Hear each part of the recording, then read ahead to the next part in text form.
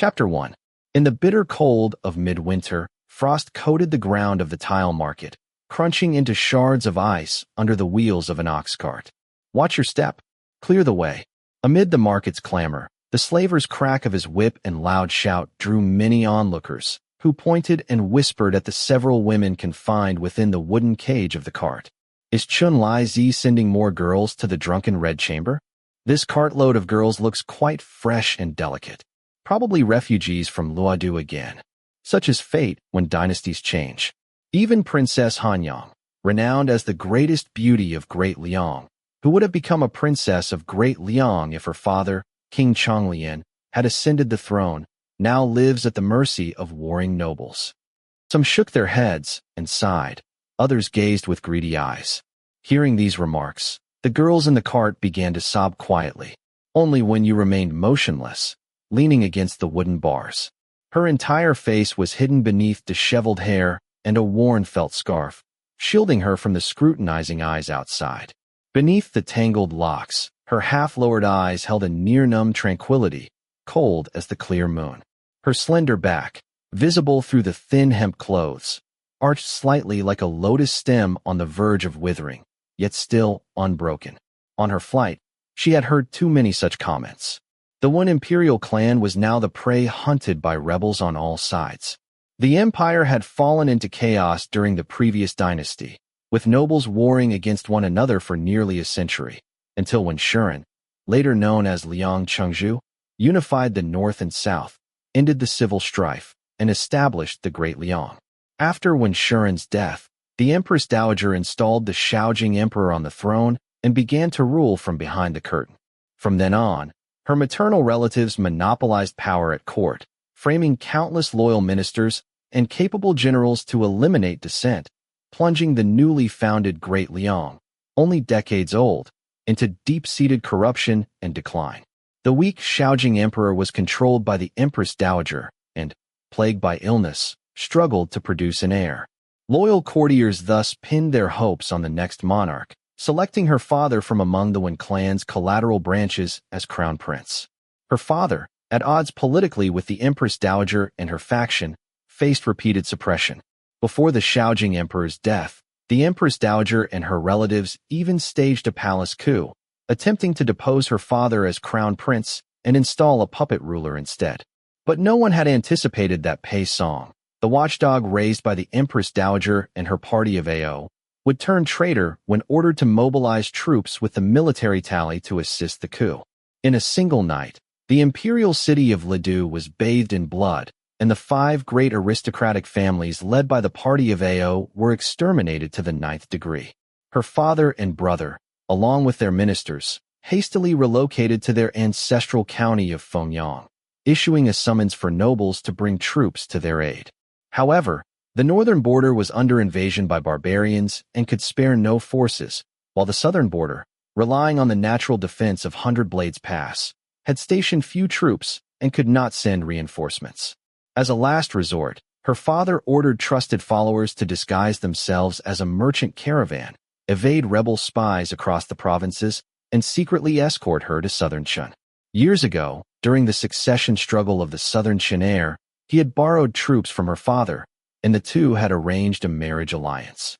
Now, she was traveling thousands of miles to southern Chun to fulfill this marriage pact and secure military aid for Fengyang.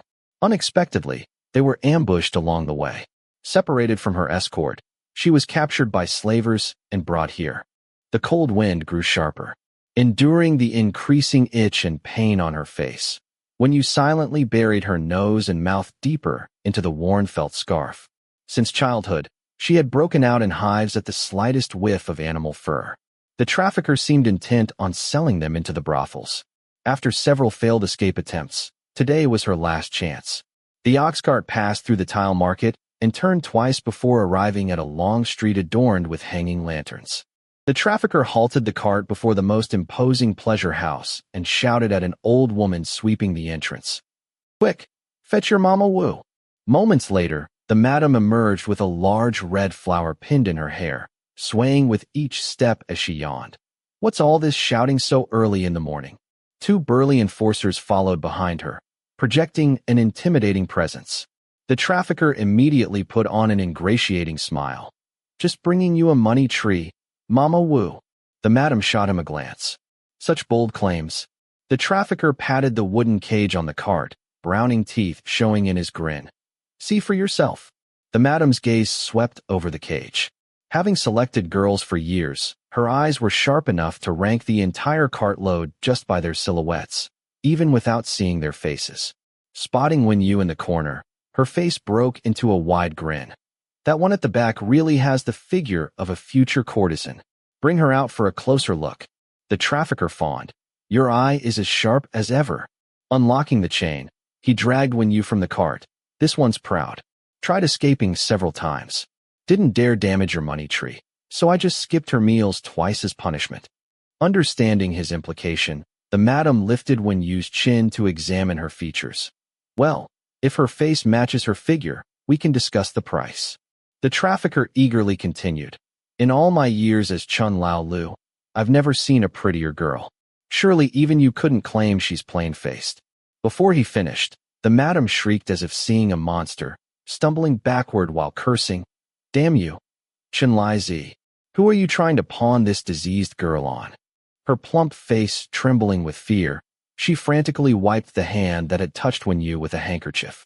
Baffled by the outburst, the trafficker pushed aside the hair obscuring Wen Yu's face and recoiled in horror. The faint red spots from their departure had now become a dense covering of rashes and red bumps. The sight was horrifying, perhaps from exposure to wind. The girl with tightly bound hands coughed violently, barely able to stand, clearly gravely ill. The trafficker stared dumbfounded. How? How did this happen? She was fine before we left. Using a cloth to grip Wen Yu's arm, he pushed up her sleeve to reveal pale, blue-tinged skin covered in dense red spots. Now the trafficker too scrambled backward, while the madam cursed with lingering fear. Heaven strike you. Chen Lai Zi, get your plague cart out of here. I heard there's pestilence among the Ludu refugees. She's breaking out in rashes and you bring her to me?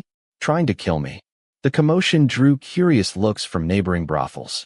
The trafficker hastily checked the other girl's arms and sighed in relief upon finding no rashes, urgently offering the madam to inspect the remaining girls. The madam dared not take any more risks. Yongchang had experienced several epidemics before, where a perfectly healthy person one day would suddenly break out in rashes and die the next. She pointed at the slave trader's nose and unleashed a torrent of scolding, even threatening to report him to the authorities if he didn't take the girls away immediately. Furious but resigned to his bad luck, the slave trader spat angrily on the ground. It was still unclear whether the girl was truly infected with the plague, but he didn't dare call a physician. Not only would the medical fees be substantial, but if the physician diagnosed it as plague, they would be legally required to report it to the authorities. Once the matter reached the officials, all plague-stricken girls would be taken over by the government. Not only would he lose all his investment, but he would also face legal charges for human trafficking, endure a beating, and have to pay a hefty bribe. After weighing the consequences, the slave trader decided to sell the girls without rashes at a discount to at least recoup his costs. However, the madam from the drunken red chamber had already spread the word that his cart of girls was diseased. News traveled fast in the nearby pleasure districts, and now no one would dare take them. Left with no choice, the slave trader turned his cart around and headed back to the market. But he no longer dared to keep Wen Yu with the other girls. Instead, he tied an extra rope to her bound hands and fastened it to the cart shaft, forcing her to walk behind the ox cart. He snarled, "Keep your face hidden, or I'll beat you to death right here." He wanted to whip her to vent his anger, but he was afraid of catching the disease himself. Swallowing his rage, he climbed back onto the cart and growled at the other girls in the cage. "I'm taking you to the market to find buyers. Keep your mouth shut about this. If you're infected, you'll only die here with me. If you're lucky enough to find a kind-hearted buyer, you might just survive." The girls, terrified of being sold into brothels or dying from the plague, nodded fearfully. With a sharp crack of his whip, the slave trader urged the ox cart forward, its wheels crunching over the frost-covered ground. Wen Yu, dragged by the rope, stumbled along behind. Her feet, frozen for too long, felt as if pierced by needles with every step. Yet she made no sound. Her clear eyes held a ruthless, forbidding intensity, as sharp and unyielding as the bitter northern wind. Plague was a scourge among the common people, capable of spreading from 1 to 10, 10 to 100, and turning a city into a ghost town overnight. Everyone feared it. When Wen Yu was first captured by the slave trader, she had tried to disguise her appearance by inducing rashes. She had only taken a small sniff of horsehair, resulting in a few sparse red spots on her face. But before being transported to the brothel, she had gone all out. As she boarded the cart, she deliberately rubbed a felt cloth against the horsehair to gather loose hairs, and held it over her nose and mouth the entire journey. The resulting rash was more severe than ever before. However, local authorities often dealt with plague outbreaks with extreme cruelty. Those suspected of carrying the disease were sometimes taken away without even a medical examination. Officially, they were placed under government control, but in reality, all plague victims were gathered together and burned alive to eliminate the threat. This was why Wen Yu had not openly declared her plague condition among the crowds. For one, she was uncertain how the local authorities would handle plague victims. For another, many regional governments had already pledged allegiance to the rebels, and the stance of the Yongzhou authorities remained unclear. If she revealed her identity, whether the authorities would believe her words was uncertain. But if they did and decided to use her to curry favor with the rebels, her action would be like walking into a trap. However, as her hive's symptoms worsened, she now felt her entire body burning with pain and had difficulty breathing. Had she really miscalculated the exposure? Had she inhaled those bristles for too long? Wen Yu's thought, "Don't faint. Don't faint." Wen Yu dug her nails into her palm, warning herself not to faint. The trafficker hadn't abandoned her yet, likely still hoping to deceive an unsuspecting buyer into taking her. If she were fortunate enough to be bought by a kind family, gaining temporary shelter and a chance to contact her trusted allies, that would be ideal.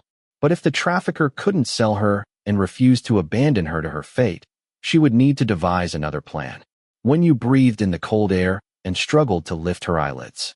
At the market, the trafficker shouted offers at low prices and quickly sold all the girls in the cart. Only Wen Yu remained tied beside the ox cart.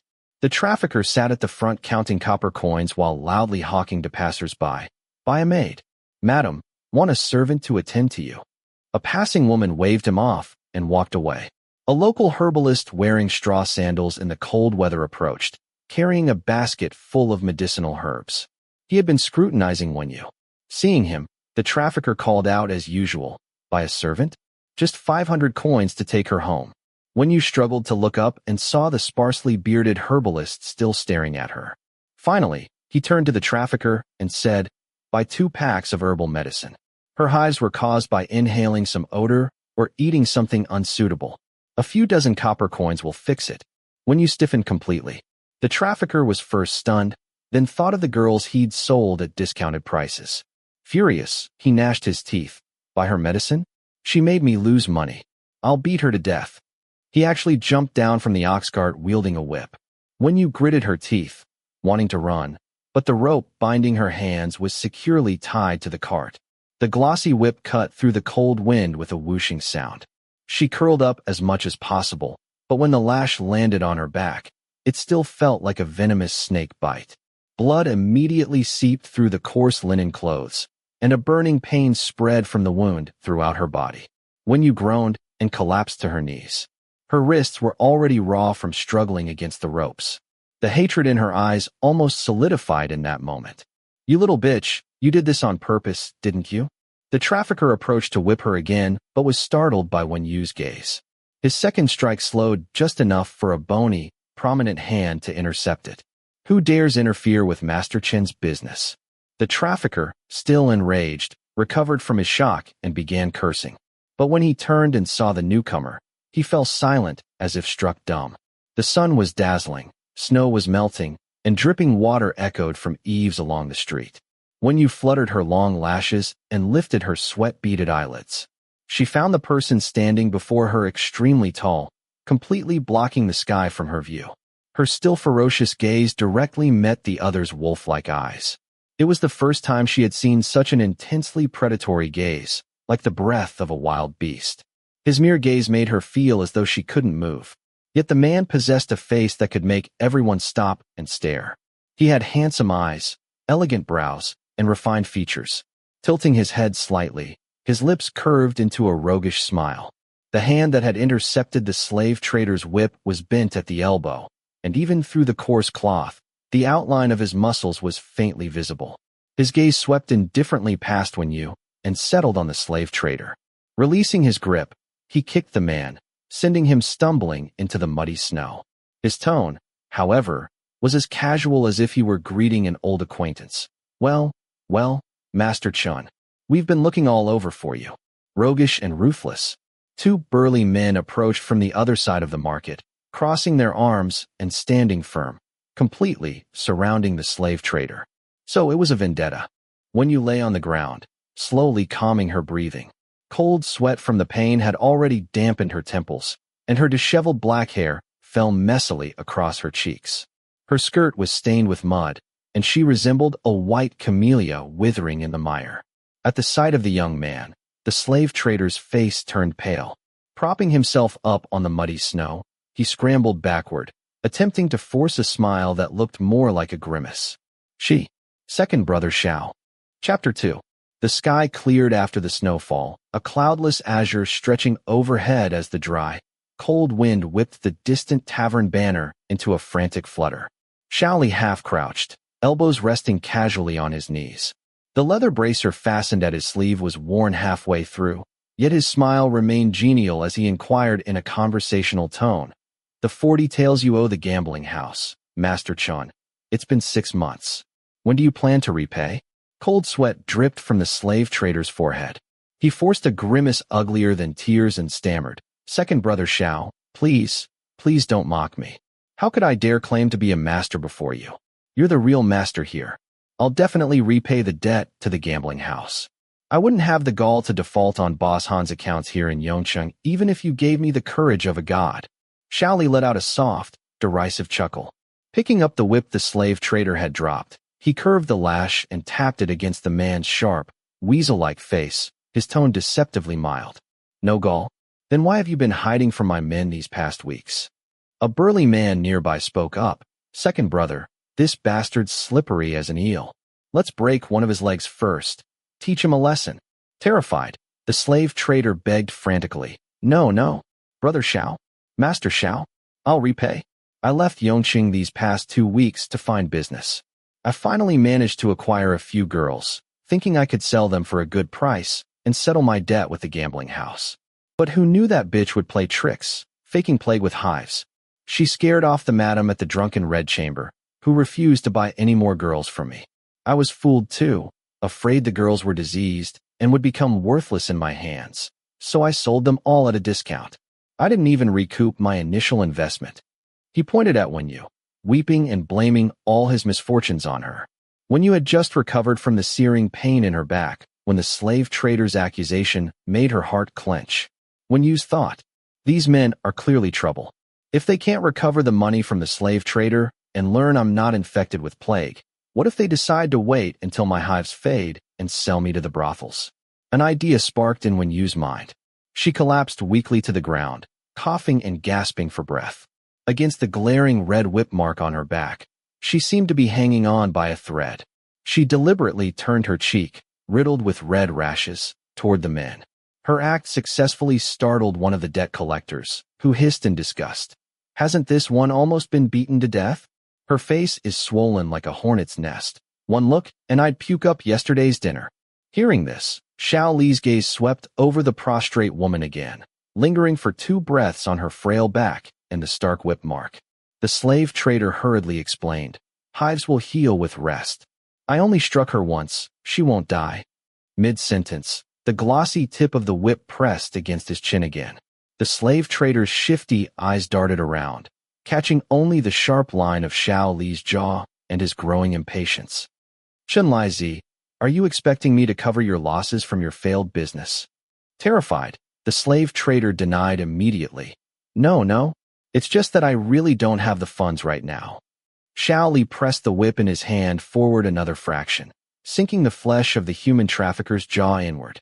His dark lashes lowered, half veiling his eyes as he drawled lazily. No money to pay your debt? Fine. A hand and a foot will do as collateral.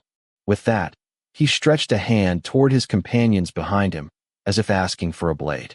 The human trafficker was on the verge of wetting himself. When others threatened to chop off limbs over debts, it might be a bluff. But this living king of hell meant every word. Trembling, he pulled out a money pouch from his robe, sobbing with snot and tears streaming down his face. Second brother Xiao, Master Xiao, this is truly all I have. Please, give me a few more days. I have elders above and children below to care for at home. Xiao Li weighed the pouch in his hand before tossing it to the companion behind him. Watching the trafficker's tear-streaked, pitiful face, he said, "All right, I'll give you 2 days. If I don't see the silver by then." His whip lashed out in a swift motion. The trafficker screamed as a bloody mark immediately swelled on his face. Xiao Li dropped the whip and stood up, looking down at the man from his height. "You know my rules." Clutching his bleeding nose and mouth, the trafficker curled over in pain and stammered, I know. I'll repay the money in 2 days." The pedestrians at this corner of the market had long since fled before the debt collectors arrived. The whip marks on Wen Yu's back throbbed fiercely, and with her hands bound to the cart by the trafficker, she could only shrink into the corner, trying to make herself as inconspicuous as possible. Now, as the young man stood and walked toward her with his group, she half closed eyes, feigning weakness, and avoided looking at them. But as the young man passed by, perhaps too close, the hem of his robe, lifted by the cold wind, brushed lightly against her frost-bitten, blue-tinged fingers. She had been frozen for so long that, in that moment, the fabric felt surprisingly warm. Only after the group had gone far did the human trafficker groan and struggle to his feet. His fur coat was smeared with mud from the ground.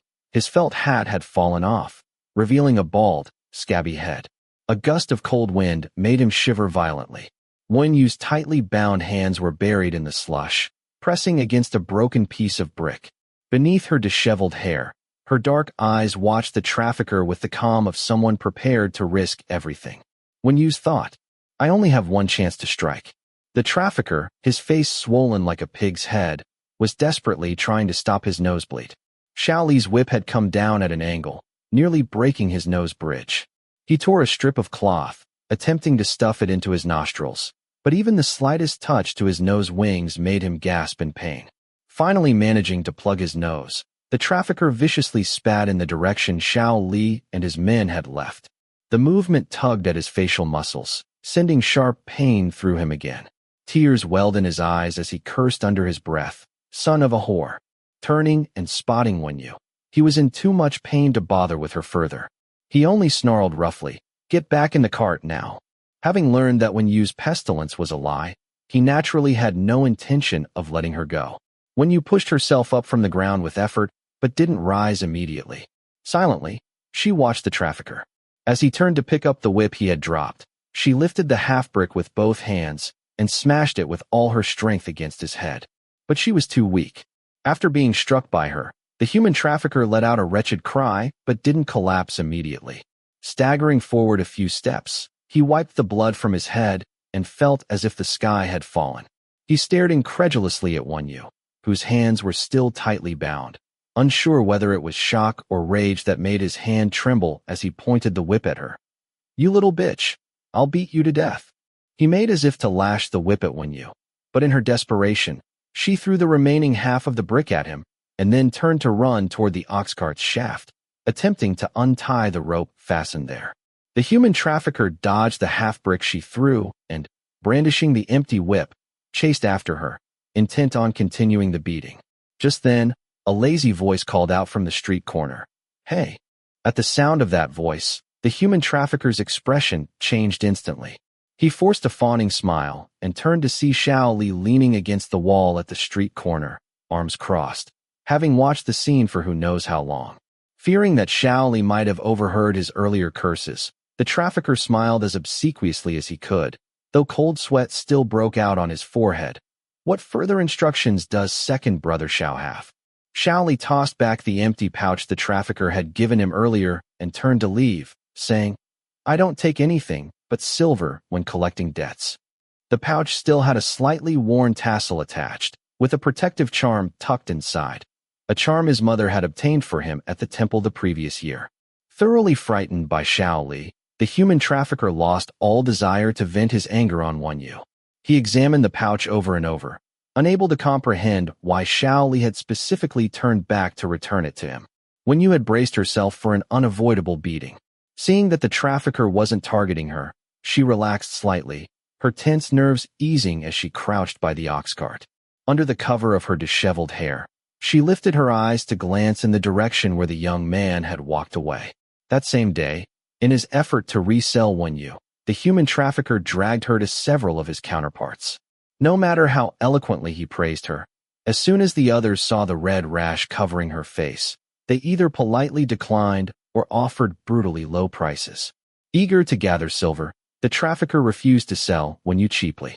Eventually, he drove the ox cart through a series of twists and turns into a residential alley. After knocking on a door, a gaunt man emerged. Upon seeing the trafficker's condition, the man couldn't help but remark, "Hey, Chun Lai Zi, what happened to your face?" Chun Lai Zi sighed dejectedly. "Don't even ask, old friend. You've got to help me out this time." After briefly explaining the situation, he pointed at Wen Yu in the ox cart. "This girl is truly a top-tier beauty.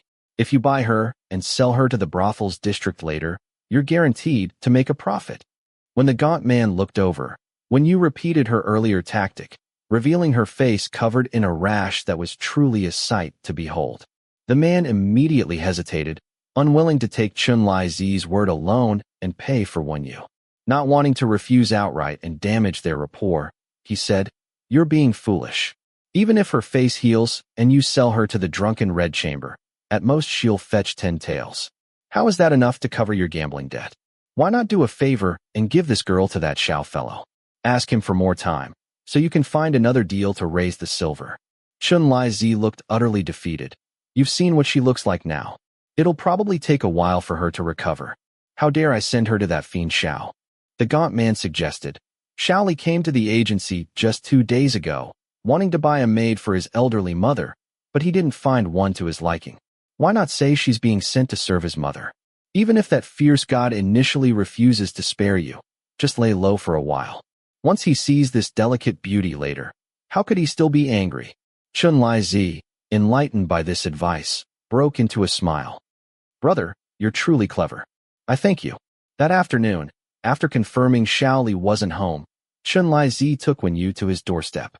Wen Yu had endured hunger and cold all day, bearing whip wounds and a rash from the wind. By the time they were on the road, she had developed a high fever and was drifting in and out of consciousness. Dragged forcibly from the ox cart by Chun Lai Zi, she saw him knock on a door. An elderly woman with silver strands in her hair answered, dressed in a faded old coat. Despite the fine wrinkles at the corners of her eyes, it was clear she had been a beauty in her youth.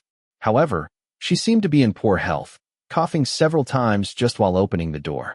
She eyed Chun Lai Zi warily and asked, "Who are you looking for?" Chun Lai Zi plastered on a smile. "Madam, is this the home of Xiao Li, second brother Xiao?" Xiao Huanyang's gaze swept over Wen Yu, who stood behind Chun Lai Zi with bound hands and a frail figure. Hesitantly, she replied, "Yes, but my son isn't home right now. If you need him, come back later." Chun Lai Zi hurriedly said, "No need, no need. As long as this is second brother Zhao's home, that's fine. I'm here to deliver a maid for you." He pushed Wen Yu forward. "Hurry up and greet the madam." Stumbling from the push, Wen Yu's disheveled hair parted, revealing eyes reddened by the harsh wind. Her eyes held immense exhaustion, even a numbness from her injuries and illness, yet deep within them, something else seemed to burn like a fierce flame, sustaining her. Despite her frailty, she stood straight-backed. Xiao Huanyang, having seen many people in her earlier years, recognized an indescribable nobility in this disheveled woman with a single glance. Sensing the complexity of the situation, she turned to Chun Lai Zi. "Who are you? Why are you giving me a maid?" Chun Lai Zi quickly explained, "I'm Chen Lu, just scraping by at the agency. I've often been looked after by second brother Xiao.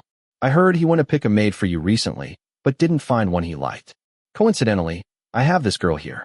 She's come down with a rash and can't be sold right away, so I thought I'd bring her to you as a gesture of respect." Upon learning he was a human trafficker, Xiao Huanyang's expression turned cold. I can take care of myself just fine. I don't need a maid. Take her back. As she moved to close the door, Chun Lizi quickly held it open. Madam, I truly mean well. This girl is fiercely stubborn. She ruined her own face to avoid being sold to the brothels. I'm in a hurry to leave for Pu County on business, and my companions are waiting for me at the city gate. If you won't take her, I'll have no choice but to sell her at a discount to the brothels.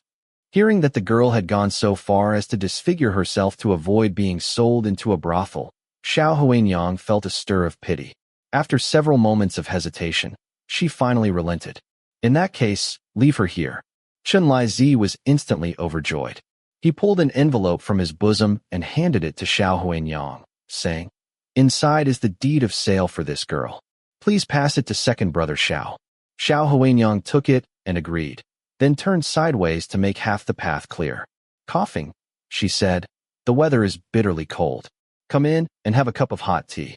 But Chun Lizi was in a hurry to flee. How could he dare stay any longer? He hastily replied, Thank you, ma'am, but I'll skip the tea.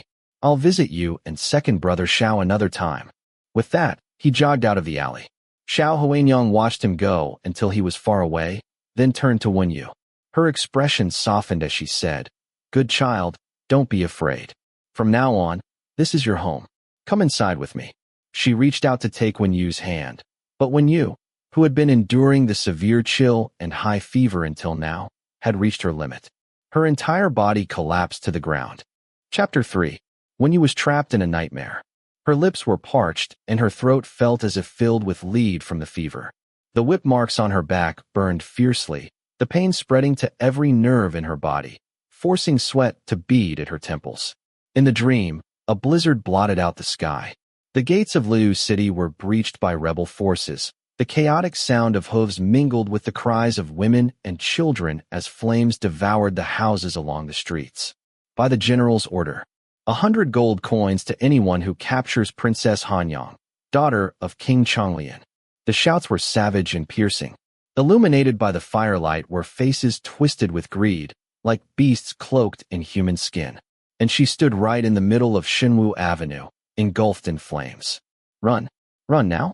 Her fingers clenched until they turned white, but her entire body seemed nailed to the spot, unable to take a single step. She could only watch helplessly as countless indistinct hands reached out to grab her. She wanted to scream, but no sound escaped her throat.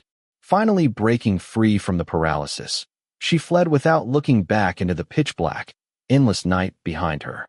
Barefoot, she had only run a few steps in the icy snow when she was struck hard by a whip and thrown to the ground. The pain was sharp and bone-deep, so real it felt unlike a dream. When Yu lay half-collapsed on the ground in agony, turning her head, she saw the human trafficker striding toward her through the snowstorm, a glossy whip in hand, sneering, Run? Go on, run. As he raised the whip to strike again, the fear that had accumulated in Wen Yu's heart finally transformed into a surge of defiance. With a guttural roar, she lunged at the trafficker like a cornered beast. Clang! A sharp sound of something shattering came from outside the room. Wen Yu's eyes snapped open from the nightmare. Her hair and back were drenched in sweat, as if she had just been pulled out of water. Gasping for breath, she stared up at the patched bed canopy above her. Outside, a man's deep voice spoke. I'll clean it up. You're not well. Go back to your room and rest. Why trouble yourself with this? That girl has been feverish for a day and a night, unconscious and not waking. I was afraid she might not make it. I thought if I brought a bowl of hot broth from the kitchen and forced some down her throat, she might pull through, replied a kindly woman's voice. When you slowed her breathing, her awareness gradually returning as her mind cleared. She weakly surveyed the simple but tidy room, and her anxious heart settled back into place. Yes, she was still alive. The human trafficker had handed her over to the old woman. For now, she was safe. The conversation outside continued. If she dies, she dies. At least we'll save on medicine. That scoundrel Chun Lizi. I was kind enough to let him off, giving him 2 days to gather the silver. And he had the nerve to deceive you. He used a mortgage note, pretending it was a deed of sale, and pawned off someone he'd beaten half to death, claiming he was giving you a maid. When I find him, I'll break both his legs. I'm sorry to have caused you trouble, son, But that girl truly is pitiful. A life is a life, after all. Let's try to get some broth into her and see if she makes it through the night. Fine. You go rest. I'll take care of the broth. That Li lies through his teeth. He said she had hives, but who knows what she really has. You'd better stay out of that room from now on. The woman seemed to agree, coughing as she returned to her room. When you could tell from the rogue's unfriendly tone and the steady footsteps approaching the door, so she quickly closed her eyes again, feigning sleep. The thick wind-blocking curtain at the doorway was lifted, allowing the daylight from outside to pour in. Not daring to push the act so far as to let him force-feed her the ginger soup, Wen Yu fluttered her eyelashes and half-opened her eyes, pretending to have just woken up. Awake! Xiao Li hung the door curtain on a hook nearby, and, holding an earthenware bowl, strode into the room with his long legs. His tall frame made the already cramped room feel even more confined, and the air seemed to carry the chill of wind and snow from his presence. His dark eyes, when they fixed on someone, resembled a hawk eyeing its prey, making it hard for anyone to meet his gaze. Seeing him enter, Wen Yu dared not remain lying down. She tried to prop herself up, but the movement tugged at the whip wounds on her back, instantly draining the color from her face with pain. Still, she gritted her teeth and managed to sit halfway up, letting out a few low coughs through her chapped lips. She hastily raised a hand to cover her mouth. Though disheveled, she retained the ingrained poise etched into her bones. Xiao Li showed no intention of approaching. At her state, he cast a glance her way, his expression unreadable in the dim backlight. He set the earthenware bowl of ginger soup on a square table near the bed, then stepped back and leaned against the wall with his arms crossed. Since you're awake, drink the ginger soup. I have questions for you. Now dependent on others and having overheard his earlier words outside, Wen Yu feared he might vent his pent-up anger on her. Seeing his relatively mild demeanor now, she obediently picked up the bowl and took small sips of the ginger soup. Having been unconscious for a day and a night without a single grain of rice, and punished with 2 missed meals by the traffickers for her earlier escape attempt, she had been too weak to feel hunger before. But as the soup warmed her throat, she realized her stomach was already twisted in agonizing hunger. She gulped down a few mouthfuls hastily, but perhaps her stomach, long empty, was irritated by the pungent ginger. A wave of nausea surged, and she leaned over the bedside and vomited. Xiao Li's expression darkened genuinely this time. He glared disapprovingly at the figure retching over the bed, nearly bringing up bile. Are you really determined to die in my room? Wen Yu's mouth was filled with the spicy taste of ginger and the bitterness of stomach acid, tears welling in the corners of eyes from the strain. At the word die, her fingers turned white as she gripped the edge of the bed, insisting, I won't die. With that, she picked up the bowl and drained the ginger soup in one go. Setting the bowl down, she bent over the bedside, coughing uncontrollably. Xiao Li frowned slightly. This was the second time he had witnessed that fierce determination in this woman. He had seen many who clung to life fearfully, but it was the first time he encountered someone who repeatedly summoned such ferocity purely for survival. His dark eyes silently watched the frail woman who seemed as if a gust of wind could knock her over, waiting for her coughing to subside before saying, That's best. It'd be bad luck to have someone die in my house during the new year. Wen Yu kept her head half lowered, her shoulders tense, and remained silent. Xiao Li continued staring at her. Li used you to pay off his debt to me. Did you know that? Uncertain of his intent, Wen Yu nodded silently. Xiao Li said, That scoundrel still owes the gambling house 30 taels of silver and has fled to another region. I don't keep idle people in my house, since he claimed he was giving you to my mother as a maid, until he redeems you. You are a servant of the Xiao family. Wen Yu tightened her grip on the quilt and said, I come from a respectable family, not from a servant class. I was captured and brought here while fleeing from disaster. Xiao Li lifted his eyelids slightly. How you ended up in Li's hands has nothing to do with me. All I know is that he owed me money, deceived my mother, and used you as compensation. His appearance was striking, and when he stared directly at someone while speaking, he shed his usual frivolous demeanor, his gaze becoming sharp and intimidating. Yet when you detected another meaning in his words. Pretending to be frightened, she lowered her head and asked hoarsely, I will never forget the kindness of the old madam's pity and shelter, but if I repay the silver Chun Li owes you, could you let me go? 30 taels of silver was no small sum. An ordinary family might not save that much even after 8 or 10 years. Xiao Li thought she was daydreaming and sneered. Fine. If you can repay those 30 taels for Chun Li, I'll let you go immediately. Wen Yu chose to ignore the sarcasm in his tone and thanked him sincerely. After days of bewildered escape, she finally saw a glimmer of hope. Wen Yu's thought, if only my attendants could find me, not just 30 taels, but even 300 taels as a reward would be effortless. Hearing her gratitude, Xiao Li's expression turned peculiarly strange, assuming she must have been beaten senseless by the traffickers. He turned to leave but paused at the doorway, glancing back to ask, "Do you have a name?" When Wen Yu remained silent, he frowned impatiently and explained, "By custom, bought maids are given new names by their masters. But you were only pawned to me by Chun Li. If you have a name, you may keep your original one." A raspy voice came from behind. "My mother named me a Yu." Xiao Li looked up and asked, "Which Yu?" Wen Yu replied, "The Yu in Fish Caught in a Net, fighting desperately." Xiao Li gave her another odd look before nodding in acknowledgement and lifting the curtain to leave. Once the curtain fell completely, the tiny room immediately turned dim. Listening to the howling wind and snow outside the window, Wen Yu suppressed a cough rising in her throat. Her still gaze finally cracked with pain in the darkness. A Yu was the childhood name her mother had given her. A Yu, my little fish. When you grow up, you'll be a beauty so stunning it could make fish sink and geese fall. That year, her mother held her, smiling cheerfully as she said this to her father, the prince.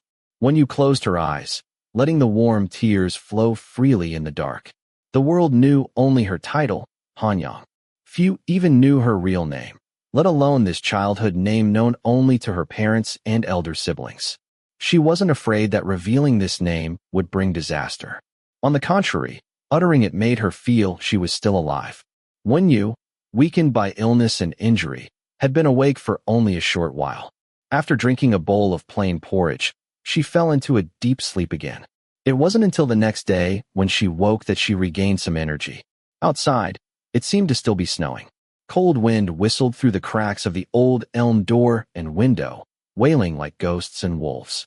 She struggled to rise, supporting herself on the bedpost, and slipped into the pair of felt cloth shoes with crushed heels by the bed. Such shoes wouldn't even be worn by servants back in the prince's mansion. But as when you stepped into them barefoot, they felt warmer than her own worn-out cloth shoes. The paper window had a large hole patched with oilcloth, and without opening the door or window, the room remained pitch dark. She leaned against the wall as she walked to the door, pushed it open, and lifted the curtain, immediately feeling the cold wind rush down her neck. She couldn't help but lean against the doorframe, coughing with her head bowed. Xiao Huanyang had cracked the main door open a slit, doing embroidery by the light near the fire pit. Hearing the noise, she turned her head, and, upon seeing her, set down the embroidery hoop and dragged over a low stool nearby. "Why are you up?" she said. "Come quickly and warm yourself by the fire. Your cold hasn't gotten better yet. You must not be exposed to the wind." Wen Yu's thought, "It seems the rogue isn't home." Wen Yu tightened her collar and walked over. "Thank you, madam. I've been lying down for so long that I feel terribly groggy." I got up to clear my head. When she had been delivered by the trafficker a few days ago, she had caught a cold and developed a high fever. She fainted before even stepping inside the door and had been lying in the room ever since. Only now did she have a chance to take a rough look at the outside. The small main room held a square dining table. A fire pit was set up in the corner by the door, and a recliner with a thin mattress, whose usual occupant was unknown, was also placed beside the fire pit. The main room connected to 2 doors. One led to the tiny room where when you slept, and behind the other, when you guessed, was likely the woman's bedroom. Wen Yu's thought, "So where does the rogue usually stay? Or are there other rooms outside the courtyard?" Wen Yu felt uneasy inside. Her gaze swept toward the crack in the door, and she saw a water vat placed in the small courtyard covered with a thin layer of snow. In the corner, a small vegetable patch seemed to have been cultivated, and she could faintly glimpse the oily green beneath the accumulated snow. "Don't call me madam. It sounds awkward. Just call me Andy." Xiao Huanyang said as she picked up the embroidery hoop again. But the thread was too short, and she squinted, trying to thread it by the light several times without success. Wen Yu said, "Let me do it." After handing it over, Xiao Huanyang sighed with emotion. When you get old, your eyes don't work well anymore. When you noticed there were many embroidered handkerchiefs in her sewing basket, and couldn't help asking, "Why are you embroidering so many handkerchiefs?" Xiao Huanyang's expression darkened slightly. Tuan is at the age when he should be getting married, but all the family's money has been spent on my medical treatments and medicine. I do embroidery to earn a little silver, saving what I can for him. Wen Yu's thought, Tuan, was that the rogue's name? Wen Yu threaded the needle, pulled the thread long, and twisted a knot. Knowing very little about this family's affairs, she asked, "What about the master? Doesn't he manage the household?" Xiao Huanyang shook her head and sighed as if about to say something. But suddenly there was a creak at the door. Wen Yu looked up and saw the rogue push the door open, his eyes tinged with the chill of wind and snow. He seemed to carry the cold of frost and snow with him as he said, "Mother, I'm back." Chapter 4. He suddenly moved closer to Wen Yu, his presence overwhelming. "You're back." Xiao Huanyang cleared another spot by the fire pit and said, "The wind and snow are heavy outside. Come warm your hands and feet. Not too bad, not too cold." Xiao Li's gaze fleetingly swept over Wen Yu sitting by the fire pit as he took off his bamboo hat and hung it on the wall by the door. Carrying several oil paper packages, he walked in, passed by Fengqing Tower, and bought some pastries you like. Xiao Huanyang, feeling heartbroken for her son's hard-earned money, couldn't help but nag. "Wasting money again. I've told you I don't like these." Xiao Li placed the pastries on the table and said, "During the New Year festival, Fengqing Tower offers buy one get one free on pastries." It didn't cost much. The inappropriate question Wen Yu had blurted out earlier was thus buried under the mother and son's conversation. Xiao Li hooked a long stool with his foot and sat by the fire pit to warm his hands. Although the cleared space was quite large, his tall stature and long legs still made the corner of the fire pit feel cramped, like a giant beast returning from the raging snowstorm, retracting its claws and fangs in this confined space. Since he entered the room, Wen Yu hadn't lifted her head again, silently embroidering the handkerchief on her hoop in the corner. However, the overwhelming presence of the person opposite made her unconsciously tense all her nerves. "Why are you back so early today? Are you going out again this afternoon?" Xiao Huanyang added 2 pieces of firewood to the pit and used iron tongs to take out the glowing charcoal, placing it into an earthen jar covered with a mud brick nearby. "I have to go out. Today I'm collecting debt from Butcherly. It's close to home, so I came back for a meal." The snowflakes on Xiao Li's body melted from the fire's heat, leaving dampness. He leaned over to pick up a broken piece of firewood. This posture made him suddenly move closer to Wen Yu, his sense of oppression intensifying. The needle in Wen Yu's hand suddenly pricked her fingertip. The pain made her frown. Though she made no sound, her hand trembled slightly. Xiao Li raised his eyes, his wild and scrutinizing gaze just meeting hers. Wen Yu didn't dare meet his eyes, lowering her gaze and curling her injured finger. The rash on her cheek seemed much fainter in the firelight. "Did you prick yourself? Let me see." Noticing Wen Yu's hand tremble, Xiao Huanyang knew something was wrong. Taking her hand, she saw a bean-sized drop of blood already welling on her fingertip and couldn't help but feel pity. "How did you prick it so deep?" Wen Yu said, "It's my clumsiness. I've soiled your handkerchief." Xiao Huanyang said, "A little blood on the handkerchief doesn't matter. It'll wash out. Is the light too dim over there? Move closer for your embroidery work." As she spoke, she patted the long bench beside her. Sitting there would inevitably bring her extremely close to the rogue. Just as Wen Yu was about to refuse, she saw the rogue throw the broken piece of firewood into the flames, straighten up, and ask Xiao Huanyang, "Have you taken your medicine yet?" Xiao Huanyang said, "Not yet. I was planning to warm it while cooking." He then picked up a brightly burning stick from the fire pit and walked out. "I'll warm it for you." Once he left, Wen Yu felt she could breathe much more freely and moved to sit where Xiao Huanyang had indicated. Xiao Huanyang seemed to have noticed her fear of her son and said with a smile, "Although my son works at the gambling house, he's not one of those barbaric types. Don't be afraid of him." Wen Yu obediently nodded, but the wariness in her heart remained. She had suffered brutal beatings at the hands of Chun Li and witnessed him casually whipping others. As a bond servant tricked by Chun Li and sent by his mother to settle debts, how could she not fear that man? Therefore, whenever the rogue was around, she did her utmost to minimize her presence.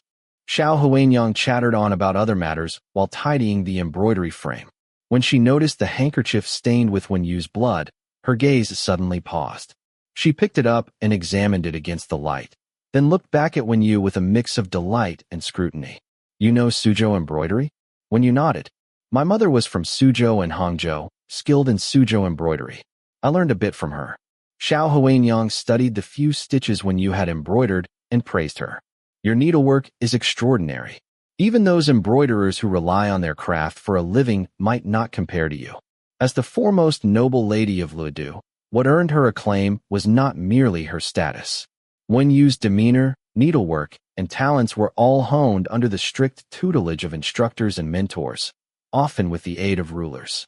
Recalling the past, Wen Yu's eyes dimmed slightly, and a tickle rose in her throat. She coughed twice and said, "You flatter me, Auntie." Xiao Huanyang grew increasingly fond of the stitches Wen Yu had made and smiled at her. If this handkerchief were sold at double the price in a vendor's stall, it would surely be snatched up in no time. Wen Yu replied, "Then I'll help you embroider in my spare time." This was precisely her intention in revealing her embroidery skills. Though her cold had somewhat improved, her constitution remained weak. Having lived a life of privilege before, she was unaccustomed to manual labor. Yet, judging by the rogue's words that day, he intended for her to take on all household chores and serve his mother. Wen Yu worried that her inability to perform these tasks well would incur their displeasure, making her situation even more dire. After all, Xiao Huanyang's kindness stemmed from pity, but how long would such compassion last? The Xiao family did not seem well off, and an extra mouth meant extra expenses. As someone who could neither carry heavy loads nor perform strenuous tasks, how could there not be resentment over time? If she could take on some embroidery work, she would not be freeloading. Xiao Huanyang, however, was not a harsh person and refused to let Wen Yu help with such tasks while still unwell. "Your cold hasn't fully healed yet. Focus on recuperating for now." Wen Yu insisted, "Idleness serves no purpose. Handling needles and thread can help pass the time." With the matter put this way, Xiao Huanyang could no longer refuse. She smiled and agreed, then examined the handkerchief Wen Yu had embroidered and said, "The pattern you embroidered is lovely. I've never seen anything like it before." Wen Yu explained, "It's a fashionable style from Luodu. Perhaps it hasn't reached this area yet." At these words, Xiao Huanyang's eyes brightened even more. "That's perfect. Trendy pattern handkerchiefs usually sell out in less than half a day at vendor stalls on market days. The only downside is that the designs are quickly copied. Before long, the streets are flooded with similar silk handkerchiefs. In the long run, it's the needlework that truly matters." Hearing this, Wen Yu's eyes flickered with interest. Flooding the streets. Thinking she didn't understand the situation, Xiao Huanyang explained, "Popular designs are always eagerly imitated by embroiderers. They rely on this for their livelihood." Wen Yu lowered her gaze and said softly, "Then I'll embroider using the latest styles from Luodu." She had been at a loss earlier, not knowing how to contact her personal attendants, but Xiao Huanyang's casual remark gave her a clue. If fashionable handkerchief styles could be so widely imitated that they flooded the streets, she could slightly modify the secret emblem used to contact the one family's death warriors and embroider it onto a handkerchief. When her attendants saw it, they would know she was here. With this idea in mind, Wen Yu ignored the pain in her hand and Xiao Huanyang's advice, immediately continuing her embroidery by the fire pit. When Xiao Li entered the room carrying the cooked meal, he saw the woman Chun Li had pawned off on him sitting by the fire pit, not even lifting her head as she focused intently on her needlework. Xiao Li unconsciously frowned. Was she afraid he would think she wasn't pulling her weight? So she found work for herself as soon as she could get out of bed? He didn't consider himself a particularly kind person, but he wasn't so harsh as that, was he? Thinking of how she had looked at him several times as if he were some ferocious beast, he felt slightly displeased but didn't dwell on it. Her fear would make her take extra care in looking after his mother, without harboring any ulterior motives. That was a good thing. Yet whenever he recalled the ferocity with which she had picked up a brick to smash Chun Li, and then looked at her current timid and obedient appearance, he felt something wasn't quite right. His gaze, which should have just glanced over her, lingered on Wen Yu for a few more breaths, sharp enough to seem like it could peel open her spine and search for something within. But Wen Yu only continued moving her needle and thread, as if completely unaware. Xiao Li withdrew his gaze, placed the food on the square table, and called out, "Mother, time to eat." Xiao Huanyang, who had been watching Wen Yu embroider by the fire pit, responded with an "I," then called to Wen Yu, "You, finish your meal before continuing with the embroidery. Those few stitches can wait." When Wen Yu, who had been completely focused on her needlework, heard the name Yu, her embroidery needle nearly pricked her fingertip again. No one had called her that since leaving Fengyang. Suppressing the emotions surging within her, Wen Yu responded with an "okay." One side of the square table was against the wall, with Xiao Huanyang and Xiao Li each sitting on one side. When Wen Yu approached, she noticed that the unoccupied side also had a bowl and chopsticks set, with dough drop soup already served in the bowl, apparently prepared for her. Though doubtful, she didn't dare sit down immediately. After all, back in the prince's mansion, no matter how favored a maid was, she had to stand by to serve dishes when her masters were eating. So she picked up the chopsticks and stood beside Xiao Huanyang, asking, "Madam, what would you like to eat?" Xiao Huanyang, holding a large bowl with chopsticks already picking up some stir-fried bamboo shoots, turned to look at her strangely and said, "Sit down and eat. I can pick what I want to eat myself." Truth be told, there weren't many dishes to choose from on the table. Aside from a plate of stir-fried bamboo shoots and a plate of salt-boiled beans, there was only a dish of pickled vegetables. When you stood frozen in place, chopsticks in hand, she didn't need to serve dishes? Her questioning gaze turned toward the rogue. Xiao Li, caught by her look, choked on a mouthful of dough drop soup. After coughing twice, he said, "We don't have so many rules at home. Since we told you to sit and eat, just sit down and eat." Only then did Wen Yu sit at the other side of the table.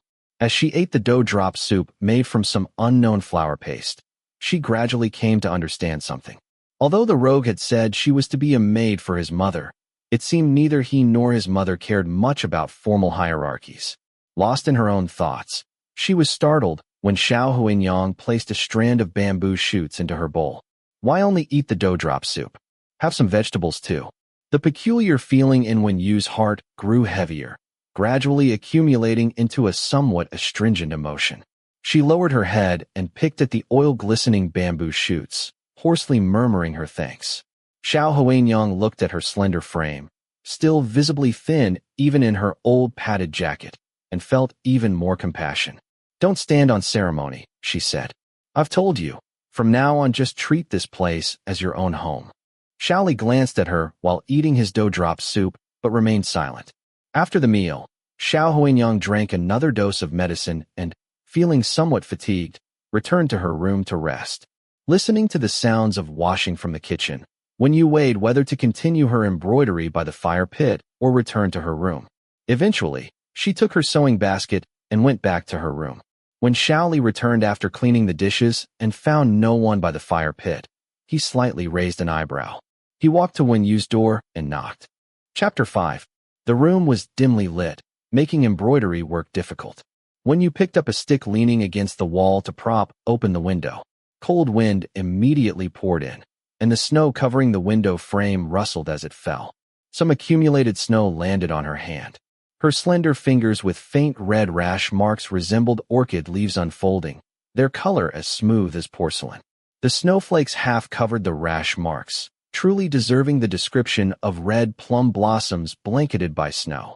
Though the back of her hand felt chilled, Wen Yu didn't brush away the icy sensation. Instead, she gazed at the vast snowy sky beyond the courtyard wall. She had found temporary shelter and a way to contact her close attendants. She could only hope her trusted followers would quickly come looking for her after seeing the token.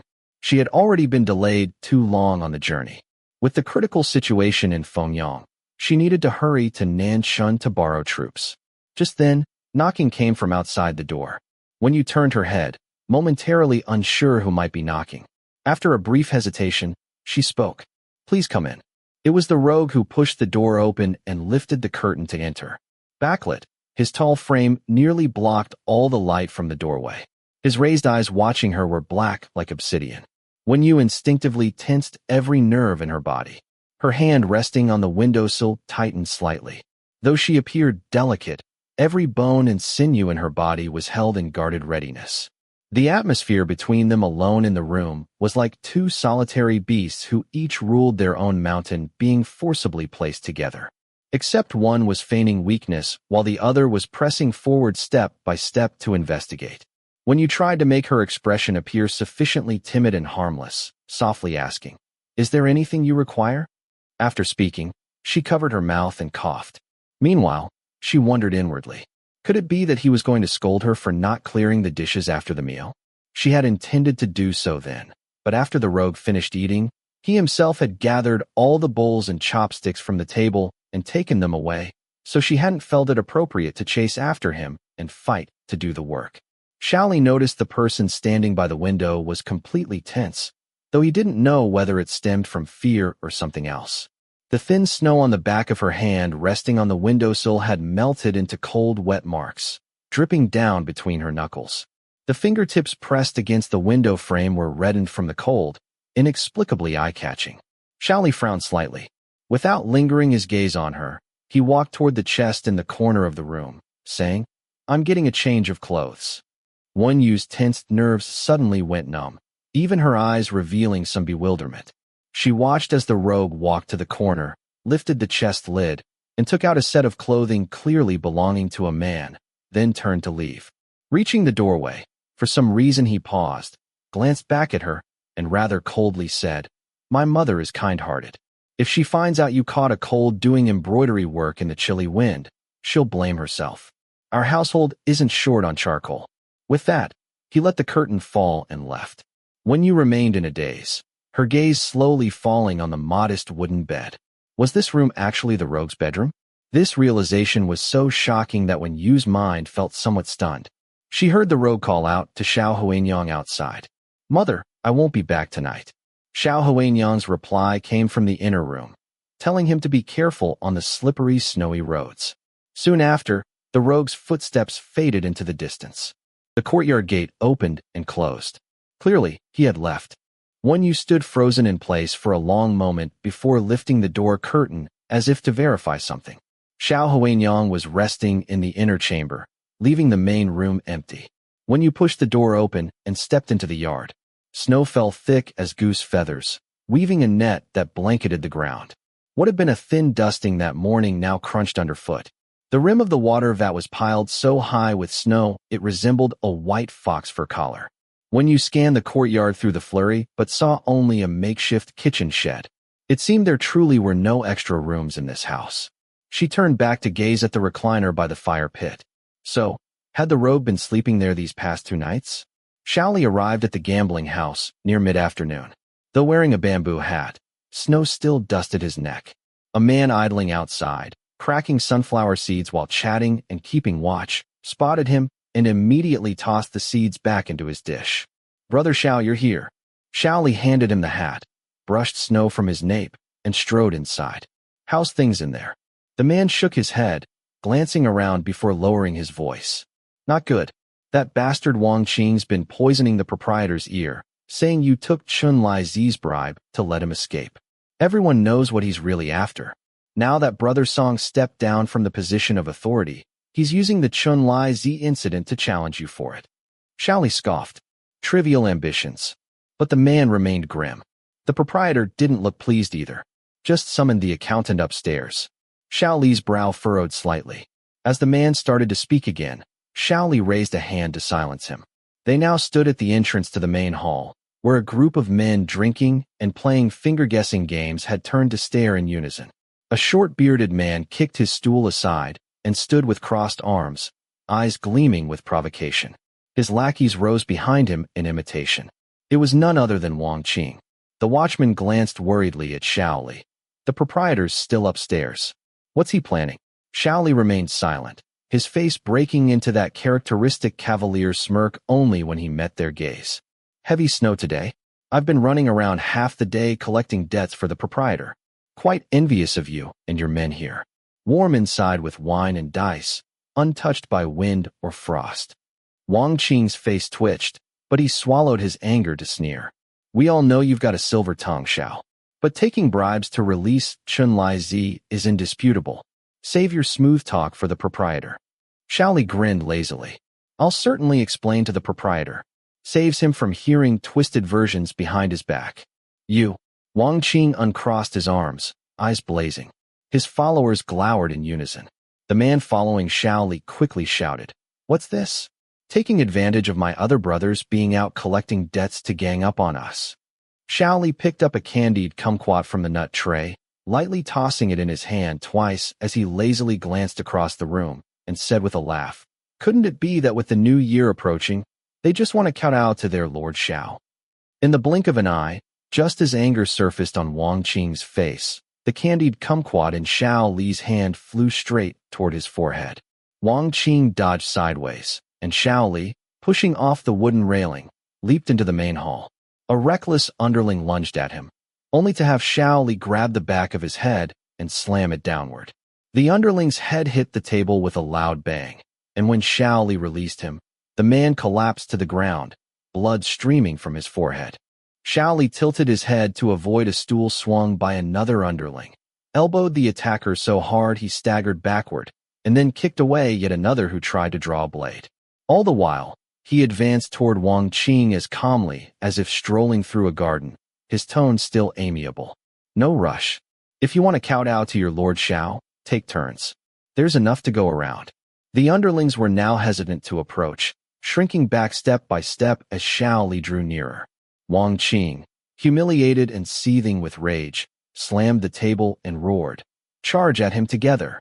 A group of underlings brandishing blades and clubs rushed at Xiao Li again. He kicked a bench sideways, striking the knees of those at the front and instantly toppling several. The commotion grew too loud, finally alerting those upstairs. The manager appeared at the wooden railing on the second floor and shouted, What's all this racket? The proprietor is reviewing the accounts. The underlings holding blades and clubs immediately froze, glancing at Wang Qing for direction. Wang Qing gestured for them to stand down, and they reluctantly retreated.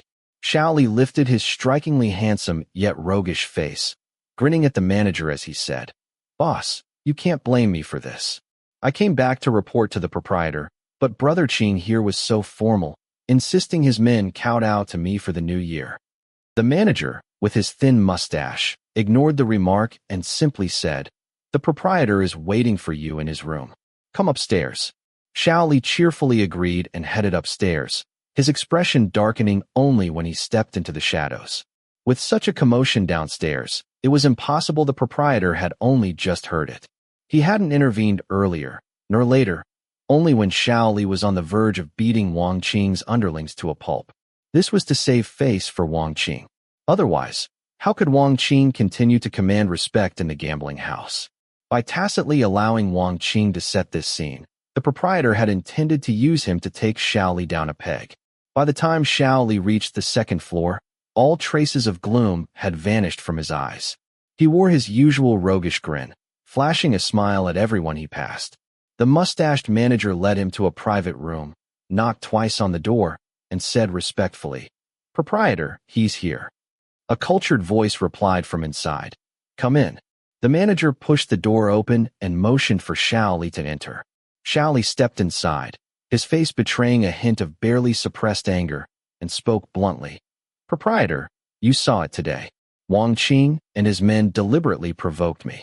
He showed no intention of swallowing the humiliation quietly. The proprietor of the gambling house, surnamed Han, was a lean, middle-aged man in his early 40s. Hearing Xiao Li's complaint, he didn't even lift his head from the ledger as he asked, Did you suffer any losses? Xiao Li chuckled. How could that be? Only then did the proprietor look up, pointing to a round-backed chair opposite the desk, and saying, Sit. Xiao Li didn't hesitate, walking over and plopping down boldly. The proprietor said, You started working at my gambling house under Song Qin when you were 15. It's been 6 years now. You were trained by Song Qin himself, and when it comes to fighting, no one in the entire gambling house is better than you. You've handled things well over the years. Logically, After Song Qin stepped down, I should give you the vacant position of authority. He paused here, staring at Xiao Li for a moment before continuing. But Wang Qin is also a veteran of the gambling house. Song Qin used to outrank him, and now that Song Qin has stepped down, if I let a junior like you, who's a full cycle younger than him, outrank him again, he might feel resentful. Xiao Li sneered. In our line of work, doesn't everything come down to fists? The proprietor replied, that may be true, but if you constantly outshine him, it's one thing if he's just unwilling to accept it. However, at this critical moment, he caught you making a mistake. Now everyone in the gambling house knows you let Chun Lai Zi off the hook after taking his bribes. If I still give you the position of authority, what kind of precedent would that set for the future? Xiao Li said, Proprietor, there's no need to explain so much. The matter with Chun Lai Zi was my fault. Just give the position of authority to Wang Qing. But the proprietor looked at him and said, Who said I was going to give it to him? He leaned back and added, You're the one I've always had my eye on. Xiao Li raised his eyes to meet his gaze. The proprietor smiled. I have a job for you. If you handle it, the issue with Chun Lai Zi won't matter anymore, and it'll also give me a chance to see your loyalty. Chapter 6. The next day, Wen Yu emerged from the room yawning, with faint dark circles under her eyes.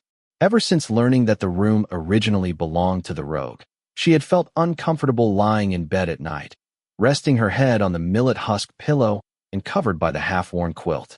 It wasn't that the pillow or bedding carried any peculiar odor, but even though the Great Liang dynasty had liberal social customs, it was absolutely unheard of for unmarried men and women to share the same quilt. When you clearly understood these were extraordinary circumstances that couldn't be judged by normal standards. When she had been delivered by the trafficker, covered in rashes and burning with high fever from cold, the rogue likely didn't dare risk housing her with his mother, hence this arrangement. But understanding the reasoning was one thing. Being completely unbothered was another. Currently, her cold hadn't fully recovered, and red marks from the rashes remained visible. She couldn't possibly suggest squeezing into Xiao Huanyang's room to sleep. In the harsh winter, after a night of wind and snow, the icicles hanging from the eaves grew over a foot long. Having survived beatings from the trafficker and a brush with death, Wen Yu valued her life too much to endure freezing all night without proper bedding for the sake of so-called virtue. Thus, when night fell, she still wrapped herself in the quilt to sleep. However, the previously faint soapberry scent on the quilt seemed to intensify suddenly, lingering around her nose and keeping her awake most of the night. Wen Yu finally drifted into fitful sleep during the fourth watch, only to be awakened at dawn by some distant household's rooster crowing. Having lost all desire to sleep, she simply threw on clothes and got up. After the howling winds throughout the night, Wen Yu found snow nearly covering the threshold when she opened the main door, the entire courtyard blanketed in white. Poking a shallow finger imprint into the half-foot deep snow, she recalled how yesterday morning, only the water jar rim and courtyard walls had heavy snow accumulation while the ground remained relatively clear. It must have been swept. With Xiao Huanyang still asleep and the rogue not returning last night, Wen Yu searched indoors and found a broom behind the door, first clearing the piled snow at the entrance. Just then, unusual sounds came from beyond the courtyard wall. Leaning on the broom, Wen Yu looked up to see the rogue who hadn't returned all night vaulting over the wall, his movements as agile as a hunting leopard returning home. Noticing her, Xiao Li also paused in surprise. His gaze fell on the broom in her hands before he frowned. Approaching, he retrieved a fine bamboo twig broom from the corner outside the wall and tossed it to her, saying, Use this for sweeping the courtyard. Wen Yu silently observed the thrown bamboo broom. Back in the prince's mansion, she had seen maids sweeping snow with palm fiber brooms. That's why she hadn't hesitated to use this palm fiber broom for snow clearing when she spotted it indoors. Fortunately, the rogue didn't seem inclined to criticize her further. Heading inside with fine snow dusting his hair and shoulders, his handsome face showing obvious exhaustion, he lazily threw out, I'm sleeping for a while. Don't wake me for breakfast. When you watched him enter and go straight to the recliner by the fire pit, pulling the thin quilt over himself before immediately falling asleep. He seemed not to have slept a wink all night, and it was unclear what he had been doing. When you turned back to continue sweeping the snow, though her movements became noticeably gentler. Not long after, Xiao Huanyang also rose. Seeing her son sleeping with his head tilted on the reclining chair, she picked up the half-dropped quilt and quietly covered him again. Xiao Li slept deeply, undisturbed by the slight noise. His usually fierce brows were slightly furrowed, as if even in his dreams, he was not entirely at ease. When Xiao Huanyang came out, Wen Yu whispered, "Second Master returned early this morning and said he wanted to sleep a while, so he won't be having breakfast." Xiao Huanyang sighed softly and said, "Let him rest properly. It's my fault for burdening him. If he could find a decent job, he wouldn't have to stay out overnight every few days." Wen Yu didn't fully grasp Xiao Huanyang's meaning. Was it because the gambling house paid well, and her medical expenses were high, that this rogue had no choice but to work there? Or was it for some other reason that he could only work at the gambling house?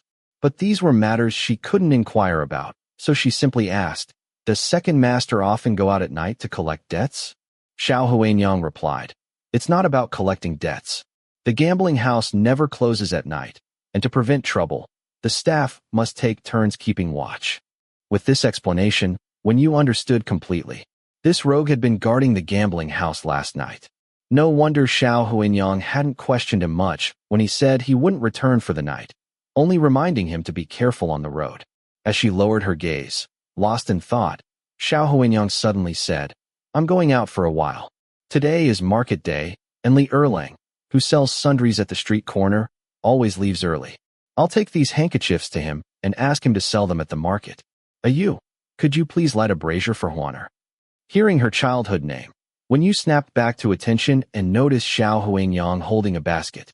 She quickly called out, "Auntie, wait a moment. I embroidered some yesterday too. Please take them along." Setting down the broom, she went into her room and returned with 7 or 8 handkerchiefs. Xiao Huanyang was astonished. "You embroidered so many?" Wen Yu said, "Thanks to your kindness, I have a place to stay. You has nothing of value, but my embroidery skills are passable, so I wanted to help you however I could."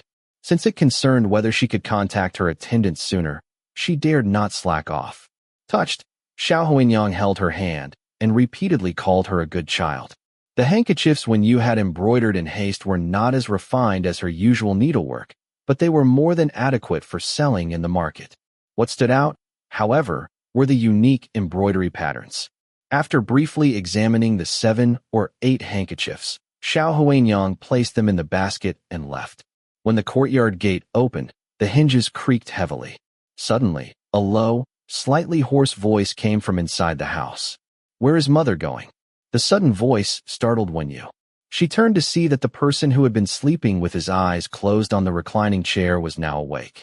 Xiao Huanyang called from outside the gate, "Sleep a little longer. I'm going to Li Erlang's place." Then the gate closed with another dull creak. Only then did Xiao Li lie back down. Wen Yu was somewhat surprised. So, when this rogue had climbed over the wall earlier, was it to avoid waking his mother with the gate's noise? He was quite filial, after all. She withdrew her gaze and remembered Xiao Huanyang's instruction to light a fire in the brazier. She went to the kitchen but, after searching around, couldn't find the tinder to start a fire. Only in a small hollow beneath the stove did she find a flint and a steel striker. She couldn't help but frown. She didn't know how to use the flint and steel striker. She could recognize them only because she had seen them in books before. The books said that one must strike the steel against the flint to ignite the tinder. When you found a handful of dried moss from the firewood pile, placed the flint beneath it, and tried striking it with the steel striker for a while. But aside from making her hand ache, she didn't produce even a single spark. She stared at the tools thoughtfully for a moment, then took them to the main room. Xiao Li had just fallen into a deep sleep when he heard a series of clinking and clattering sounds. Frowning, he opened his eyes and saw the woman squatting in front of the fire pit, striking the steel against the flint, but her angle and force were all wrong. Having been disturbed from his sleep several times, his expression was far from pleasant. "You don't even know how to start a fire?" he asked. The flint and steel striker were in the kitchen, yet she had deliberately brought them here to strike. It was hard not to suspect she was doing it on purpose. But the woman merely hung her head timidly without saying a word, making it impossible for him to vent his anger. Xiao Li rubbed his face and resignedly sat up. He reached for the steel striker in her hand, But having stayed up all night and just dozed off before being disturbed again, he wasn't in the best state. As he took the striker, the palm of his hand accidentally brushed against the back of hers. The unbelievable smoothness and cool warmth of her skin instantly jolted him awake. The woman seemed startled as well, quickly pulling her hand back. Xiao Li frowned, wanting to explain something, but the words died on his lips. It had been an unintentional act. Explaining would only make it seem like he was protesting too much. He picked up the steel striker and struck it against the flint. The resulting sparks instantly ignited the dried moss beneath. Xiao Li then placed 2 pieces of dried bamboo husk over the flames, and the fire quickly grew stronger. The warmth of the fire warmed his palm, yet the fleeting sensation of smoothness from that brief touch lingered, inexplicably reminding him of the scene from the day before. Her hand, with melted snow trickling down the back and seeping between her fingers. That hand was exquisitely shaped, with slender fingers and skin so translucent it seemed almost luminescent. The frost-red tint starting from her fingertips contrasted vividly with the rash marks on the back of her hand, like orchids blanketed in snow or red plum blossoms in bloom. Yet every tendon and bone beneath the skin was taut, lending the orchids a sense of purpose and the plum blossoms a structural strength. He had initially been reluctant to probe further into what lay beneath her seemingly timid demeanor, but at that moment, he suddenly felt the urge to uncover the intent behind the orchids and the strength within the plum blossoms. The fire was now blazing brightly. Xiao Li added the final piece of firewood to the pit, his handsome profile illuminated by the flames, making it impossible to discern the expression in his eyes. Wen Yu was already unsettled by the earlier incident.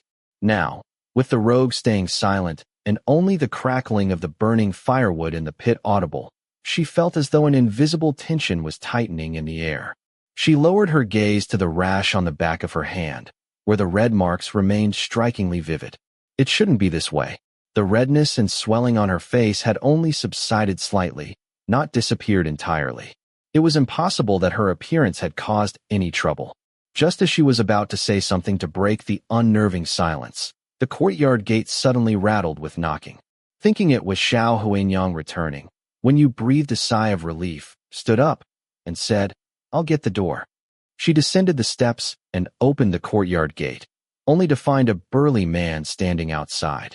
The man glared at her with evident hostility and, without waiting for Wen Yu to speak, brushed past her into the yard. "Second brother, I went to the gambling house this morning, and Monkey said you left a message for me." Seeing it was someone looking for the rogue, Wen Yu didn't stop him, but merely frowned slightly at his retreating back.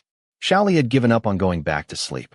After the bearded man entered, he pointed to a nearby bench. "Sit and talk." The man was tall and stout, even more imposing than Xiao Li. When he sat down, he resembled a small mountain. He glanced at Wen Yu, who had picked up the broom again to sweep snow outside, and complained, "So that's the maid Chun Li tricked into sending to Auntie? Second brother, you really should have taken her to the gambling house. Let the proprietor and the brothers see what a wretched sight she is. Then see if that bastard Wang Qing still has the face to insist you let Chun Li go because you took a bribe." Wen Yu, who was pretending to sweep snow outside to avoid entering the house, listened carefully. His voice was far too loud. She couldn't pretend not to hear even if she tried. Though his words were insulting, she felt a wave of relief. This was exactly what she had hoped for. She had deliberately made herself look this way precisely so others would avoid her at first sight. That rogue, did he have some strange preference? Why did he keep staring at her? Wen Yu shuddered at her own thought and quickly dismissed it. And that bastard Chun Li, how dare he scheme against you, second brother? What did the proprietor say? The conversation inside continued. Wen Yu sensed that Chun Li's foolish move had likely caused trouble for the rogue. Worried the backlash might reach her, she focused intently on listening. Chapter 7. A slightly deep voice suddenly came from inside the house. "You." Wen Yu was momentarily stunned before realizing the rogue was calling her. This was the first time he had addressed her by name since she told him what to call her. Thinking she had been caught eavesdropping, Wen Yu immediately pushed aside her discomfort and swept the broom a couple more times before turning around with an innocent expression. "I'm here." The interior was too dark to clearly see the rogue's expression at that moment. He seemed to pause briefly before tossing her a string of copper coins. Go buy some steamed buns from Sue's shop. The coins landed near her feet, creating small indentations in the accumulated snow. This was clearly an attempt to send her away so they could continue their conversation. Wen Yu acknowledged and picked up the coins before heading out. Only after stepping through the courtyard gate did her expression become thoughtful. The trouble Chen Lizi had stirred up must be more complicated than it appeared for the rogue to need to send her away before discussing it. Even if the gambling house proprietor demanded the rogue pay Chen Lizi's debt out of his own pocket, there would be no need to avoid speaking in front of her. The intricacies of this matter shouldn't concern her in principle, but since she had become the catalyst for this incident, it would be difficult to remain uninvolved. Unless she could regain her freedom quickly and sever ties with this rogue's family. However, relying on the hidden emblem on the embroidered handkerchief to contact her allies was ultimately a matter of chance. She couldn't pin all her hopes on it. If she couldn't reach her allies, the only remaining way to regain her freedom would be to repay Chen Lizi's 30-tail gambling debt herself. As Wen Yu pondered these matters, she unconsciously walked out of the alley. Few people ventured out early on such a snowy morning, making the argument at the street corner particularly clear to her ears. When the Chun family's second son used to buy handkerchiefs, he always paid 10 coppers each. Why are you only offering 7, young man? If Chen's second son paid 10 coppers for your handkerchiefs, then go sell them to him. Why come to me? In the distance, Xiao Huinyang coughed lightly a few times before continuing to address the fierce-looking peddler. The Chen family has returned to their hometown for the new year, so I have to trouble you, young man. Look carefully. These are Suzhou embroidery handkerchiefs. The needlework is exquisite and the patterns are new. Even at double the price, you'd still profit selling them at the market. Ordinary handkerchiefs are one thing, but how can these be priced the same as common embroidered ones? The peddler said impatiently, Suzhou embroidery or not, they're just handkerchiefs.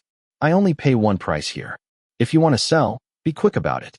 If not, don't waste my time. Despite his words, his slanted eyes kept glancing at Xiao Huinyang, and he had already counted out a string of copper coins, clearly ready to pay if she agreed. Unexpectedly, after looking at the exquisitely embroidered handkerchiefs in her basket for a moment, Xiao Huinyang shook her head. Then I won't sell. She picked up her basket and turned back, coughing incessantly when the cold wind blew. The peddler, seeing her shabby clothing and hearing her constant coughs, had assumed she was sickly and desperate for money, hence his aggressive bargaining. He never expected her to refuse so decisively. He called after her, all right. I'll give you 10 coppers each for the Suzhou embroidery ones. He quickly caught up and forcibly stuffed a string of copper coins into Xiao Huinyang's hand, then reached for the basket she was carrying. Times are hard during the new year. If you sell these handkerchiefs, you can use the money to buy some New Year goods.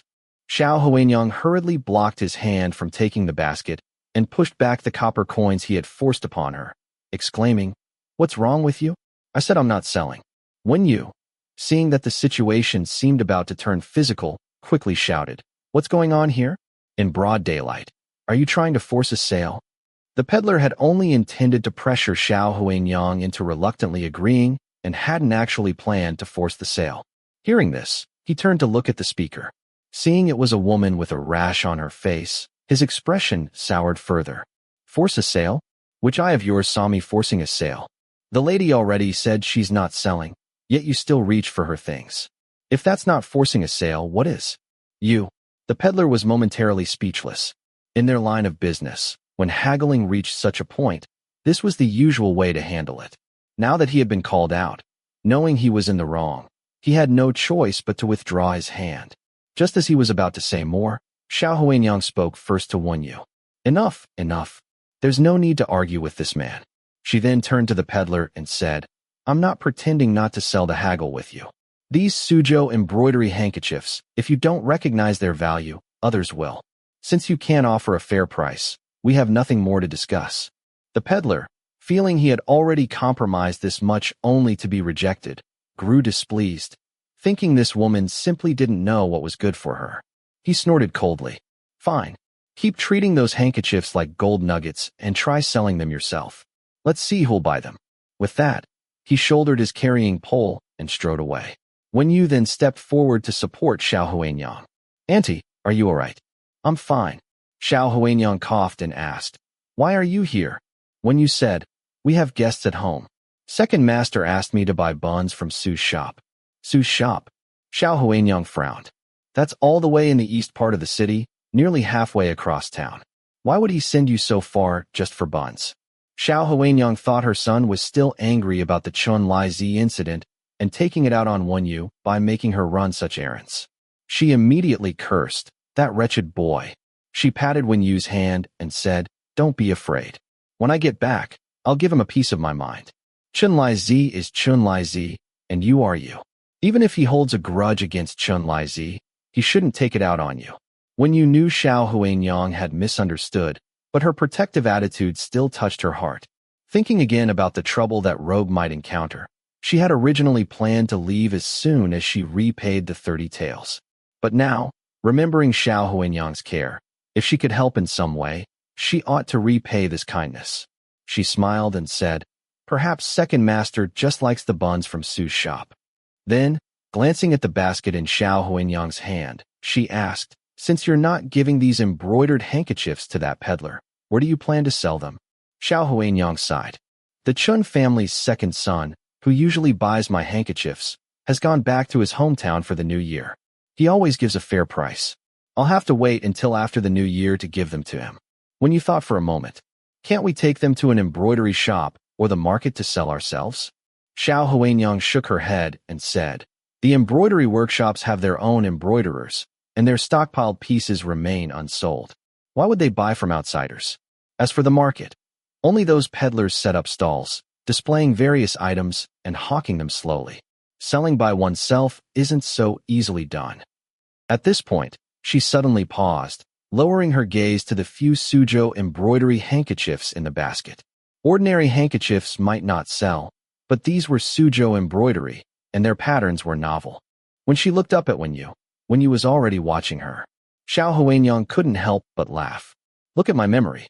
These handkerchiefs of yours rely on their exquisite embroidery and unique patterns to stand out. Let's try our luck at the tile market. By the time the two arrived at the tile market, it had already been open for some time. The snow on the ground had long been trampled into slush by the passing crowds. Hawking cries and haggling voices in various accents mingled together, creating a cacophony. Divided by the cheval de frise positioned at the center of the tile market, the eastern section sold cotton, linen, silk, and assorted goods, while the western section traded livestock and poultry. Wen Yu and Xiao Huanyang wandered through the eastern section, observing how the vendors shouted and conducted their business. She also took the opportunity to meticulously memorize the prices of all the items in the tile market. The late emperor had no sons, so years earlier, he had selected her father from the imperial clan as the crown prince. The tutor her father hired for her elder brother was Yu Taifu, whose family had served as imperial tutors for 3 generations. Yu Taifu once assigned her brother a task: to investigate the prices of goods among the common people. Her brother and his study companions spent over a month compiling a ledger of prices, but when they presented it to Yu Taifu, he didn't even open it. That day, she happened to be looking for her brother and hid behind the door, overhearing Yu Taifu sigh and ask him, "May I ask if everything recorded in this ledger was personally witnessed by the young master?" A look of shame crossed her brother's handsome face as he bowed deeply to Yu Taifu. "I understand my teacher's intention." It took Wen Yu a long time to fully grasp the meaning of Yu Taifu's conversation with her brother that day. Behind the goods and prices in the marketplace lay the livelihoods of the people. The last time, she had been brought to this tile market like an object by Chun Li. This time, she wanted to remember all the goods and scars that did not belong here. Only by remembering could she bring about change in the future. After their round of exploration, Wen Yu and Xiao Huanyang had gathered a clear idea of the price of embroidered handkerchiefs. Vendors uniformly priced them at 25 coins each. But that was only for ordinary embroidered handkerchiefs.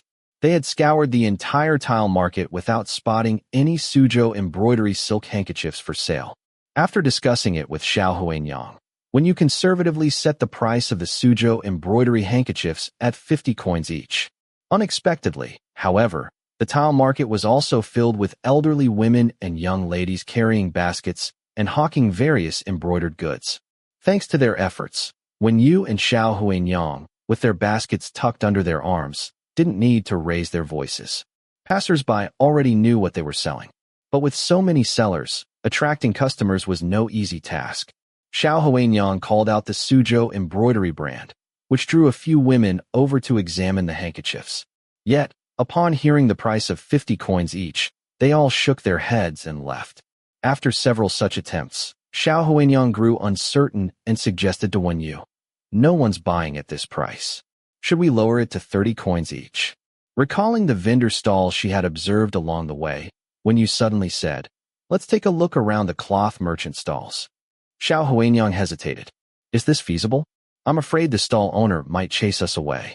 Vendors selling various small embroidered items all gathered in this area, not daring to venture near the cloth merchant stalls for fear of being shooed away. Wen Yu whispered something into Xiao Huanyang's ear. After her expression shifted several times, Xiao Huanyang finally followed along. When the two reappeared before the cloth stall, Wen Yu used a Suzhou embroidery handkerchief with an orchid pattern from her basket as a veil, covering the lower half of her face where the rash was most severe. Pretending to select fabrics, her graceful figure and refined demeanor still drew frequent glances from women and young girls choosing cloth, even with her face covered. The cloth merchant initially thought they were there to solicit business and was about to drive them away when the veiled woman calmly said, "Shopkeeper, do you have this silk in other colors? Show them to me. I want to see which would suit making handkerchiefs." Instantly transformed from potential nuisances to customers, the merchant's cold expression warmed immediately, and he no longer dared to shoo them from his stall. Under the guise of selecting fabrics, Wen Yu took out the embroidered handkerchiefs with novel and attractive patterns, comparing which designs looked best with which colored cloth. This way, even those browsing fabrics without initial intention to buy handkerchiefs would catch glimpses of the unique patterns and exquisite embroidery, sparking interest. Having already spent hundreds or thousands of wen on silk, buying a handkerchief for a few dozen wen became an effortless addition, and payments were made readily. In less than half an hour, all the embroidered handkerchiefs in Wen Yu's basket were sold out. Several who missed out on the trendy patterns asked if they would return to sell at the next market. Wen Yu estimated that the embroidery patterns sold today would soon be copied. This was an outcome she welcomed. Still, to retain some customer base, she smiled and promised to bring new designs next time. When she handed the selected silk to the merchant to cut a few feet for her, he clearly recognized the business opportunity and beamed warmly at her. "Miss, would you like to establish a long-term trade?" Wen Yu slightly lifted her eyelashes, her lower face obscured by the veil, a faint, almost imperceptible smile in her eyes. "We can discuss it." Chapter 8. This dignified aura doesn't seem like someone who. When they stepped out from the fabric stall, Xiao Huanyang clutched the heavy copper coins in her sleeve pocket, still feeling as if she were in a dream. Not only had they sold the entire basket of embroidered handkerchiefs at high prices, but the stall owner had also proactively suggested that if they had more handkerchiefs in the future, they could bring them to him to sell. Although the price wouldn't be as high as what they could get selling them themselves, it was still significantly better than what the peddlers offered. Moreover, he declared he would buy as many as they could supply. The only requirement was that the designs couldn't be inferior to those they sold today. The market remained noisy.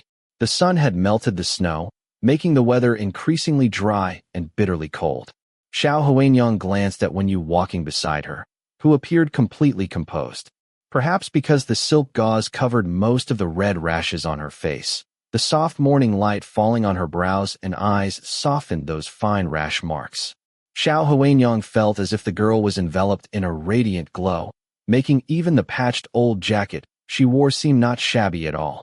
It was at this moment that Xiao Huanyang felt as if she were truly getting to know this girl for the first time. At home, she was obedient and sensible to the point of being heartbreaking. But here in the market, her calm and confident manner of selling handkerchiefs and negotiating business with the fabric merchant without servility or arrogance suddenly made Xiao Huanyang think of the term noble bearing. Perhaps it was precisely because of that indescribable dignity about her that the women and young ladies who bought handkerchiefs from her at the fabric stall were all polite and respectful, completely unlike those who nitpicked and haggled at embroidery stalls. Xiao Huanyang was so absorbed in staring at Wen Yu that she didn't even notice an ox cart approaching head-on. It was Wen Yu who pulled her aside, saying, "Auntie, be careful," Xiao Huanyang said. "With the money coming into our pockets just like that, I keep feeling as if I'm dreaming.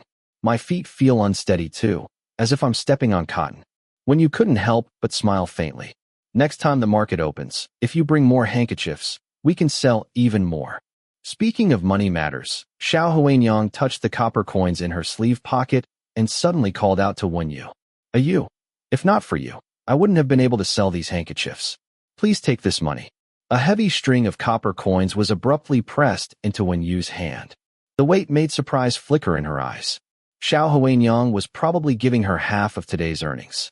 She quickly refused. "How can I accept this? Most of those silk handkerchiefs were embroidered by you. I only did 7 or 8. Besides, there are costs for needles, thread, and fabric to consider. I eat and live at your home. I absolutely cannot take this money." Xiao Huanyang insisted. "Let's be clear about this. Today, it was entirely thanks to your ideas that we sold all the handkerchiefs and even established a connection with the fabric merchant. Even if I keep only half, it's still more than what I used to earn selling handkerchiefs to the Chun family's second son. You'll need to search for your family in the future. Take it." She pressed down on Wen Yu's hand, preventing her from returning the money. Her palm was warm, and under her grip, the string of copper coins in Wen Yu's hand also felt warm. It was the warmth from her pocket, but it slowly warmed Wen Yu's heart as well. She softened her tone. "Then, Auntie, please keep it for me for now. I still owe second master 30 taels." Xiao Huanyang noticed her hesitation in the latter half of the sentence and sighed, counting out another 100 copper coins for her. "Take these 100 coins and buy whatever catches your eye at the market." This time, Wen Yu did not refuse. As they continued walking, a voice suddenly called out from behind, "Miss with the veil ahead, please wait." Wen Yu and Xiao Huanyang both halted and turned to look. They saw a young woman with double buns hurriedly catching up to them. Dressed quite respectably, she appeared to be a maid from a wealthy household. When she reached them, she asked, "Were you the ones selling the Suzhou embroidery handkerchiefs at the fabric merchants earlier?" As she spoke, she unfolded a Suzhou embroidery handkerchief in her hand. A sprig of red plum blossoms was embroidered in the lower corner, accompanied by an insignia whose meaning was unclear, creating a harmonious composition. Wen Yu recognized the handkerchief as one she had sold to a woman. Now that this maid-like person had sought them out with it, she wondered what the matter could be. Xiao Huanyang was also puzzled and spoke on Wen Yu's behalf. "Yes, it was us. What is it?" The young maid seemed pleased and quickly asked, "Was the embroidery on this also done by you?" Wen Yu nodded. "I embroidered it." The maid said, "Then would you please come with me? Our mistress wishes to see you." Wen Yu asked, "Who is your mistress? Why does she want to see me?" Though the young woman's clothing was shabby, the maid felt inexplicably suffocated under her cool, dark gaze. She hurriedly explained, "My mistress's surname is Su." Earlier, while selecting fabrics at the cloth shop, she noticed a woman holding a handkerchief with rare Suzhou embroidery. Upon inquiry, she learned that you were the one who sold it. "My mistress's intention in seeking you out can only be for good reasons. Please rest assured and come with me." She pointed not far away and said, "My mistress's carriage is parked over there." Wen Yu then looked at Xiao Huanyang. "Aunt, shall I go?" Xiao Huanyang was nearly overwhelmed by the series of fortunate events today. She understood that if the noble lady took a liking to Wen Yu's embroidery, Wen Yu would have another means of earning money. She felt happy for Wen Yu and said, "Since the noble lady is waiting, you should go." Wen Yu followed the maid to the carriage. While the maid went ahead to announce her, Wen Yu waited 5 steps away. This feeling was quite novel to her. For over a decade, she had been the one inside the carriage. Now, suddenly, she was the one waiting outside. Her gaze swept over the carriage, which was quite impressive by the market standards. Not seeing any insignia on the carriage body or the horse's hindquarters, she guessed that the owner must be from a merchant family. Before long, the maid beckoned for Wen Yu to approach. The noblewoman inside the carriage wore a red brocade coat trimmed with rabbit fur, holding a hand warmer. She had a very prosperous appearance. After scrutinizing Wen Yu with her narrow eyes, she asked leisurely, "Why do you still cover your face?" Wen Yu, familiar with the ways of the nobility, lowered her eyes without looking directly at the woman, and replied, "This humble girl's face is unsightly. I fear it would offend your eyes." The noblewoman had little interest in her appearance anyway, and changed the subject. "You know Suzhou embroidery?" When you answered, "Yes." The noblewoman asked further, "How long have you been embroidering?" When you said, "I learned from my mother since childhood." Only then did the noblewoman lift her eyelids slightly. "Can you do double-sided embroidery?" Wen Yu's brows furrowed almost imperceptibly as she replied, "I can, but not with great skill." The noblewoman's well-maintained fingers lightly tapped the hand warmer resting on her knees, as if considering for a moment before saying, "I observe the embroidery stitches on your silk handkerchief are delicate and well-arranged, comparable even to those of long-established embroiderers. Could you embroider a fan surface for me within a month? Currently short on silver, when you wouldn't refuse." After a moment's contemplation, she said, "Yes." A smile appeared on the noblewoman's face. Adjusting the hand warmer to a more comfortable position, she said, "This item is meant as a gift, so you must devote your utmost care to the embroidery. If done well, you'll be duly rewarded. For a single-sided fan surface, I'll pay 5,000 coins. But if you can manage the double-sided embroidery..." The noblewoman glanced at Wen Yu. "I could multiply the payment tenfold." Wen Yu's long eyelashes suddenly lifted slightly. "Tenfold?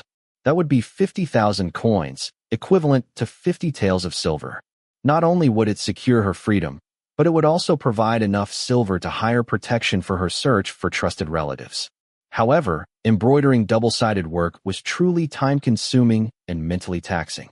Countless embroiderers in the Suzhou and Hangzhou regions had ruined their eyesight striving to master double-sided embroidery.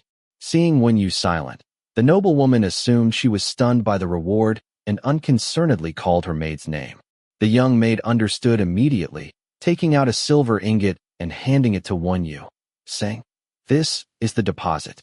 For this month, don't take any other jobs. Focus solely on embroidering what my lady requires. Where do you live?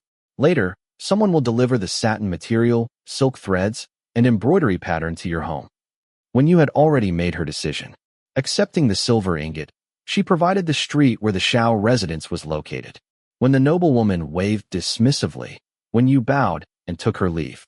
Throughout the encounter, she never raised her eyes, yet even with her head slightly lowered, she carried an aura of refined dignity. Watching her depart, the noblewoman remarked curiously, "Such poise. She doesn't seem like someone who relies on embroidery for a living." The young maid also glanced at Wen Yu's retreating figure and said, "Perhaps her family was once fairly well off. Maybe they fled here as refugees after the war."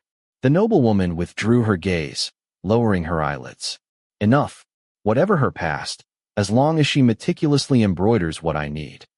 After returning, Wen Yu told Xiao Huanyang about the noblewoman's request for the fan surface embroidery. Naturally, Xiao Huanyang didn't believe Wen Yu could accomplish double-sided embroidery. Not only did it require exceptional skill, but 1 month was far too short a time. Although 5,000 coins for a single-sided embroidery was already generous, Xiao Huanyang didn't brighten at the prospect. Instead, she frowned worriedly. "I'm afraid the pattern they provide might be too intricate. This kind of work requires meticulous care. 1 month is really too rushed." Wen Yu simply said, "Auntie, there's no need to worry for me. I know what I'm doing." Xiao Huanyang sighed. "Don't let those 30 taels weigh on you like a mountain. Ultimately, this matter is Chun Lizi's fault. Once Huaner finds him, he'll be the one to repay the debt. How can we make a child like you pay Chun Lizi's gambling debts?" But the problem was, until Chun Lizi was found, the debt remained unclaimed. Since when you had been pawned to her son by Chun Lizi, Xiao Huanyang ultimately couldn't decide to let Wen Yu leave without her son's consent. All she could do was treat her as kindly as possible. Recalling these thoughts, Xiao Huanyang felt a heaviness in her chest and steered the conversation back to embroidery. For the next month, focus solely on embroidering the fan cover. I'll handle the handkerchiefs. Just prepare a few embroidery patterns later. As long as the designs are novel, the fabric stall owner will accept them. Wen Yu thanked Xiao Huanyang and handed her the silver ingot. Xiao Huanyang naturally refused, but Wen Yu insisted, pressing it into her hand. "Please keep it. Household expenses for firewood, rice, oil, and salt all cost money. Consider it as if I've already repaid one tael. Clutching the silver ingot, Xiao Huanyang felt a mix of emotions. Her gaze toward Wen Yu filled with both affection and guilt. You, child. To steer Xiao Huanyang away from further discussion of money, Wen Yu brought up the idea of hiring embroiderers to help with the handkerchiefs. After all, she no longer had time to embroider Suzhou embroidery handkerchiefs herself. The handkerchiefs sold relied entirely on the novelty of their patterns. Each batch sold to the fabric merchant meant fewer new patterns remained. Only by producing enough handkerchiefs per batch could they maximize earnings from a single design. Unexpectedly, Xiao Huanyang was convinced. As they neared the market exit, she turned back abruptly. No, if we're hiring embroiderers, I must buy more silk fabric. They had already purchased many New Year goods along the way, and when you found the load quite heavy, worried they couldn't carry more, she persuaded. Aunt, perhaps we should buy more another day. We've already bought so much today. Xiao Huanyang calculated the next market day and shook her head. The next market won't be until after the New Year. I'll go back and buy another bolt of silk. There's a tea stall ahead. You, take our things and wait there. I'll return shortly. When you tried to call out to Xiao Huanyang again, but she had already turned and disappeared into the bustling crowd, carrying their numerous packages, when you had no choice but to head to the tea stall to wait. She ordered a pot of hot tea from the waiter, set down her belongings, and sat. Unexpectedly, before the waiter even brought the tea, a group of slovenly hoodlums swaggered into the stall, spitting melon seed shells along the way. Grinning cheekily, they made a beeline for Wen Yu's table. Little lady made quite a haul at the market today, eh? Bought so much. Why not share some with us? Chapter 9. When you saw that the men didn't seem like decent folk and silently thought, this is bad. She grabbed the silk cloth and New Year's goods placed beside her, preparing to leave. But the gang leader pushed aside the waiter who came to serve tea, hooked a long bench with his foot and stepped on it, directly blocking Wen Yu's path. With a lecherous grin, he threatened, Little lady, no need to hurry off. The last one who rushed off like that broke her leg and is still lying in bed. The tea drinkers nearby, seeing this situation, all kept their distance. Sirs, let's talk this over properly. The waiter who had been shoved aside by the gang leader scrambled up and tried to intervene, but was pushed away again by two other thugs. The melon seed shells they spat out nearly hit his face. Go brew your tea and mind your own business. The waiter didn't dare offend these local bullies either. Clutching his knocked-off felt hat, he retreated to the stove, looking back anxiously every few steps. When you noticed the lecherous looks the men were giving her and felt disgusted, she raised her hand and removed the cloth covering her face, revealing a face full of red rashes as she coughed. I have no grievance with you gentlemen, why block my way? I recently contracted a serious illness that caused these rashes. I cover my face with cloth to avoid spreading it to others. Surely you gentlemen have mistaken me for someone else. The thugs gasped in shock. From afar, they had thought she was a young, pretty woman. Now seeing Wen Yu's face full of red rashes and hearing her say it might be contagious, they immediately avoided her like the plague. Even the gang leader who had been blocking her path with his foot on the bench quickly withdrew his leg. His previously lecherous expression turned ferocious as he cursed. Damn woman. If you're contagious, why didn't you keep that cloth on? Ugly leper-faced woman who could scare the king of hell to death. Wen Yu raised her hand to put the cloth back on, but whether from fear or nervousness, her hands trembled so much she failed several times to properly cover her face. The gang leader was so disgusted he didn't dare look at her face again, growling roughly. I've got the right person. I'm looking for you. I oversee the entire East Market. Every vendor doing business here pays me tribute. You and that old woman went to sell embroidered handkerchiefs at the cloth stall and sold out a whole basket in no time. Someone saw it, so you've got to pay your share of tribute too. Wen Yu keenly caught a piece of information revealed in his words. That she and Xiao Huanyang selling handkerchiefs had attracted these ruffians' attention because someone had informed on them. She just didn't know whether the informant was one of these thugs' lookouts or some jealous vendor. Observing how arrogantly these men carried themselves while the surrounding tea drinkers and waiters didn't dare speak up, she guessed these men had been tyrannizing the market for a long time. Although the three men were now disgusted by her facial rashes and had lost interest in harassing her, it seemed the tribute money was still unavoidable. She said, We're new to the market doing small business and truly didn't know the rules here. How about I treat you gentlemen to some tea and snacks as tribute?" As she spoke, she took out the only 10 coins left after her shopping from her sleeve and placed them on the table. The gang leader glanced at the few copper coins and slammed his palm heavily on the table, his triangular eyes glaring fiercely at Wen Yu. 10 coppers? Ugly woman, are you trying to pay off beggars?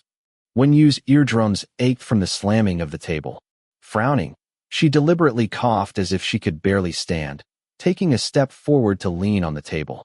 The gang leader who had slammed the table hastily retreated a step, covering her mouth with a light cough. Wen Yu said, "This is all I have. How much could a few silk handkerchiefs be worth? I beg you, sir, do not make this difficult." The gang leader gritted his teeth and sneered. "When I was collecting debts for the gambling house, I broke a man's legs, and he didn't dare say I was making things difficult for him. It's just that your pockmarked face disgusts me, so I don't want to waste any more words on you. Leave the silk cloth in your hands and get lost." The man's crude words and outrageous demands made Wen Yu's eyes turn cold. The most valuable things she had were those pieces of silk cloth, and she absolutely could not give them up. As two thugs moved forward to snatch the silk cloth from her, Wen Yu quickly shielded it, deliberately revealing the rash on the back of her hand. "No, you can't. I've already touched this cloth when I selected it, and I've been carrying it all this way. If anyone else uses it, they might catch this vile disease from me. Besides, my second brother also works at the gambling house. Gentlemen, if not for my sake, then for his, please do us this favor." When you remembered that the rogue at the gambling house didn't seem to be a low-level lackey. If these men knew him and learned that Xiao Huinyang was his mother, they probably wouldn't dare trouble them further. Whether frightened by Wen Yu's first statement or hearing that someone in her family also worked at the gambling house, the two thugs stopped trying to grab the silk cloth and looked toward their leader. The gang leader, however, snorted with laughter. "When I'm out collecting debts, even neighbors who work as kitchen scullions dare ask me for favors. What kind of stray cat or dog is your second brother that I should do him a favor?" He spat on the ground and glared at Wen Yu.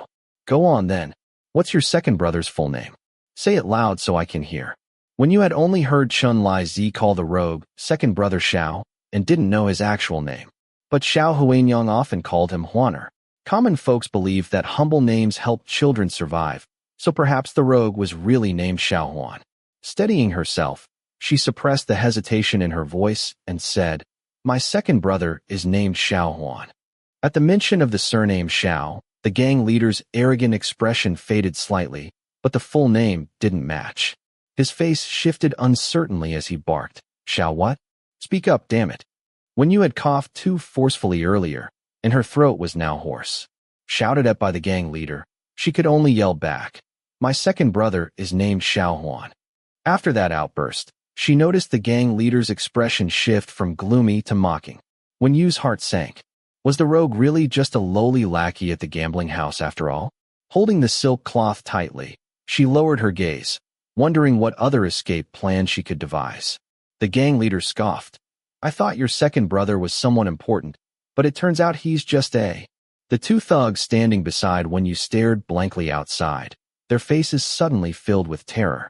They desperately signaled to their leader, their eyes wide with fear and legs trembling uncontrollably. The gang leader sensed something amiss and had just cut off his words when he heard a voice from behind him, light as a feather yet chilling him to the bone. Just a what? The howling cold wind outside the tea stall seemed to converge on his neck in that instant. Stiffening his neck as he turned, the gang leader's legs gave way at the sight of Xiao Li's handsome yet sinister face, which seemed to hold a faint smile but had murderous eyes. He dropped to his knees. "Brother Xiao, I didn't know she meant you." His purplish-red face now visibly paled, his tongue tangled as if knotted, and his words stumbled. Kneeling there, he trembled like a sieve. Wen Yu was rather bewildered. She couldn't fathom how the situation had escalated so abruptly. Just moments ago, this gang leader had scoffed at the rogue's name she mentioned. Why was he now cowering like a frightened child upon seeing him? Moreover, he claimed he hadn't known she was referring to that rogue. Hadn't she clearly stated the rogue's name? How could he not have known? Were there many in their gambling house named Xiao Li?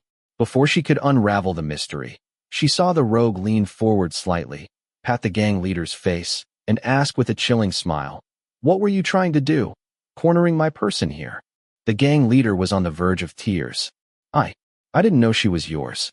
If I'd known, I wouldn't have dared even with 10,000 guts." Wen Yu, who had just narrowly escaped trouble, momentarily overlooked the ambiguous implication of being called his person. She immediately accused, "Second master, this man saw the elderly lady exchange embroidered handkerchiefs for silver at the market and seized the chance to corner me, demanding I hand over the silk fabric she bought as a tribute to him." Terrified, the gang leader frantically waved his hands. "No, that's not." He wanted to explain, but found no grounds. Wen Yu had merely extricated herself without lying.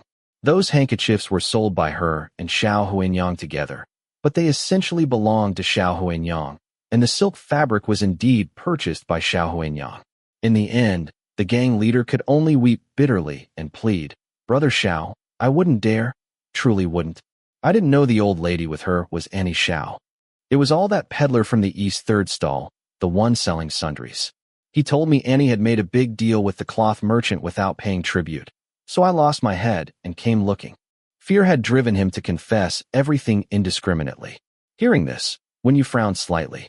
A peddler? Could it be the one who tried to forcibly buy the handkerchiefs from Xiao Huanyang this morning? When Xiao Li heard that Xiao Huanyang was involved, the casual amusement in his eyes froze. The hand patting the gang leader's face abruptly seized his collar, slamming him hard against the table edge. His gaze sharpened like a honed blade as he enunciated each word. "Where is my mother?" Terrified by his ferocity, the gang leader trembled uncontrollably, a wet patch spreading beneath him. I didn't trouble Andy. I saw this young lady with the goods at the tea stall, and came straight here." Only then did Xiao Li release him, looking down from his height, his profile cast in shadow by the sunlight. His deceptively light tone dripped with menace. "If there's a next time, I won't spare you. Get lost." The gang leader seemed as if he had already died once. Upon hearing those words, he was almost grateful and eager to scramble away, but his legs were as weak as noodles and completely refused to obey. In the end, two young rogues, their own legs trembling, went over and dragged him away, half carrying and half crawling as they all made their escape. When you watched their awkward retreating figures and felt a wave of satisfaction wash over her, finally venting her pent-up frustration. But when she turned around, she saw the rogue staring at her with a gloomy expression. She thought he was blaming her for not staying with Xiao Huanyang, and instead lazing around alone at the tea stall. She explained, "Andy went back to buy some silk fabric and asked me to watch the things here. My surname is Xiao, given namely." The other party slowly interrupted her. When you was struck dumb. Chapter 10. Later in the evening, the wind picked up and sparse snowflakes began drifting down from the sky. When you sat at the tea stall, propping her chin on her hand as she waited for Xiao Huanyang and the man who had gone to fetch her. Now she should call him Xiao Li. A delicate snowflake fell into the earthenware tea bowl, creating tiny ripples on the water's surface. She gently swayed the 10 copper coins strung together on a thin cord hanging from her fingertip. Li. In ancient times it meant a whetstone for sharpening blades, now meaning to temper and sharpen a blade's edge. Xiao Huanyang seemed to dote on him greatly, so why would she give him such a fiercely aggressive name? The market was nearing closing time, but Xiao Huanyang and her son hadn't returned yet. She couldn't help but peer back in their direction when she overheard some vendors packing up their stalls discussing. That Lu lackey at East Third stall finally got what he deserved. Usually he's always rushing to report to those 3 thugs, thinking he's close with them. Whenever someone's business was better than his, he'd go whisper poison in the 3 thugs' ears. Serves him right. The stone he threw ended up hitting his own feet. Someone who didn't know the details couldn't help asking, "My stall wasn't over there today. I didn't see what happened. Tell me quickly." The speaker laughed. Today those 3 thugs flew into a rage for some reason, went after that lackey, and smashed his stall to pieces. They beat him up too, left him bruised and swollen all over. So satisfying. Someone else chimed in, "That's not all. You left early and didn't see." After the 3 thugs finished beating him and left, that lackey was picking up whatever goods were still usable. Just as he packed them into his basket, another rogue showed up, looking even fiercer than the 3 thugs. He kicked over the basket with 1 foot. That lackey was crying for his parents and begging for mercy. Too funny. When you raised an eyebrow at this. East third stall? Wasn't that where the 3 thugs had said that peddler set up his stall? Could it be that those 3 thugs had met their match this time and went back to take it out on that peddler? As for the second rogue the vendors mentioned who went to cause trouble, it sounded quite like Xiao Li. His mother's business in the market had been sabotaged. He probably went to warn the culprit. While pondering this, she spotted Xiao Huanyang and her son emerging from the crowd. Xiao Huanyang had apparently bought more things, as both were carrying large and small packages. Wen Yu stood up to greet them. Auntie. Seeing Wen Yu, Xiao Huanyang immediately began fussing. I heard from Huaner that someone caused trouble. Were you frightened? Wen Yu said. Fortunately, second master arrived in time. It was just a scare. Still embarrassed about calling Xiao Li by the wrong name in front of the 3 thugs earlier, she consciously avoided looking in his direction. As Xiao Huanyang said, That's good. Xiao Li's gaze swept briefly over Wen Yu before he looked away and said, I'll go hail an ox cart. Putting down what he was carrying, his long legs carried him away in a few strides. While helping Xiao Huanyang place the packages on the table by the tea stall, Wen Yu couldn't help asking, Auntie, why did you buy so many things? Xiao Huanyang smiled. You're wearing my old padded jacket, which looks too old-fashioned. I bought you a new padded coat, plus some cotton and velvet cloth. I'll make you a pair of shoes later. Wen Yu once again felt somewhat overwhelmed by Xiao Huanyang's kindness toward her. Her hands paused slightly as she set things down. You shouldn't have spent so much. Xiao Huanyang shot her a reproachful look. Child, what kind of words are these? After Xiao Huanyang finished a bowl of tea, the ox cart arrived. Xiao Li loaded all the goods onto the cart and asked the cart owner to give Xiao Huanyang and Wen Yu a ride back. However, the rear of the ox cart was rather cramped, and Xiao Huanyang had purchased many items. With 2 passengers aboard, space became quite tight, requiring those seated to hold additional parcels in their laps. This was Wen Yu's first time riding in an uncovered, open ox cart. Unlike Xiao Huanyang, who immediately grasped the low guardrail upon boarding, Wen Yu failed to secure herself. When the cart driver cracked his whip and the wooden wheels jolted into a pothole, she felt herself lurch forward violently, the new padded jacket in her arms tumbling out. In her panic, she flung out one hand seeking support while stretching the other to retrieve the falling garment. A shadow seemed to flicker before her eyes as an iron-strong hand clamped firmly around her outstretched arm, steadying her elbow to provide support. Simultaneously, the other hand that had reached for the jacket found the dropped clothing bundle thrust back into her grasp, followed by the same hand seizing her wrist to prevent her from falling off the cart. In that dazed moment, Wen Yu felt as if she had collided with a bronze wall. Yet the faint but unmistakable scent of soap berries drifted into her senses, and the weight of the grip on her arm was particularly pronounced. She lifted her gaze and met the man's pitch-black eyes, sharp yet restrained, with something unreadable swirling in their depths. Be careful, he said. Snowflakes had settled on Wen Yu's long lashes. She blinked uncomfortably, freed her arm from his firm grasp to clutch the cart's guardrail, and properly seated herself. Only after withdrawing her other hand from his 5-fingered restraint to rest on her knees did she finally look up and say, Thank you. Xiao Huanyang had also been startled by the sudden incident, though she hadn't reacted in time. Now, with lingering fear, she grabbed one of Wen Yu's arms, saying, You, hold tight to the rail. Don't fall. The cart driver cracked his whip again, explaining when he had a moment. This road's rough with many potholes. It'll be better once we reach the main road ahead. Xiao Li watched Wen Yu, who met his gaze composedly. He handed over the bundle containing the new clothes, his handsome features betraying no emotion as he said, Sit properly this time. His stature was exceptionally tall, his approach feeling like a wall moving closer. Wen Yu accepted the bundle with a slight nod. As the ox cart started moving again, the rogue had diminished to a distant speck. Clutching the bundle, Wen Yu still felt as if invisible bands constricted her arm and wrist, the sensation of that tight grip lingering. She frowned slightly. Xiao Li stood watching the ox cart recede into the distance before glancing down at his hand, murmuring in puzzlement. Her arms as thin as a bamboo stick. Did Chun Lizi not feed her before? A lanky youth appeared from somewhere, a flatbread dangling from his mouth as he chimed in. Who didn't eat? Second brother. Haven't you had morning meal either? He pulled another flatbread from his robe and offered it to Xiao Li. Here, have this one. I'll buy another later for third brother to bring back. Xiao Li wiped the strange expression from his face and declined the youth's flatbread. Keep it for yourself. Zhang, who left my place earlier and went to eat wontons by the street. The young man stuffed the pancake back into his clothes, grumbling discontentedly. You're having a feast without me. Xiao Li was amused by the boy's words and tossed him a few copper coins, saying, Buy whatever you want to eat yourself. The boy's eyes immediately lit up. Clutching the pancake in his mouth, he caught the coins with both hands, wiped them on his sleeve, and then tucked them into his pocket like treasures, flattering. Thank you, second brother.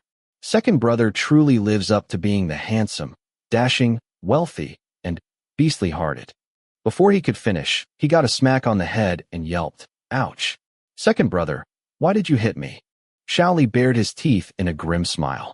Who did you just call beastly-hearted? The boy looked confused. Huh? Isn't beastly-hearted a compliment? It means you look like a person but have the ambition of a wild beast. Isn't that the same as phrases like dragon's grace and phoenix's poise or tiger and wolf's might? Xiao Li rubbed his forehead. You squat by old Ge's storytelling stall every day, listening to all those tales. Haven't you learned anything? The boy retorted indignantly. I have. Look how many compliments I came up with for you. Xiao Li didn't want to revisit the compliment of beastly-hearted and said, Enough chatter. Did you finish the task I gave you? The boy grinned broadly, patting his chest. Of course I did, second brother.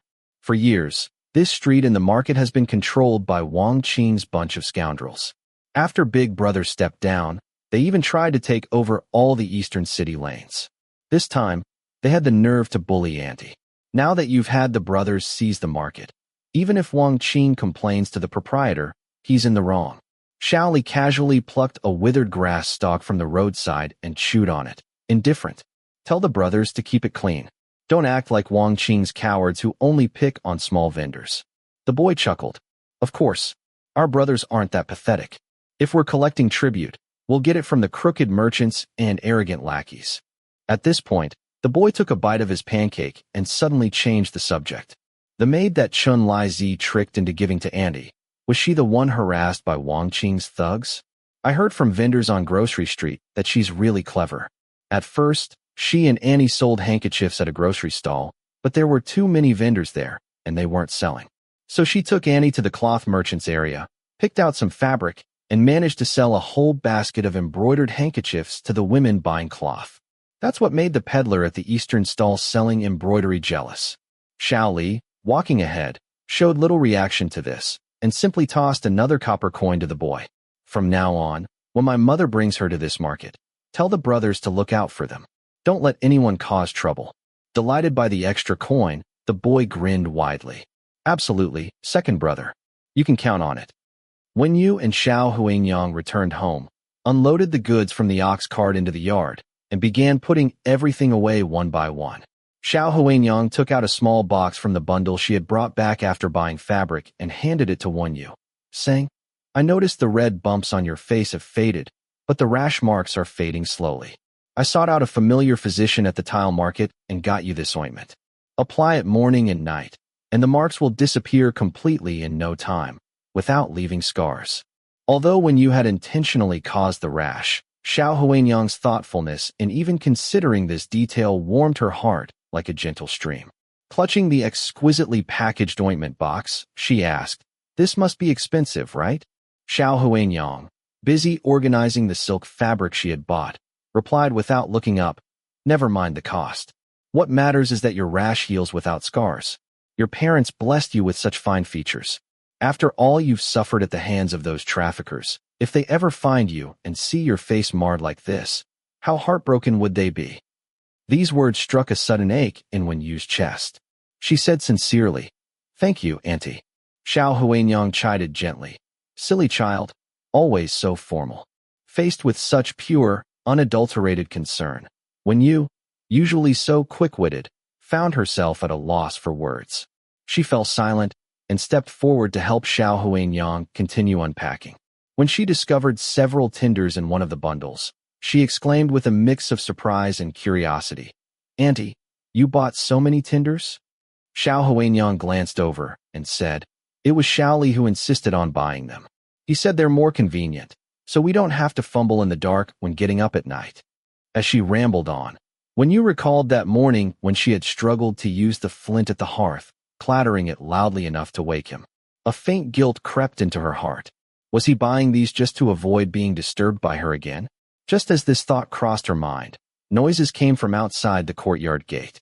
The rogue had returned. Xiao Huanyang turned to look and exclaimed, "Good heavens! Did you buy out the entire butcher's shop?" Chapter 11.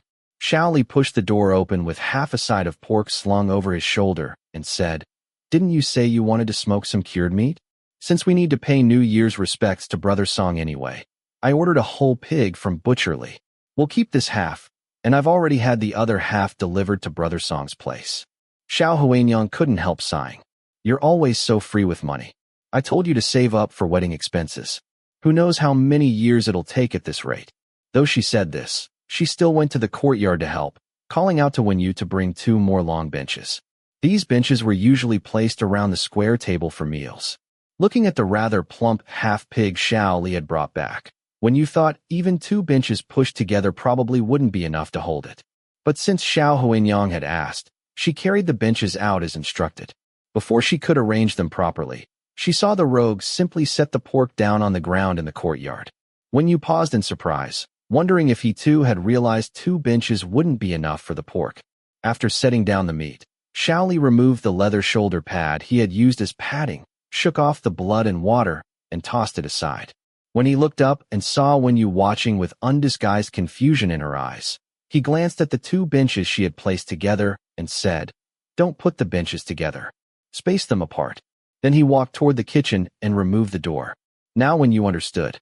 The 2 benches were meant to support the door panel. After arranging the benches, she stepped back.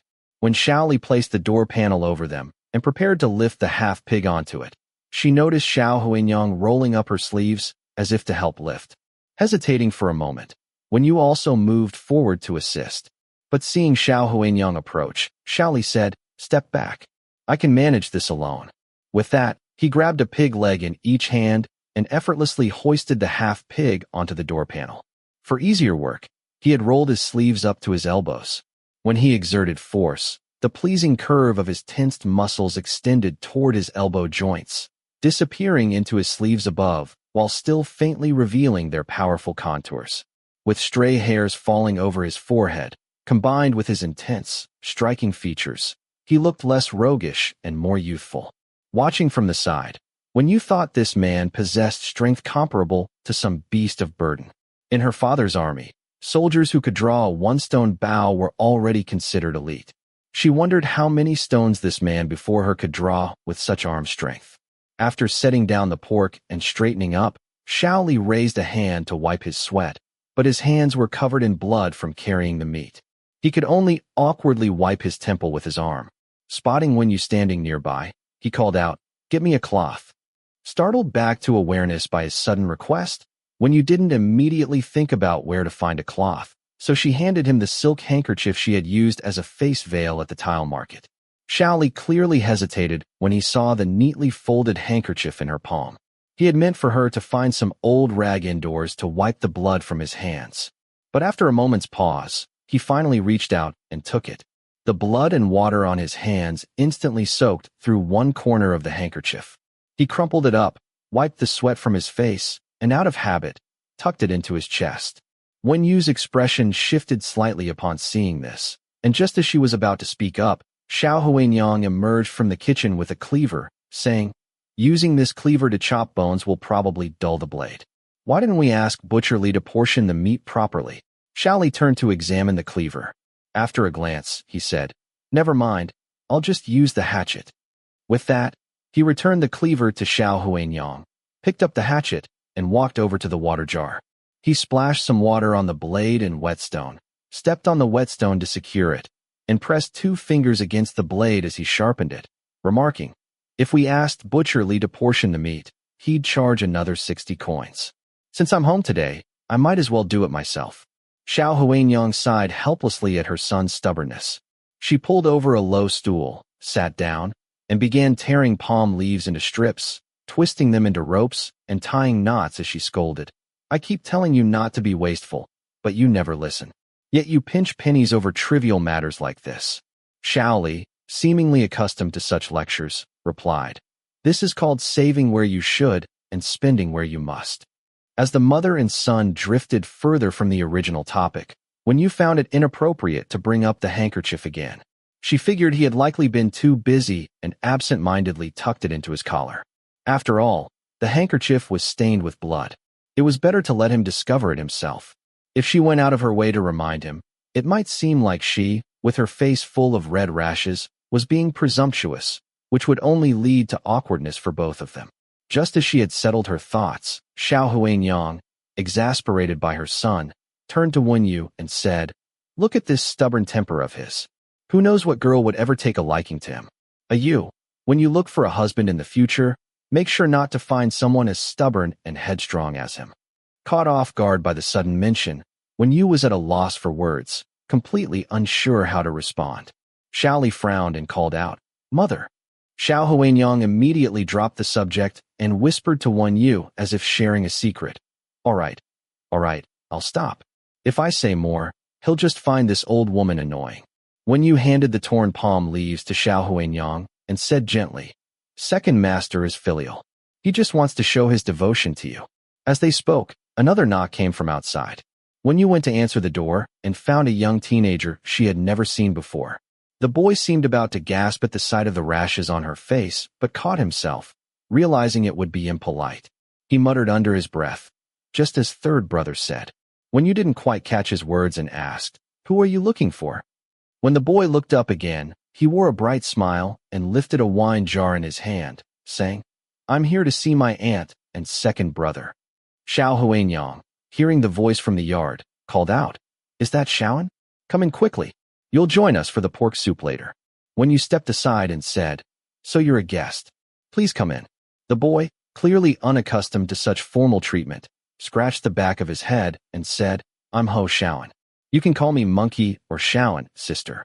He then stepped into the yard, and when he saw Xiao Huanyang, his smile widened considerably. Auntie, it's been a while since I last saw you. You look even spreer than before, and younger too. Xiao Huanyang beamed with delight and said, You sweet talker, always knows how to make this old woman happy. Ho Xiaoan set the wine jar under the eaves and went over to help Xiao Li, saying, How could that be? I'm telling the truth. Auntie just doesn't believe me.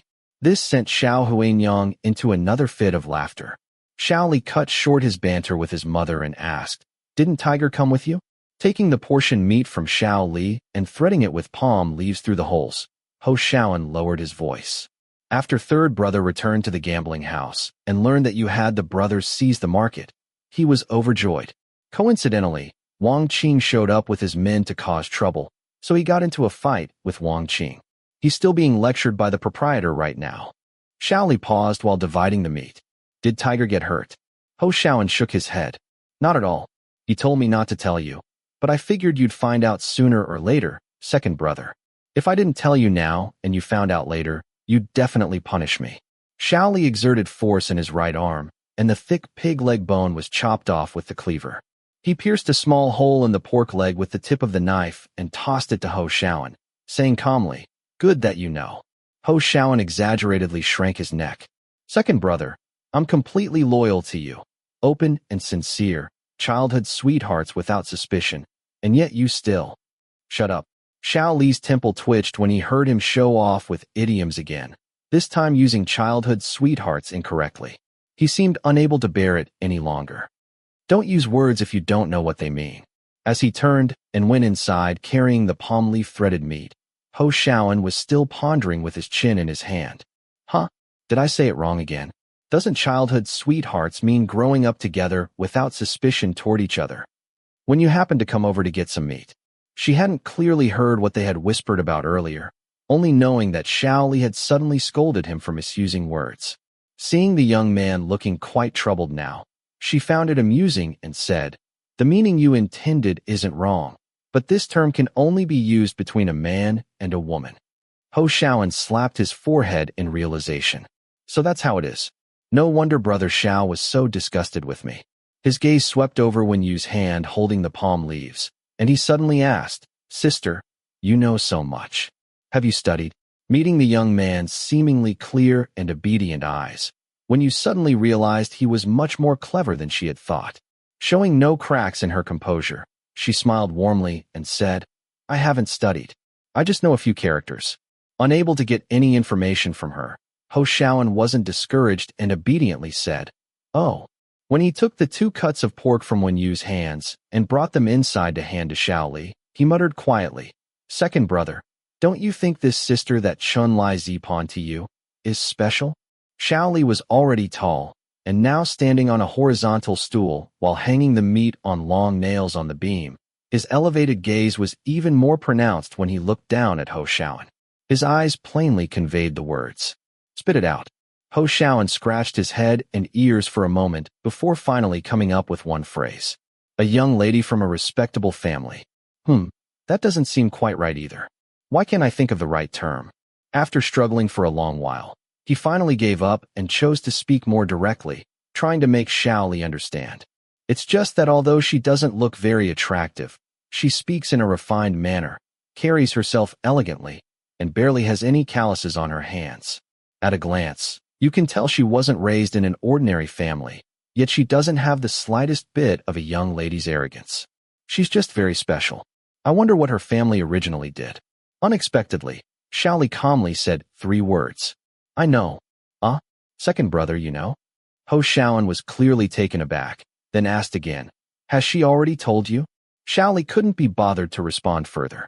He snatched the remaining slab of pork from Ho Xiaoan's hands and hung it on the beam before saying, "I meant, everything you said, I already know."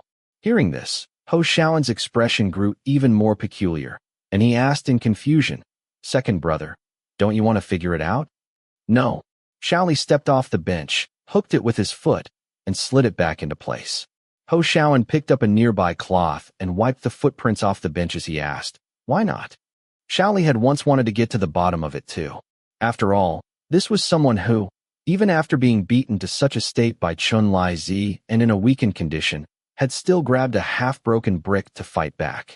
Yet after coming to his home, she had retracted all her claws and teeth, pretending to be docile. At first, he had worried she might harm his mother. But after a few days of observation, he realized she was only doing her utmost to protect herself. He turned his head slightly, his handsome and clear-cut face divided by light and shadow, and said, "When someone uses every method available to them just to survive, there's nothing wrong with that. As long as she doesn't bring disaster to my family, I can turn a blind eye." Chapter 12. When you had no idea what the two had discussed inside the house. When Xiao Huanyang went to the kitchen to light the fire, when you felt awkward standing alone in the courtyard and followed to help. This wasn't her first time entering this kitchen, but earlier she had only searched for flint near the stove without touching anything else. Now that Xiao Huanyang had already started the fire, when you glanced at the cutting board holding various bowls, utensils, and cookware, then looked at the stove with its 2 pots, realizing she had no idea where to begin. Though she had been in kitchens before, in the prince's mansion there were specialized maid servants tending the stove fire, with all ingredients prepared by servants. Even during cooking, there were head chefs instructing when to add which ingredients, what seasonings to use, and in what quantities, and when to adjust the flame intensity. She only needed to stir the pre-prepared ingredients and measured seasonings into the pot when instructed, while the fire-tending maids controlled the heat. Plating and serving were entirely handled by servants, yet among aristocratic families, this still counted as personally cooking. If asked to prepare a dish alone now, when you could recall the steps for commonly made dishes, but the Xiao family kitchen clearly lacked the ingredients for any recipe in her mind. She had to ask Xiao Huanyang, "Auntie, what are we having for lunch?" Xiao Huanyang added firewood to the stove, her face glowing red from the flames, and replied, "We'll make a pot of pig slaughter soup and stir-fry some tender meat with shredded bamboo shoots." When you paused slightly at hearing pig slaughter soup. Until today, she had never heard of this dish, let alone knew how to prepare it. Fortunately, Xiao Huanyang didn't expect her to cook. After adding the wood, she stood up from behind the stove and skillfully picked up an iron spatula and a brush made of thin bamboo sticks. scrubbing the blackened iron pot, with evident pride in demonstrating her skills to the younger generation. She told Wen Yu, "You, go outside and bring in the pork liver and kidneys." Finally given a task, Wen Yu felt relieved and went outside, only to find the two who had been hanging meat indoors now in the courtyard. One was squatting while scrubbing something, the other standing half-bent, slowly pouring water from a gourd ladle. Seeing her emerge, Ho Xiaoan grinned, showing his canine teeth. "What are you looking for, sister?" Wen Yu said, "Where are the pork liver and kidneys?"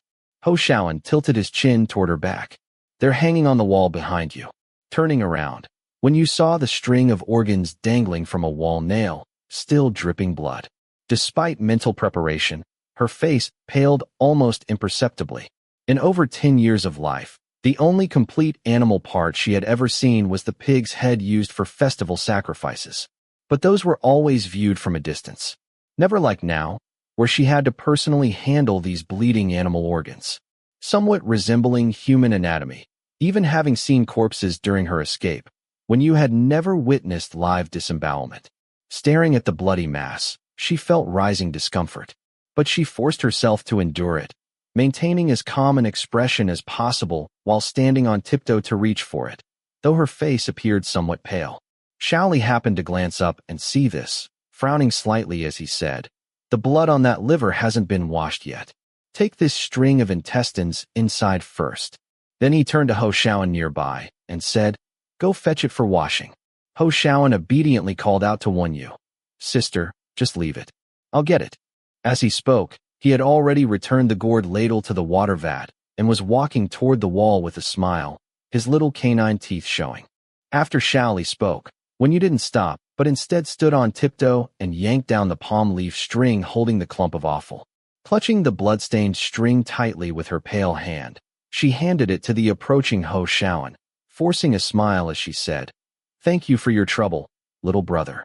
After speaking, she turned and went to the water vat to scoop water and wash the blood from her hands. Xiao Li kept watching her, and Ho Xiaoan was also momentarily stunned by Wen Yu's sudden action. By the time Wen Yu finished washing her hands and straightened up, her expression showed no trace of emotion when her eyes met Xiao Li's. She simply took the clean string of pig intestines from his hand and said, "Then I'll take this inside first." Only after Wen Yu's figure disappeared through the kitchen doorway did Ho Xiaoan shuffle over to Xiao Li's side with the string of pig offal, asking him, "Did you see that?" He gestured, scratching his head and ears, at a loss for words. The way she looked just now, it was clear she'd faint if she had to look at this offal for one more second. But when you told me to take it, she just had to grab it down herself anyway. Recalling what he had just witnessed, Ho Xiaoan muttered in puzzlement, "Why does she have to be so stubborn?" Then he added with great curiosity, "I really wonder what kind of family raised a girl like that." Xiao Li remained silent. It was only when he took the offal from Ho Xiaoan and began carefully washing it that he said in an extremely low voice, "Just dead stubborn."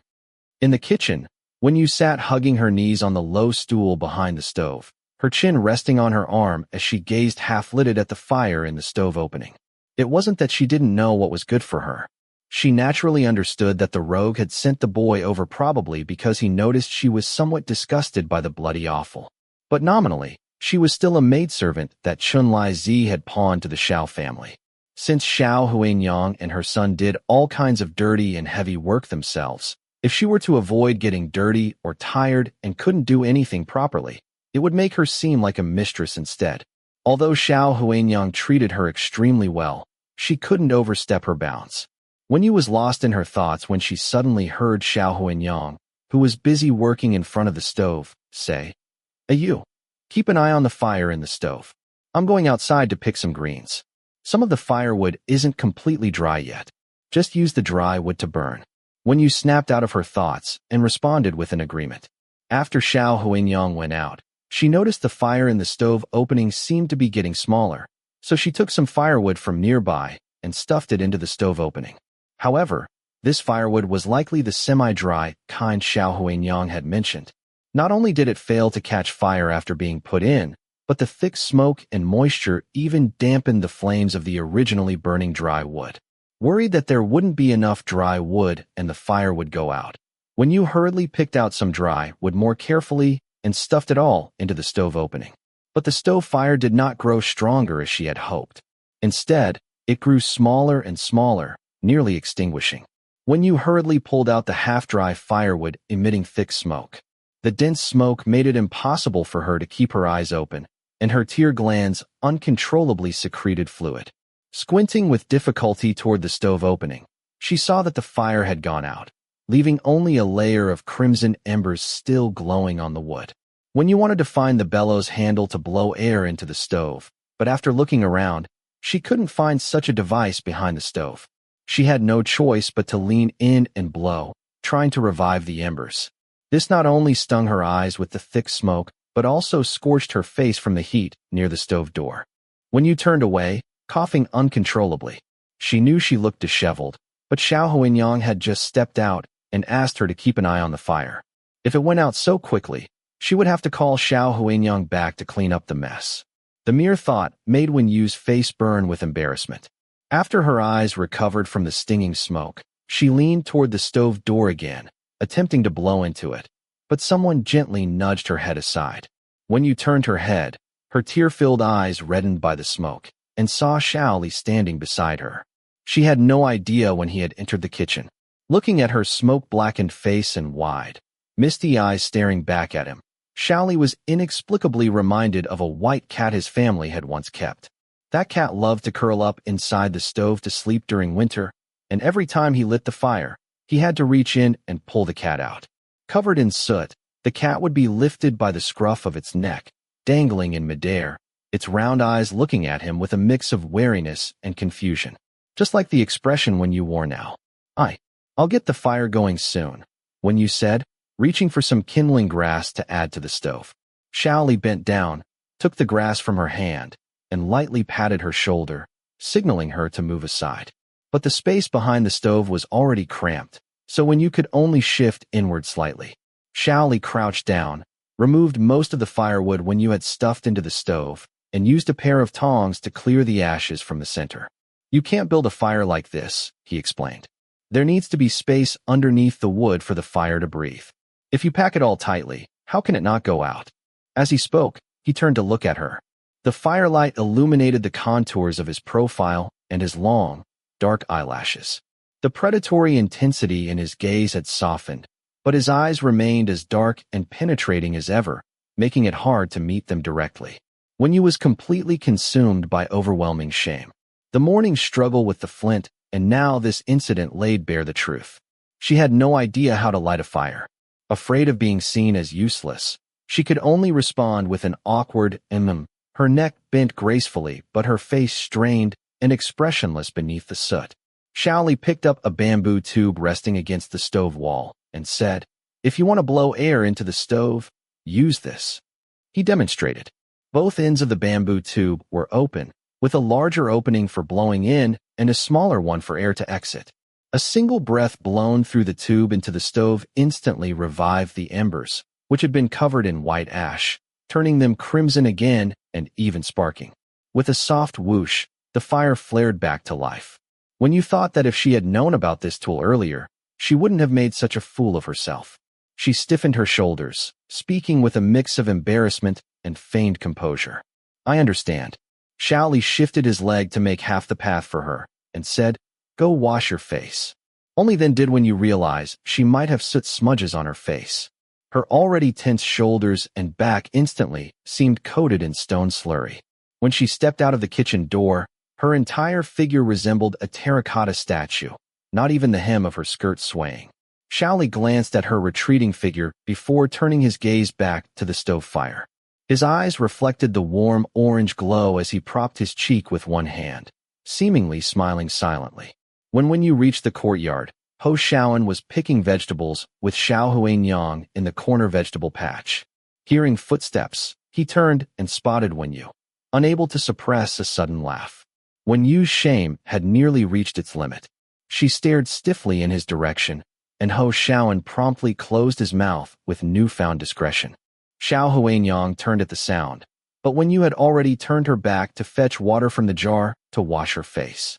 Noticing this, Xiao Huinyang couldn't help chiding. "That jar water must be freezing. How can you use it to wash your face?" You'll catch a chill. Wen Yu mumbled vaguely. My face feels hot after tending the fire. Cold water is just what I need. Using the water's surface as a mirror, she washed off the soot stains before going inside to find a clean cloth to dry her face. Just then, the courtyard gate knocked again. After Ho Xiaoan ran to open it, he called toward the room. Sister, it seems they're looking for you. Chapter 13. Looking for her. After brief contemplation in her room, Wen Yu found a newly cut handkerchief without embroidered patterns yet, covered her face with it, and stepped out. The embroidered handkerchief with the hidden emblem had only been sold that morning. Even if her personal attendants were in Yongcheng, they would need some investigation to find her address. It was impossible for them to locate her this quickly. Therefore, the visitors at her door were most likely sent by that noblewoman. At the courtyard gate, Ho Xiaoan turned upon hearing footsteps from behind, his eyes immediately widening in astonishment. The girl covered in rash marks seemed like two different people with, and without her face covered. With the veil concealing half her face, she instantly became distant and enigmatic. Even wearing the same old gray padded jacket, she commanded such presence that no one dared underestimate her. Even this sparsely furnished courtyard, simply because she stood there gracefully, seemed less dilapidated. While Ho Xiaoan's eyes were still wide as copper bells, Wen Yu had already looked toward the gate. Outside stood a round-faced maid and two young servants, all dressed in quite decent fabric. The maid stood on the steps with her hands tucked in her sleeves, while the two servants held items below. Not recognizing the maid as the one she had seen that morning, Wen Yu asked, "Are you from the Su residence?" The maid, who had initially looked down upon the shabby place, found her confidence waning when she met Wen Yu's gaze. Though the woman's eyes were calm, the maid unconsciously softened her tone. "Yes. Are you the embroiderer who will make the fan cover for my mistress?" Wen Yu nodded. "Thank you for making the trip." The maid quickly said it was nothing, just doing her job for the household. Impressed by Wen Yu's refined speech and extraordinary bearing, she became more respectful, signaling the two servants to bring forward the trays. "This is satin silk fabric. The embroidery pattern is underneath. The threads were specially brought back by my mistress from Suzhou, all dyed real silk, unavailable in Yongcheng. My mistress said if you make any mistakes, there is extra satin silk, but no extra thread. So please be careful with your stitches." Wen Yu merely gave a slight nod. Naturally, the maid then gestured for the servants to carry the trays inside. Ho Xiaoan, who had been clinging to the doorframe, quickly stepped forward saying, "I'll take them. Please come in for some tea, miss and gentlemen." Seeing the messy courtyard just after pork processing, the maid declined, citing other household matters, and bid farewell. As they left, Ho Xiaoan, holding the stacked trays with one hand, enthusiastically waved goodbye with the other.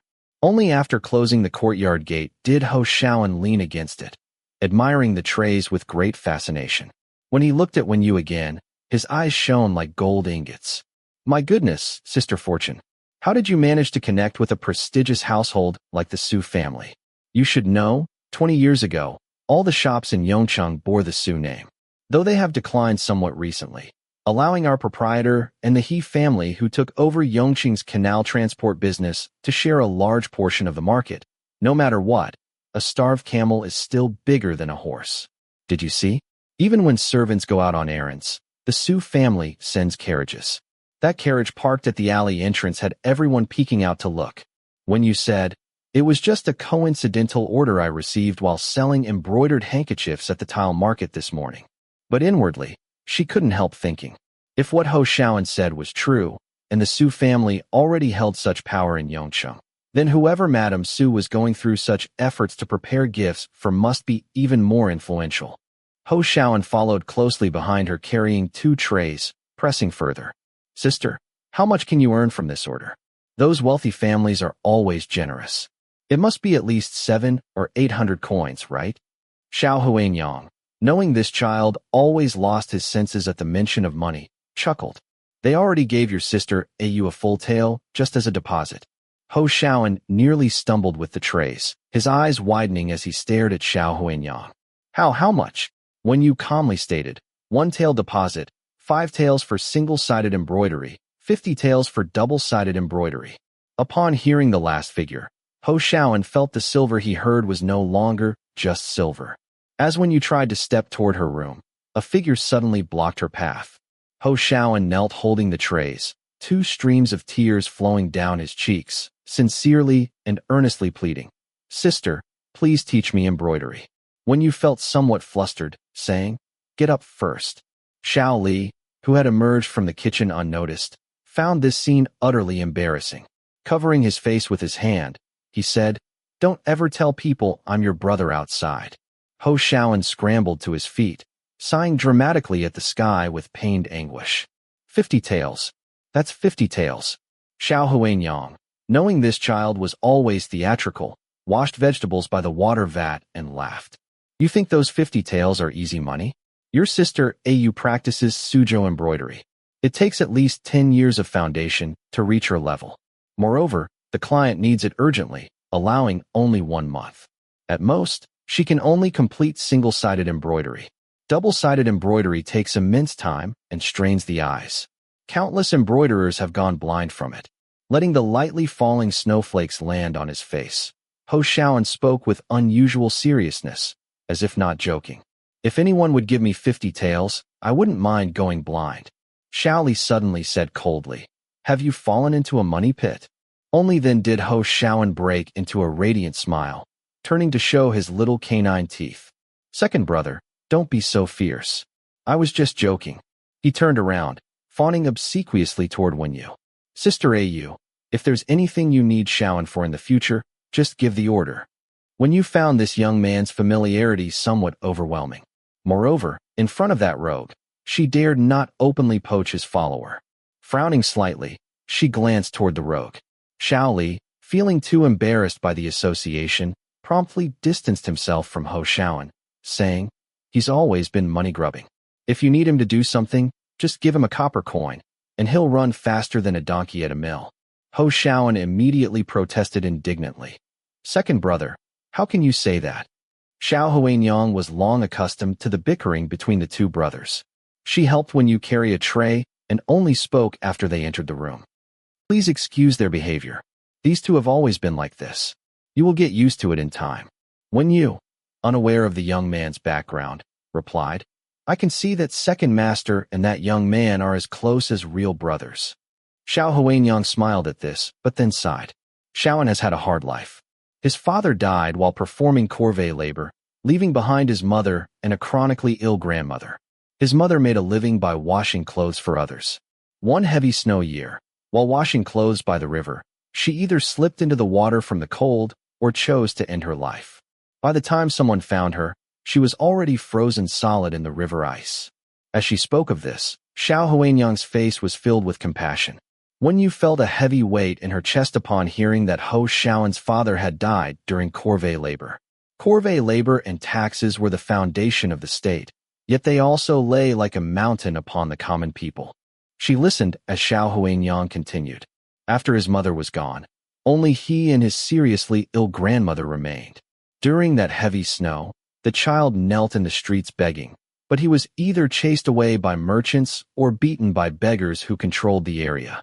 Starving desperately, he stole freshly steamed buns from a vendor and was nearly beaten to death when caught. Huaner found him and brought him home.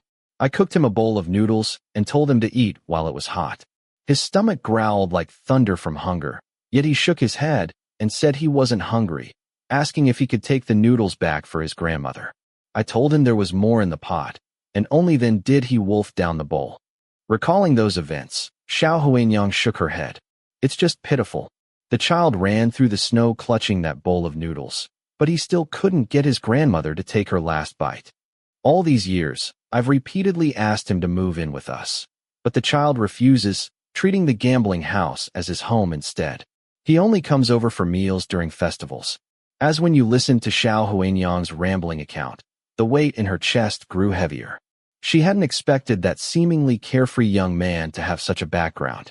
His slickness, cleverness, and ability to read people were undoubtedly honed through years of struggling to survive. How many children like him existed across the entire Great Liang? Even if, when you didn't want to think about it, she had to admit that the Great Liang's century-old reign was indeed deeply afflicted. Though her father and brother had long advocated for integrity and reform, Their efforts remained negligible against the great Liang, a giant beast festering with sores and pus.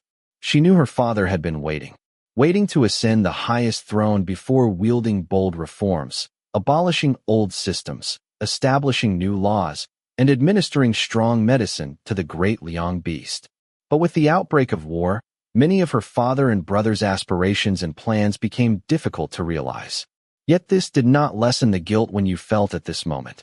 The common people supported the Wen imperial family and court officials through their corvée labor and taxes, while the masses suffered. As one of the supported Wen imperial members, how could she not feel ashamed? Because of Xiao Huanyang's unintentional remark, Wen Yu remained absent-minded even during the meal. Seeing her only picking at her rice and eating listlessly, Xiao Huanyang placed a portion of stir-fried bamboo shoots with pork into her bowl and asked, "Does it not suit your taste? Why haven't I seen you eating properly?" Wen Yu replied casually, "I'm thinking about how to earn more money." Xiao Huanyang laughed and said, "Money can never be fully earned. How come you, young lady, are just like Xiaoan, so fixated on chasing after wealth?" Upon hearing this, Ho Xiaoan, with his eyes shining brightly as he shoveled rice into his mouth, exclaimed, "I'm willing to serve Sister Yu faithfully, ready to come at her call." Xiao Li tapped him on the head with his chopsticks and said disdainfully, "It's faithfully serve, not ready to come at her call." Ho Xiaoan covered his head and chuckled, saying, "It's the same thing anyway, as long as the meaning gets across."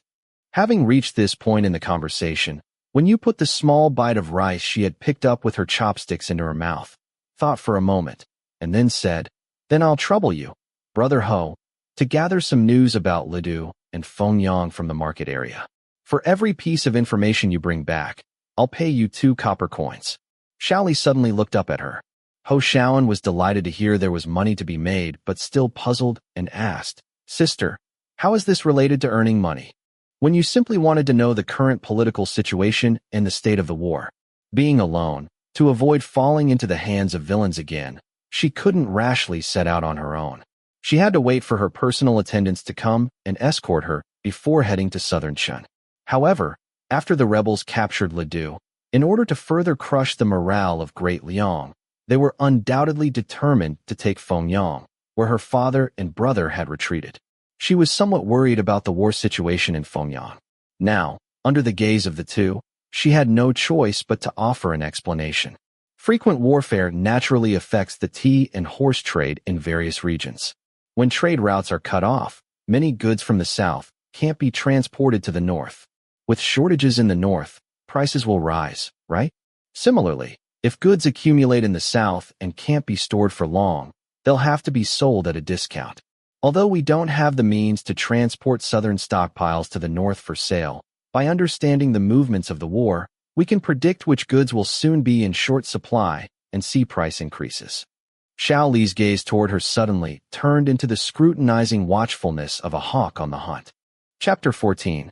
Ho Xiaoan bit the tip of his chopsticks, staring blankly for a long moment before saying, "Sister Yu, how do you know so much?" Wen Yu's chopsticks, which were picking at the rice grains, paused slightly. Even without looking up, she could feel the gaze from the person beside her, sharp enough to bore right through her. She stirred the rice grains in her bowl and smiled as she replied, "My father used to run a small business in Lidu. I heard him talk about it so often that I picked up bits and pieces over time." Xiao Li remained silent, but Ho Xiaoan lightened the mood with a joke. "With your understanding, Sister Yu, you would make a great businesswoman. When you said, 'Times are tough. Being able to survive and reunite with my family is already a blessing from heaven. I dare not ask for more.'" Ho Xiaoan, being the lively character he was, soon changed the subject to something else, and the conversation quickly moved on. Throughout the meal, Wen Yu avoided making eye contact with Xiao Li. He seemed to have other matters to attend to, and after the meal, he informed Xiao Huanyang before heading out with Ho Xiaoan. Wen Yu was still thinking about the bed situation. While helping Xiao Huanyang clean up the dishes, she brought it up. "I only found out today that the second master has been sleeping on the recliner by the fireplace these past few nights. I don't think that is a sustainable solution in the long run. What do you think, Andy, about having another low bed made for your room? I could share the room with you and help take care of you." Xiao Huanyang said, "I may cough badly, but my hands and feet are still nimble. I can manage my own daily needs. But you are right. With only 2 beds in the house, it is hard to accommodate guests occasionally. I will ask the carpenter later to see if he can finish one before the new year.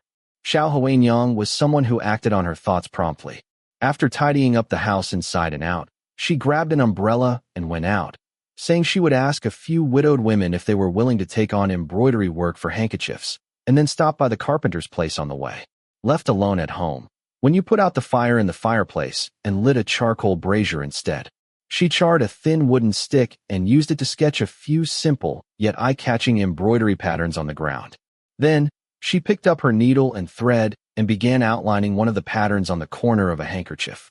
For simple embroidery like this, she could work freehand once she had a design in mind. But for the intricate fan cover that the Su family had requested, the pattern was too detailed and complex. She would need to sketch the design on silk with ink first, let it dry, and then start stitching. Thinking of brushes and ink, Wen Yu's hand paused mid-stitch. Right, she had forgotten to mention to Xiao Huanyang that they needed to buy brushes and ink. Wen Yu glanced outside at the heavy snow falling like goose feathers. Weighing whether to go out and buy them now or wait until evening to tell Xiao Huanyang or the rogue, she decided it would be better to bring it up with the mother and son later. Just then, there was a knock at the gate, accompanied by a woman's voice asking, "Annie Xiao, are you home?" Wen Yu set down her needle and thread to answer the door. Hesitating for a moment, she worried that the rash marks on her face might startle the visitor, so she put on a plain silk veil. Coming, she quickly descended the stone steps and opened the courtyard gate, seeing a young girl carrying a basket of laundry. The girl's hands and face were red from the cold, but her eyes were round and lovely. Upon seeing Wen Yu, confusion flickered in her gaze as she stammered, Is this Annie Zhao's house?" Wen Yu nodded and said, "Yes, but she is out at the moment. If you need her, you can come inside and wait."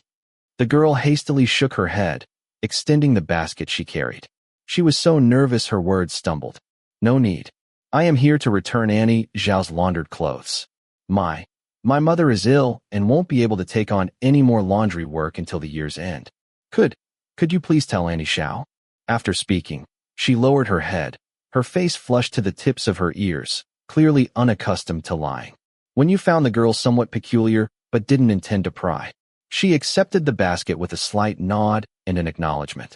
Yet the girl didn't leave, looking at her again as if hesitating to speak. Wen Yu had to ask, "Is there something else?" Her veil concealed her features below the nose, leaving only her misty moon-like eyes that revealed neither joy nor sorrow as they regarded the girl.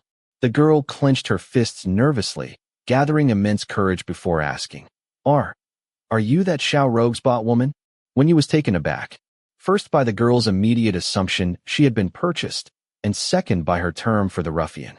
Rogue. It seemed rather fitting. She felt inexplicably amused yet puzzled, shaking her head as she replied, "No. Why would you think that?" The girl mumbled, "Everyone nearby knows he is no good. They say he killed someone at 8 and spent years in prison. After getting out, he spends all his time either in gambling houses or brothels, idle and shiftless. Auntie Xiao worries about his marriage, but with her son like this." She seemed reluctant to speak too harshly, simply adding, "What decent girl would want him? The neighbors say he will probably end up with a brothel woman or by a wife." She glanced at Wen Yu again, indignantly adding, "Since you are not his bought wife, don't be fooled by his handsome face. I have seen girls crying after him multiple times, but he is heartless. He won't even look at them." Wen Yu listened calmly and said, "Thank you for your concern, but you needn't worry. I am just their servant." The girl's mouth fell open, her mind slow to process this, before she uttered a flat, "Oh." After closing the courtyard gate, Wen Yu returned to her room, picking up her needlework to continue outlining the embroidery pattern without so much as a flicker in her gaze. Xiao Li, concerned about Zhang Hu and Wang Qing's altercation, didn't even rest after lunch before heading to the gambling house. But upon arrival, the manager informed him the proprietor was out, having gone to Drunken Red Chamber to check accounts, leaving word for Xiao Li to come find him there in the afternoon. Xiao Li responded with a roguish smile to the gambling house manager, but the moment he turned and stepped outside, his eyes turned completely dark. Only a few brothers who knew his background understood just how much he detested the drunken red chamber. Following closely behind him at that moment, one of them asked, "Second brother, do you want us to go with you?" Xiao Li didn't pause his steps, merely saying, "I'll go alone. You all carry on with your duties." But Xiao Li stopped and glanced at them, saying, "Last time I fought with Wang Qing, the proprietor couldn't make a fuss. This time Tiger acted impulsively again. Sooner or later the proprietor will seize the chance to reprimand us. If you all come along, won't it look like I am challenging him?" Only then did the men relent. Ho Xiaoan chased after him a few steps, pointing at himself as he asked, "Second brother, what about me?" Xiao Li slapped the back of his head, saying, "Didn't you find yourself a 2-copper job?" Hearing this, Ho Xiaoan grinned. "All right, then I will take that as your permission to run errands for Sister Au." As the two brothers walked away, several hoodlums following Wang Qing stood under the eaves spitting out melon seeds and glared at their retreating figures. One of them sneered, "Look how happy that scrawny monkey is. What? Is Xiao taking him to the drunken red chamber to lose his virginity?" Another nearby remarked sourly, "That Xiao has been riding high lately. Who knows how the proprietor will finally settle the Chun Li matter. I heard that ever since Chun Li gave Xiao a girl to settle his debt, many gamblers have tried offering their sisters or wives when he comes to collect debts. He is really swimming in good fortune." This provoked even more discontent among the other hoodlums, who scoffed. That bastard Zhang who claimed Chun gave him some pockmarked, ugly woman. Who would believe that? I say the proprietor is playing favorites. He favored Song Qin before, now he favors that Xiao.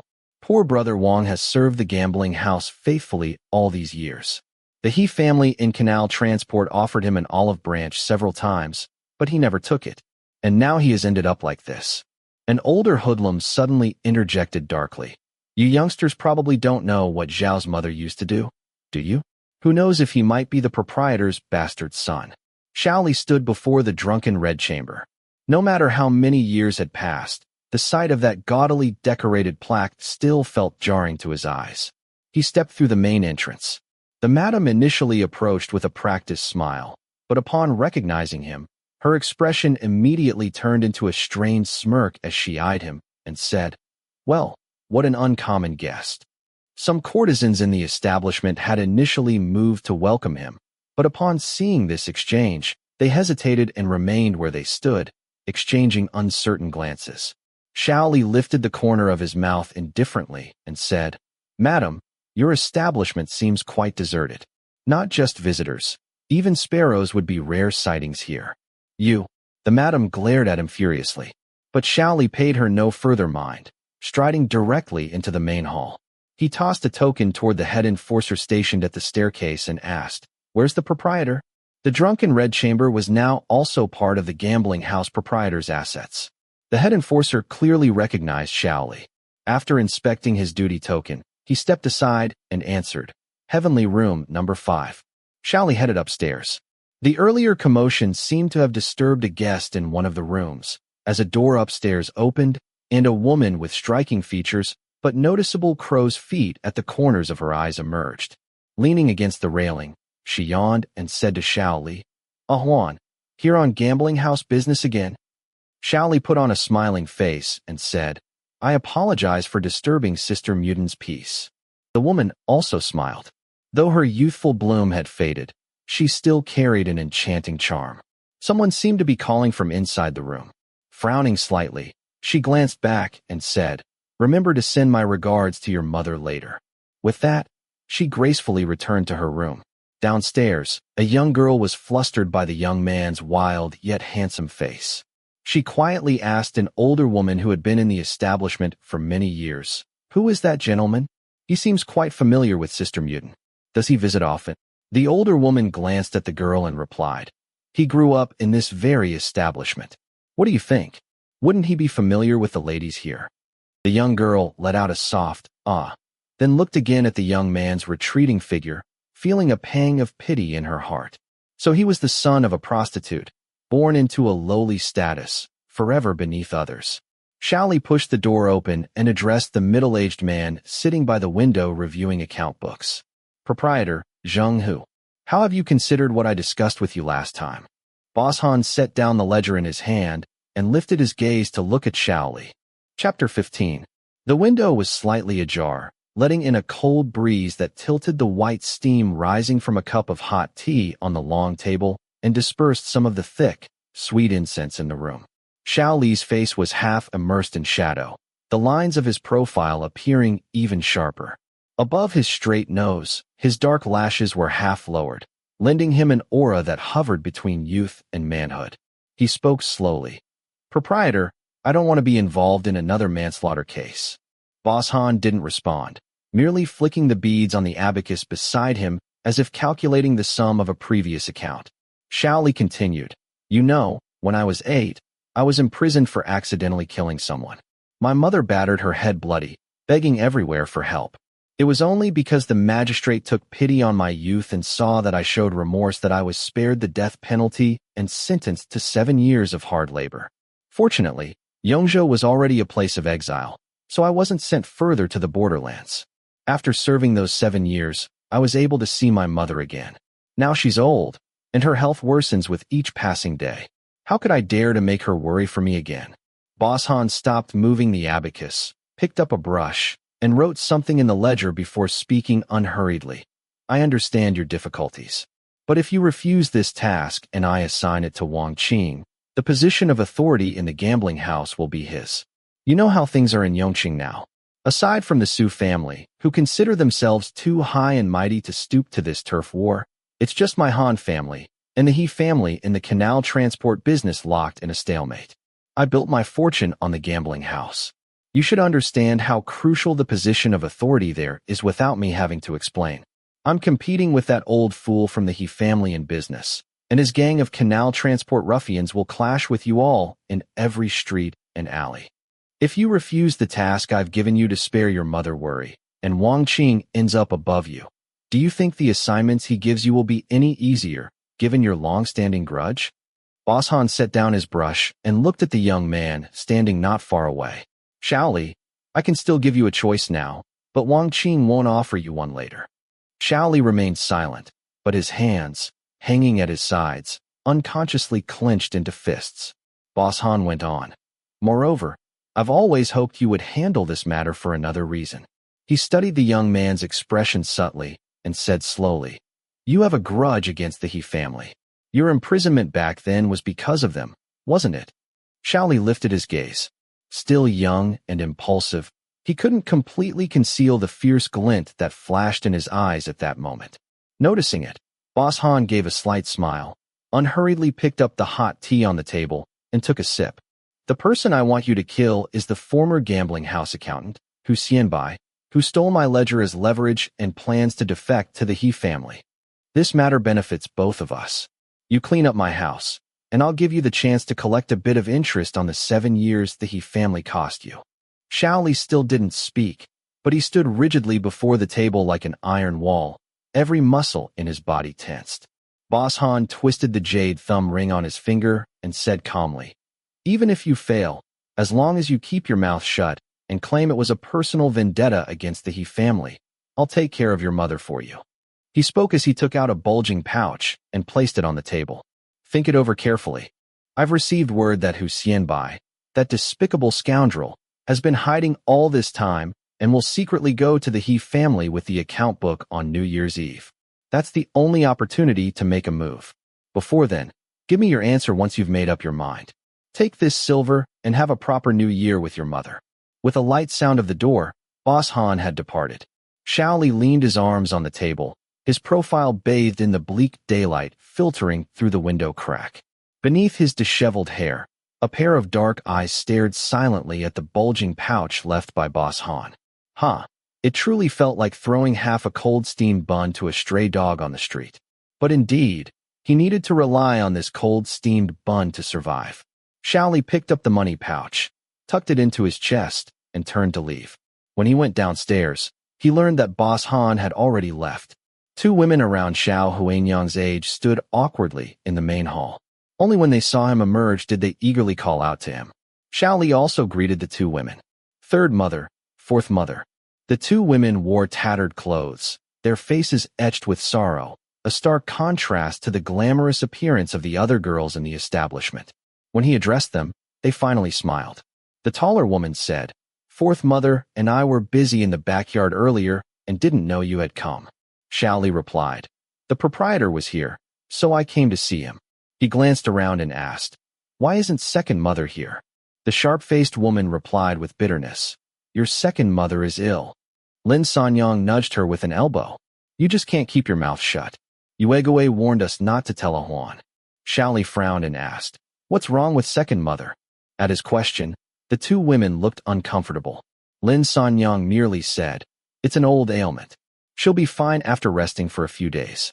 The madam entered from the backyard and, spotting them, immediately raised her slanted eyes and scolded, "You two lazy women. The snow in the backyard hasn't been cleared yet, and the slop buckets haven't been emptied. Are you hiding in the front hall to slack off again? No wonder we've had so few customers all morning. It's because your wretched faces scared them away. Get back to the backyard and work. I don't keep idlers in this establishment." Wu Xingyang whispered, "We just heard a Huan had come and came out to see him." The madam sneered, "He's not your real son. Why act so sentimental? And that lazy woman Yuegawei. She took one customer and then claimed she's sick and went back to bed. If you two don't finish her share of the work today, don't blame me for withholding her food." Hearing this, Xiao Li felt the same suffocating disgust and nausea from his childhood surge up within him. He stepped forward, grabbed the madam by the collar, and demanded, "I send you silver every month to ensure you don't trouble my godmothers. Is this how you keep your promise?" The madam struggled to break free from Xiao Li's grip, but couldn't move him an inch. She glared and lashed out.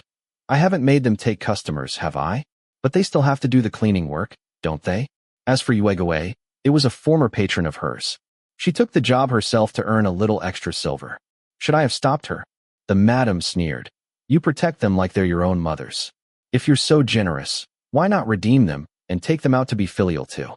Their worth isn't as high as your mother, who was once the top courtesan. 20 taels per person. Pay up and I'll return their indenture contracts." This was pure extortion. Both women stepped forward to persuade Xiao Li not to argue with the madam. Several enforcers from the establishment surrounded them. Xiao Li stared at the madam and said word by word, "One day, I will redeem my godmother and the others."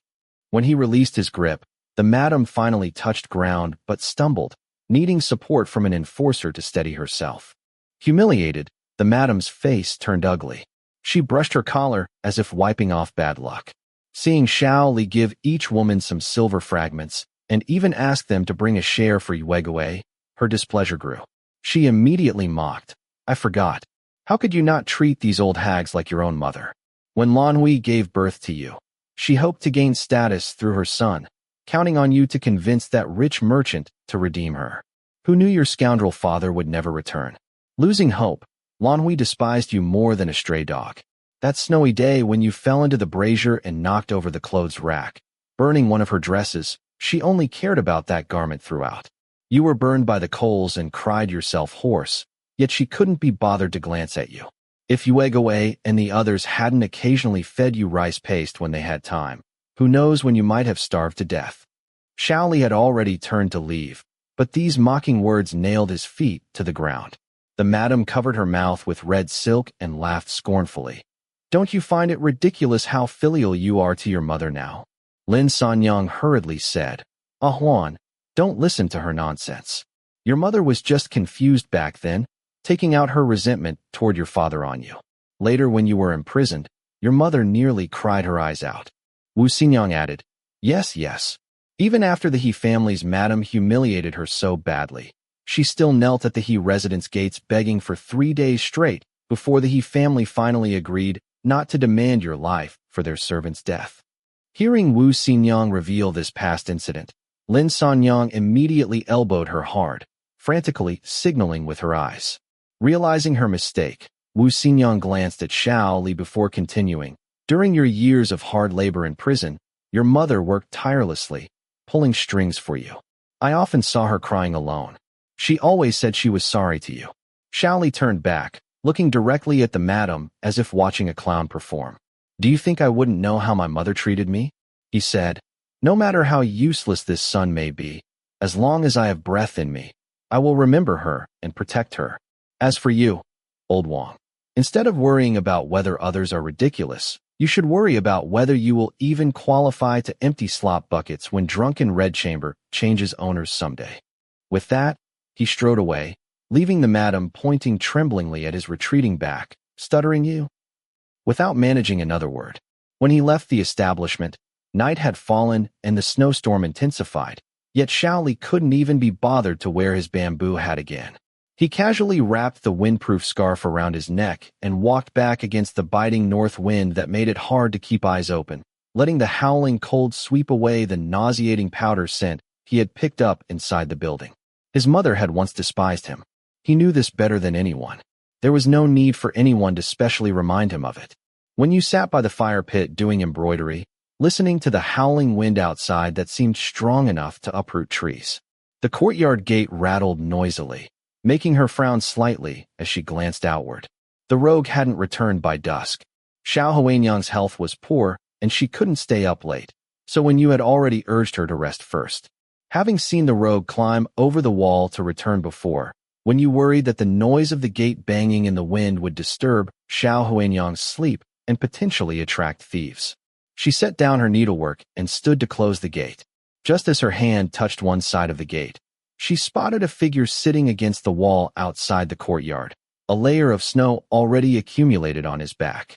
Startled, Wen Yu dropped the door bolt she was holding into the snow. The dull thud made the person sitting outside turn his head.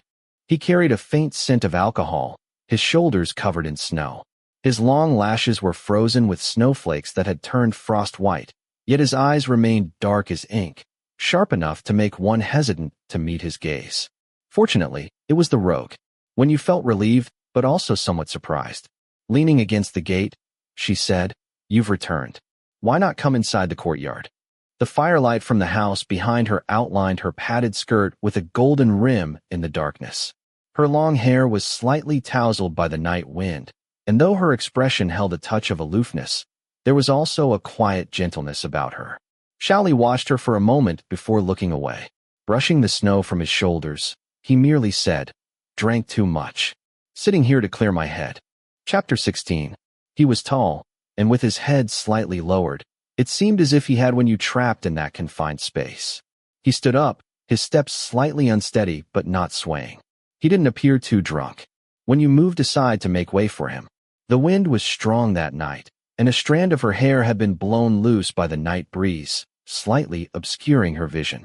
Just as she raised her hand to brush it aside, she suddenly felt a shadow fall over her, and the sharp scent of alcohol assailed her nostrils. Wen Yu's heart leaped violently, and she took half a step back, her entire back pressing against the door panel against the wall. Xiao Li braced one arm against the doorframe. His tall frame, with his head slightly lowered, seemed to cage Wen Yu in that small space. The outline of his jaw was sharply defined by the firelight behind him. The night wind rustled, causing the hems of their robes to brush against each other. Wen Yu tensed up completely. Even in the darkness, her eyes were filled with unmistakable wariness and sharpness. But Xiao Li merely steadied himself against the doorframe, crouched down to pick up the door bolt Wen Yu had dropped earlier, and upon looking up and seeing her bristling like a hedgehog, said, "I'll bolt the door." With that, he picked up the door bolt, stepped back, and went to close the other side of the main gate. Wen Yu's palms were damp with a thin layer of sweat. Unconsciously, she slowed her breathing, yet she still felt she could detect a faint scent of alcohol in the air. Almost instinctively, she retreated 2 more steps before saying, "Then I'll go in first." After speaking, she turned and hurried into the house. As she tidied her sewing basket, wanting to return to her room quickly, Xiao Li had already bolted the courtyard gate and entered the main hall. He seemed to have a headache from the drinking and paid no attention to Wen Yu. Pinching the bridge of his nose with one hand, he lay down on the recliner by the fire pit. His clothes, warmed by the fire, had melted the frost and snow, leaving them damp, but he couldn't be bothered to care. Similarly, his slightly damp, disheveled hair, now free of snowflakes, fell over his forehead, adding a touch of wretchedness, like a stray dog, to his usual arrogance and fierceness. Wen Yu had been about to take her sewing basket into her room, but seeing this, she hesitated. Given her current appearance, This rogue probably wouldn't have any improper thoughts about her. What had just happened must have been an accident. Even now, he had still given up his own room for her. Leaving a half-drunk person here like this made Wen Yu feel somewhat guilty. After a moment's hesitation, she quietly set down the sewing basket, used the fire tongs to move the tripod Xiao Huanyang usually used for cooking over the fire, and placed a teapot on it to boil water. Once the water was hot, Wen Yu found a clay bowl, poured some water into it, and set it on a long bench to cool. Feeling she had done all she could, she said, "I've boiled some water for you. You can drink it later." With that, she was about to take her sewing basket back to her room when the man, who had been resting with his eyes closed, suddenly opened them. Gazing at her retreating figure, he said, "You know how to read, don't you?" Wen Yu's heart tightened slightly as she pondered how to respond. But then he added, "There's a box under the bed in your room. Inside is a book. Bring it out." This was no longer a question or a test. It was an instruction. Unsure of his intentions, Wen Yu carried her sewing basket into the room and, as instructed, found the book he wanted. It was called a book, but it no longer had a cover. Wen Yu skimmed through it briefly and realized it was a romance about kings, nobles, and generals throughout various dynasties. The pages were worn, and the printed ink was crude and faded. Wen Yu knew that such storybooks were very popular among the common folk, and the oral storytellers had memorized the numerous tales within them until they were thoroughly familiar. She didn't know why the rogue wanted this storybook so late at night. After a brief moment of puzzlement, she still brought the book out. "I've brought you the book. I'll leave it on the long bench. Read a passage for me." Before she could finish her sentence, he interrupted her. His voice carried a peculiar hoarseness after drinking, his long eyelashes resting beneath his eyes, and his sharp brows still appeared formidable even with his eyes closed. It was hard to tell whether he had closed his eyes to rest or to think. Wen Yu briefly deliberated between pretending to be ignorant and illiterate and admitting her literacy, ultimately choosing the latter. This rogue was no fool. Wen Yu even faintly sensed that he must have already noticed her unusual background. But since he didn't probe further, they could still maintain this temporary peace. Now that he had exposed her literacy, continuing to feign ignorance might instead lead him to uncover more about her. Glancing at the young man still lying with closed eyes on the recliner, she measured her words. "I only learned a few characters from my elder brother. I don't know many." He simply said, "Just read." So Wen Yu, by the light of the oil lamp and fire, began reading from the romance. They say, something about the 3 sovereigns and 5 emperors, achievements of Xia, Zhang, and Zhou. Heroes, something stirring the spring and autumn, rise and fall passing in an instant. History records, but a few names. Pretending not to recognize the complex characters, and keeping her voice low to avoid waking Xiao Huanyang. Her clear and melodious tone carried a soft huskiness, blended with a Luodu accent that added a distinctive flavor. Outside, the snow raged and winds howled, the cold air seeping through the door cracks causing the fire in the hearth to flicker. Only the clear, pleasant reading voice continued steadily in the room, neither hurried nor slow. After finishing the first chapter, Wen Yu looked up at Xiao Li and found him silent with closed eyes, unsure if he had fallen asleep. She didn't ask further, but quietly placed the storybook on the long bench, added 2 more logs to the hearth, then turned to enter her room. Lying on the not-so-soft but warm enough bed, Wen Yu still pondered the content of the romance.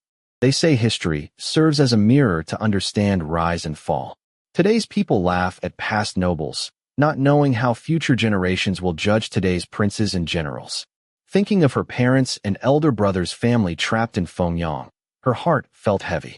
Throughout her journey to southern Chun, even with her trusted aides protecting her, she had experienced several assassination attempts. After falling into misfortune and ending up in the hands of human traffickers, she hadn't slept peacefully at night. Tonight, stirred by melancholy, she felt uncertain how long this wandering would last, tossing and turning, unable to sleep. When she turned over again to face the door, she inadvertently glimpsed the faint firelight seeping through the door crack. Remembering that the rogue was sleeping outside on the recliner, and no petty thieves would dare approach, for some reason, her heart inexplicably grew much calmer. Regardless of what tomorrow might bring, at least for now, she could still find temporary refuge in this small corner. At daybreak, Xiao Li woke. The firewood in the hearth had burned out, leaving only embers glowing red amid white ashes. Having slept rough on the recliner all night, his neck was inevitably stiff and sore. Sitting up, he rubbed his neck with his hand, the gloom from last night already gone from his face. Only when preparing to get up did he notice the bowl of cooled water on the long bench, pausing slightly in surprise. He remembered the reading voice from last night, settled within the sound of wind and snow. A breeze seeped through the door crack, stirring ripples across the water in the bowl. Xiao Li stared at the bowl for a long while before rising. He reached into his lapel to retrieve the silver Boss Han had given him the previous day, intending to hand it to Xiao Huanyang, when his fingers brushed against a handkerchief. He pulled both out and examined them. The bloodstains on the silk handkerchief were glaring, and the delicate orchid embroidered in Suzhou embroidery at one corner stood out prominently. For a moment, he felt a flicker of uncertainty. Just as a soft sound came from Xiao Huanyang's door, he reflexively tucked the handkerchief back into his robe. Seeing her son, Xiao Huanyang couldn't help chiding. "When did you return last night? Why not sleep a little longer?" Xiao Li brushed it off, saying, "Zhang Hu and the others asked me out for a drink. I came back a bit late." As he spoke, he handed the money pouch to Xiao Huanyang, adding, "The proprietor gave this as New Year's money." Xiao Huanyang weighed the pouch in her hand and frowned. "Why so much? Huaner, it's one thing for you to work at the gambling house, but don't get involved in anything else." Xiao Li knew what she meant and grinned roguishly. "What are you thinking? I work hard for the proprietor, so naturally he values me. Now that Brother Song is gone, he even wants to promote me to take his place." As they spoke, the curtain of the middle room was lifted, and Wen Yu stepped out, greeting them. "Aunt, second master."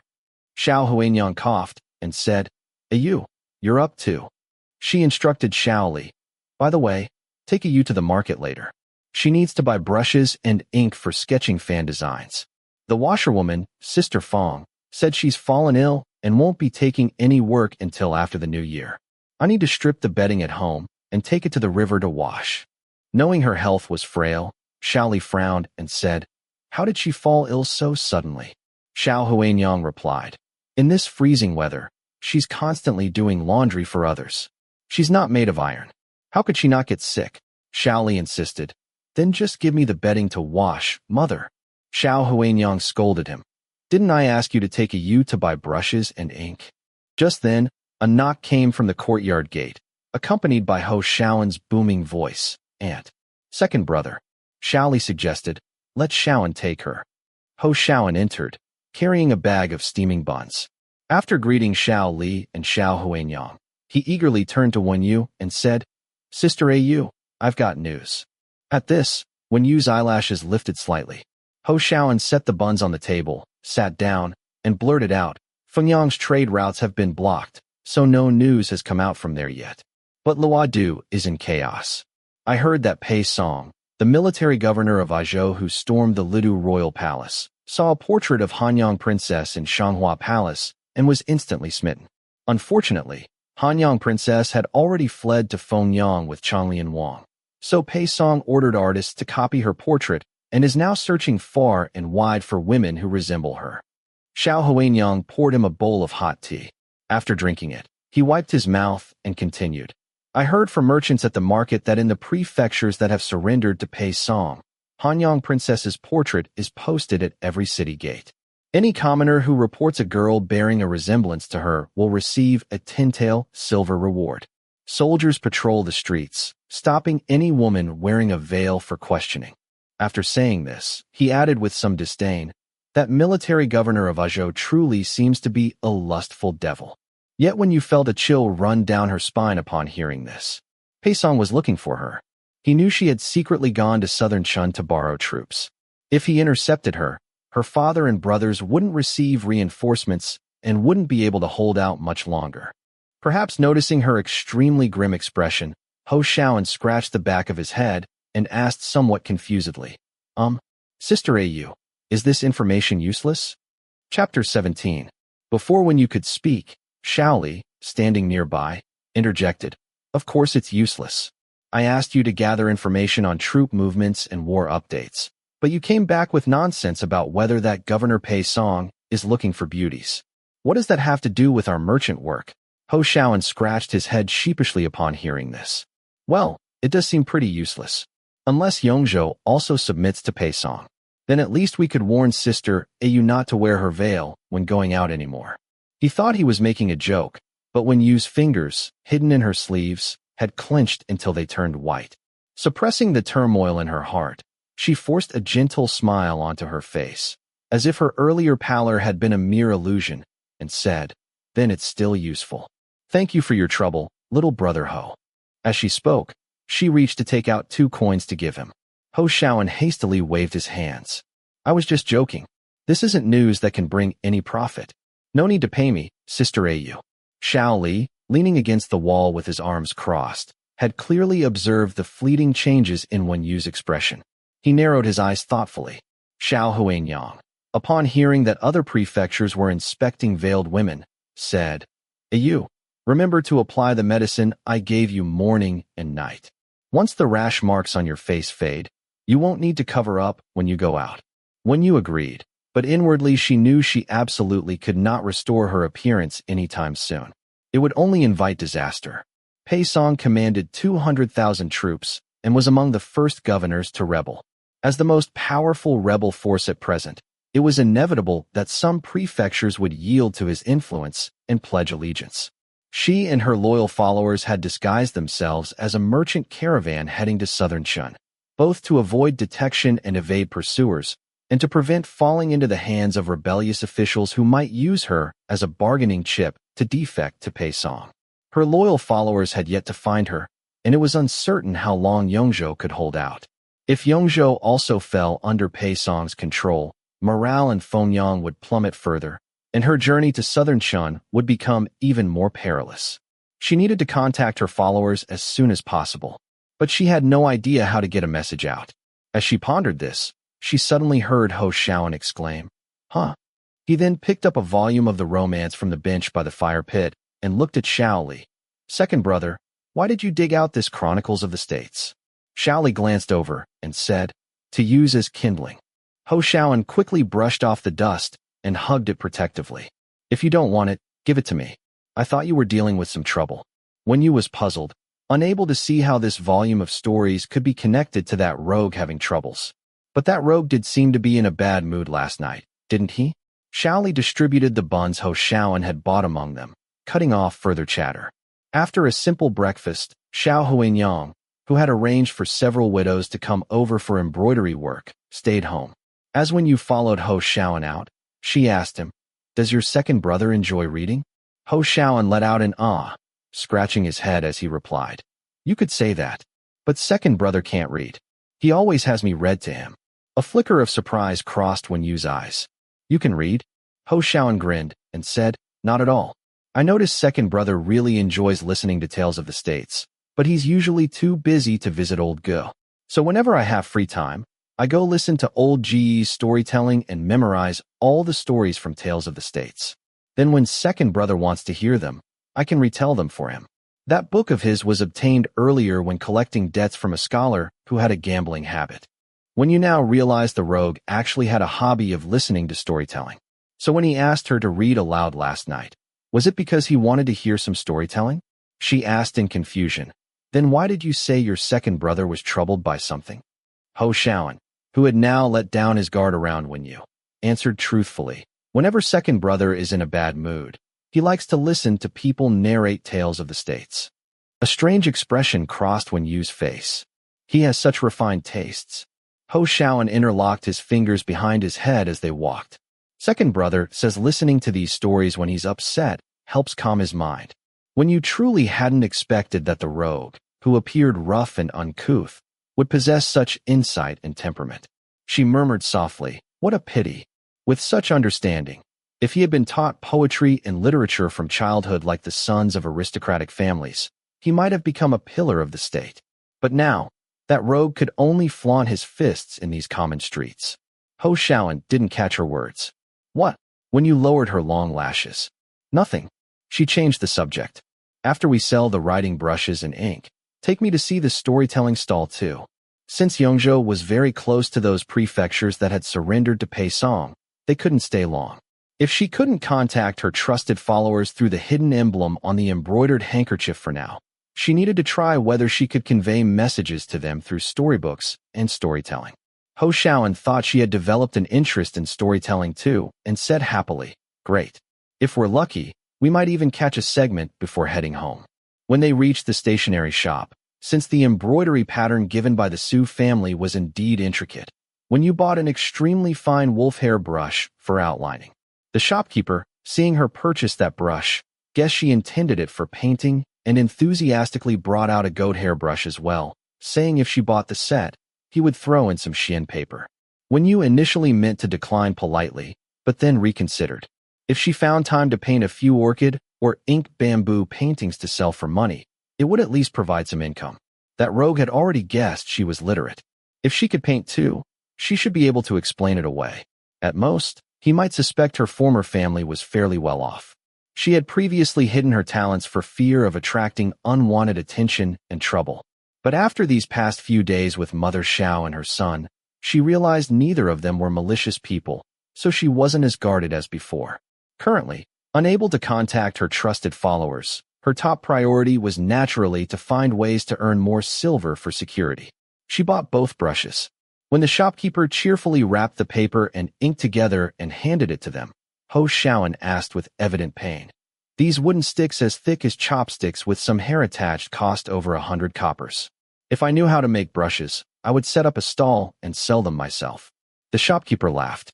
"Young man, that's not the way to see it. All trades are worthless except scholarship. Since it's one of the 4 treasures of the study, its price reflects its value." Ho Xiaoan said quite indifferently. "Well, it's not something ordinary families like ours can afford anyway." The shopkeeper laughed again. "If a family manages to produce a scholar who passes the imperial exams and enters officialdom, wouldn't that bring blessings for 3 generations? Wen Yu's hand paused slightly as she received the brush case, suppressing the ripples of emotion rising in her heart. She had always heard people say that common folks were crude and ignorant, unfamiliar with poetry and literature, unable to distinguish great principles. Like summer insects, mediocre and busy, living their entire lives without knowing what they were striving for. But after truly experiencing life among the people, she realized, when even basic food and clothing are hard to secure, how can one speak of knowing poetry or discerning great principles? Writing brushes, ink, paper, and inkstones are luxuries for ordinary families, let alone school tuition. The people's illiteracy shouldn't be their shame. It should be the shame of those sitting high in court halls. Never before had Wen Yu so urgently wished for the rebels to be swiftly executed. Only when the world was stabilized and her father ascended the throne could benevolent governance be widely implemented among the people. Without massive military expenditures, the national treasury might not be so strained. Then taxes and corvée labor could be reduced, giving common folks a chance to catch their breath and live their lives properly. When the national treasury became more sufficient, if the court allocated funds to establish county schools everywhere, waiving tuition and vigorously promoting imperial examinations, couldn't this carve out a path to success for impoverished scholars? But thinking about this while the nation remained fragmented felt impossibly distant. Nowadays, even mountain bandits could raise flags and declare themselves kings or emperors, with various powerful figures fighting over territories. The Great Liang's realm was already shattered. What ordinary people sought was simply survival. Carrying these heavy thoughts, Wen Yu followed Ho Xiaoan to old Ge's storytelling stall, where they saw a large crowd gathered from afar. Ho Xiaoan wondered aloud, what did old Ge talk about today to attract such a crowd? Using his small stature to advantage, he pushed forward vigorously. Make way, make way. As Wen Yu followed Ho Xiaoan through the crowd, she discovered the storyteller wasn't old Ge, but a shifty-eyed rogue dressed in coarse short clothing. The rogue had one foot on a long bench and the other on the table, proclaiming loudly to the audience. Everyone knows Lan Hui, the top courtesan from Drunken Red Chamber, who was famous throughout Yongzhou City 20 years ago, right? Desperate to latch onto a wealthy merchant. Hey, she even bore him a son, but still couldn't secure her position. Spreading his hands, his expression full of contempt and schadenfreude. Later, relying on her fading charms, she tried to become a concubine in the He family. who in Yongzhou City didn't know old master he was henpecked. When the news reached Madame He's ears, she stormed into drunken red chamber with her servants, slapped the whore back and forth until her face swelled like a pig's head, then ordered her clothes torn off to humiliate her publicly with the servants. The rogue's rat-like eyes gleamed with excitement at this point. The whore's son protected his mother, grabbed a fruit-cutting knife, and stabbed a servant in the chest. A murder case ensued. He got 7 years of hard labor. After release, with nowhere to go, he started collecting debts at the gambling house to survive. Now he has made it big, putting on airs, bought property in your South Third Lane, trying to play the rich master. The crowd buzzed with discussion. Hey, served 7 years, works at the gambling house, lives in our South Third Lane. That must be that Xiao fellow, right? The Xiao family mother and son have lived on this street for several years. Apart from her son not engaging in a proper livelihood, collecting debts for the gambling house, and mingling with ruffians and idlers, the woman usually keeps to herself and rarely appears in public. She doesn't seem like someone who came from a place of ill repute. Isn't it precisely those who keep to themselves who are suspicious? With the courtyard gate closed, who knows what goes on inside? When you frowned upon hearing these discussions, it was only after piecing together what that girl had said the other day that she realized the son of a whore the ruffian mentioned seemed to refer to Xiao Li. But Xiao Huanyang, had she really once been the top courtesan at the drunken red chamber?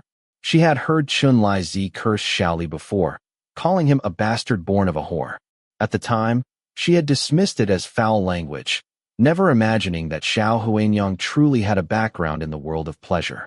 No wonder Xiao Huanyang had relented and agreed to take her in when Chun Lai Zi threatened to sell her into a brothel if she didn't stay. When you felt deeply grateful for Xiao Huanyang's kindness. After spending many days with her, she knew well that Xiao Huanyang was nothing like the mercenary person the ruffians made her out to be. These troublemakers were deliberately spreading this past story, reopening old wounds, clearly targeting Xiao Huanyang and her son with the intent to smear their reputation. At this thought, Wen Yu was about to shout at them to stop. Go to hell. Unexpectedly, Ho Xiaoan suddenly roared, hurled a basket to cover the ruffian's head, then charged over and kicked him hard in the abdomen, sending him tumbling off the bench. His eyes red with rage, he pinned the ruffian down and began throwing punches wildly. You bastard! How dare you slander my aunt and second brother? I'll kill you. But the ruffian clearly hadn't come alone to stir trouble. Several accomplices hidden in the crowd rushed forward to restrain Ho Xiaoan. Seeing they were outnumbered, Wen Yu urgently called out, Xiaoan, run. They have backup. But it was too late. One of the ruffians grabbed Ho Xiaoan by the arm, flung him backward, and landed a punch on his face. His lips split and bleeding, Ho Xiaoan didn't hesitate to strike back with a punch of his own. Spitting out blood, he snarled, Come on. I'm not afraid of you even if there are more of you. He fought with a desperate, life-risking ferocity, but he was just a scrawny youth, and it was impossible to fend off so many attackers. Soon, he was pinned to the ground, beaten and kicked mercilessly. Wen Yu's heart felt as if scalded with boiling oil. Stop! What kind of skill is it to gang up on a child? She shouted. But no one listened. She turned to the onlookers for help. Everyone, please help pull them apart. If this continues, someone will die. Though the crowd had gathered to watch the spectacle, they kept their distance, afraid of getting caught up in the ruffian's violence. None stepped forward to intervene. Wen Yu watched in horror as blood streamed from Ho Xiaoan's nose and mouth. Desperate, she yelled, The constables are coming. Run. The area was packed with onlookers, and at the sudden cry of constables, everyone feared getting into trouble and scattered like frightened birds. Hearing the commotion and seeing the crowd disperse, the ruffians believed the authorities had arrived and hastily abandoned Ho Xiaoan to flee. Only then did Wen Yu rush over to help Ho Xiaoan. Xiaoan, how are you? She asked anxiously. Ho Xiaoan lay sprawled on the ground, his face smeared with blood, barely able to move. Yet his eyes still burned with ferocity. Dare to speak ill of second brother. I'll kill them. Wen Yu couldn't understand why the young man was being so stubborn. There were too many of them, she said. You shouldn't have charged him like that. She slung one of Ho Xiaoan's arms over her shoulder and helped him up, her voice filled with pity. You're badly hurt. Let me take you to see a doctor first. Leaning entirely on Wen Yu for support, Ho Xiaoan coughed weakly from his thin chest. Wiping away the nosebleed that still flowed, he muttered, "Sister Au, please don't tell second brother about this." Chapter 18. In the deep winter's heavy frost, withered grass slumped along the riverbank was coated in a layer of icy crystals. Though the river hadn't frozen over, on such days its waters still carried a bone-chilling cold. A basket of freshly washed bedding and quilt covers sat by the riverbank. The previously calm river surface suddenly rippled as Xiao Li emerged from the depths, holding two fish strung together with water weeds. The splashing water momentarily drowned out the sound of the two fish thrashing their tails in his grasp. On such a frosty, windy day, he was actually bare-chested. His hair tips and his entire robust chest were dripping with water. Without clothing to cover him, the coiled muscles of his shoulders and back revealed smooth, beautiful lines that subtly bulged with his movements, as if brimming with power. However, there was a scar on his shoulder blade, likely from a burn. He shook his head roughly, sending droplets flying from his jet-black hair. Gazing at the two fish in his hand, he laughed heartily. "Consider yourselves lucky. Tonight, you'll be sacrificed to the temple of this Xiao family's 5 organs." The two fish thrashed their tails again, splashing him in the face with fishy water. Xiao Li spat and flung the fish onto the bank with a swing of his arm. He scooped up some water to wash his face, then slicked back his soaked bangs before stepping ashore. Water still dripped from his hair roots. As he moved closer to the bank and the water grew shallower, the well-defined muscles of his waist and abdomen became clearly visible. The sun peeked out halfway.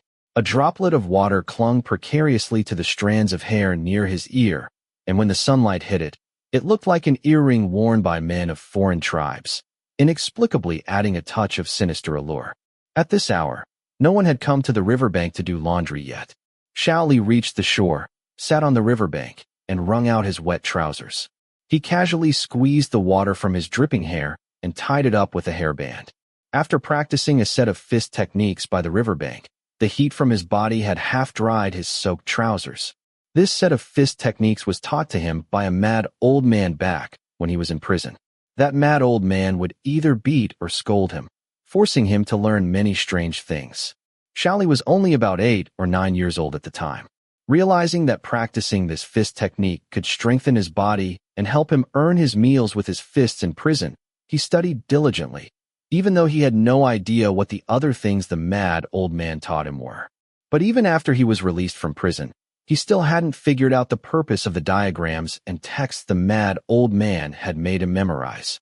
It wasn't until he accidentally heard a storytelling session by Old Man Gui, who recounted the tale of a former dynasty's great martial general using the Hung E formation to defeat the enemy, that he suddenly jolted with realization.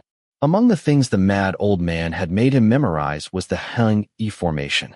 Illiterate and initially clueless about what it was, he had memorized it purely out of fear of the mad old man's harsh beatings during his 7 years in prison, until it was ingrained in his mind. After learning from Old Man Gui that the Hung E formation was a military deployment tactic, he began frequenting storytelling sessions. Whenever Old Man Gui recounted stories of past dynasties' martial generals, a few terms he had heard from the mad old man would inevitably pop up. Through this method, he gradually matched the things he had memorized by rote with the actual historical examples of famous generals from various dynasties, slowly pondering the strategies in each battle. Though it might seem like idle curiosity, whenever he delved into these matters, his entire mind would become exceptionally calm. Ho Xiaoan assumed he enjoyed listening to stories of princes, generals, and ministers from various dynasties. After frequently attending Old Ge's storytelling sessions, he would return and recount them to him. Having no way to explain himself, he never offered any further clarification. Once the heat had mostly dissipated from his body, Xiao Li put on the brown robe he had discarded nearby, picked up the fish and the bamboo creel, and headed back. On the way, he encountered several women heading to the river to do laundry. He fixed his gaze on one of them and frowned. "Aunt Fong, didn't you say you were ill and wouldn't be taking on any laundry work until the end of the year?" The woman Xiao Li had called out to seemed somewhat afraid of him. Clutching her wooden basin, she avoided his gaze and stammered, too timid to respond. Another woman nearby spoke up on her behalf. "Young brother Xiao, The matter concerning your family has already spread throughout South Third Alley. Aunt Fong doesn't only take on work from your household. Other families say they're afraid it's unclean to wash their clothes together with yours. Aunt Fong relies on laundry work to make a living. She can't afford to lose other customers just for your family's sake. Xiao Li sensed something amiss and asked, "What matter concerning my family?" The women exchanged glances.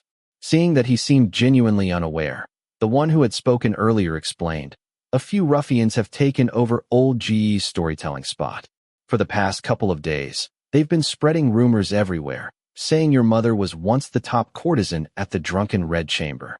Those words seemed to strike a nerve, causing Xiao Li's face to darken instantly. Wen Yu was unfamiliar with the roads in this area and relied entirely on Ho Xiaoan's directions as she supported him on their way to the clinic. But Ho Xiaoan had been kicked several times, and it was unclear whether his internal organs had been injured. Even with her support, he struggled to walk. Wen Yu said with concern, "You won't let me tell your second brother, but with injuries like these, it'll take at least 10 days to half a month to recover. How do you plan to keep it hidden?" Ho Xiaoan covered his mouth and coughed softly. "Let's just hide it for now." He lifted one of his swollen eyes to check the way and spotted someone standing at the intersection ahead. His expression shifted several times before he finally managed to mumble, "Second brother." Wen Yu was equally taken aback upon suddenly seeing Xiao Li. She stood still supporting Ho Xiaoan.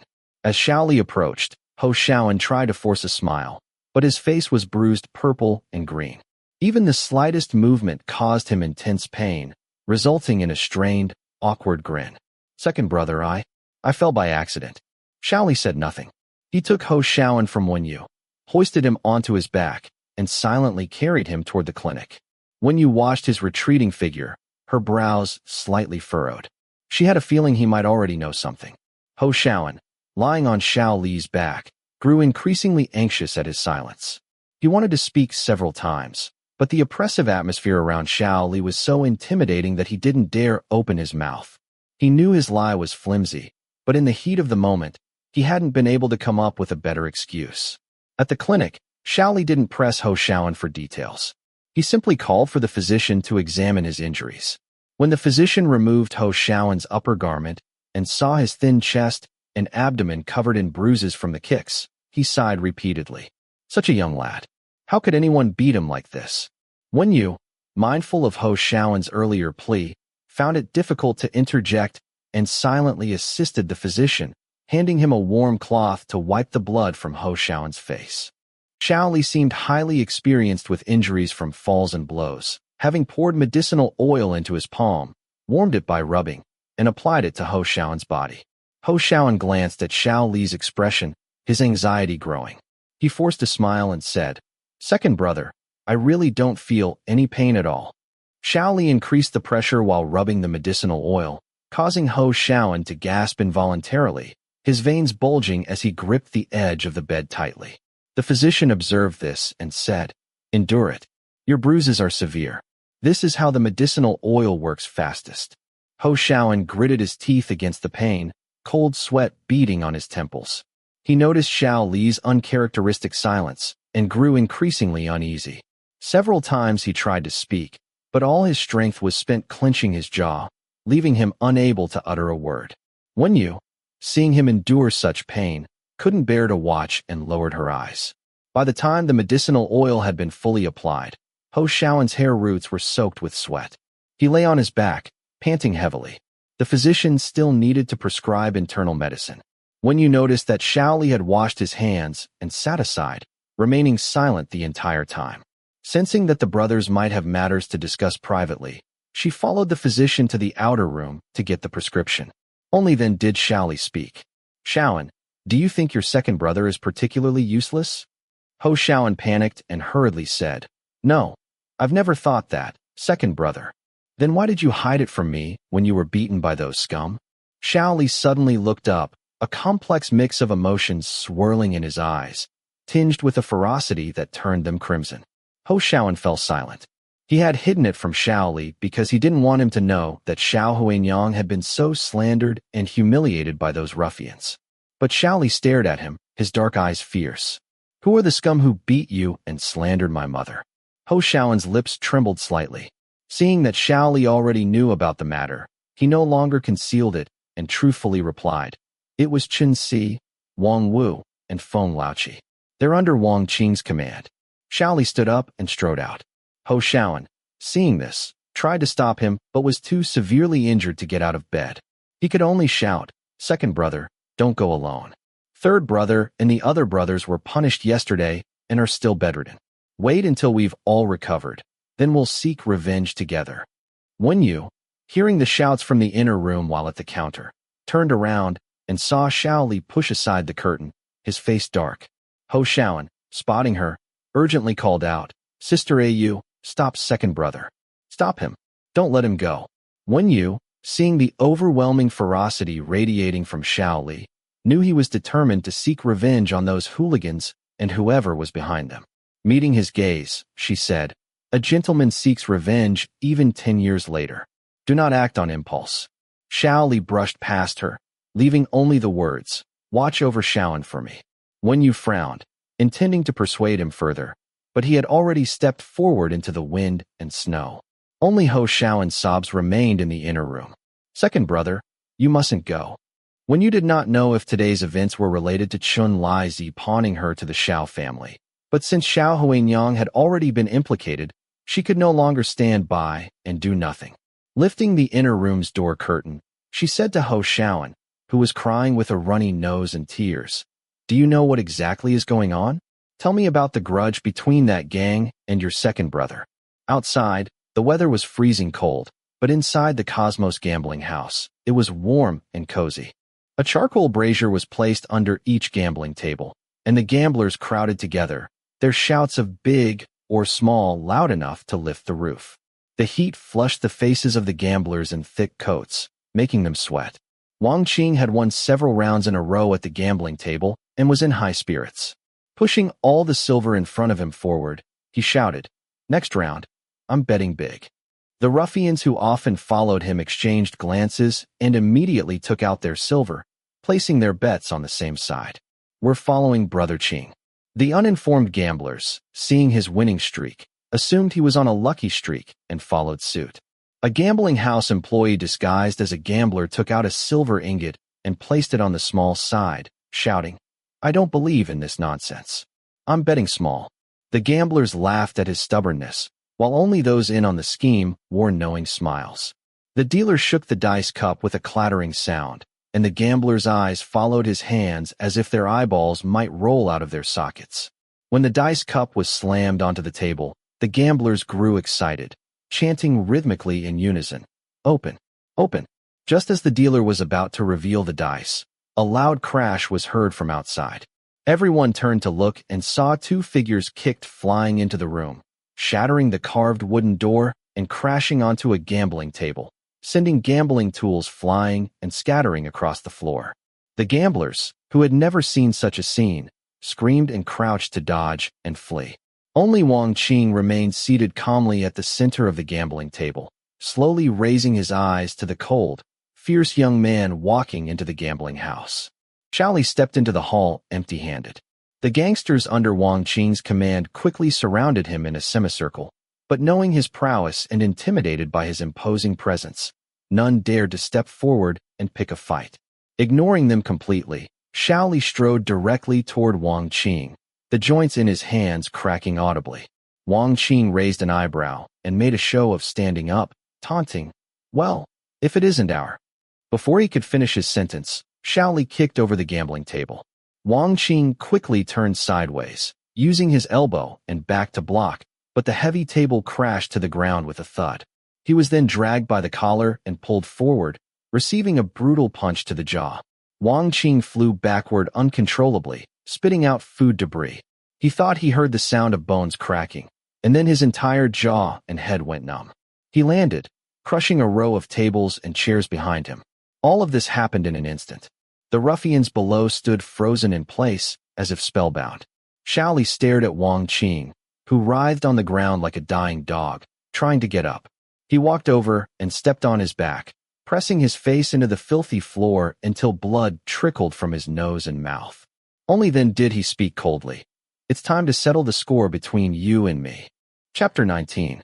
Wang Qing was completely dazed by the previous punch, his head still ringing, but the pain had already crawled through every nerve. The agony twisted his entire face into a grotesque mask. Hearing Xiao Li's words, he bared his blood-stained teeth, a low growl escaping his throat as he pushed against the ground with both hands, struggling to rise. But the foot planted on his back rendered him immobile, making all his struggles futile. This was the ultimate humiliation. Brother Xiao, you and Brother Wang are both our own people. Why resort to such violence? The gambling house manager, hearing the commotion, rushed over to intervene. Xiao Li shot him a cold glare, freezing the manager in his tracks as he attempted to step forward. The manager could only force a dry laugh. This, whatever misunderstanding this is, let's all sit down and talk it out. Unexpectedly, a rogue seized the opportunity, hoisting a wooden chair and shouting as he swung it with full force toward the back of Xiao Li's head. Unable to dodge in time, Xiao Li raised his elbow to block.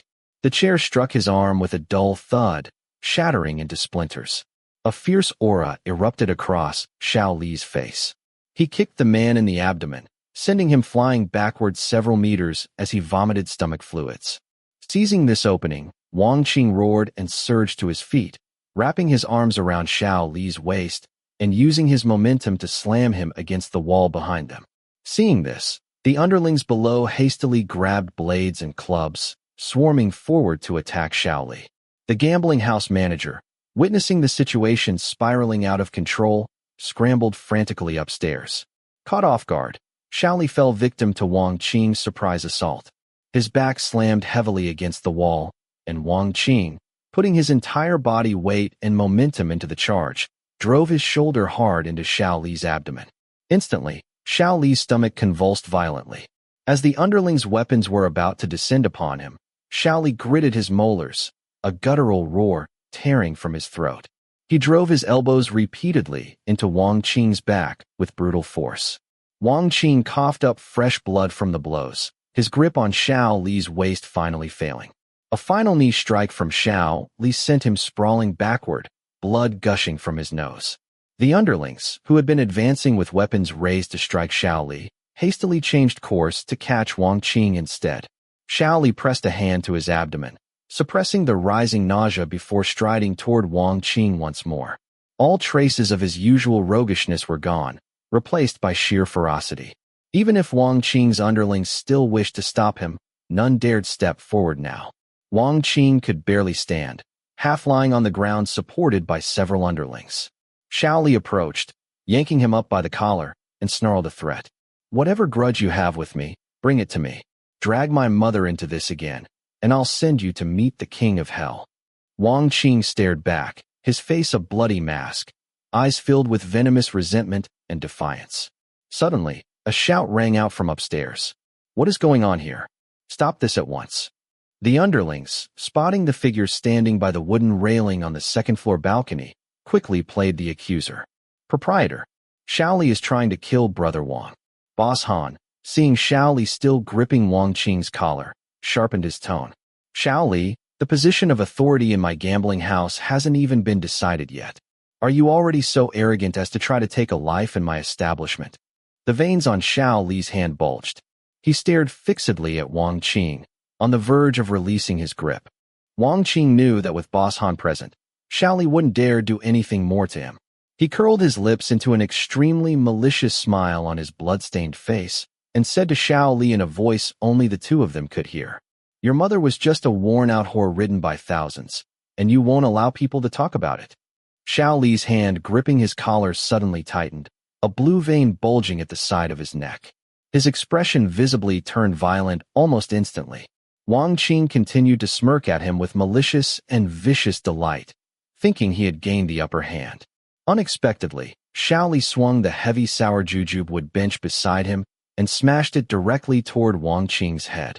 This blow truly split his head open and made the blood flow. Even the petty thugs accustomed to big scenes were all frightened into silence. Boss Han was also startled by this sudden move, both hands gripping the wooden railing on the second floor as he shouted sternly, Xiao Li. Xiao Li raised his head, half his jaw splattered with blood.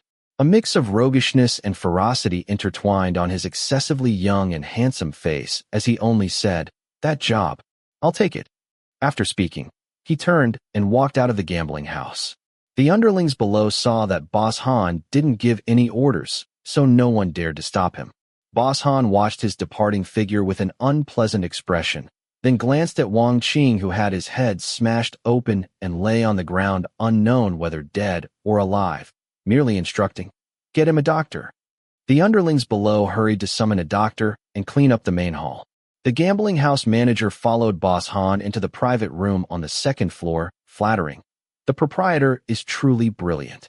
With just a small scheme, you have intensified the conflict between Wang Qing and Xiao Li, and even made that untamable wolf cub Xiao Li agree to kill Hu Xianbai. With the chain of a human life around his neck, whether he is a wolf or a dog, won't he have to obey your commands whenever you pull the chain from now on?" But Boss Han shook his head. "Originally, I favored him because he had exceptional talent and didn't have as many schemes as Wang Qing. I helped him secure the position of authority. Since his seniority is less than Wang Qing's, to firmly establish himself, he could only be completely loyal to me. This way both could be useful to me. But this youngster has been in prison before, far more cautious than ordinary people. Besides his mother being his weakness, he hasn't left me any other leverage. If I hadn't allowed Wang Qing to escalate the matter with Chun Li, I wouldn't have found an opportunity to make him handle this murderous task for me.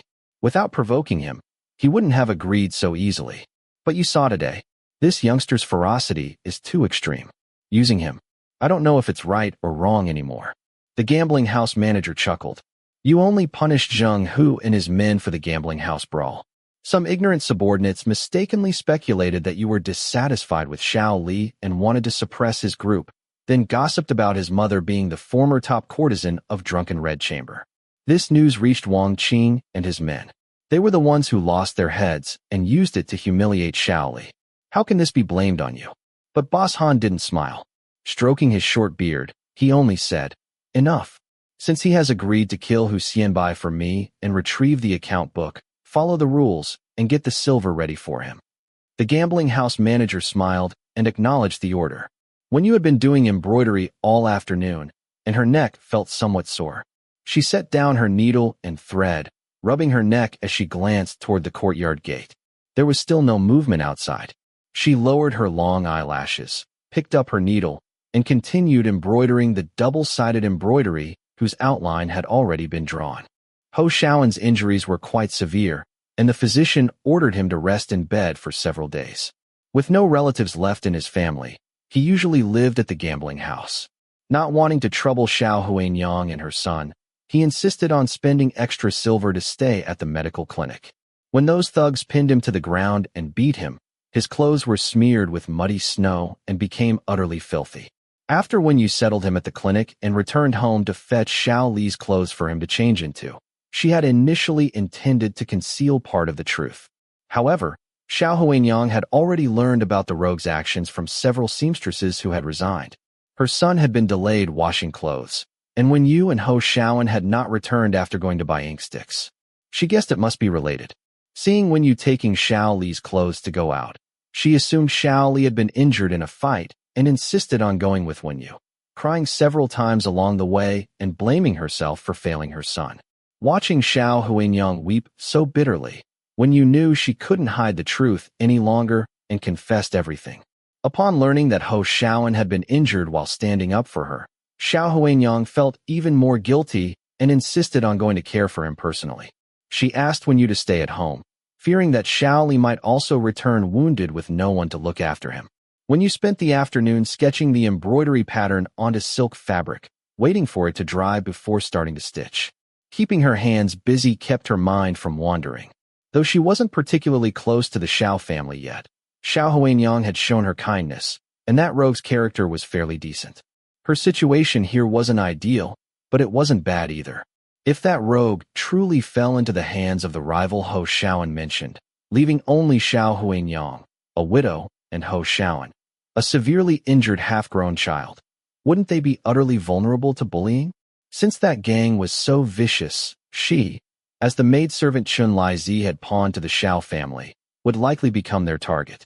falling into the hands of such truly rotten people, when you didn't dare imagine what she might endure. So, she fervently hoped that Rogue would return safe and sound. Just as she finished embroidering another small section of leaves, movement finally sounded outside the courtyard gate. When you looked up almost reflexively, the heavy knocking came again. Worried that the Rogue might be seriously injured, Wen Yu hastily set down her embroidery hoop and hurried out, calling, "Coming." She lifted the latch and opened the door, only to find a man and woman standing outside. The man was gaunt, with prominent cheekbones, sunken eyes, and a harsh, mean expression. The woman beside him, head bowed, had tear stains on her face and looked submissive. Before Wen Yu could ask, the man blurted out, "This is the residence of Master Xiao from the Kunshan gambling house, right?" Wen Yu nodded hesitantly and asked, "You are?" The man said, "I owe money to the Cosmos gambling house. I heard that sending a bed warmer to Master Xiao can settle part of my gambling debt." He shoved the woman forward and said, "This is my sister, still a virgin. She is definitely worth my 5 taels of gambling debt." When you looked at the tearful girl who dared not speak, her brows slightly furrowed, and asked, "Who told you that?" The man bared his yellow teeth and said, "Hasn't it spread everywhere? They all say Tuan Li used a woman to settle 30 taels. This wretched girl, I told her to come find Master Xiao herself a couple of days ago, but she ran back crying and lied to me, saying Master Xiao told her to get lost." He offered an ingratiating smile. "So, I had her clean herself up and brought her personally to deliver her to Master Xiao today." When you immediately recalled the young girl doing laundry yesterday, who mentioned seeing Xiao Li being stopped on the road by a woman crying to him. So this was what happened? It turned out to be a misunderstanding stemming from rumors of her being used by Tuan Li as collateral to the Xiao family. She said to the man, "There's no such thing at all.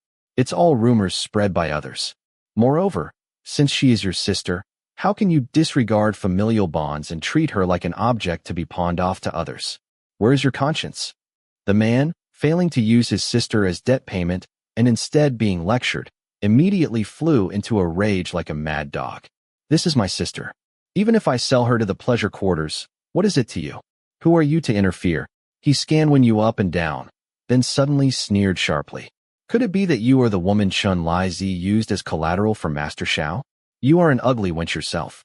Are you afraid that Master Xiao will disdain you after seeing my sister, so you deliberately won't let her enter?" Hearing the man's shrill voice, several nosy neighbors immediately poked their heads out. The neighborhood had already been gossiping about the Xiao family today, and his shouting promptly drew them out to watch the spectacle. When you stood holding the door, her seemingly aloof and calm eyes carrying an indescribable pressure. "I have said it already. The Xiao family doesn't accept people as debt payment." Unwilling to argue further with such filth, she was about to close the door when she heard him snarl in frustration. "Aren't you afraid of ruining a good thing for Master Xiao and having him punish you later?" The neighbors hearing this couldn't help murmuring among themselves, saying this proved Xiao Li was indeed the type to bully men and women. Seeing the neighbors' discussion and recalling how Xiao Huanyang had been worrying about Xiao Li's marriage prospects, now with his reputation further tarnished, when you knew today's incident would only make things worse if spread. How could he ever hope to marry a decent girl? Since this matter somewhat involved her too, she declared, "What kind of person do you take our second master for? In all his years collecting debts at the gambling house, has he ever not handled matters impartially? When has he ever bullied men or women? I was tricked by Tuan Li who exploited the old madam's soft heart to pawn me off as her maid. Since you see I am unattractive, you should realize those rumors about him accepting beautiful women as payment are just baseless gossip, not to be taken seriously." The man was rendered speechless by her words, but still stubbornly retorted, "Some high and mighty whore raised in the brothels. As if he would refuse if you shoved a woman at him." When you said nothing, simply staring at the man. Under her excessively cold gaze, he felt inexplicably flustered, his voice unconsciously fading. When you said coldly, "If you think he will accept her, go tell him directly. Why waste words on me who has no say? Moreover, if people could choose their birth, who wouldn't want to be born into nobility? Should one's character be judged by origins? This world has wronged him and his mother. Having climbed out of that filth, what is there to mock? It is people like you, devoid of humanity, righteousness, and familial piety, who don't deserve to be called human. Without giving him a chance to respond, she slammed the door shut with a bang, leaning against it to calm her breathing. The man cursed violently outside, but she treated it as barking, completely ignoring him. She hadn't been this furious in a long time. Such scum who dared threaten to sell their own younger sister to a brothel. She must speak to the king about establishing laws to punish them.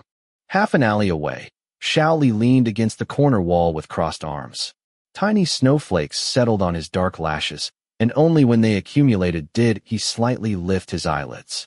The bloodstains on his cheek had dried, his earlier ferocity and anger now concealed within the snowfall that had begun at some unknown hour.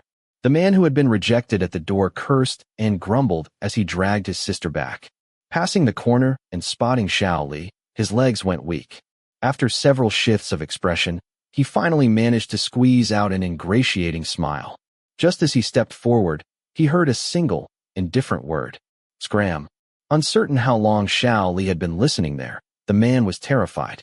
Hearing this, he felt as if granted a pardon, hastily scrambling away with his sister in tow. Only then did Xiao Li raise his eyes, gazing up at the thick snowflakes cascading toward the mortal world. Wen Yu's words still echoed in his ears. She had asked, was it the world that had treated him and his mother harshly? Chapter 20.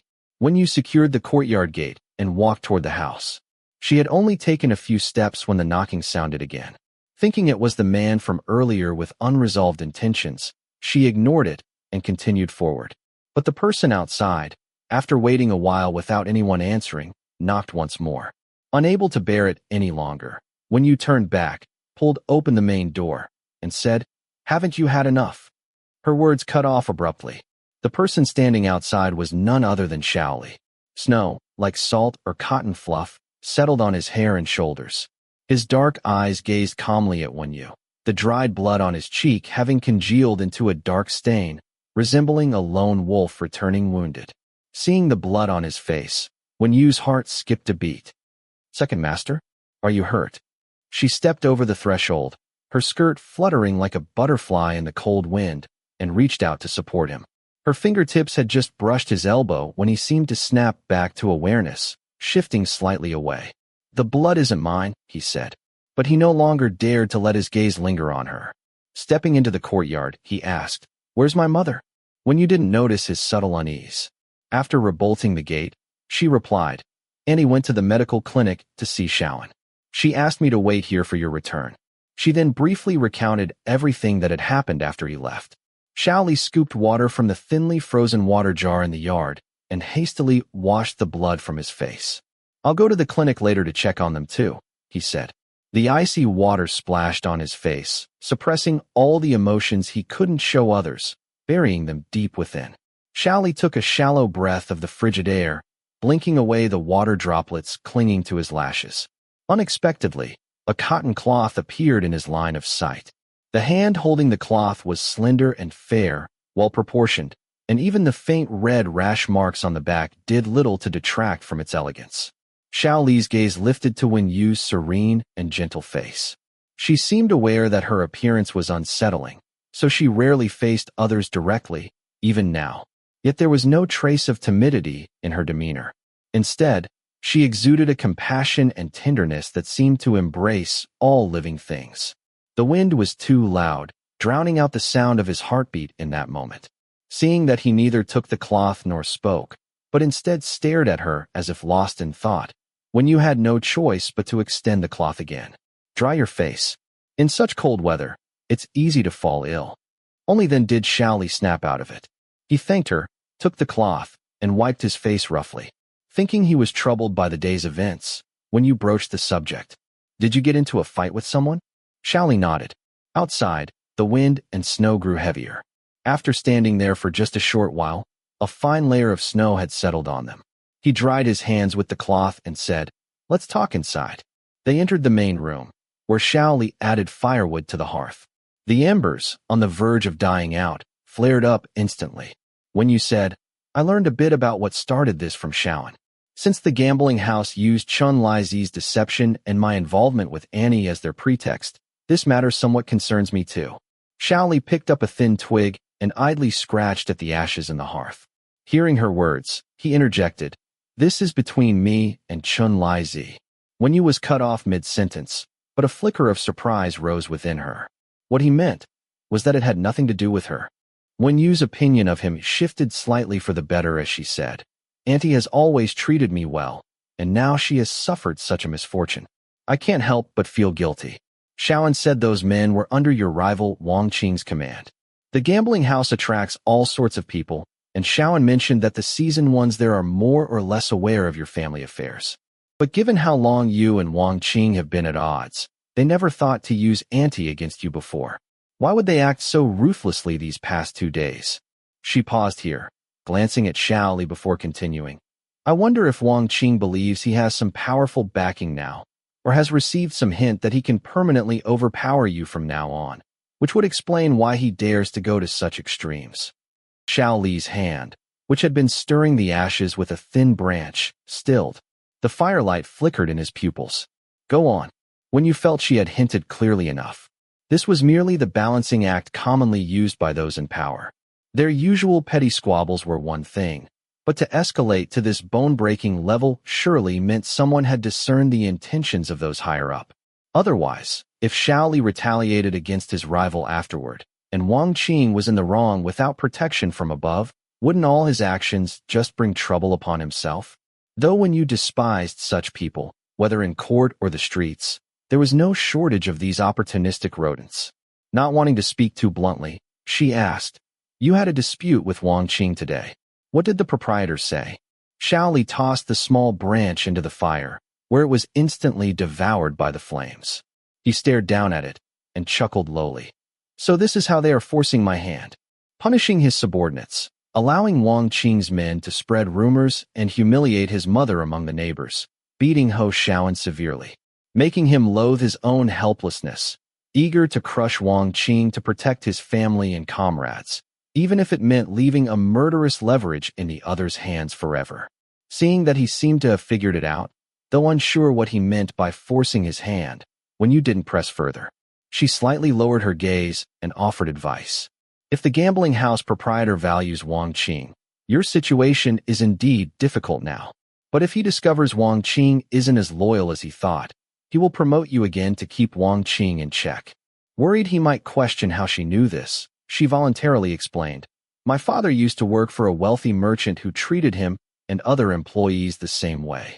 The constant power struggles between two dominant factions in court were no different. No one remained the winner forever, because the emperor could never rely on just one blade.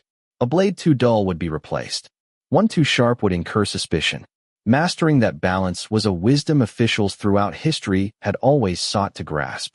Xiao Li only smiled at her words and said, "No matter. He won't be able to use Wang Qing anymore." His smile was careless yet chilling. A trace of confusion surfaced in Wen Yu's eyes, but Xiao Li didn't elaborate. He looked up at her and asked, "Is there any food? I'm a bit hungry." He had only eaten 2 steamed buns in the morning before heading out, and it was nearly dusk now.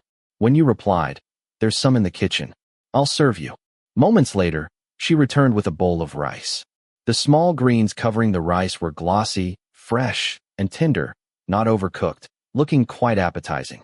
Xiao Li had already witnessed her inability to even start a fire, so his earlier question was merely a casual remark to change the subject. He never expected she had actually cooked. He was intimately familiar with his mother's cooking and could tell at a glance that this dish wasn't prepared by her. Wen Yu's sudden display of culinary skills left him somewhat surprised. Taking the bowl and chopsticks with a word of thanks, Xiao Li was too preoccupied with his surprise to notice Wen Yu's nervous yet expectant expression as she waited for him to eat. The moment the greens entered his mouth, the saltiness made him think he was eating pickled vegetables preserved for 18 years.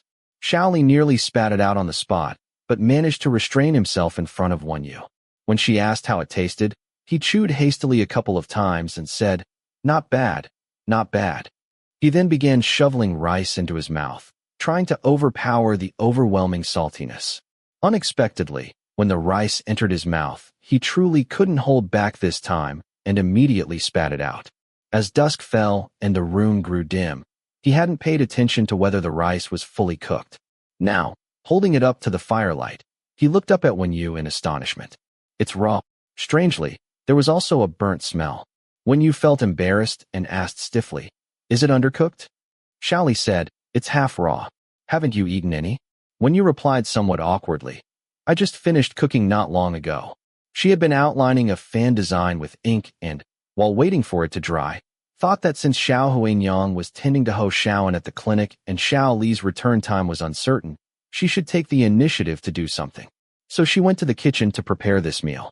Xiao Li wiped his face, picked up the bowl, and headed to the kitchen, saying, "It's fine. We can just add some water and cook it again."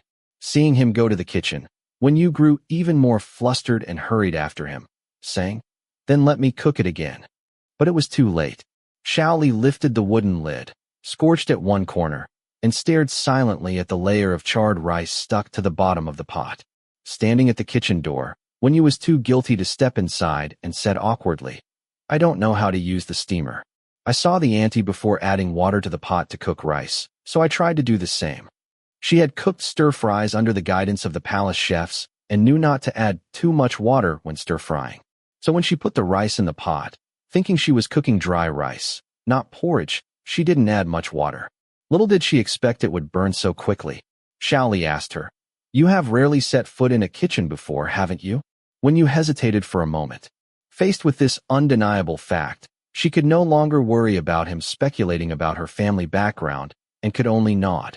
Xiao Li looked at the blackened, charred rice in the pot and said, "Then from now on, you'd better stay out of the kitchen." Half ashamed and half embarrassed, Wen Yu said, "I will compensate for the ruined pot of rice and the wasted firewood once I receive payment for the embroidery work from the Su family." Xiao Li glanced at her. "Did I ask you to compensate?" Wen Yu grew even more confused about his meaning and insisted, "It was my mistake. Compensation is only right." Xiao Li's throat moved as if he wanted to say more, but chose to remain silent. He picked up a nearby iron spatula and began scraping the burnt rice from the pot, saying, "We'll eat in half an hour. Go warm yourself by the fire." Wen Yu felt she ought to do something.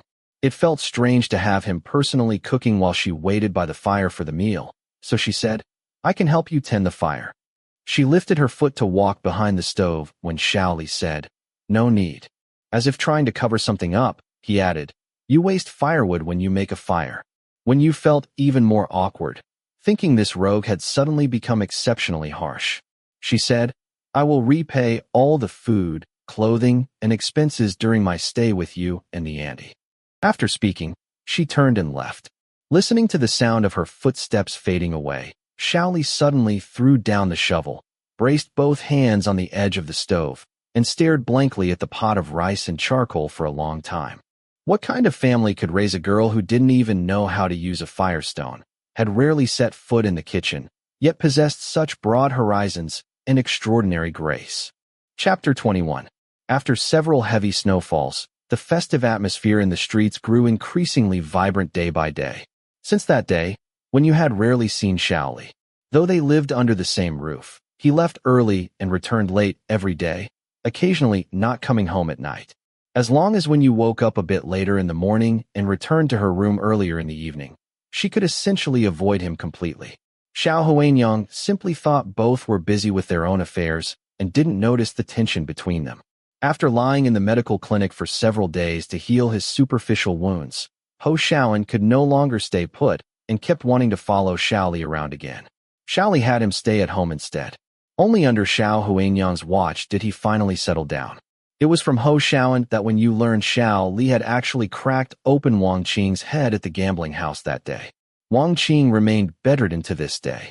The proprietor originally had both him and Xiao Li at his disposal, but with Wang Qing severely injured, all tasks, guarding the gambling house, collecting debts, and handling the proprietor's shady dealings, fell entirely on Xiao Li's shoulders. This came as quite a surprise to her. She had assumed Xiao Li would teach Wang Qing a lesson over the incident and then wait for the proprietor to take his side. Instead, he directly disabled the proprietor's other enforcer, forcing the proprietor to rely solely on him for the time being. Though effective, this method was overly aggressive and would only make the proprietor more wary of him. Without Wang Qing, the proprietor would inevitably promote someone else, be it Li Qing or Lu Qing, to continue challenging him.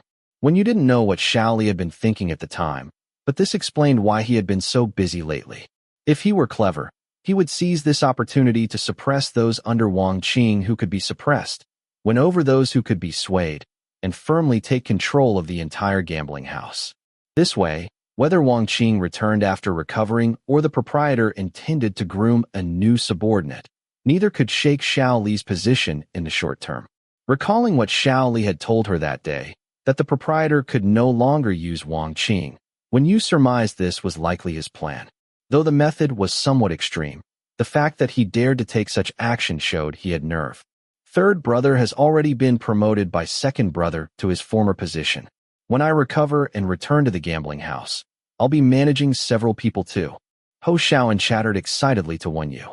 But Wen Yu was completely lost in her own thoughts and didn't react at all.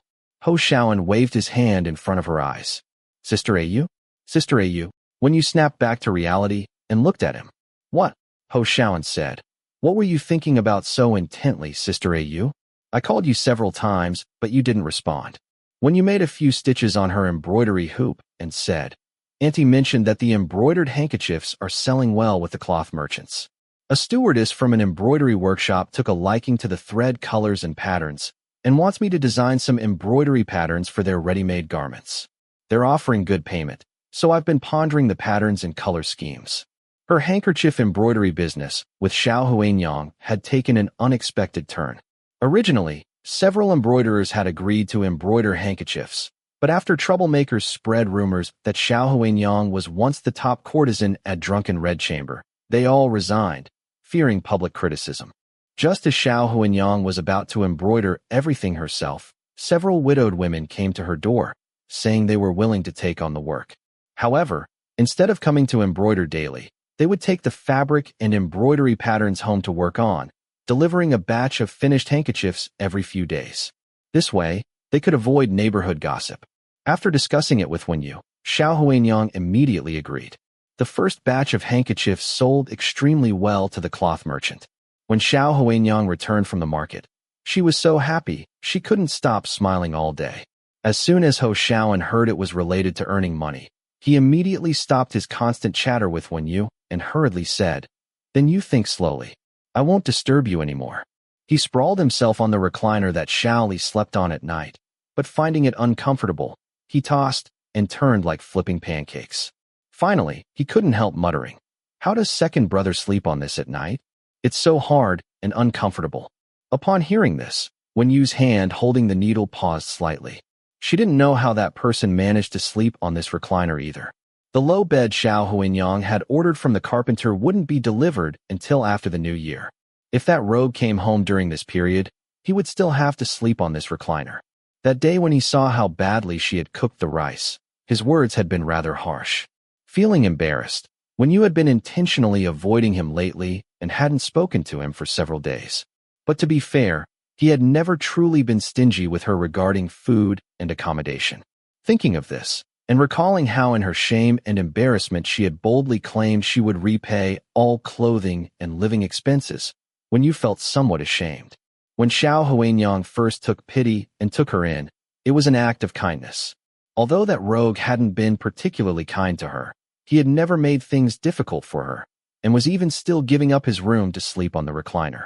Yet she had shamelessly described the mother and son's kindness as if it were some transaction. The more Wen Yu thought about it, the heavier her guilt became. After some consideration, she asked, Xiaoan, do you have any other brothers?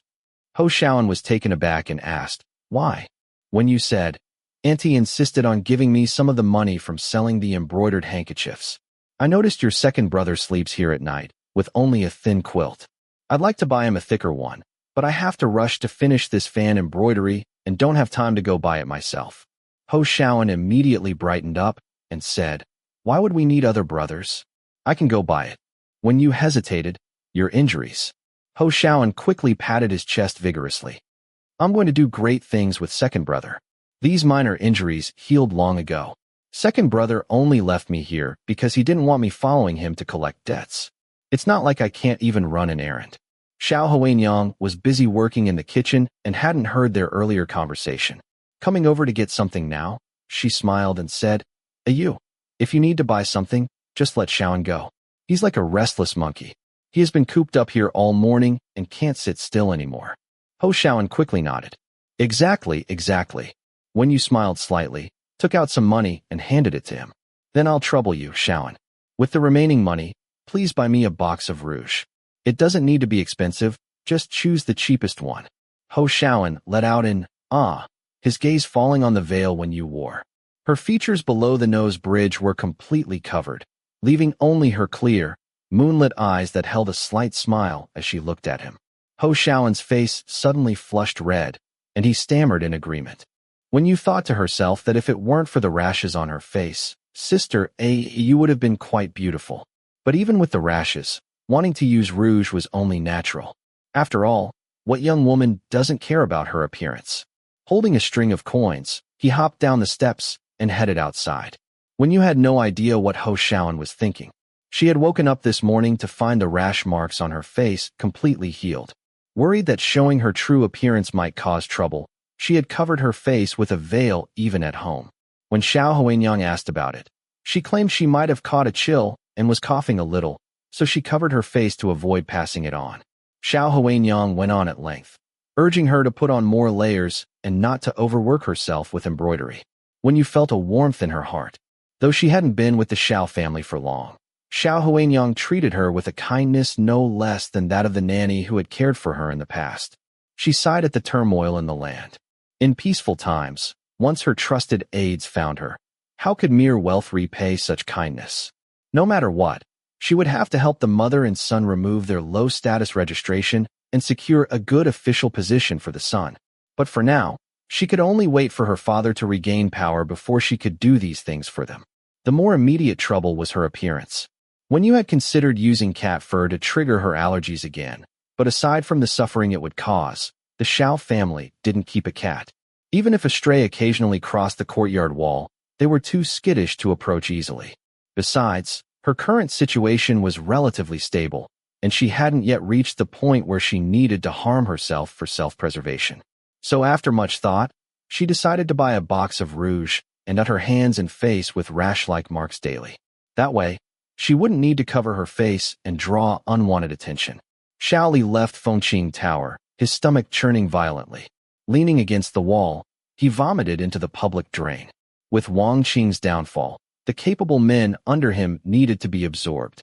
The year-end banquet was the only opportunity for the two factions to sit down and negotiate.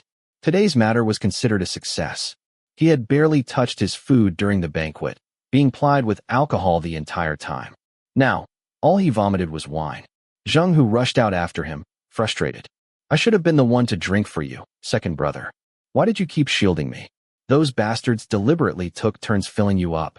No one could hold that much, no matter how great their capacity. Xiao Li braced himself against the wall with one hand and waved dismissively, signaling Zhang who to say no more. His stomach was still uneasy, and he didn't feel like talking.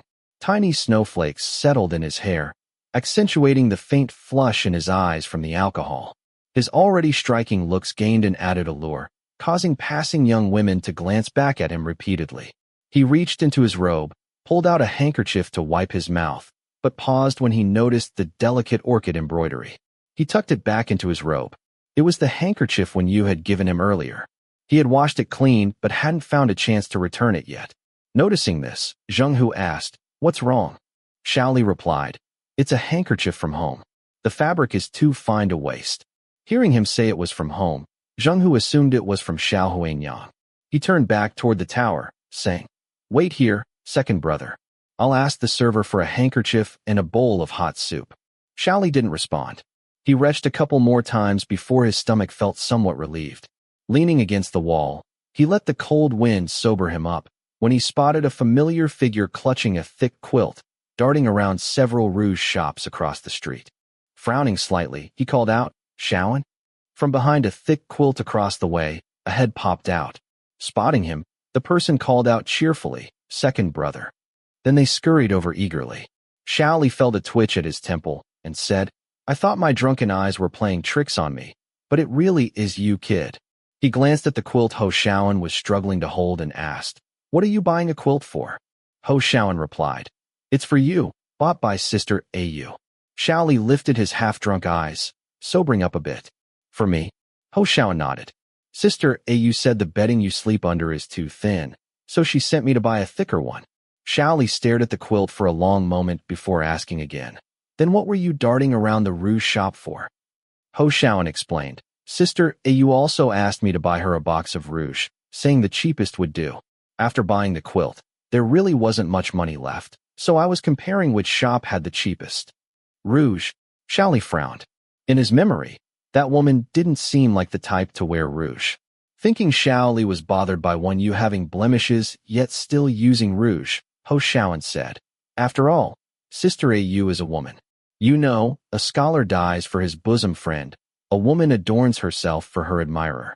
To die under the peony, even as a ghost, is romantic. What woman doesn't want to look beautiful? When Xiao Li heard, a woman adorns herself for her admirer, his heart skipped a beat. Then, hearing, to die under the peony, his face darkened. He rapped Ho Xiao on the head. How many times have I told you? Don't misuse poems and idioms you don't understand. And stop mixing them up randomly. Ho Xiao grimaced from the knock, complaining aggrievedly. Doesn't this poem mean women all like to look beautiful? So much so that even dying beside a pretty peony would make them happy as ghosts. Xiao Li pinched the bridge of his nose, giving up on correcting his misuse of phrases. He muttered softly. Can the cheapest rouge even be used? Ho Xiao didn't catch it, covering his head with one hand. What did you say, second brother? Xiao Li didn't answer, pulling a money pouch from his robe and tossing it to him. After a moment's thought, he said, Buy her the best one. Chapter 22. When Wen Yu received the rouge that Ho Xiao had bought back, she found the small box quite exquisite. However, having previously lived in the prince's mansion, the cosmetics she used were all tribute-grade items, with boxes inlaid with gold and jade. By comparison, the box before her seemed rather ordinary, so she didn't suspect anything amiss about the rouge at all. She merely thanked Ho Xiao. Ho Xiao seemed to have something he wished to say, but hesitated. Noticing this, Wen Yu asked him what was wrong.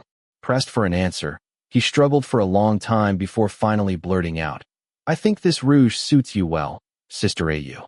You should use it more often in daily life. Wen Yu found the boy acting strangely after his outing, but she didn't like prying into such trivial matters. She simply smiled and agreed, then immediately began her embroidery work, leaving Ho Xiao alone to continue feeling troubled. He couldn't understand what his second brother was thinking, giving him money to buy the best rouge, but telling him not to let Sister Au know. Ho Xiao didn't dare speculate wildly, but he couldn't help stealing glances at Wen Yu, who was focused on embroidering a fan cover beside him. He thought to himself that if one overlooked appearances, Sister Au and second brother were actually quite well matched. As soon as this thought emerged, he quickly patted his cheeks to sober himself up. Second brother probably didn't mean it that way at all. Most likely, he noticed that after Sister Au gave him money to buy cotton quilts, she had no money left for rouge, so he provided funds to buy good quality ones. As for not letting Sister Au know, probably because he thought women would feel embarrassed. After all, when a man gives rouge to a woman, it just sounds inappropriate. Having reasoned this through, Ho Xiao felt more settled, and his expression visibly relaxed. Wen Yu remained completely unaware of the internal struggle in the young man's mind. In the following days, she guessed that perhaps because of the gifted quilts, the rogue suddenly became much kinder to her. Although he still didn't speak much with her, whenever he bought something for Xiao Huanyang, he would get her a portion too. This temporarily left Wen Yu at a loss about how to respond. Only after learning that Ho Xiao also received shares did she feel somewhat relieved. He seemed to have earned quite a lot of money recently. Not only had he purchased many household items, but he also redeemed several of his godmothers from the drunken red chamber and settled them in an alley not far from South Third Lane, making it convenient for Xiao Huanyang to visit and chat with them. When Xiao Huanyang pressed him about where he got so much money, he only said that he had become a favorite of the gambling house proprietor now. The drunken red chamber was also under the gambling house proprietor's businesses, and the madam gave him face, charging a fair redemption price without exorbitant demands. That day, while doing embroidery with Wen Yu, Xiao Huanyang secretly wiped away tears. When Wen Yu noticed and comforted her, she said bitterly, Huaner appears capable now, but as his mother, I feel terribly uneasy. She held the embroidery hoop but was too distracted to make a single stitch for a long time. She told Wen Yu, "Where do you think he suddenly got so much silver?" This question puzzled Wen Yu too. Given how much the gambling house proprietor feared him, even if he were extremely generous, the combined tips and wages shouldn't amount to that much. Unless, like Wang Qing, he was allowing his subordinates to collect tribute money from various places. If that were really the case, Wen Yu would feel quite disappointed in that rogue. Yet a faint intuition told her that he wouldn't do such things. She comforted Xiao Huanyang with a few words, suggesting that perhaps Xiao Li now managed more people and had become somewhat influential among merchants, so some wealthy businessmen might have given him money for convenience. Privately, however, she subtly questioned Ho Xiaoan. Ho Xiaoan crunched on crispy candy as he spoke. The proprietor has some private work for second brother to handle. I don't know the specifics, but usually for such tasks, the proprietor pays quite generously. When you frowned, "Won't this cause trouble?" Ho Xiaoan said. "How could it? Second brother knows his limits. He never takes on any risky jobs. It was the same with big brother before. Otherwise, how could that bastard Wang Qing have gained footing in the gambling house?" When you heard him mention big brother, she suddenly recalled her early days at the Xiao residence, when everyone called Xiao Li second brother, making her think Xiao Huanyang had another child. She asked curiously, "Are they sworn brothers?" Ho Xiao nodded. "Yes. When big brother brought second brother into the gambling house business, second brother was only about my age." He pointed at himself as he spoke, revealing a sharp canine tooth with a pleased expression. "I was picked up by second brother. Everyone says I'm just like how second brother was back then." When you looked at his sparkling eyes and his evident pride in this, unable to suppress a smile. Since the rogue's money came from legitimate sources, she didn't need to share Xiao Huanyang's worries. Glancing at the nearly completed fan surface in her hand, she said, "There's one more thing I'd like to ask you to inquire about for me." Ho Xiaoan responded, "Just say what you need, Sister Ayu. No need to be so polite with me." When you said slowly, "I want to know which security bureaus in Yongcheng offer personal escort services, their reliability, and how they charge." Ho Xiaoan exclaimed, and sat up straight. "Why are you asking about this, Sister Ayu? Is it related to making money too?" When you said, "No, I want to go search for my family." The embroidered handkerchiefs with hidden emblems were selling increasingly well. While designing embroidery patterns for the embroidery house manager, Wen Yu had incorporated the hidden emblems into the clothing designs. The embroidery house's business flourished selling garments with these patterns. But although she was earning money, Wen Yu still hadn't received any news about her trusted followers searching for her. She guessed they probably weren't near Yongzhou. With Fengyang still holding on desperately, Wen Yu didn't dare stay here too long. Once she delivered this double-sided Suzhou embroidery fan to the Su family, she would have enough money. She planned to buy 2 servants and hire several bodyguards to escort her south first, then find ways to contact her trusted followers along the journey. Hearing this, Ho Xiaoan stared open-mouthed for a long moment before saying with great reluctance, "Sister Ayu, you're leaving?" Just as his words fell, footsteps sounded outside the door.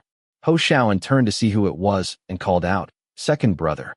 Xiao Li grunted in acknowledgement, taking off his straw raincoat and hanging it on the wall outside before stepping into the room with his long legs. It had been sleeting all day, and his shoes and trouser legs were mostly soaked, leaving a trail of wet footprints on the floor as he entered. His face, revealed after removing the bamboo hat, was wet with melted sleet, his damp hair hanging messily across his forehead, adding to his cold severity and wild aura. Ho Xiaoan stood up and headed out. "How did you get so soaked? I'll fetch some firewood to build up the fire so you can warm yourself." Only Wen Yu and Xiao Li remained in the room. The cold wind blew in, causing the firelight in the hearth to flicker, making their shadows on the wall appear to waver along with it. Knowing he was always concerned about Xiao Huanyang, Wen Yu followed their usual routine by first explaining Xiao Huanyang's whereabouts. "Auntie took some old clothes to deliver to Aunt Yuegawei and the others. Your clothes are wet too. You should go change first." But Xiao Li asked, "Are you leaving?" He tilted his head slightly to look at her, a drop of water falling from his rain-soaked hair and hitting the ground with a soft plop. When those intense dark eyes fixed on someone, their penetrating gaze remained undiminished. Yet when he deliberately concealed the emotions within them, nothing could be discerned. Wen Yu was momentarily taken aback before realizing what he meant. She nodded and said, I've been missing for so long. My parents must be worrying day and night. Once I receive the payment from the Su family, I can repay the 30 taels that Chun Li owed. That money doesn't need to be repaid. Xiao Li interrupted her, lowering his gaze slightly. And don't mention compensating for your food and lodging during your stay here anymore. Keep the embroidery money for yourself. With that, he turned to enter his room. I spoke carelessly that day, but I've always remembered the kindness you and Annie have shown me. The gentle voice from behind made Xiao Li pause once more. He heard her continue. That 30 taels caused you trouble too. I'll feel more at ease if I repay it. Xiao Li felt an inexplicable tightness in his chest, torn by unfamiliar emotions he couldn't name. Striding toward his room, he left behind 2 words. As you wish. When you watched the still swaying door curtain he had brushed aside, frowning slightly. Had he encountered some trouble again? He seemed to be in a foul mood. Soon it was New Year's Eve. When Xiao Huanyang learned that Wen Yu planned to search for her family after receiving the Su family's embroidery payment following the festival, she grew deeply reluctant to part with her. She prepared an elaborate reunion dinner and invited Xiao Li's godmothers to celebrate together joyfully. Ho Xiaoan boasted about his drinking capacity, but after just 2 cups with Xiao Li at the dinner table, he was completely drunk and unconscious. This amused everyone present. Xiao Huanyang asked Xiao Li to help Ho Xiaoan to her room to sleep, while she would stay with Xiao Li's godmothers for the night. As Xiao Li supported him, Ho Xiaoan murmured as if dreaming. Want to become someone as capable as second brother. Hick, want to go to Ledu. Xiao Li laid him on the bed, removed his shoes, and covered him with a thick quilt.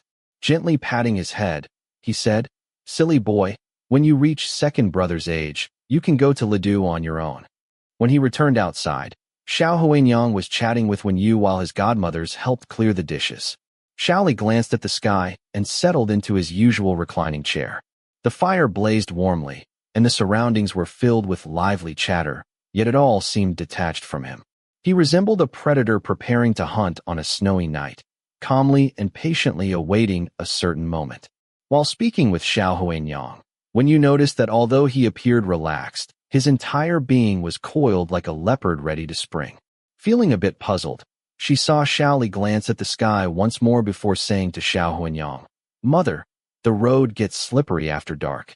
It might ice over later and become harder to walk. Let me escort you and the godmothers to rest over there first. Xiao Huanyang agreed with a nod and reminded Wen Yu to bolt the door later. After seeing Xiao Huanyang out, Wen Yu latched the courtyard gate and had just reached the front steps when she heard the night watchman's call. The weather is dry, beware of fire. The watchman seemed acquainted with Xiao Li, as their casual greetings faintly reached her ears when they met at the alley entrance. Wen Yu didn't dwell on it and went inside to sit by the fire pit, intending to wait for Xiao Li's return before retiring to her room. Unexpectedly, she ended up waiting for over 2 hours. Staring at the dark sky, she thought to herself, on nights when that rogue didn't return, he usually informed her. Was it because Xiao Huanyang wasn't home today that he couldn't be bothered to tell her? Overcome with drowsiness, she covered a yawn with her hand and stood up, planning to bolt the door firmly before going to sleep. But just as she stepped out of the room, she spotted a dark figure vaulting over the snow-dusted courtyard wall. Fortunately, Wen Yu had previously seen that rogue scale the wall, so she managed to stifle a scream in the deep night. She was about to speak when she keenly detected something amiss. Where was this blood scent coming from? As Xiao Li approached, the firelight from the room gradually illuminated his face, and the metallic smell of blood grew increasingly potent. What had he been doing? Wen Yu stood frozen in place. Xiao Li's hair was dusted with frost, his lips pale. Seeing her, he showed little surprise. Brushing past her, he only left behind the words, Remember, I returned at 8:45 tonight.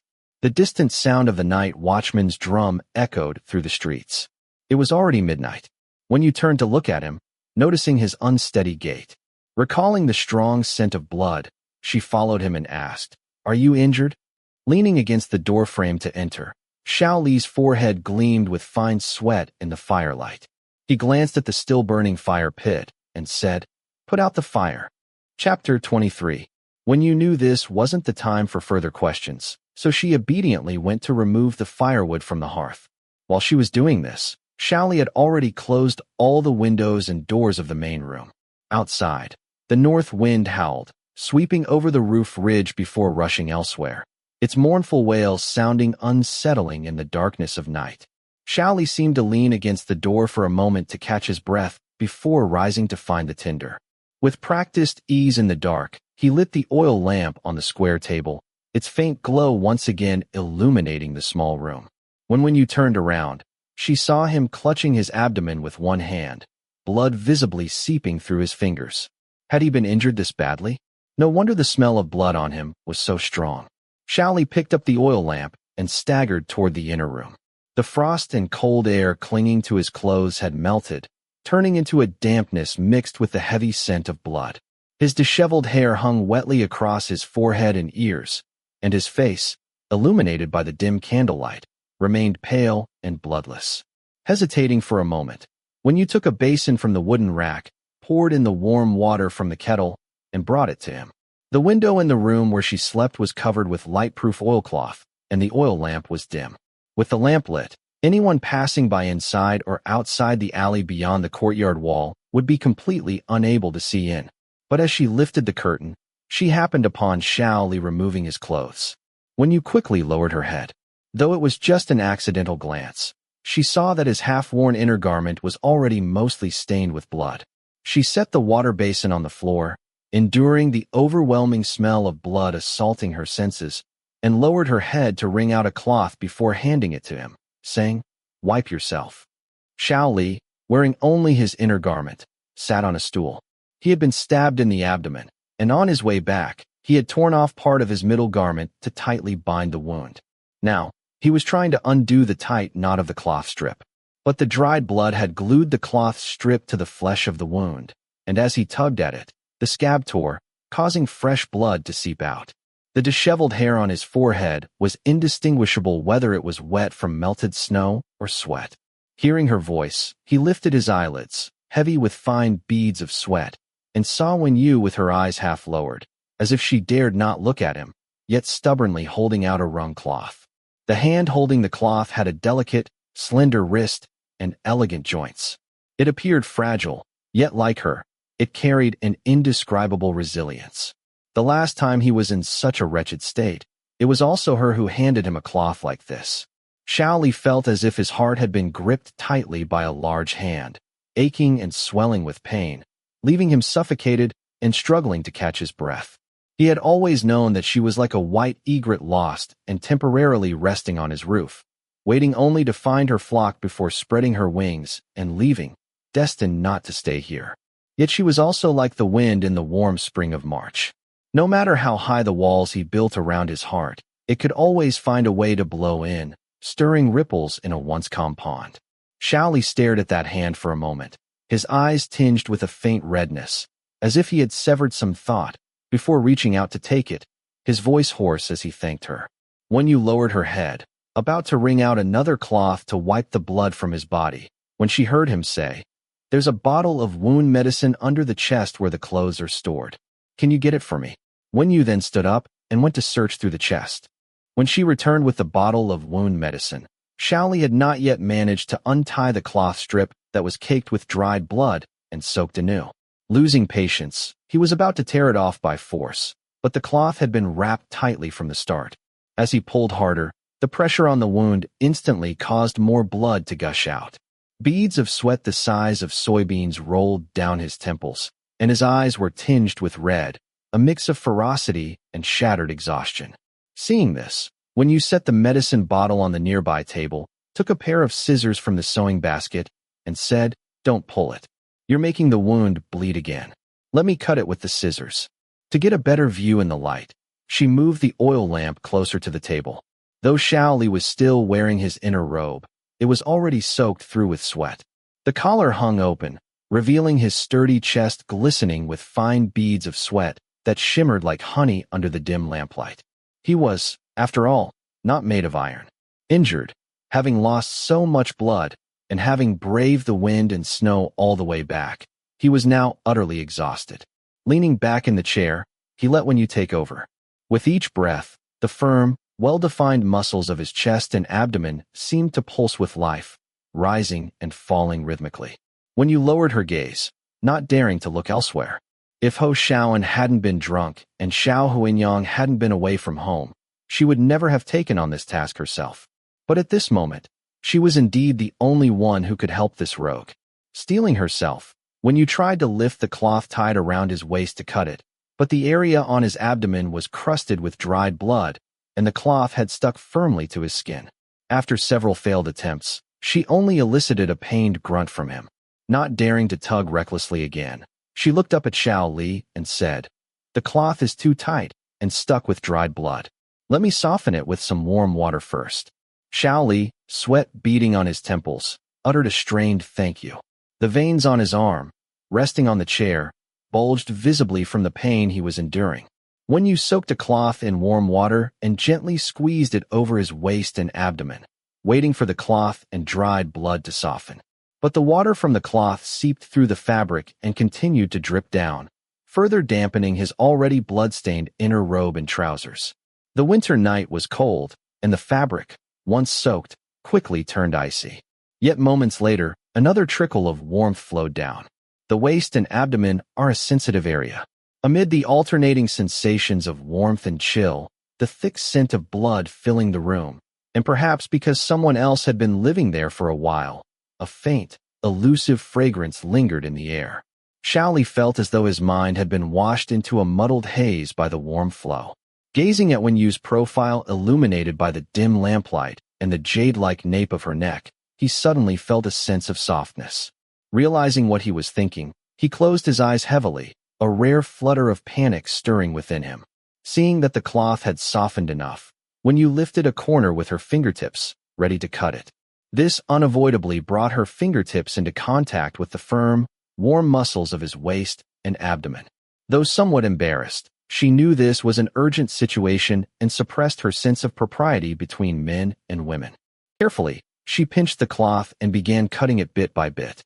When she reached the tightest part, she even had to slip a finger between his waist and the fabric to create enough space to cut. Xiao Li could feel the sensation of that finger pressing against his abdominal muscles, soft, gentle, and smooth.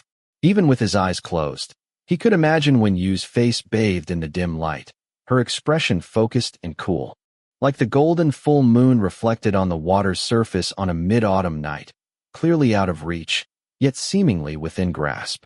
The emotion weighing on his heart suddenly grew stifling, making it hard to breathe. Xiao Li opened his eyes, snatched the scissors from Wen Yu's hand, and said, "I'll do it myself." Ignoring the pain from his wound, he picked up the remaining strip of cloth and cut it cleanly with one swift motion. After tossing the scissors aside, he forced himself to slow his breathing. The pain had brought another layer of sweat to his body, but it seemed to ease the heavy, unspoken suffocation pressing on his chest. Noticing his unusual behavior, Wen Yu asked in confusion, "Did I pull on your wound?" Xiao Li didn't look at her again. His bare shoulders and back glistened with sweat as he lowered his gaze, grabbed the cloth from the table, and wiped the blood from his waist haphazardly. "No," was all he said. After a quick wipe, he took the wound-healing powder and poured it generously over the injury. The medicine was potent. As soon as it touched the wound, it burned like oil on fire. Sweat quickly beaded on his skin again, and the veins at his temples bulged. Yet the searing pain cleared his mind of distracting thoughts. Once the worst of the pain subsided, he tore a clean undergarment into strips to wrap around the wound, his hands still trembling slightly. Worried he might catch a chill, Wen Yu went outside to fetch the remaining embers from the fire pit and brought them inside in a brazier. Seeing him struggle, she hesitated before saying, "Let me." She took the cloth strip from him and wound it around his waist twice. The proximity, combined with his bare torso, made their breathing audible to each other. Wen Yu kept her eyes down, focusing only on the cloth in her hands.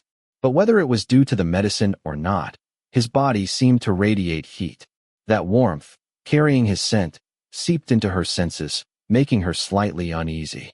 The oil lamp cast their shadows slanting onto the wall by the bed.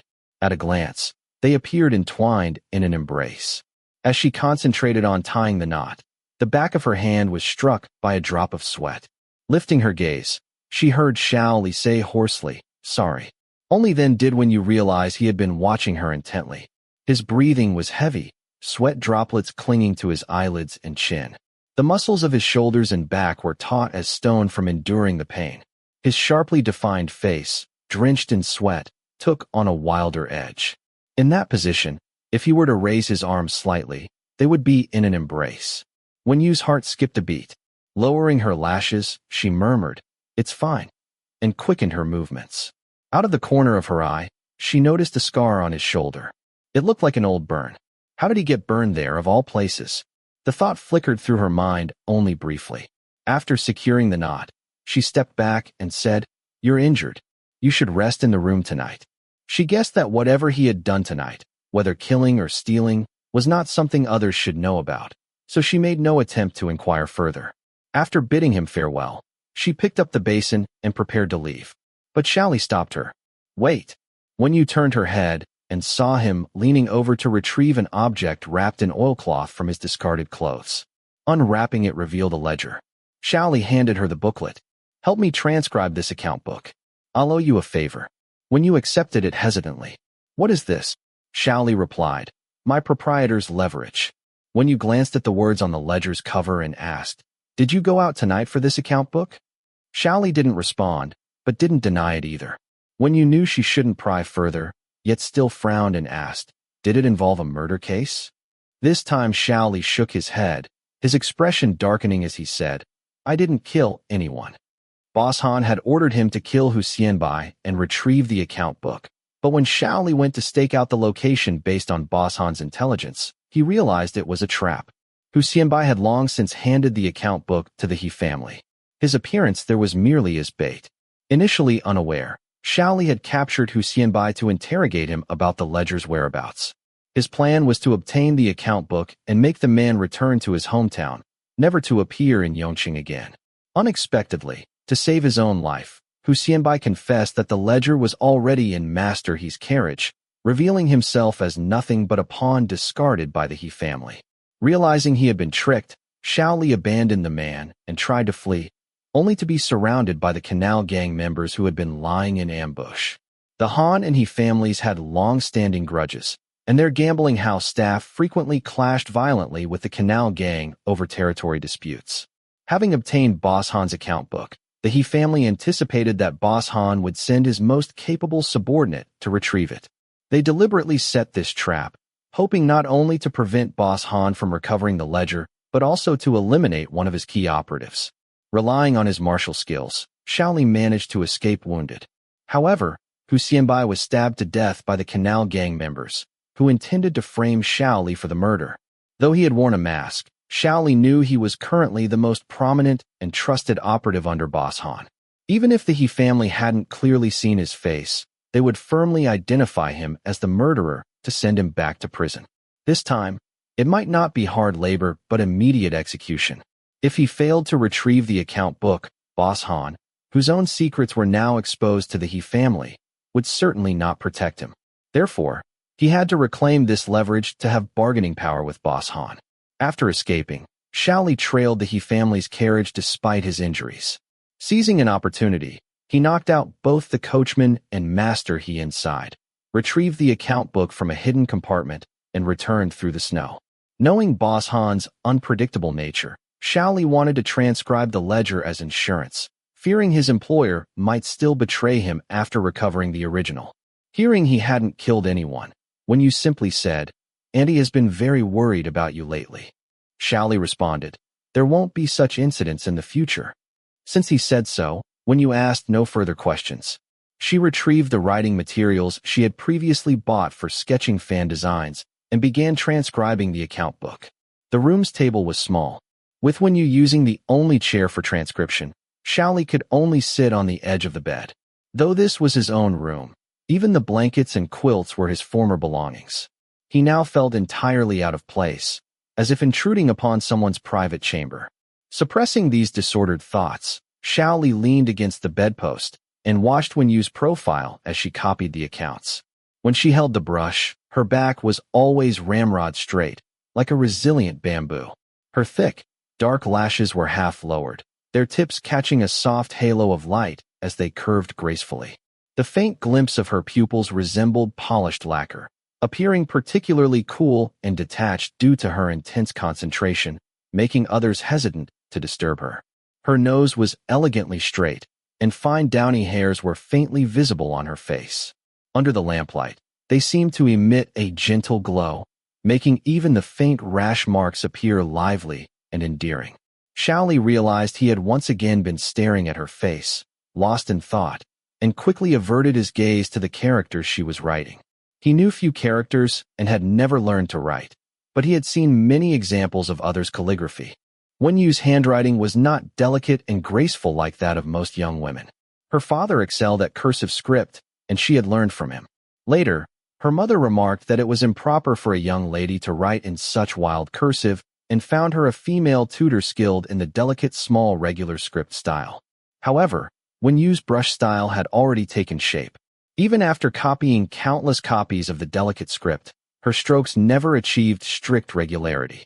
Her father had once teased her, saying that while others' delicate script resembled carved flowers on hairpins, hers was more like wielding swords and brandishing weapons. Xiao Li watched for a while before suddenly saying, "Your handwriting is beautiful." Wen Yu paused her brush, recalling her earlier lie that she had only learned a few characters from her elder brother. She replied, "I'm merely copying the forms. It's nothing to praise." Xiao Li said, "I have eyes." The conversation abruptly ended there. Wen Yu did not respond further and silently continued copying the accounts for him. Xiao Li watched her write for a while longer, his gaze settling on her hand holding the brush. He noticed how the back of her hand, illuminated by the dim lamplight, was as smooth as mutton fat jade. Realizing he was staring at her again, he grew agitated and was about to look away when he suddenly froze. Something was wrong. Where were the rashes on the back of her hand? Xiao Li glanced sharply at the basin of water still in the room, then back at the lingering rash marks on her face, and suddenly understood. No wonder she had suddenly wanted to buy rouge, yet he had hardly seen her use it. Xiao Li felt the stifling sensation in his chest slowly rising again, so oppressive that his entire heart grew numb with pain. He stared at her for a long time before asking, "Is Yu your real name?" Wen Yu did not know why he suddenly asked this. This time, her brush paused for so long that a drop of ink blotched the paper. She hurriedly set down the brush and lifted the sheet to prevent the ink from soaking through. Unfortunately, the table was too small, and she accidentally knocked the account book to the floor. As Wen Yu bent to pick it up, Xiao Li reached it first. He lifted it by the spine, and the pages fell open, causing a sealed letter tucked inside to slip out. Both of them stared in surprise. Wen Yu picked it up and noticed the letter was sealed, but bore no addressee's name. Only a private seal was stamped on the wax seal. She handed it to Xiao Li, steering the conversation away from his earlier question, and said, "It's an unopened letter. I don't know if it belongs to your proprietor or someone else." Xiao Li did not take it. His eyes, under the lamplight, were inscrutable. After a moment's thought, he said, "Open it and read it to me." This ledger was given to the He family by Hu Xianbai. If there were any letters from his proprietor inside, they would have been opened and read long ago. Therefore, this letter was either given to the He family by Hu Xianbai, or that old scoundrel from the He family obtained it from elsewhere tonight and casually slipped it into the ledger. Xiao Li leaned toward the latter possibility. After all, if Hu Xianbai could already meet with that old He family scoundrel, why would he still need to write him a letter?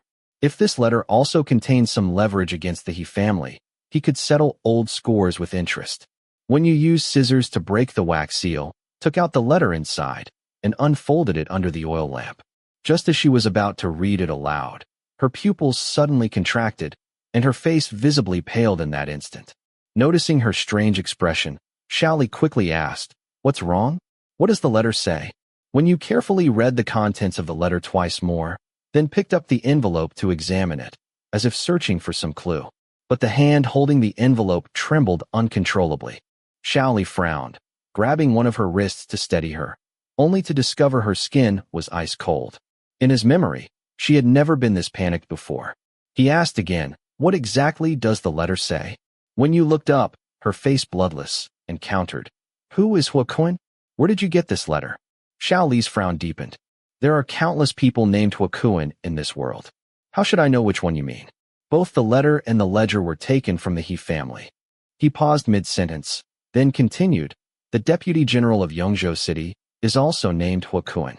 The He family relies on his backing for their canal transport business." His gaze fell on the letter in Wen Yu's hand, his expression instantly turning grave. "Is this letter from Huakuen to the He family?" Wen Yu shook her head. With one wrist still gripped by Xiao Li, she braced herself against the table to stand steady. Struggling to maintain composure while considering all possible solutions, she said, "Quick, go bring Auntie and the others here. I'll wake Xiaoan. We need to find them a place to hide first." Though Xiao Li sensed the severity of the situation, he still couldn't imagine what could unsettle her so much. "You have to tell me what that letter says. Whatever trouble it is, I'll bear the consequences myself. Why are you panicking?" Staring into his eyes, Wen Yu tried repeatedly to calm herself, but her voice still trembled. "Huakuen is a follower of the rebel Pei Song. This letter is from him to Pei Song, stating that despite repeated attempts to persuade, the governor of Yongzhou shows no intention of surrendering. Though the governor has great talent, he cannot be used for their cause. Huakuen asks Pei Song whether they should kill him and take his place, then announced to the world that Yongzhou has also submitted to the Pei family." Xiao Li seemed momentarily stunned, as if still processing this information. Huakuen is planning a rebellion. Wen Yu couldn't describe the helplessness she felt at that moment. Yongzhou isn't under Huakuen's control yet. Having lost such an important letter, even if he maintains his composure and doesn't desperately launch a mutiny immediately, he'll turn everything upside down to retrieve it. The He family, being supported by Huakuen and engaged in canal transport, must have been secretly delivering these letters for him all along. Losing a letter is a capital offense. They wouldn't dare conceal it. They've probably already reported the loss to Huakuen by now. She looked at Xiao Li. The letter was tucked inside the ledger. Whoever finds the ledger will find the letter. And aside from your proprietor, who else would go to such lengths to obtain this ledger? Wen Yu left the rest unspoken, but Xiao Li's expression darkened instantly. Getting involved in this mess, Boss Han might not even be able to save his own head. It was obvious he would pin the blame on Xiao Li to save himself. When Xiao Li had retrieved the ledger despite his injuries, he had thought that with this bargaining chip, the murder charge the He family had falsely pinned on him could be cleared, and he could hope to leave the gambling house someday, just like Brother Song. He had already brought his godmothers out of the drunken red chamber. With a small business in the future, it would be enough to support them until their old age and provide for their funeral arrangements. When Xiaoan grew a little older and the world outside became less chaotic, he would take that brat to see Ledu, the city he had yearned for all these years. But in an instant, all of it vanished like a bubble. Xiao Li reflected on his life, which seemed to have been toyed with by fate, and suddenly felt a sense of absurdity. He regretted not having done more. Why had he only knocked out the He family's eldest master and the coachman? But what good would killing them have done? If the He family's eldest master failed to return for too long, the family would inevitably send servants to search for him. Yongzhou City was only so large. Once the city gates were closed at night, where could two grown men and a carriage possibly hide? Perhaps because he had already envisioned the worst possible outcome, Xiao Li felt an unusual calm wash over him. Staring at the letter that Wen Yu had already opened, he asked half-jokingly, "If I reseal this letter exactly as it was and restore the wax seal to match the imprint, could it still be salvaged?" Wen Yu shook her head, her eyes tinged with a faint redness as she looked at him. "Whether you have read this letter or not, once it has passed through your hands, they would rather kill mistakenly than leave any witnesses alive." Xiao Li seemed to ponder for a moment before standing up and pulling on his clothes. "Take my mother and Xiaoan into hiding. I'll take this letter to see the governor." When you called out to stop him. "No." Xiao Li turned his head to look at her, and she explained, "The only chance for survival does lie there. But if Huakuen learns that the letter is missing, his first move will be to guard against it being delivered to the governor of Yongzhou. Every road leading to the governor's residence is surely already ambushed. If you go recklessly, you'll only throw your life away for nothing. Even if you miraculously reach the governor's residence, what if Huakuen, cornered like a desperate dog, launches a military coup prematurely? Then everything we have done will be in vain. You won't be able to save your own life, nor will you be able to protect Auntie and Xiaoan." By the end, Wen Yu's voice had grown hoarse. That was an outcome she did not wish to see either. She hoped Xiao Huanyang and Xiaoan could live safely and well. Xiao Li's tall frame stiffened where he stood, like a trapped beast with no way out. After a long silence, he finally spoke. Then what can I do? With Huakuan sealing the city gates, even if he took Xiao Huanyang and the others into hiding, it would only be a matter of time before they were found. He closed his eyes and said slowly, "You, teach me what to do, just as long as my mother and the others are kept safe." Wen Yu's heart ached at his use of "you." Setting aside the debt of gratitude she owed the Xiao family, and knowing that the governor of Yongzhou remained loyal to the great Liang, for the sake of Fengyang alone, she could not allow Yongzhou to fall into Pei Song's hands. Staring at the flickering flame of the oil lamp on the table, she said, "There is one more way we can gamble." The wind whipped the heavy snow into goose-feather flurries. In the deep of night, the sound of chaotic hoofbeats echoed through the streets and alleys. Every ordinary household had its doors tightly shut. If a child was startled awake and began to cry, the sound was quickly muffled. The hoofbeats halted outside a grand mansion, and armored soldiers with swords at their hips began pounding violently on the gate. "Coming, coming." The gatekeeper, hastily pulling on his clothes, rushed to remove the bolt, but the gate was already kicked open roughly by the soldiers. Seeing the torches blazing outside and the dark mass of troops, the gatekeeper panicked, his voice trembling as he asked, "Sirs, what crime has my master committed?" The soldier who kicked the door open immediately drew his blade and stabbed the gatekeeper in the abdomen, shouting, "Han Tongzong has seized farmland, driven peasants to their deaths, and bribed the county magistrate for illicit dealings. We are here tonight to arrest him." The soldiers behind him swarmed in like black ants. Lanterns in the Han residence flickered on one after another. Maids and servants, not yet fully dressed, were kicked in by these armored, blade-wielding soldiers, screaming and crying in terror. Boss Han, draped in a silver-furred cloak, pulled open the main door and demanded, "What is the meaning of this?" Behind him, from behind the soft silk bed curtains, his beautiful concubine, bare-armed and clutching a brocade quilt to cover herself, peered out timidly. The captain of the soldiers strode toward the main room, a blood-stained sword in hand, and sneered, "Your days of luxury are over, Han Tongzong." In moments, Han Tongzong, clad only in thin inner garments, was tightly bound and dragged outside the estate gate. Forced to kneel on the frost-covered bluestone pavement, the cold seeped through the thin silk, needling his kneecaps with a piercing pain. Straining to lift his head, he looked up at the man on horseback and rasped, "Lord Hua, what crime have I committed to warrant such a heavy-handed response?" An attendant crouched beside the warhorse, and Huakuan stepped on his back to dismount. He strode over to Han Tongzong, half-crouching to ask, "Where is my property?" In his early 30s, with a short beard and a lean yet sturdy build from his military background, Huakuan's hawk-like eyes glared with an almost overflowing ruthlessness. Han Tongzong, bewildered and panicked, asked, "What property of yours could I possibly have?" Huakuan backhanded him across the face with a whip, his voice venomous. "Still pretending?" "The item tucked inside the ledger you retrieved from the He family." Han Tongzong had never imagined that retrieving a ledger, a trivial matter involving the He family, would draw Huakuan's personal involvement. Only upon hearing about the hidden item did he realize the gravity. Hurriedly, despite the whip mark on his face, he pleaded, "My lord, please understand. The ledger was stolen by a traitor attempting to deliver it to the He family. I merely sent someone to retrieve it, but the man hasn't reported back to me yet. I know nothing of any item inside." Huakuan's expression darkened further. "Who did you send?" "Xiao Li," Han Tongzong exclaimed hastily. "Xiao Li from South Third Lane. He holds a grudge against the He family. If something of yours stored with them is missing, he likely took it to exact revenge." Attempting to absolve himself, Han Tongzong's motives were clear to Huakuan, who only snorted coldly and ordered his subordinates, "Seal the Han residence." He then remounted his horse and whipped it towards South Third Lane. Han Tongzong was hauled onto another horse by the guards and taken along to identify the location. Upon reaching South Third Lane, Han Tongzong, shivering in his thin clothes after the windy ride, was now blue in the face and hands. Dismounting, he stumbled and collapsed to the ground. From his saddle, Huakuan coldly asked, Which household is the Xiao residence?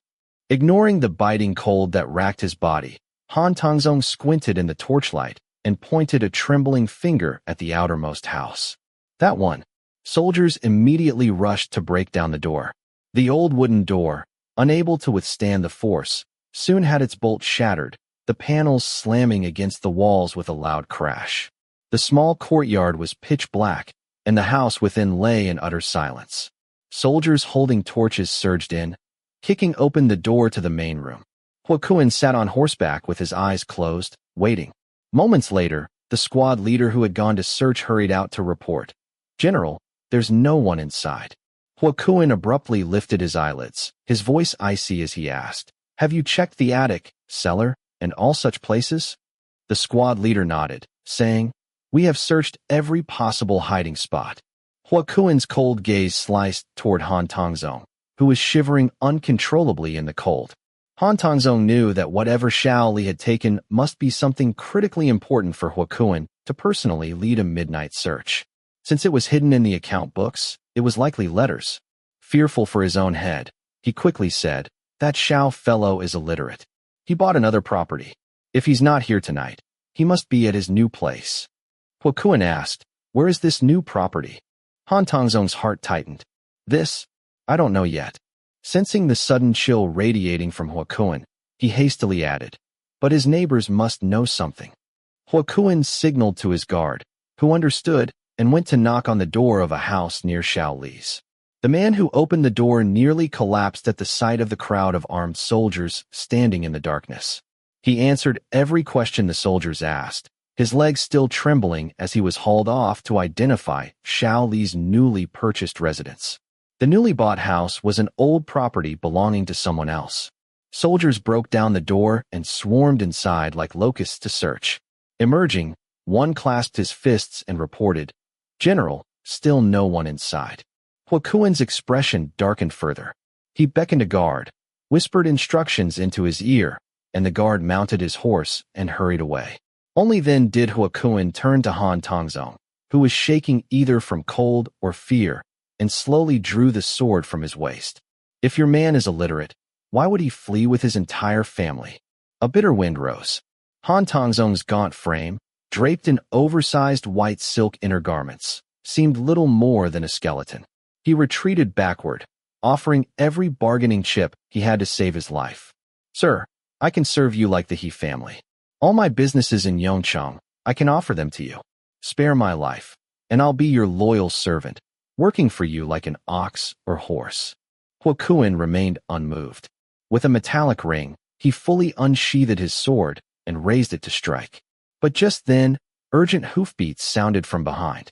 A squad leader reined in his horse, dismounted, and half-knelt to present a letter. "General, as ordered, we went to seal the gambling house and found this pinned to its door." Tuan unfolded the paper. After reading it, his expression eased slightly.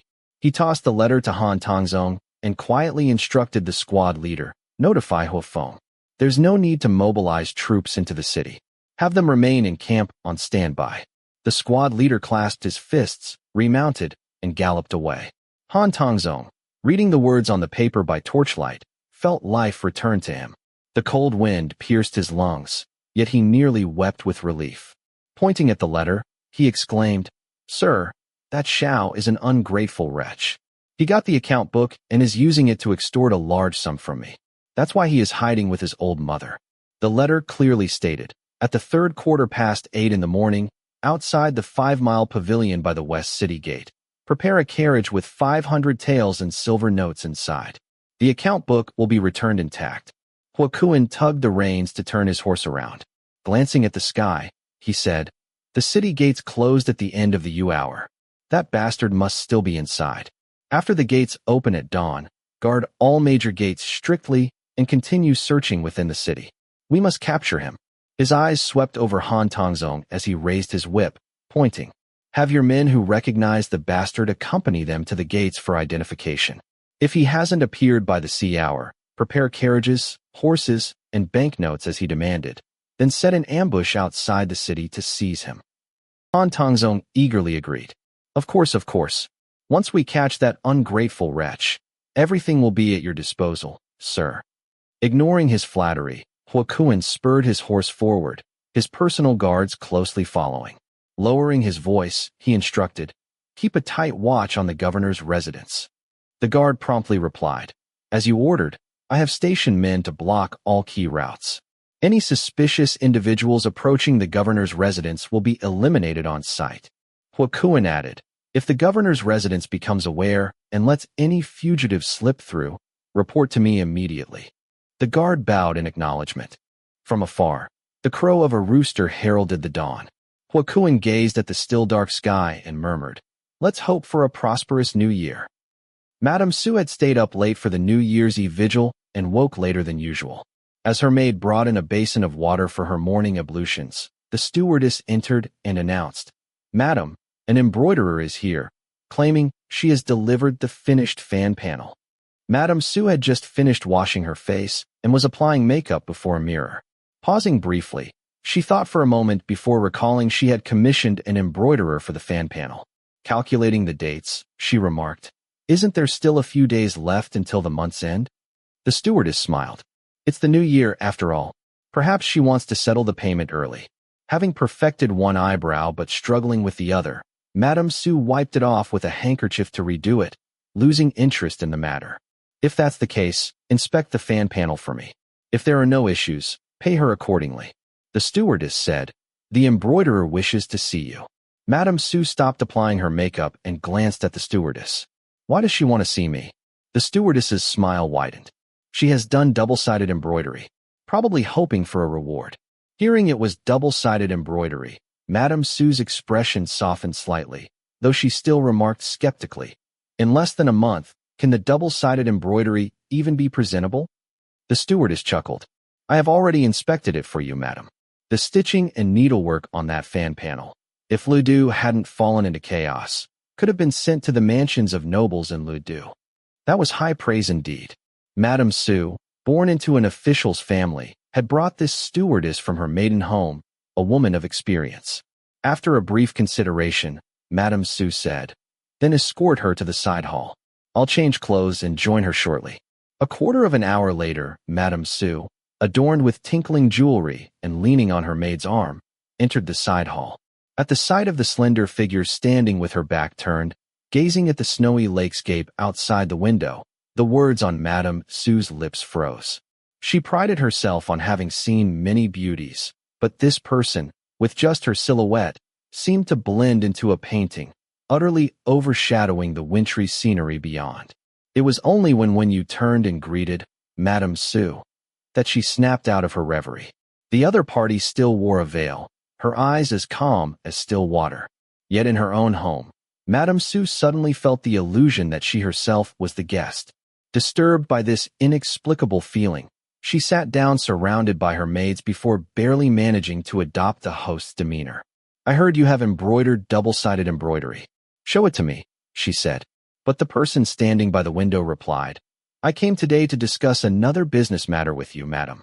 Carried by the lake breeze, her voice was clear and crisp, like melting icicles from the eaves dripping onto jade tiles. Madame Su scraped the tea foam with the lid and chuckled. "On this first day of the new year, my household is still quite busy. If you wish to discuss a long-term business, come another day." As she spoke, she signaled her subordinates to see the guest out. But when you said, "Would Madame be interested in taking over the business of the Han family in Yongcheng?" Madame Su's hand, which had been scraping the tea foam, paused. She looked up and reassessed Wen Yu. "You speak quite boldly, young lady." Wen Yu took out half an account book and placed it on the table. "With just this account book, Madame can already snatch a lucrative piece from the Han family. If you are willing to do this business with me, I will present the other half of the account book after the matter is settled." Understanding the cue, a subordinate brought the account book to Madame Su. After flipping through just a few pages, her expression changed. She closed the account book, pressed it on the table, and asked Wen Yu, "Your condition?"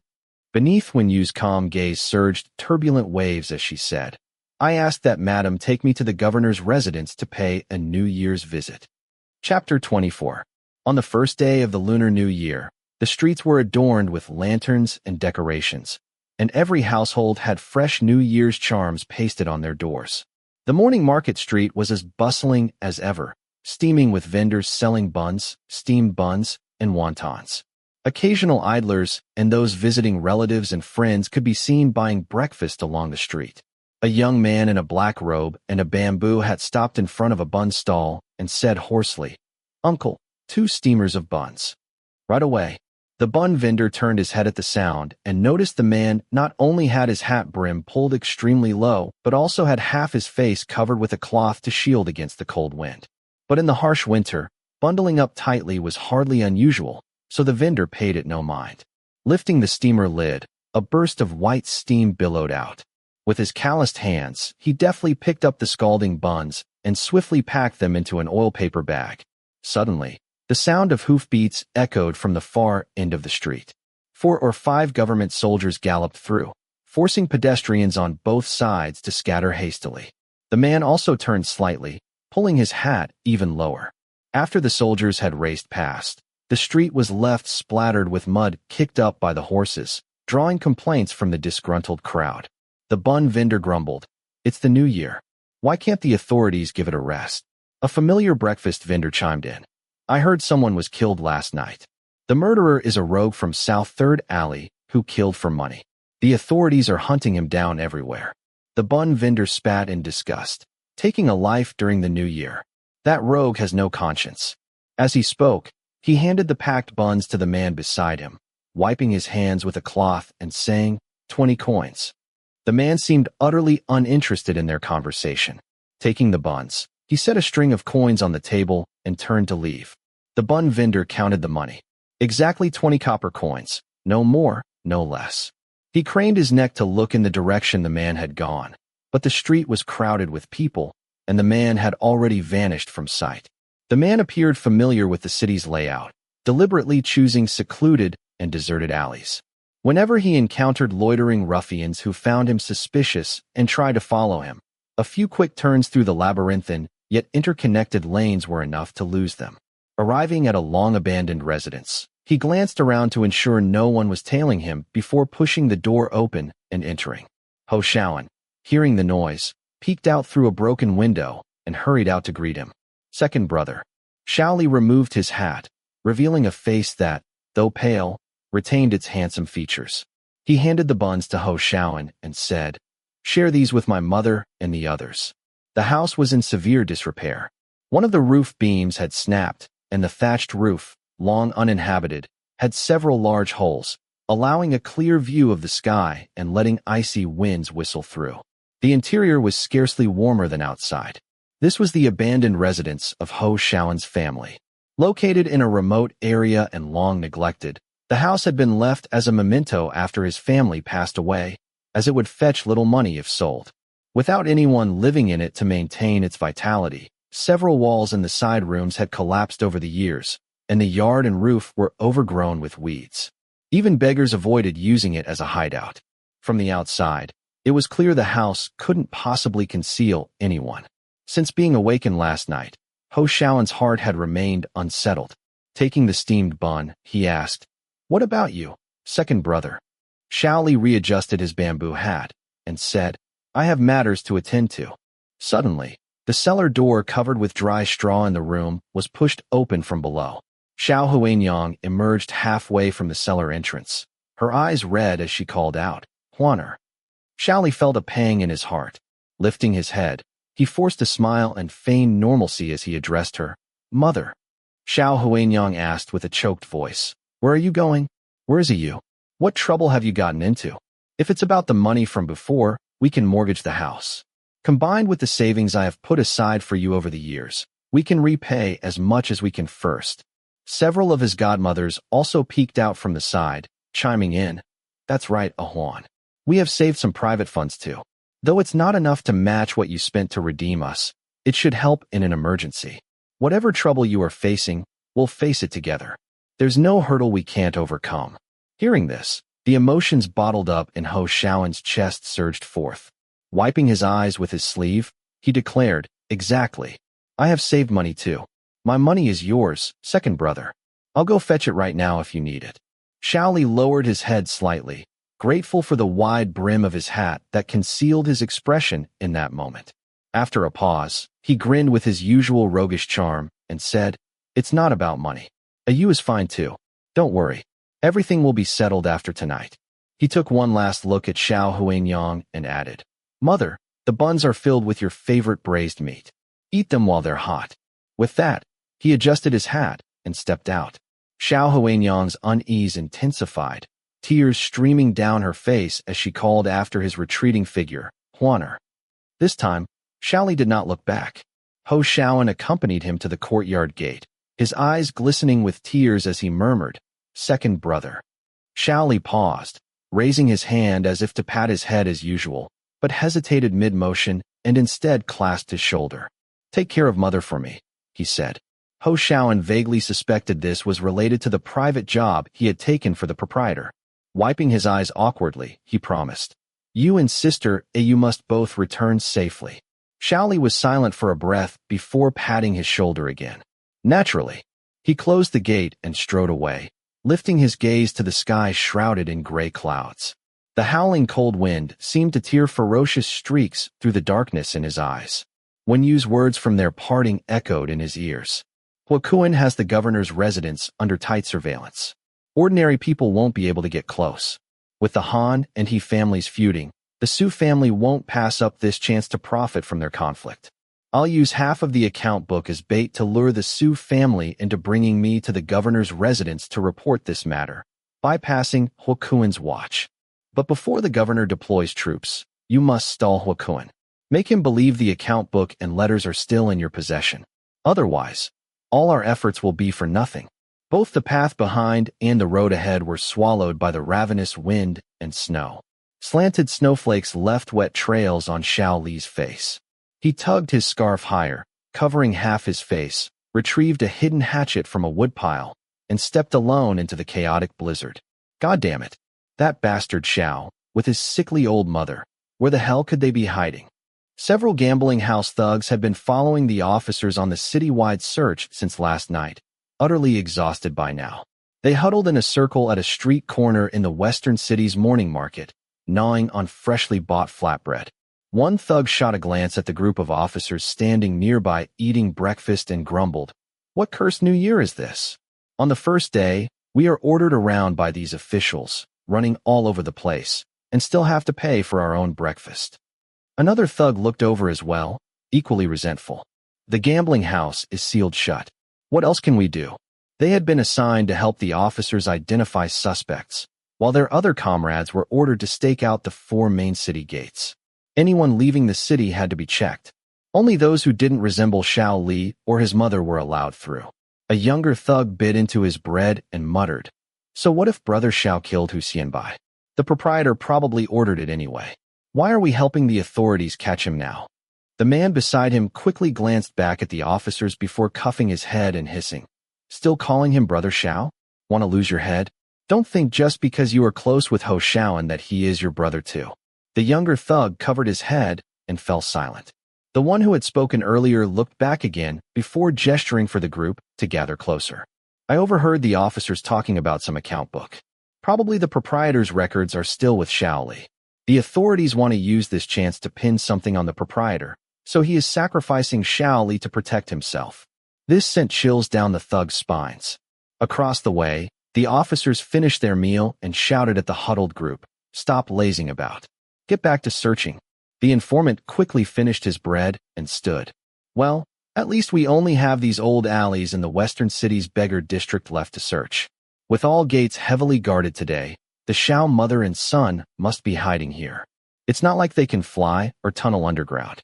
No sooner had he spoken than hoofbeats sounded in the distance.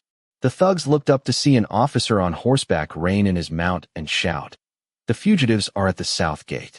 Surround them immediately." The searching officers immediately grabbed their blades and rushed toward the south gate.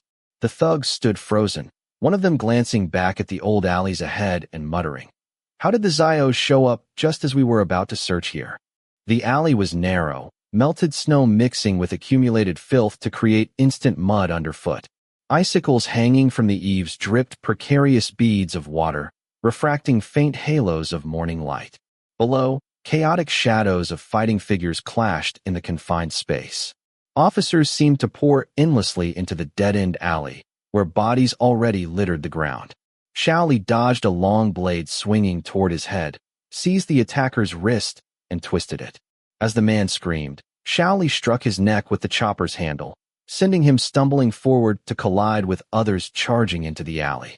Gripping his bloodied chopper, Xiao Li caught his breath, tightening the cloth binding the handle to his hand. The officers had reached the old alleys in the western city where Xiao Huanyang was hiding. Xiao Li couldn't risk their discovery, so he had shown himself at the south gate to draw all pursuers away. His fierce eyes glared at the advancing soldiers ahead as he sneered. Han Tongzong ordered me to kill those people and take the ledger. I merely demanded hush money from him. Every grievance has its source, every debt its debtor. Officers, shouldn't you be arresting Han Tongzong instead? No one responded. The soldiers blocking the alley entrance, having witnessed his ferocity, no longer rushed forward recklessly. Instead, they encircled him like hunters cornering a wild beast, attempting to exhaust his strength. Just as the droplet on the icicle finally fell, the soldiers inside the alley seized the moment, raising their blades to charge at Xiao Li once more. The thin, sharp blade sliced through the droplet, its cold edge instantly closing in on his face. Xiao Li raised his firewood axe to block it, the clash of metal emitting a piercing screech. His arm strength was astonishing. Even at this point of exhaustion, he managed to press the blade's spine with his other arm, roaring as he forced the attacking officer back several steps. With a kick, he sent the man tumbling into the sewage-filled ditch. Lifting his blood-soaked forehead, he snarled wildly at the soldiers blocking his path. Come on. He truly resembled a savage wolf. Outside the alley, a whole family guard waiting for news watched as another soldier was carried out of the alley and heard the furious roars. He asked, has he not been captured yet? The officer in charge, equally frustrated, sheathed his blade against the saddle and said, that bastard is cunning. He only brought half of the ledger with him, using it as a bargaining chip. The other half and the item the general wants are hidden. He insists on a carriage to escort him out of the city before revealing the hiding spot. He added bitterly, we haven't recovered what the general wants yet, so we have to keep him alive. The whole family guard, surprised, remarked, he's quite clever. The officer glanced at the sky and flexed his elbow impatiently. If I were skilled with a bow, or if we could mobilize archers without alerting the governor, he wouldn't have lasted this long. The whole family guard said, just fetch a bow. The officer looked at him and suddenly laughed, slapping his shoulder armor heartily. I almost forgot. You all trained under the general, skilled in both riding and archery. At the governor's residence, the cold wind carried the sound of firecrackers and rustled the fine bamboo blinds hanging along the corridor. When you glanced at the distant sky, her palms slightly tightening. It was already 7:45. Last night, she had calculated that even after informing the governor and mobilizing troops, it would be at least 9:30. She wondered how Xiao Li was faring.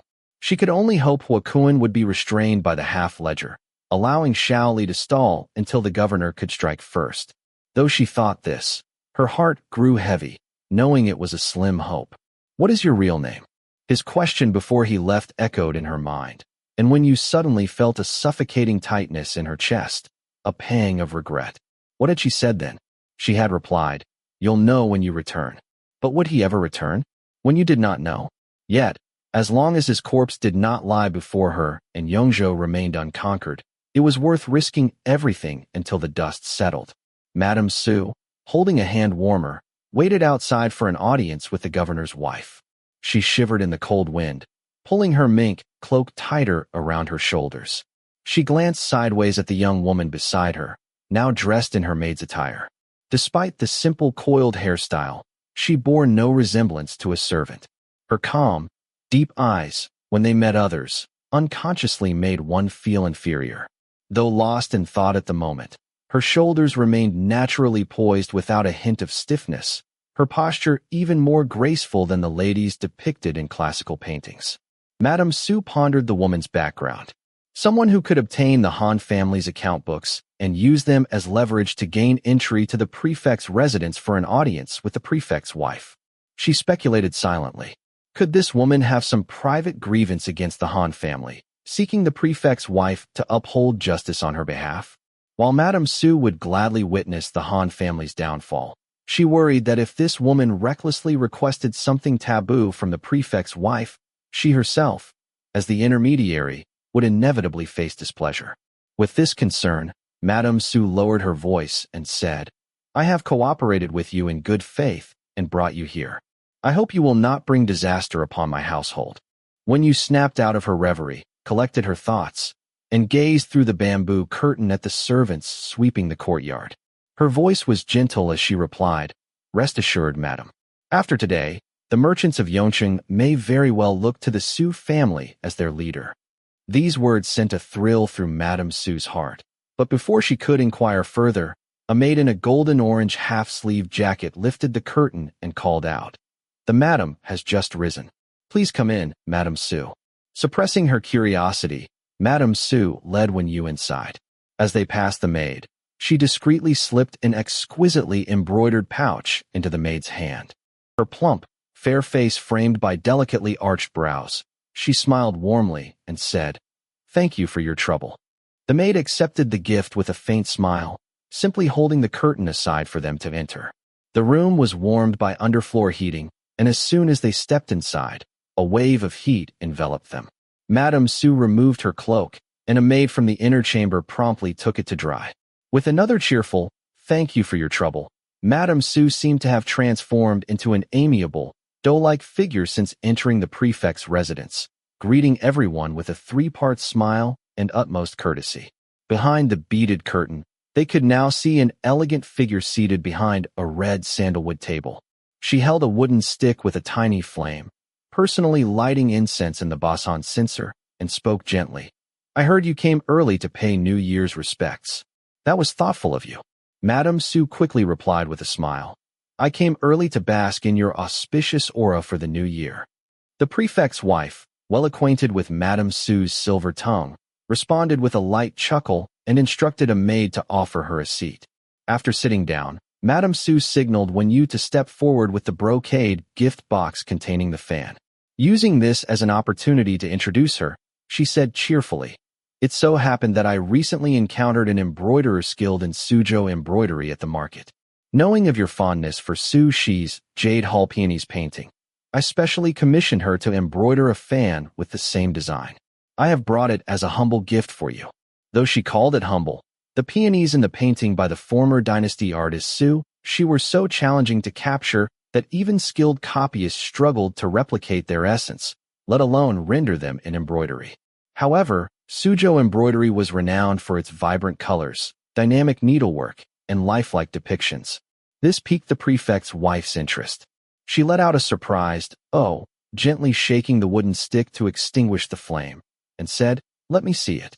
Wen Yu slightly opened the flat gift box and handed it to the approaching maid. Noticing the light veil covering Wen Yu's face, the maid's eyes flickered with surprise. But since she was Madame Su's attendant and Madame Su had not commented, it was not her place as a servant to question it. She simply took the box, parted the beaded curtain, and knelt to present it to the prefect's wife. The prefect's wife glanced down casually, but when her gaze fell upon the peony embroidery on the fan's surface, her eyes froze there.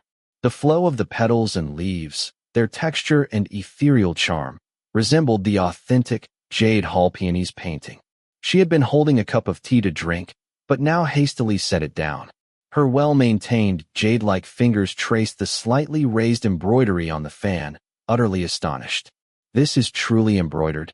Seeing her delight in the fan, Madame Su felt more assured and spoke up at the right moment. "I thought since it's meant for a fan, it would be prettier with embroidery on both sides. Fortunately, the embroiderer is skilled in double-sided Suzhou embroidery, so I had her embroider both sides." Hearing this, the prefect's wife picked up the peony-embroidered fan, but before she could examine the reverse side closely, she noticed a letter tucked beneath it. Frowning slightly, she looked toward Madame Su and her maid beyond the bead curtain. Madame Su still wore a warm smile, but the veiled maid's ink-black, ice-pool-like eyes were fixed on her. The prefect's wife felt this maid's bearing surpassed that of many noble ladies. Realizing something, she knowingly unfolded the letter from the box. After reading it, She couldn't even steady the brocade box resting on her knees, letting it fall to the floor. "Madam," the maids below panicked, rushing forward. But when you lifted the curtain and entered first, using her sleeve to conceal the letter as she supported the prefect's wife. The prefect's wife's personal maid had never seen such an impudent servant and was about to scold her when Wen Yu said, "Quickly summon the prefect. Tell him Madam has suddenly fainted, and send for the residence physician." As she spoke, her gaze remained steadily fixed on the prefect's wife, her hand firmly gripping one of Madam's suddenly ice-cold, delicate hands. "How dare you? Your gift has frightened Madam, and you dare touch her." The personal maid, protective of her mistress, moved to push Wen Yu away. But the prefect's wife stopped her. Leaning against the pillow, barely able to breathe, her lovely face pale as death, she stared blankly at Wen Yu, as if drawing some strength from her composure. Weakly, she instructed her servants, "Do as she says. Keep it quiet. Summon the prefect and tell him I have fallen ill." The maids stood bewildered. Madame Su was also startled by the sudden turn of events. In mere moments, cold sweat had soaked through her back. She didn't know whether to quickly distance herself from Wen Yu or say something to calm the prefect's wife. Seeing the maids frozen in place, the prefect's wife grew frantic and shouted, "Go now." Her personal maid had no choice but to promptly send someone for the prefect and dispatch another for the residence physician. Noticing the prefect's wife showed no intention of blaming Wen Yu, Madame Su hurriedly smoothed things over. "Madam, perhaps you haven't eaten since morning and fainted from low energy. Should we have the kitchen warm some sweet soup?" The personal maid thought this possible and instructed a servant to fetch the soup, though she remained puzzled by her mistress's attitude toward the maid. Before she could ponder further, the prefect's wife spoke again. "I am utterly exhausted and cannot entertain you any longer, Madame Su. Please proceed to the side hall for some refreshments. I have taken a liking to your maid and wish to have a word with her." Naturally, Madame Su dared not refuse. After urging the prefect's wife to rest properly and following the guiding maid out, she still felt uneasy. She had also examined the fan cover and found nothing amiss. Why then had the prefect's wife been so frightened upon seeing it, yet showed no intention of blaming the young woman at all? Moreover, that woman just now was clearly instructing the prefect's wife on how to proceed, feigning illness to summon the prefect of Yongzhou while keeping it quiet.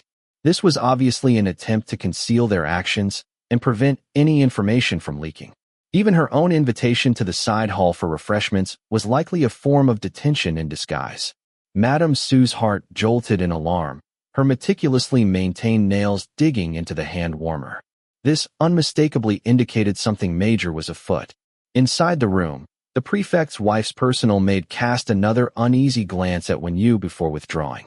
"My lady, I shall wait right outside the door. Please call if you need anything." The prefect's wife gave a slight nod, and only then did the maid softly close the door behind her.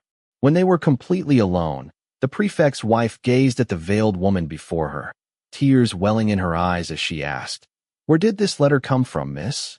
Wen Yu replied, "From the He family in charge of water transport." At this answer, the prefect's wife grew even paler, tears soaking the hair at her temples.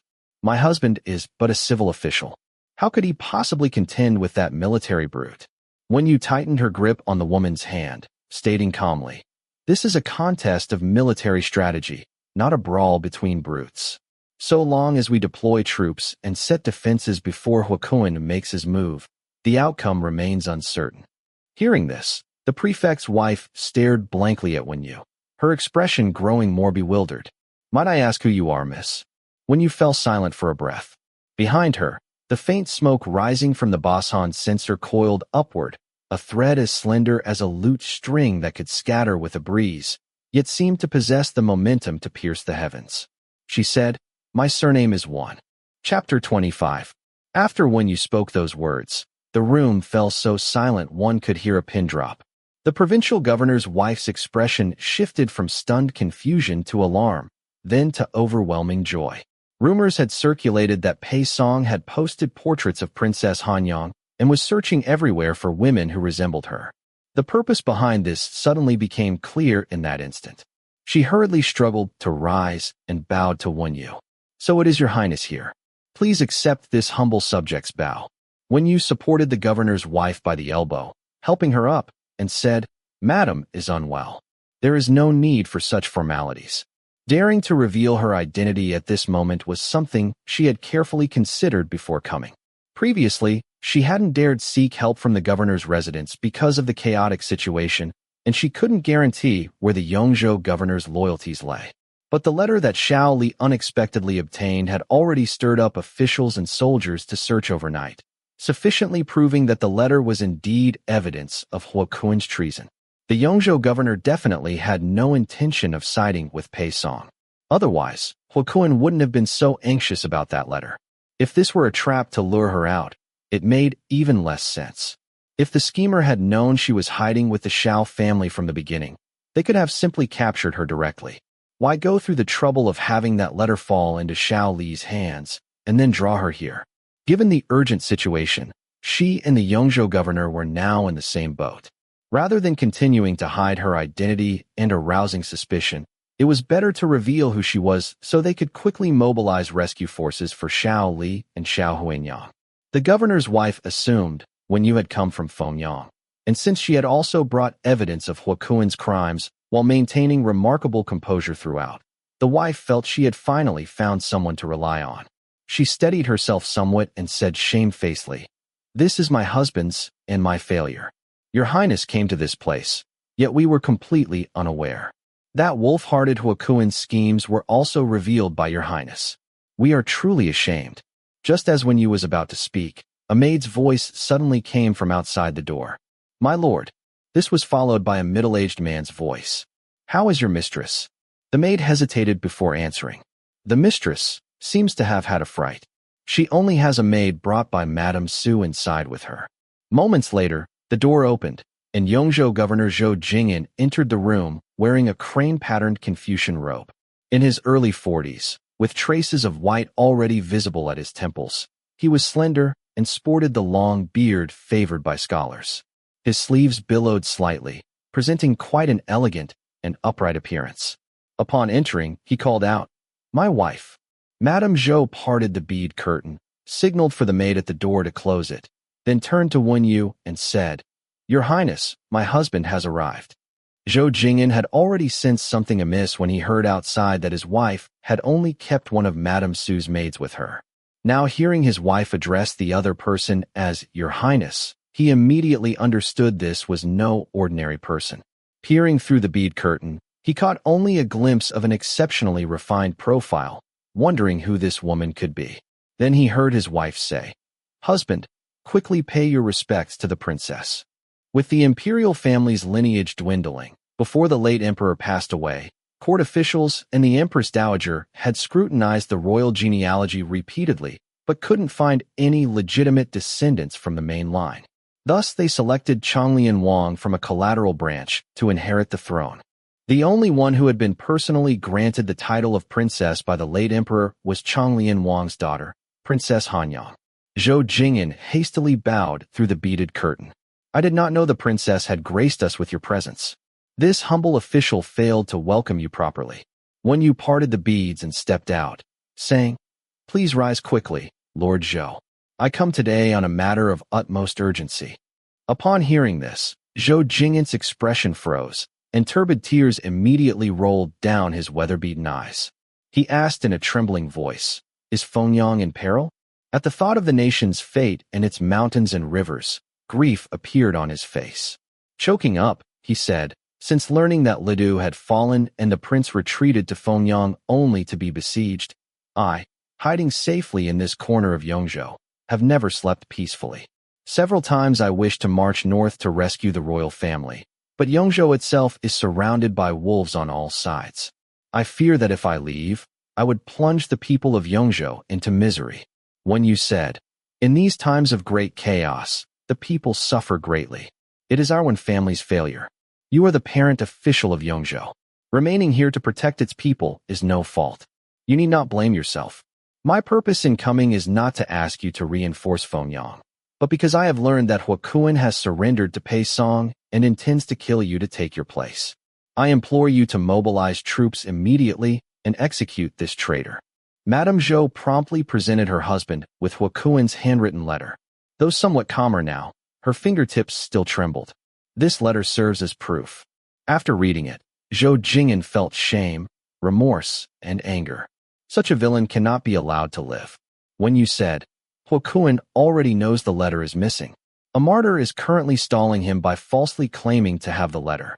If he realizes it is a trap, he will certainly become desperate. Lord Zhou, we have little time. Zhou Jing'an also recognized the urgency. He bowed to Wen Yu again and said, Then I must trouble the princess to rest in the residence for half a day. This official will immediately deploy troops. Once this traitor is executed, I shall return to apologize to the princess. Clenching her fists, Wen Yu quickly added, I have one more presumptuous request. Could you assign me several dozen men? That martyr's family has shown me kindness, and I wish to lead men to rescue him. Zhou Jing'an hesitated slightly. Huokuan commands several battalions. If he counterattacks, I fear the princess might come to harm outside. Perhaps the princess could simply tell me the martyr's name and whereabouts, and I will send men to rescue him. When you understood that in this critical situation, she should not further burden the governor of Yongzhou, yet she could not possibly abandon Xiao Li. Since Zhou Jing'an's proposal was the safest course, she nodded and said, The martyr's surname is Xiao, given namely. His family is hiding in an abandoned house in the old alleys of the western city. He himself is likely serving as bait to lure Huokuan's men at this moment. I beg you to send 2 groups quickly to rescue them. Zhou Jing'an nodded. I will give the orders immediately. Do not worry, princess. He then said to Madame Zhou, Please manage affairs here, my lady. First, seal off all news and ensure no rumors spread. Madame Zhou nodded. I understand, husband. Please go. Only then did Wen Yu feel the tension in her body ease slightly. But since the situation remained unresolved and that rogue's fate was unknown, her heart remained half suspended. After Zhou Jing'an left, Madame Zhou, seeing her still troubled, comforted her. Do not worry, princess. That martyr and his family are surely protected by fortune. Wen Yu gazed at the fine snow that had begun falling outside the window and said, May fortune indeed favor them. Han Tongzong, who had been dragged out in thin clothing and left to freeze for most of the night, was already suffering from a headache and fever by morning.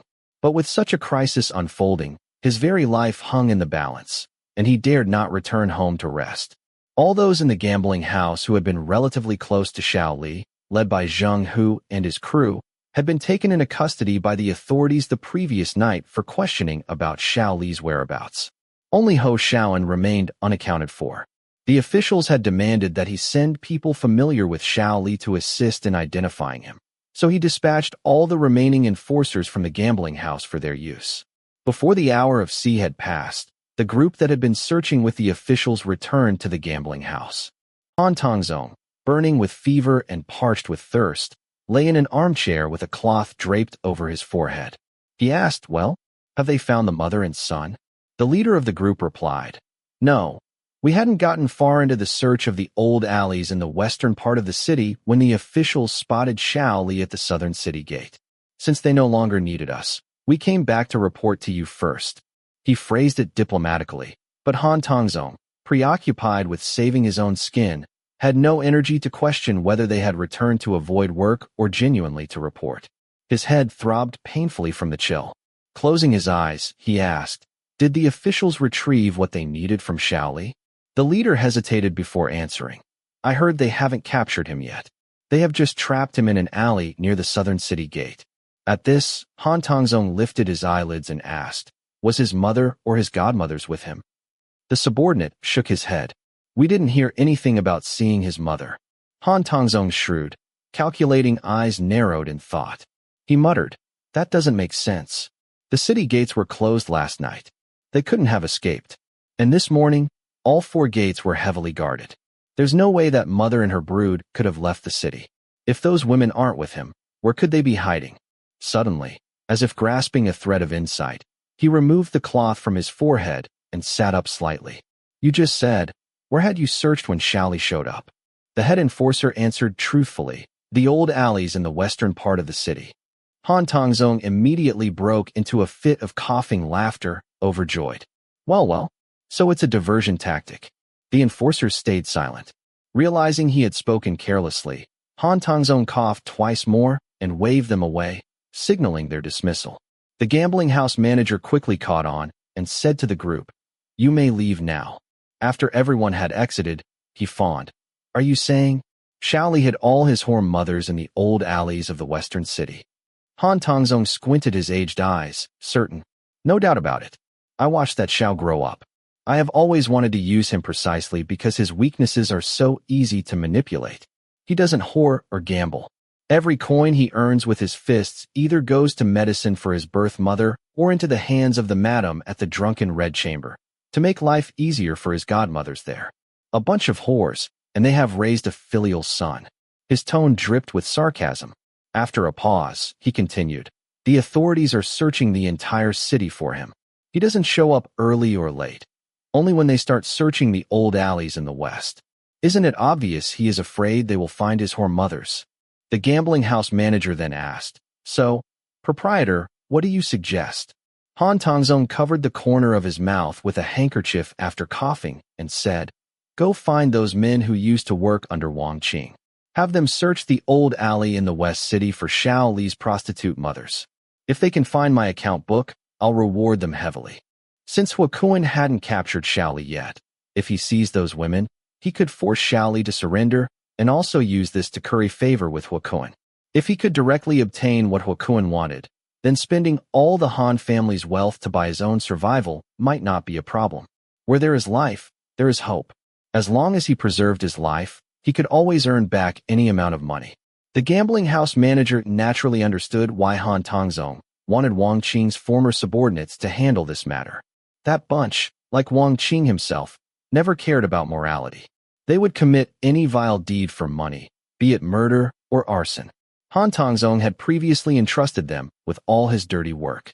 However, after Xiao Li split Wang Qing's skull that day and took power, he had gradually found excuses to drive these men out of the gambling house.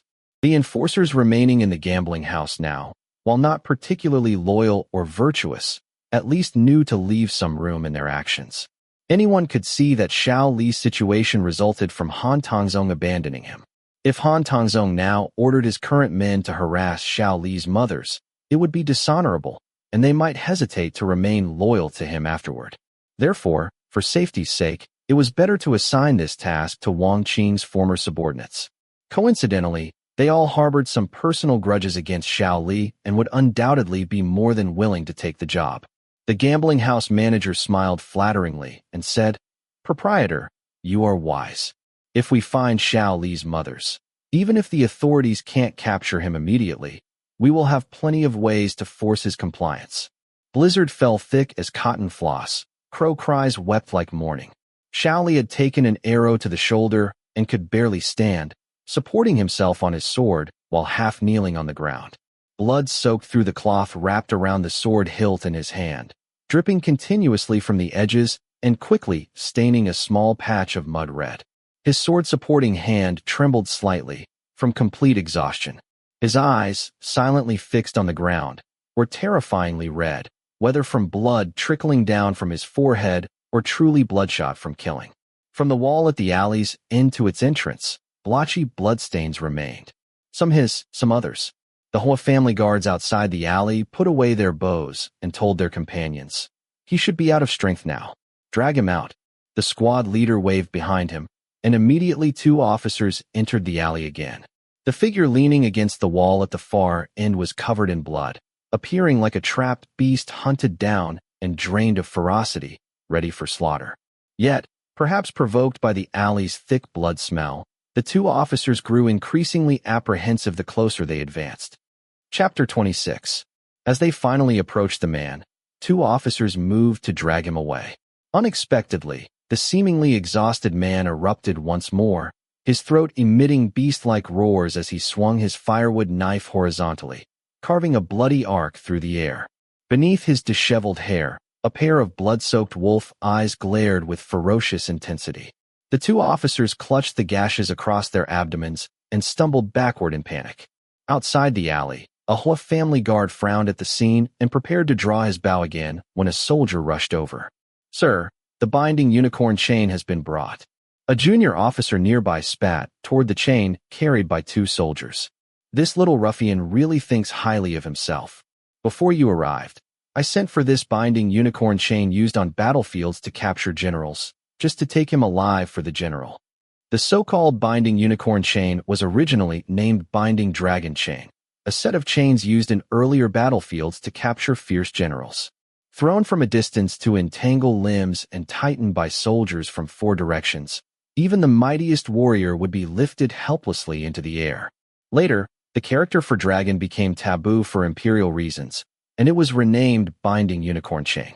Glancing into the alley with interest, he remarked, "This little ruffian shows remarkable skill.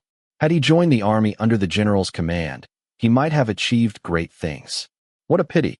He ordered his subordinates, "Since it's here, use it on him." Hearing this, the Hua family guard seemed to agree that using the binding unicorn chain was safer and put away his bow. Xiao Li leaned on his knife for support, his ears filled with the increasingly loud pounding of his own heart. The voices outside the alley had become indistinct to him now. Thick snowflakes drifted into the alley, melting into the blood-stained mud. He blinked slowly, peering through blood and sweat-matted strands of hair at the leaden sky. Had it reached the 3rd quarter of the hour of C? As crows took flight from barren branches, chains of tempered metal coiled like living creatures around his ankles, then dragged him forcefully toward the alley's entrance. Xiao Li felt his body suddenly lose balance. The pale gray dome of sky and the skeletal trees that seemed to support half the firmament all rushed backward in an instant. The moment he fell backward, he instinctively hurled his firewood knife toward the direction of the dragging chains. As he hit the ground, he twisted desperately to land on his right shoulder blade, protecting the arrow wound on his left side from further pressure. Despite this, he was dragged nearly half a zhang across the ground. The hand that had thrown the knife became entangled in the chains the moment it extended. Fortunately, the firewood knife struck one of the officers pulling the chains at the front. Startled officers behind loosened their grip slightly, giving Xiao Li an opportunity to brace both feet against the alley's brick walls as leverage. He gathered the chains wrapped around his arms and began a tug-of-war with the multiple officers pulling from outside. The officers strained with grotesque expressions, exerting every ounce of their strength. Xiao Li's teeth were stained with blood, his crimson eyes swirling with raging murderous intent, like a savage wolf or vengeful ghost. Against all odds, he refused to yield another inch to the officers pulling. The junior officer and Hua family guard outside the alley felt a surge of terror, experiencing genuine fear for the first time. Even when subduing battle-hardened generals, they rarely encountered such resistance. A single thought dominated their minds. If this young man lives, he will become a grave threat in the future. The Hua family's personal guards had already tightened their grip on their bows when Xiao Li let out a ferocious roar.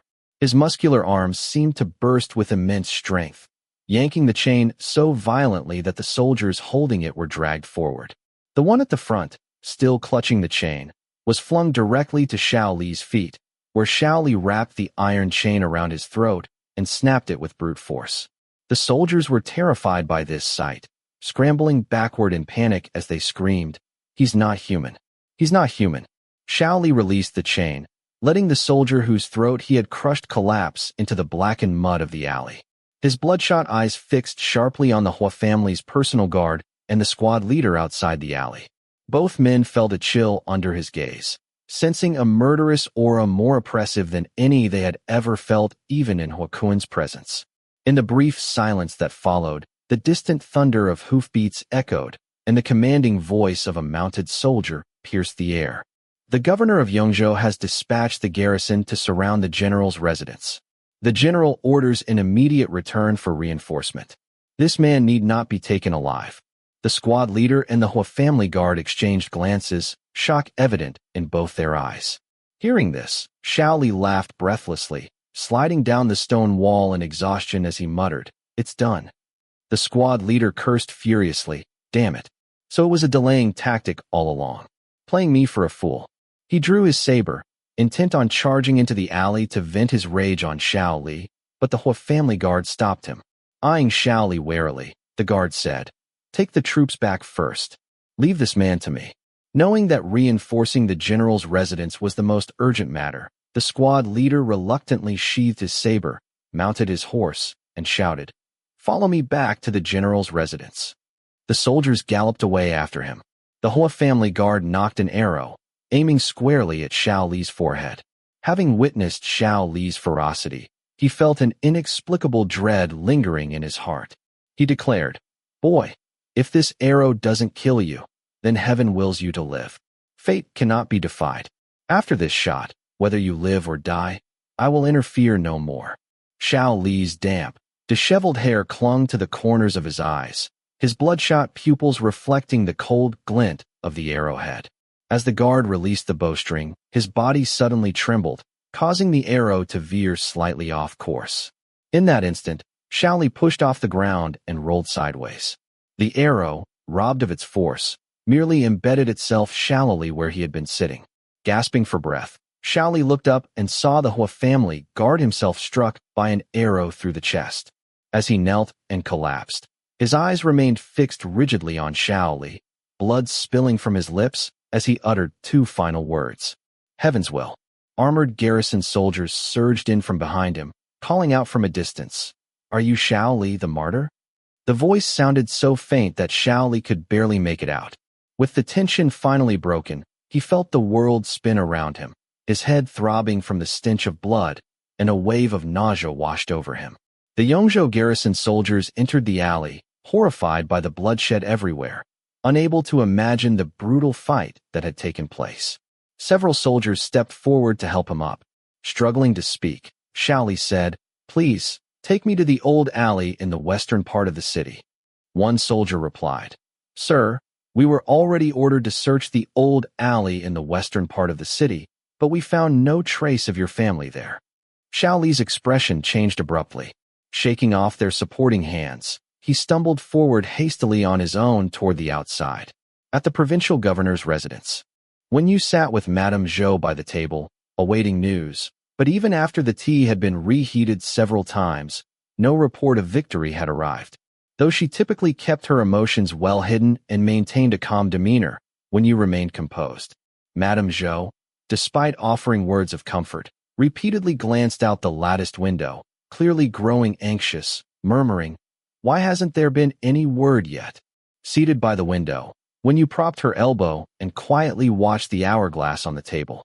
When the sand inside flowed past the 5th mark of the sea hour, the incense-stirring stick in her hand snapped with a sharp crack, and a trace of restlessness finally surfaced in her eyes. Just then, hurried footsteps echoed from outside the courtyard. Wen Yu and Madame Zhou looked up almost simultaneously toward the sound. A guard hurried to the moon gate, knelt on one knee, and clasped his fists, reporting, "Madam, a great victory." Madame Zhou stood up, leaning on the table, weeping with joy as her suspended heart finally settled. Yet, in the midst of such emotional extremes, she grew dizzy and nearly collapsed, saved only by Wen Yu's timely support. Wen Yu said, "This is a joyous occasion, madam. Please do not cry from both happiness and relief. It harms your health." Tearfully nodding as if spared from disaster, Madame Zhou asked the guard, "Where is the governor now?" The guard replied respectfully, "Although Huakuan has been subdued, his followers are fleeing in all directions. The governor is currently rounding them up." Only then did Madame Zhou feel completely at ease. Wen Yu then asked, "Has that martyr surnamed Xiao and his family been found?" The guard did not recognize her, assuming she was a maid serving Madame Zhou, and answered respectfully, "The martyr surnamed Xiao has been found, but in the old alley west of the city, his family was not located." Wen Yu frowned, quickly considering who might have taken Xiao Huanyang and the others. She asked, "Did you find any women over 30 among Huakuan's subordinates?" The guard shook his head. Wen Yu almost instantly pinpointed the target. If it wasn't Huakuan, then the only one who would go to such lengths to find Xiao Huanyang and the others had to be the proprietor of the gambling house, where Xiao Li worked. Turning to Madame Zhou, she said, "Madam, may I trouble you to assign me more troops to search all the properties registered under the Cosmos Gambling House's proprietor?" The places where that man surnamed Han could hide people were likely limited to his own establishments. Cosmos Gambling House. The gambling house had been smashed to pieces the previous night and was not open for business today. The main door was slightly ajar, allowing only a sliver of light to seep in, making the hall appear even dimmer. Speak. Where have you hidden Xiao Li's or mother's? A large-headed, square-faced man delivered another vicious kick to the person on the ground. The young man was covered in blood, curled up in pain, his eyes glazed over. Through blood-soaked lips, he could only utter the same words. I don't know. Infuriated, the man had worked up a sweat from the beating. He tugged at his collar to cool off, then crouched down, grabbing Ho Xiaoan by the hair and forcing his head up. With a menacing grin, he snarled, You don't know? Last night, the entire gambling house and the homes of our brothers were searched by the authorities. Zhang Hu and the others are still in prison. You were the only one who managed to hide. Dare you claim you weren't with that bastard surnamed Xiao? Blood dripped from Ho Xiaoan's chin onto the ground, his eyelids barely able to lift. He did not respond. The man radiated viciousness and sneered. Playing dead, are you? He grabbed Ho Xiaoan by the head and smashed it hard against the ground. After just a few impacts, fresh blood gushed out again.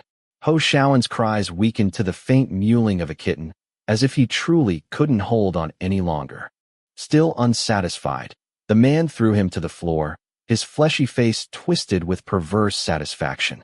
You strut around all day following that bastard who doesn't even know who his father is, acting so high and mighty. These beatings are what he once gave me for killing a prostitute. Consider yourself taking them in place of your precious bastard of a second brother. As he raised his foot to kick again, a voice came from the dim light. Enough. The man looked up at Han Tongzong, who sat with his back turned in an armchair, and withdrew his foot. Smiling obsequiously, he said, Proprietor, this little brat's lips are sealed tight. If we don't get rough, he'll never talk.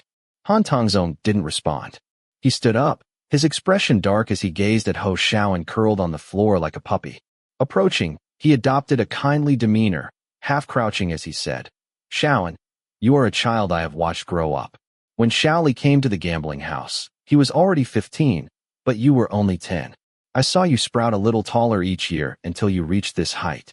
He gestured with his hand, momentarily resembling a genuinely affectionate elder, and continued softly. I still remember when you first arrived at the gambling house, skin and bones, hardly speaking a word, trailing behind Xiao Li all day like a shadow. I know you cherish the kindness he showed by taking you in. In the entire gambling house, you are the closest to him. But Xiaoan, don't forget, while he picked you up, I'm the one who let you stay. Not only is Xiao Li your benefactor, I am too, aren't I? I kindly gave you a bowl of rice. You can't repay kindness with betrayal like this. Good child, just tell me where Xiao Li's mother is, and I'll call a doctor right away. I'll even adopt you as my godson and entrust the gambling house to you in the future. How does that sound? As if worried Ho Xiaoan still had reservations, he added, Don't worry, I won't harm a few women. I only want to persuade Xiao Li to turn himself in. Afterward, I'll even provide for them properly on his behalf. Ho Xiaoan seemed swayed by his words, his lips trembling slightly. Han Tongzong couldn't hear him and leaned closer. What? Ho Xiaoan's lips continued to move, his voice barely audible. Han Tongzong had to press his ear to Ho Xiaoan's mouth to make out what he was saying. Unexpectedly, Ho Xiaoan clamped down on his ear with his teeth. Han Tongzong screamed in agony, struggling desperately to break free, but Ho Xiaoan refused to let go. The nearby thug, seeing this, promptly punched Ho Xiaoan in the stomach. Ho Xiaoan convulsed in pain, releasing his grip. Han Tongzong collapsed nearby, clutching his ear. His hand came away covered in blood. Ho Xiaoan had nearly bitten off half of it. Beaten and spitting blood, Ho Xiaoan still managed a broken, mocking laugh at Han Tongzong. Don't think I don't know? All these years, my food and lodging at the gambling house were deducted from my second brother's wages. Spare me your hypocritical kindness. Han Tongzong's weathered face, like pine bark, darkened completely. Holding a handkerchief to his bleeding ear, he was helped to his feet and spat venomously. Ungrateful wretch. Beat him to death. The scoundrels guarding the door immediately swarmed over again, kicking the motionless figure indiscriminately with alternating blows. Ho Xiaoan struggled initially, but eventually curled up and barely moved anymore. Just then, the half-closed door of the gambling house was pushed open, flooding the interior with daylight that illuminated Ho Xiaoan's blood-soaked clothes. The gambling house manager rushed in with a panicked expression, exclaiming, Proprietor, Kuan has been arrested and executed by the governor. Han Tongzong's furious expression instantly transformed into delight upon hearing this. He cried out, "Heaven has not abandoned me." Yet the manager showed no relief, instead growing more apprehensive as he reported, "There are large troops of government soldiers heading this way on the street." Remembering that his account books were still in Xiao Li's possession, Han Tongzong's face paled with panic. Cursing under his breath, he hastily fled with his followers. The snow fell heavily, the bitter wind having frozen Xiao Li's sweat-dampened hair stiff. His stiff, aching, and battered hands pushed open the gambling house's slightly ajar door. Seeing the figure lying on the ground, he seemed to freeze, the crimson in his eyes deepening at that moment. The government soldiers accompanying him started in shock at the sight of the young man beaten beyond recognition. Noting Xiao Li had already moved to examine the youth, they began searching the gambling house for others. Seeing Ho Xiaowen's broken forehead, blood-smeared face, and grotesquely twisted fingers, Xiao Li felt as if all the coldness in the world had suddenly howled into his lungs, needling him with piercing pain. He hardly dared touch Ho Xiaowen. Only upon feeling a faint pulse when his hand brushed the boy's arm did he attempt to lift him, saying, "Xiaowen, your second brother will take you to a physician." Ho Xiaowen's blood-caked eyelids fluttered as his body was moved, slowly cracking open to reveal a sliver of awareness. Recognizing the newcomer, he whispered weakly, "Second brother." Just then, the government soldiers who had finished searching the gambling house reported. No one else was found in the gambling house. Hearing this, Ho Xiaowen strained to speak. "Auntie, I hid Auntie and the others in mute Uncle Slopcart, sent them to safety." Don't worry." Xiao Li's throat felt stuffed with sand, his voice rough and strained. "Why didn't you go with them?" Ho Xiaowen shook his head slightly. No time. I had to lure them away, or else none of us could escape." That old bastard Han Tongzong searched all of West City's old alleys, but couldn't find anyone. Seeing him so furious felt so satisfying. Ho Xiaowen tried to flash his usual triumphant expression, but on his brutally beaten, bloodied face, it only manifested as heartbreakingly pitiful. "Don't speak now. Second brother will take you to a physician. Once you are treated, you'll recover. After you heal, I'll take you to Lidu to see the gathered gold pavilion and the wild goose pagoda." As Xiao Li tried to lift him, Ho Xiaowen inhaled sharply through gritted teeth. "Second brother, it hurts." Xiao Li then realized multiple bones were broken throughout his body. Not daring to move him further, the veins on his neck bulged as he suppressed his choking emotions. "Wait here for second brother. I'll fetch a physician and return quickly." Ho Xiaowen weakly grasped his sleeve to prevent him from leaving, smiling as he asked, "Second brother, am I like you now?" Xiao Li felt a dull ache in his chest. Gazing at the blood-stained smile on the other's face, he clasped Ho Xiaowen's grotesquely twisted hand and said hoarsely, "Yes, it does." Large teardrops immediately rolled from the corners of Ho Xiaowen's eyes, yet he still managed to smile. "Second brother, in our next life, I want to be your real brother." Xiao Li replied, "You're already my real brother in this life." Ho Xiaowen's smile grew more content. As the light in his eyes gradually faded, he whispered faintly, "Brother, I protected our mother well." The hand with twisted fingers resting in Xiao Li's palm finally went limp and slowly fell. Outside, the howling wind and snow grew fiercer. After carefully arranging Ho Xiaowen's body, Xiao Li's clenched fist hanging at his side, still coated in fresh blood, revealed bulging veins threatening to burst through the skin. In an almost inaudible voice, he said, "Xiaowen, your brother will avenge you." Chapter 27. Han Family Private Residence. Snowflakes fell like scattered salt, leaving the ground slick with moisture. Han Tongzong watched the thugs carrying large chests from the storeroom and barked impatiently, "Faster! Move faster!" The bluestone pavement had iced over. One thug slipped and fell while carrying a chest, causing it to crash to the ground. Gleaming silver ingots spilled out, making all the thugs stare wide-eyed. Han Tongzong strode over and kicked the man, cursing loudly, "You fool! What kind of work is this?" The thug dared not make a sound despite being kicked. After several more rounds of scolding, Han Tongzong snapped, "Hurry up and gather the silver back into the chest. Get it loaded onto the cart immediately." Several thugs rushed to collect the scattered silver while the gambling house manager obsequiously offered a cup of hot tea. "Proprietor, have some tea to warm yourself and calm your anger." Han Tongzong took a sip, but his aged eyes remained fixed on the thugs transporting the silver chests. His main residence had been thoroughly ransacked by Huakuan's men the previous night, but after years of operation, his assets naturally extended beyond that single location. Previously caught off guard by Huakuan's sudden move, with all 4 city gates sealed and his life in the other's hands, he had no choice but to submit humbly. Now that Huakuan had fallen from power, this chaos presented the perfect opportunity to flee Yongqing. Just as the final chest of silver was loaded onto the cart, a lookout came scrambling in panic, shouting, "Proprietor! Proprietor! Disaster approaches."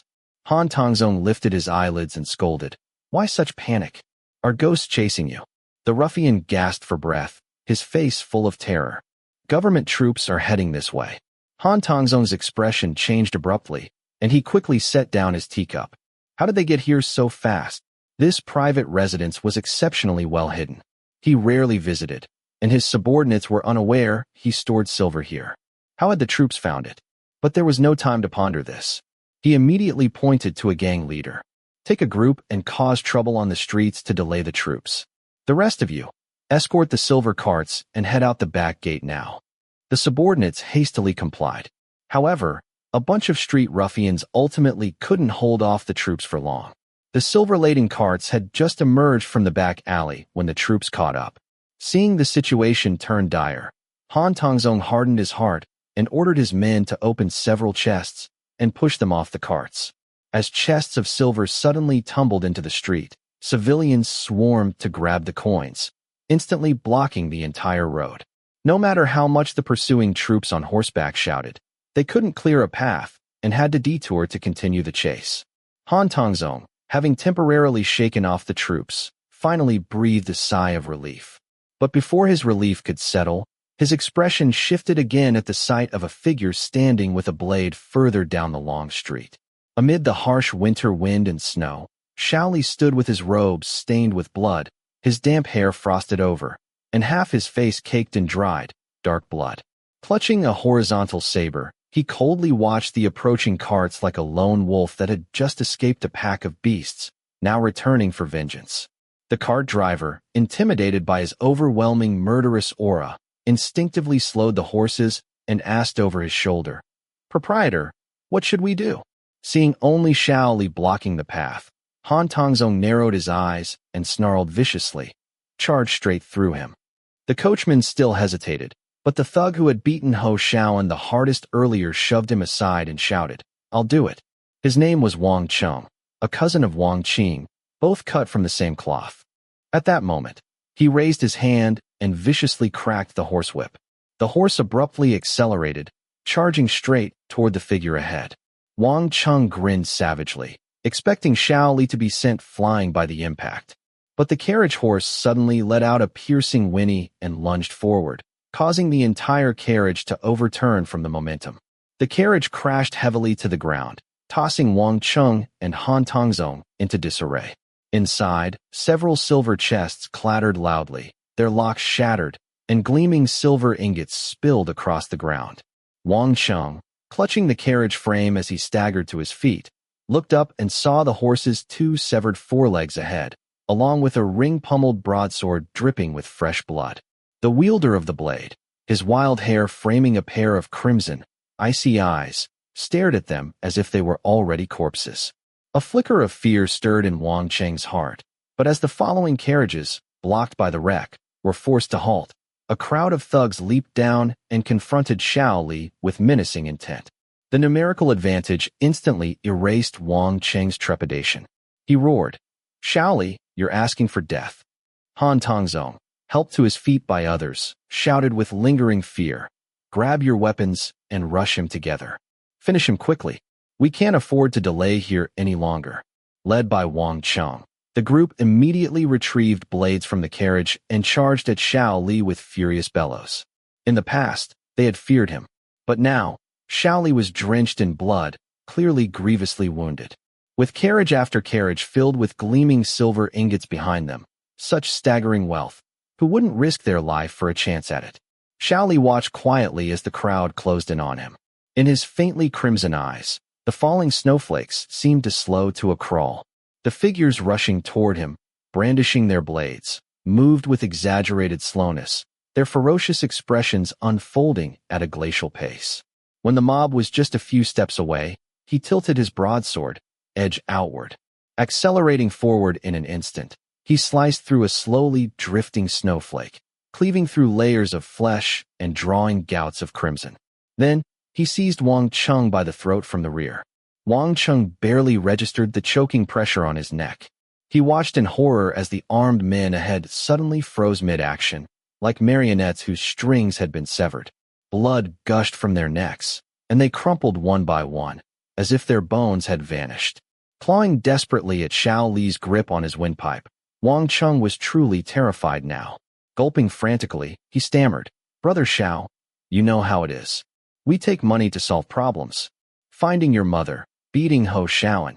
It was all the proprietor's orders. If you want revenge, go after him. I was just doing a job." Xiao Li remained silent. The blood dripping from his blade, chilled by the bitter wind, seemed to crystallize into a layer of crimson frost. In his cold, crimson eyes, a glacial sheen appeared to form, as if frost had settled there. Han Tongzong was also terrified by the number of people Xiao Li had killed. Seeing Wang Cheng turn traitor at the critical moment, he immediately shouted, "You ungrateful wretch.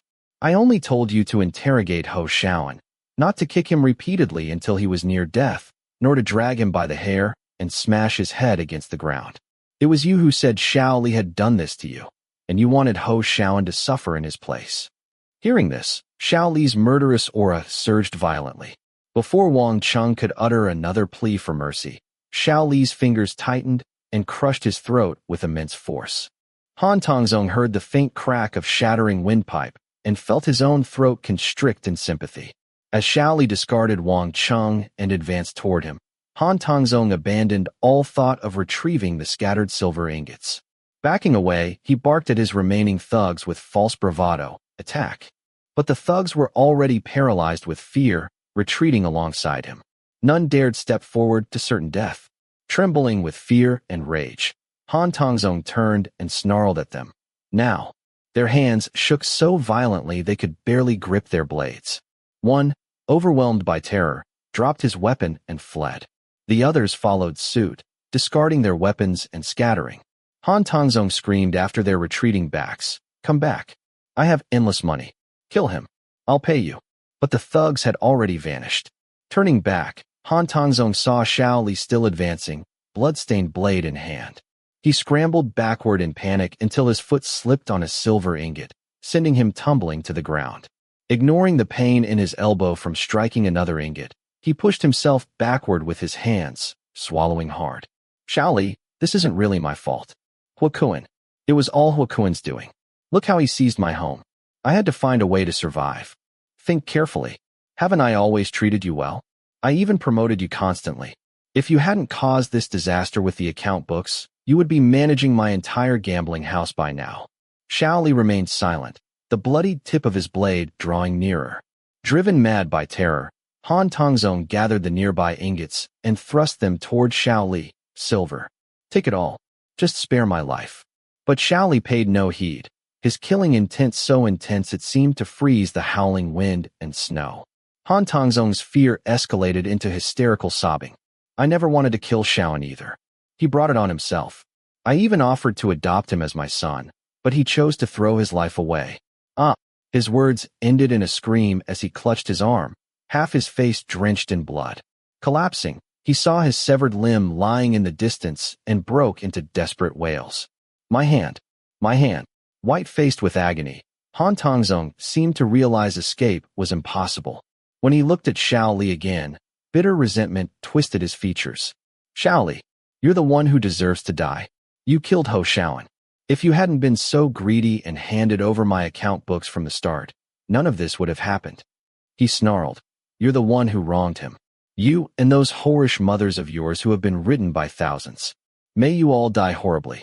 Xiao Li remained silent, swinging his blade once more to sever the man's other arm. Han Tongzong collapsed entirely into the pool of blood, screaming in agony. The blade continued its descent. He progressed from furious cursing to pitiful begging, until finally even his pleas faded away, carved to death alive by Xiao Li. His bronze bell-like eyes, filled with terror, stared fixedly at the sky. The viscous blood dyed everything a murky crimson. The frost-coated bluestone bricks, the whitewashed stone walls, the scattered silver ingots on the ground, and the already blood-stained hem of Xiao Li's robes. Wen Yu, having received word from the garrison soldiers that Han Tongzong was here, rushed over only to find a thin layer of snow covering the carriage and the corpses lying on the ground. Xiao Li sat on the overturned shaft of the carriage, a blood-stained long blade thrust into the snowy ground beside him. His head was slightly bowed, wet strands of hair dusted with fine snow falling over his eyes. Half of his sharp, handsome face was streaked with blood, utterly still. Wen Yu walked over holding an umbrella, shielding him from the wind and snow overhead, and hesitantly called out, "Xiao Li?" Chapter 28. He didn't respond. Wen Yu spoke softly, "Auntie and the others have been found. They're safe, just very worried about you." Xiao Li remained silent, his elbows resting on his knees, both hands covered in bloodstains. His knuckles were either torn open or bruised with varying degrees of abrasions. He seemed to want to swallow all the pain alone in the howling wind and snow-filled silence. Wen Yu stopped speaking as well, quietly standing with him for a while. Noticing a wound on the back of his hand where the flesh had split open and was dripping blood, she set down her umbrella and crouched, tearing a strip of fine white gauze from her skirt. Her fair, slender fingers lightly touched the back of his hand as she wrapped the gauze around his palm. The cold wind stirred her dark, long hair, a strand seemingly brushing faintly through Xiao Li's fingers. A trace of coolness, like cupping a handful of water that evaporated in an instant. After tying the gauze securely, Wen Yu lifted her eyes, clear as the moon, and said gently, "Let's go back." She was always composed and serene, like the breeze brushing past in early spring. Gentle, yet possessing an unyielding strength that allowed new sprouts to emerge from cracked soil. After returning, Xiao Li fell ill from a combination of injuries and illness after hastily arranging Ho Xiaoan's funeral. Their original home had been smashed to pieces by Huokuan's men. Madame Zhou ordered several guest rooms to be cleared in the manor, using the convenience of the manor physician treating him as a reason to move Xiao Li's family there. She publicly claimed it was because Xiao Li had contributed by holding off Huokuan, but it was also partly due to Wen Yu referring to his family as her benefactors. Wen Yu no longer stayed with Xiao Huanyang and the others. Given the unstable situation and her imminent journey south, she had many important matters to discuss with Zhou Jing'an and his wife. Staying in Madame Zhou's courtyard, surrounded by her trusted aides, made it easier to discuss matters without fear of eavesdropping. Otherwise, she would have to fabricate excuses to deceive Xiao Huanyang every time she came to the main courtyard. Madame Zhou publicly stated that she admired Wen Yu's embroidery skills and had temporarily kept her as a maid. Xiao Huanyang was naturally happy for Wen Yu. Wen Yu hadn't refused to reveal her identity to the Xiao mother and son out of reluctance, but because the more people who knew she was in Yongzhou, the greater the danger, both for her and for them. After what the Xiao family had been through, Wen Yu assumed they would want to live a peaceful, ordinary life. She also hoped they would be safe and prosperous from then on, free from further entanglement in such conspiracies. She asked Zhou Jing'an for a favor, requesting that their status be changed from lowborn to commoner. Zhou Jing'an naturally agreed. Impressed by Xiao Li's martial skills and courage in holding off Huokuan's men alone, and knowing that Xiao Li was concerned about his elderly mother and likely unwilling to join the army, he considered offering him a position as a manor guard. However, whether Xiao Li would accept the job would only be known after he recovered and was asked himself. Wen Yu also asked Zhou Jing'an to help contact her personal guards, but there had been no news. Zhou Jing'an, aware of the critical situation in Fengyang and that further delays were impossible, selected a group of elite soldiers from the manor guards to escort Wen Yu south. While helping Wen Yu inventory items for the journey, Madame Zhou handed her the financial records uncovered after the Han and He families were purged, saying, "My husband said you may dispose of these assets as you see fit." Wen Yu skimmed through the accounts and found the two families' assets astonishingly large. She hurriedly declined. This wealth is equivalent to 2 or 3 years of Yongzhou's tax revenue. It should be added to the Yongzhou treasury. Though still smiling faintly, Madame Zhou's expression darkened slightly. Thanks to your presence, Yongzhou narrowly avoided disaster. But Peisong's influence grows daily, and Yongzhou, we don't know how long it can hold out. If this money goes into the treasury, and if Yongzhou falls someday, it will end up in Peisong's pockets. She looked at Wen Yu and said, my husband's intention is for you to take this money. Coincidentally, both families kept dual account books. The official records will only show the surface accounts. No one will know about the hidden funds. Hearing this, Wen Yu understood the careful consideration behind Zhou Jing'an and his wife's actions. She felt the weight of her responsibility clearer than ever before. She stood up and bowed solemnly to Madame Zhou. On behalf of my father and the great Liang, I thank you and Lord Zhou for your kindness. Madame Zhou quickly helped her up. Your Highness, there's no need for this. You humble my husband and me. He has been restless, unable to aid the prince trapped in Fengyang. If he can contribute even slightly financially, it will ease his mind.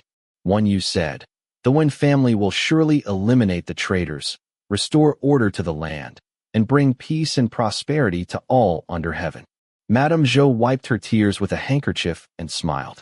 My husband and I await that day.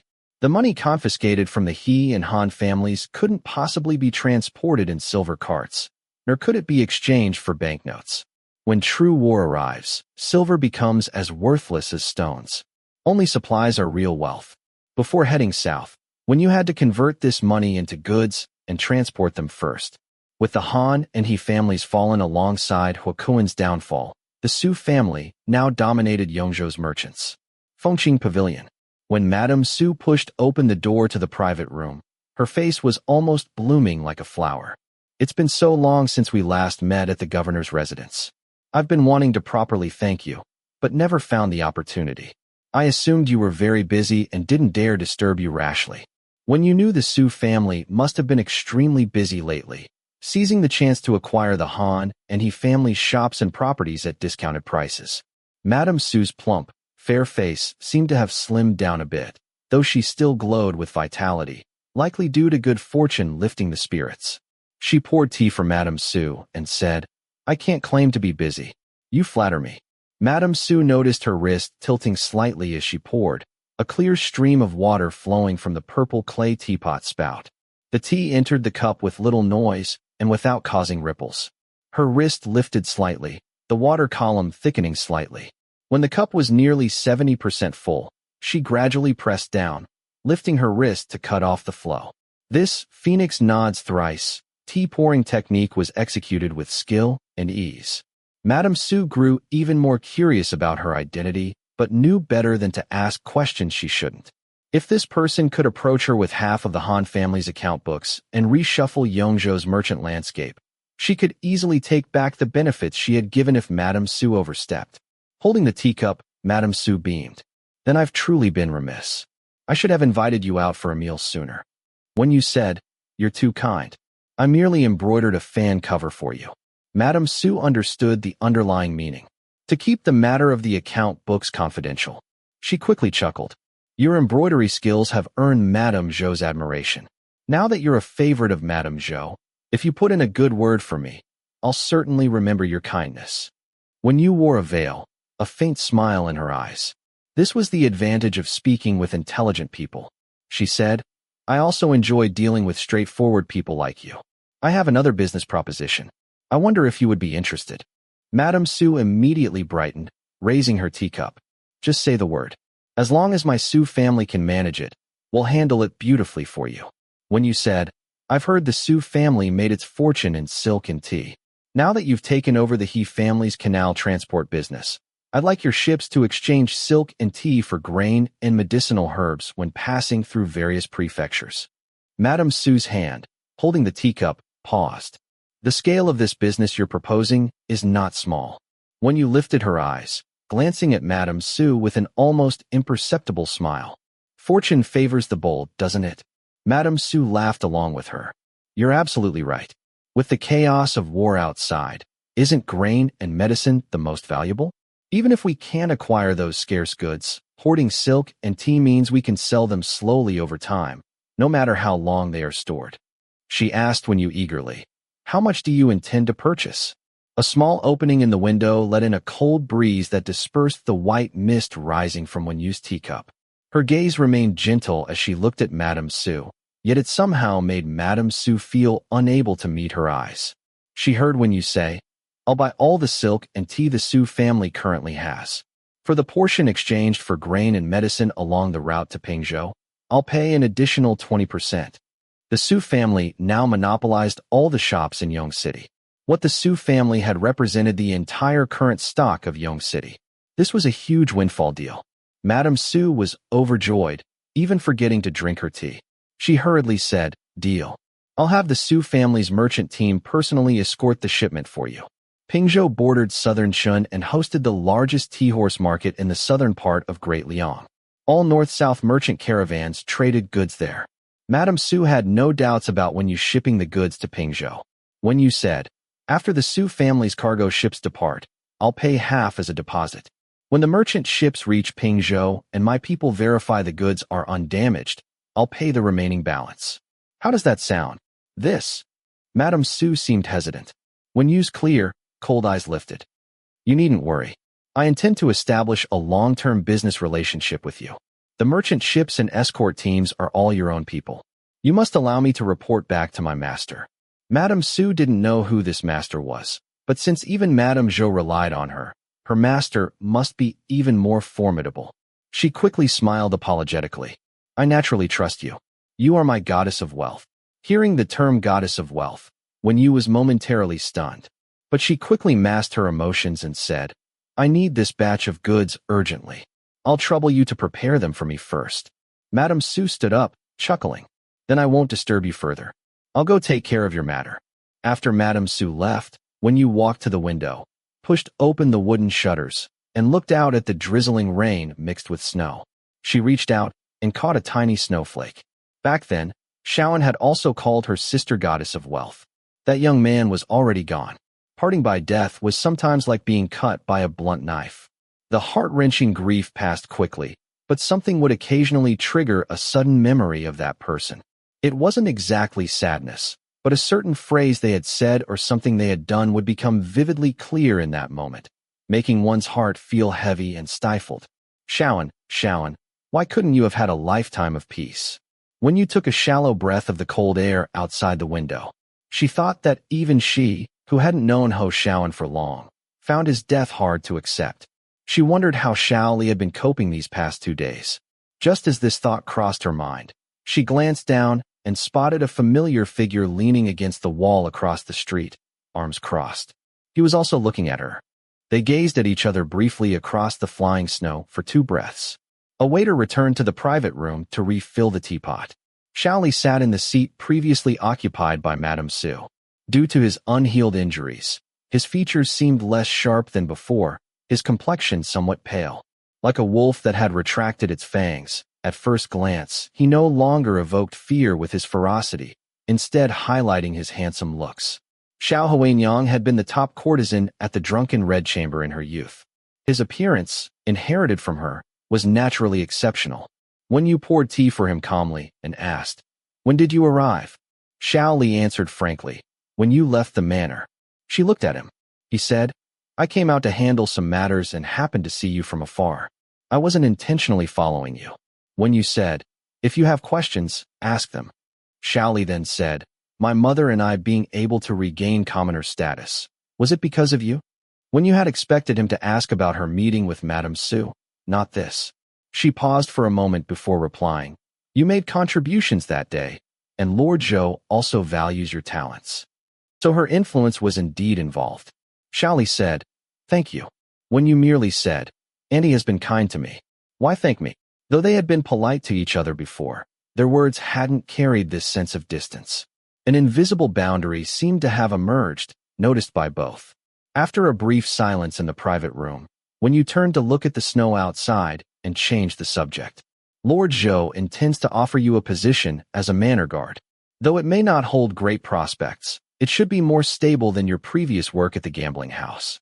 In the future, when Annie wants to arrange a marriage for you, it likely won't be as difficult. Manor guards were selected from military households with clean backgrounds.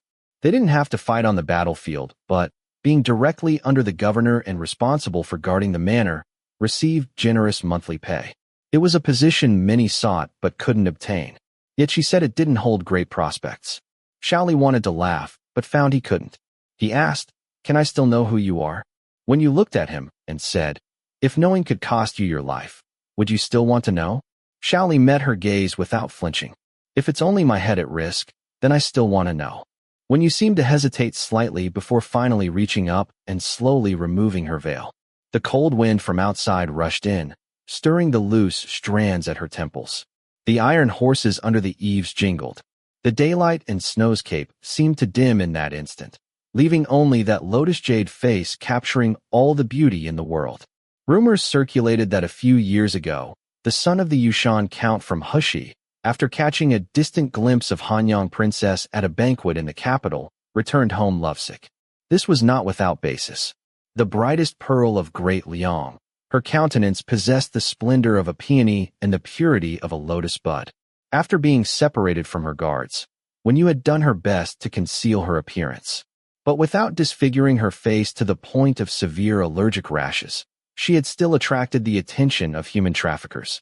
Now, that breathtakingly beautiful face was fully revealed before Xiao Li's eyes.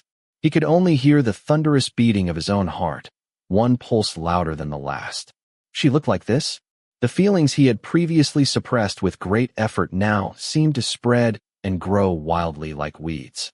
Her gaze remained as gentle as ever, yet it felt as distant as mountains and rivers. She said, "My surname is Wen, given name Yu.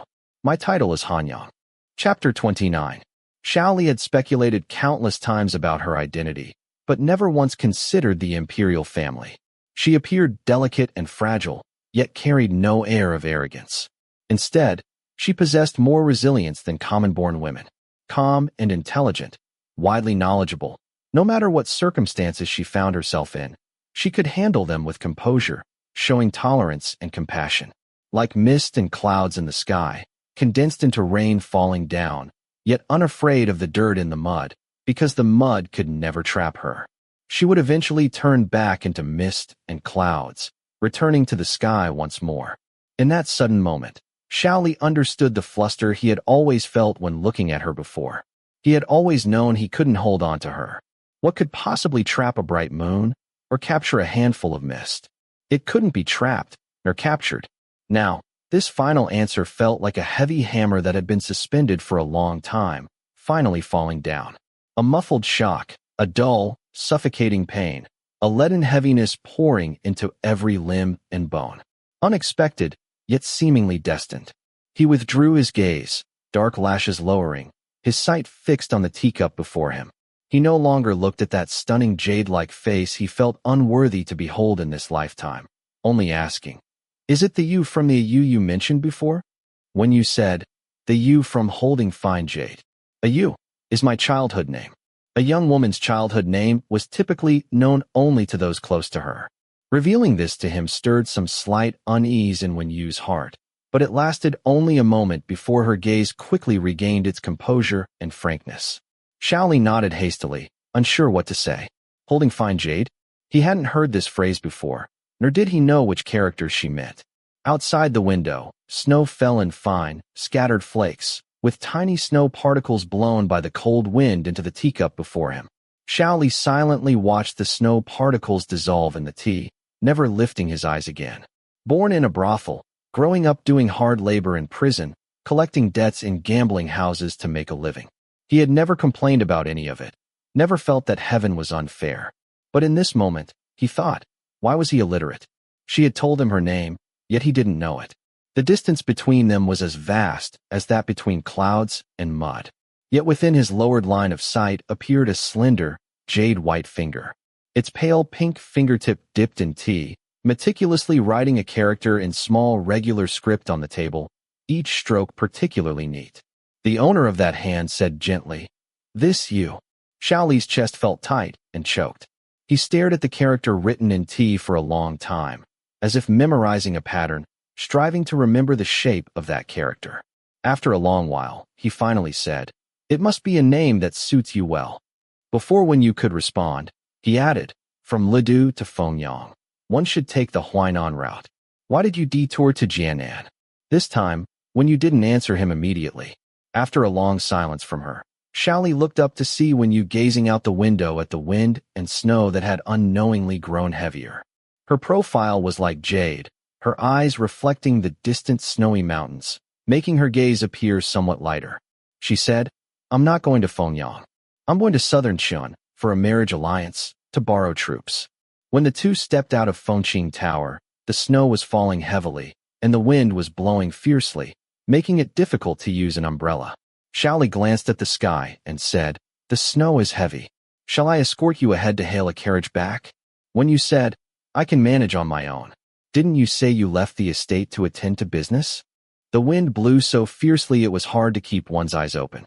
Xiao Li subtly shifted his stance, shielding Wen Yu from some of the wind and snow, and replied, "It can wait a little while." Wen Yu murmured a soft thank you. They walked side by side, the edges of their robes brushing lightly against each other in the biting wind. Xiao Li asked, "When do you plan to depart?" Wen Yu knew what he was referring to and answered, "In 2 days at the latest." Another gust of cold wind swept through, and suddenly, a loud crash echoed from above.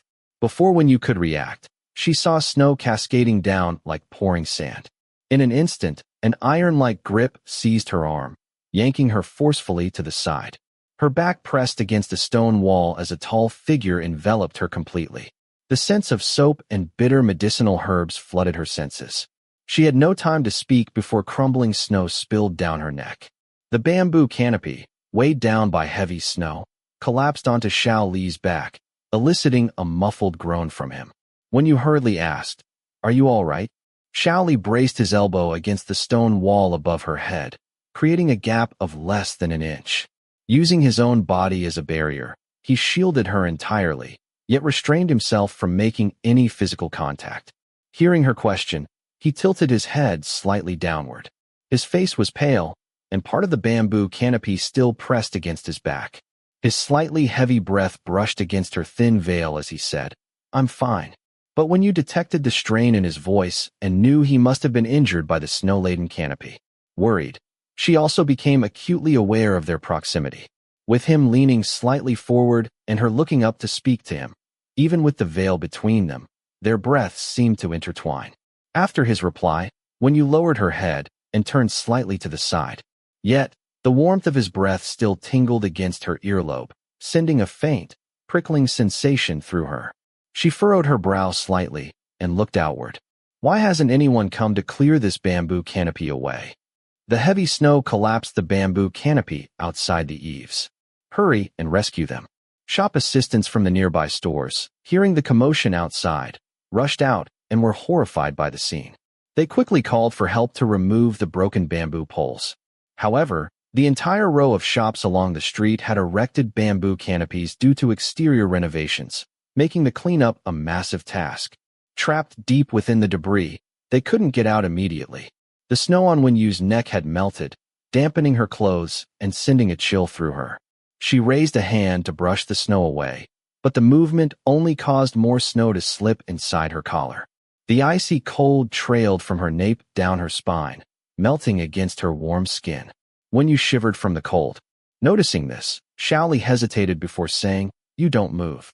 He lifted his hand, which had been hanging at his side, and brushed away the snow piled on her shoulders and collar.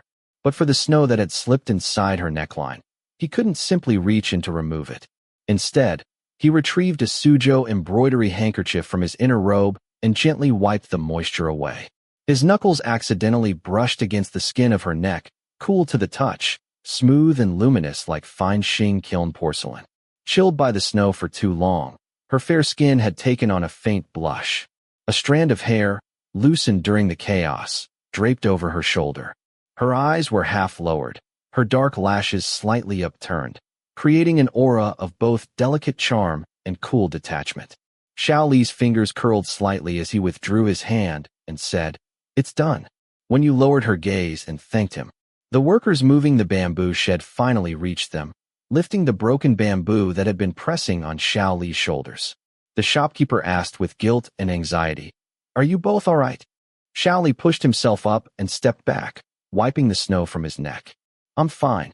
Other civilians who had been trapped under the bamboo shed were now being rescued, moaning and groaning around them.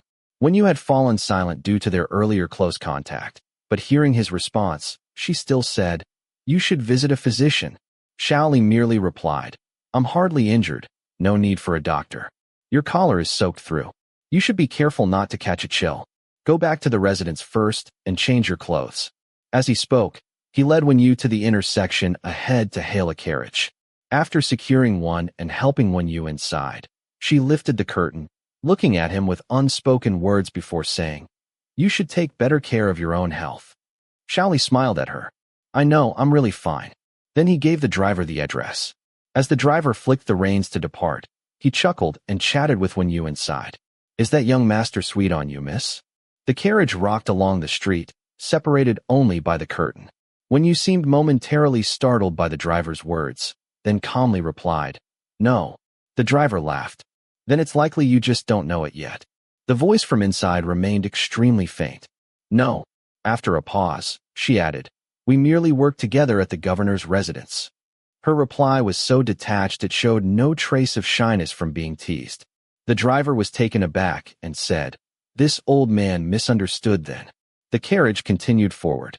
Wen Yu leaned her head against the wall, occasional gusts of wind blowing the curtain open, revealing snow-filled streets in her eyes. Not a ripple stirred in her gaze. Nor could it. Xiao Li walked in the opposite direction, his figure nearly swallowed by the wind and snow. Passing by old Gui's storytelling stall, he approached. Old Gui was rubbing his hands together while packing up. Spotting Xiao Li, he waved dismissively. "No storytelling today." Xiao Li said, "I'm not here for that. I wanted to ask you about a character."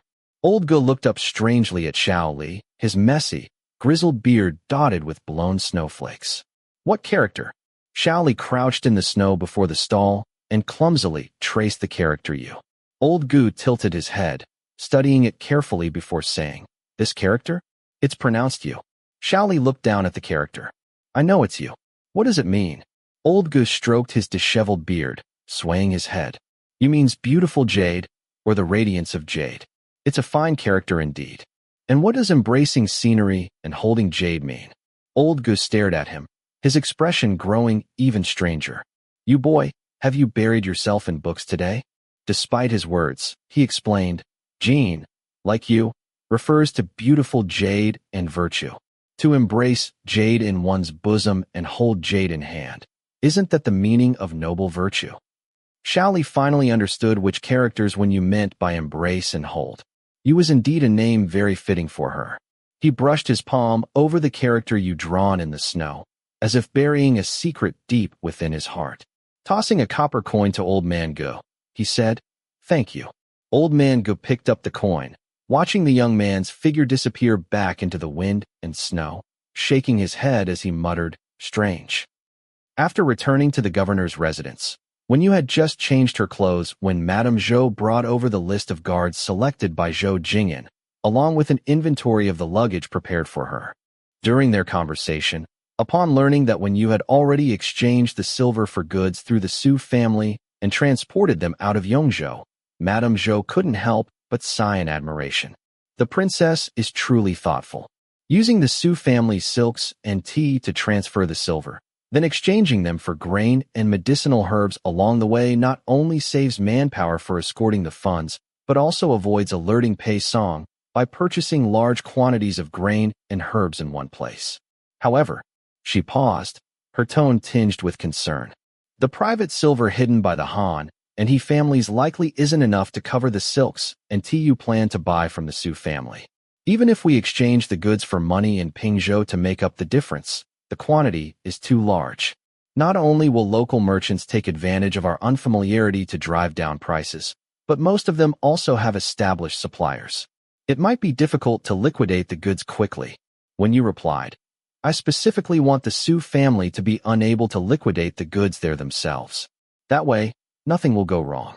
Madame Zhou understood that when Yu feared the Su family might betray their agreement and sell the goods independently upon realizing Pingzhou was a place where goods could easily generate profit. Yet, her own concerns were not trivial either.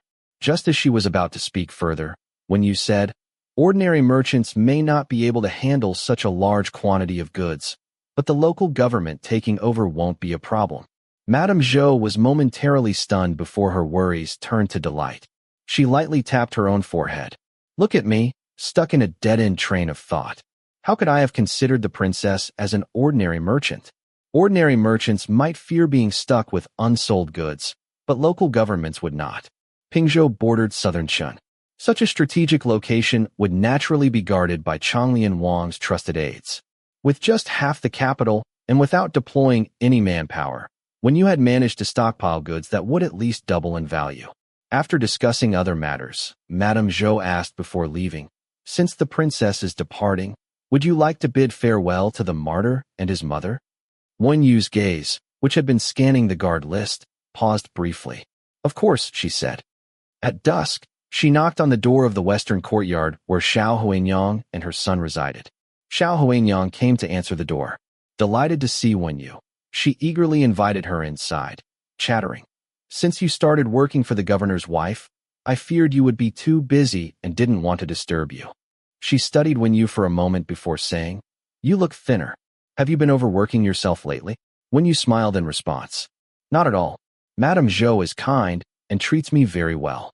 Xiao Huanyang pulled her down to sit, saying, "The governor's wife has the heart of a bodhisattva. I pray for her family's well-being every day." Wen Yu smiled. "That's very thoughtful of you." She handed over what she was carrying. "The madam, in her benevolence, knows I worry about my parents and has permitted me to go find them. I came today to bid you farewell." Xiao Huanyang's lips parted slightly, her expression full of reluctance. "So soon?" Wen Yu lowered her gaze. "While parents live, children should not travel far. I've been missing for so long. They must be sick with worry by now. I dare not make them wait any longer." Xiao Huanyang said with a touch of melancholy. "Indeed." Her gaze fell upon the items Wen Yu had handed her, and she was startled to find a land deed among them. "Why are you giving these to me?" she exclaimed in alarm. Wen Yu replied, "Auntie, for your kindness in taking me in that day, a Yu has no way to repay you except with these worldly possessions. This shop was acquired with the earnings from my embroidery work and rewards given by the madam. You can use it to run a small business, or if you lack the energy to manage it, you could rent it out." Xiao Huanyang hurriedly refused. "This won't do. Take it back quickly. A young woman traveling alone will have many places to spend silver along the way." Wen Yu grasped Xiao Huanyang's hand, urging her to accept it. "Please allow me to express my gratitude. The shop is already secured, and I'll be leaving Yongzhou soon. Holding on to the deed would be of no use to me." Xiao Huanyang's eyes reddened as she wiped her tears with her sleeve. "You child, what am I to do with you?" Wen Yu insisted, "Just accept it." She then handed over a box of medicinal oil. "Second master seems to have some bruises. Could you please pass this medicinal oil to him?" After a pause, she added, "I heard from the prefect's wife that even the household guards are taught to read and write. If he's willing to stay and work at the residence, it would be a good position for him." Xiao Huanyang sighed, holding the medicinal oil Wen Yu had given her. "He went out at noon and hasn't returned yet. Who knows what he's up to? You should just call him by his name from now on.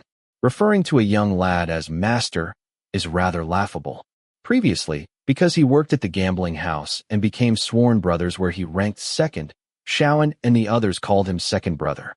Mentioning Xiaoan brought fresh tears to Xiao Huanyang's eyes. What a fine child he was, gone just like that. Wen Yu gently patted Xiao Huanyang's back. "The dead cannot return to life. Please restrain your grief and accept the inevitable." After leaving the West Wing, Wen Yu glanced up at the sky. It was almost the Yu hour. Had he still not returned? Yongzhou prison. The sky had darkened, and light snow drifted down through the skylight. Xiao Li crouched before the cell, watching the mad old man devouring a roasted chicken, his long beard glistening with grease. "Old man, eat slowly. No one is going to take it from you." The mad old man's beard had grown as long and wild as his unkempt hair, making him appear no different from a savage. Hearing this, the chains on his wrists seemed to come alive, snaking through the gaps in the prison bars to lash out at Xiao Li. "Who taught you such disrespect for your elders?" he snarled coldly.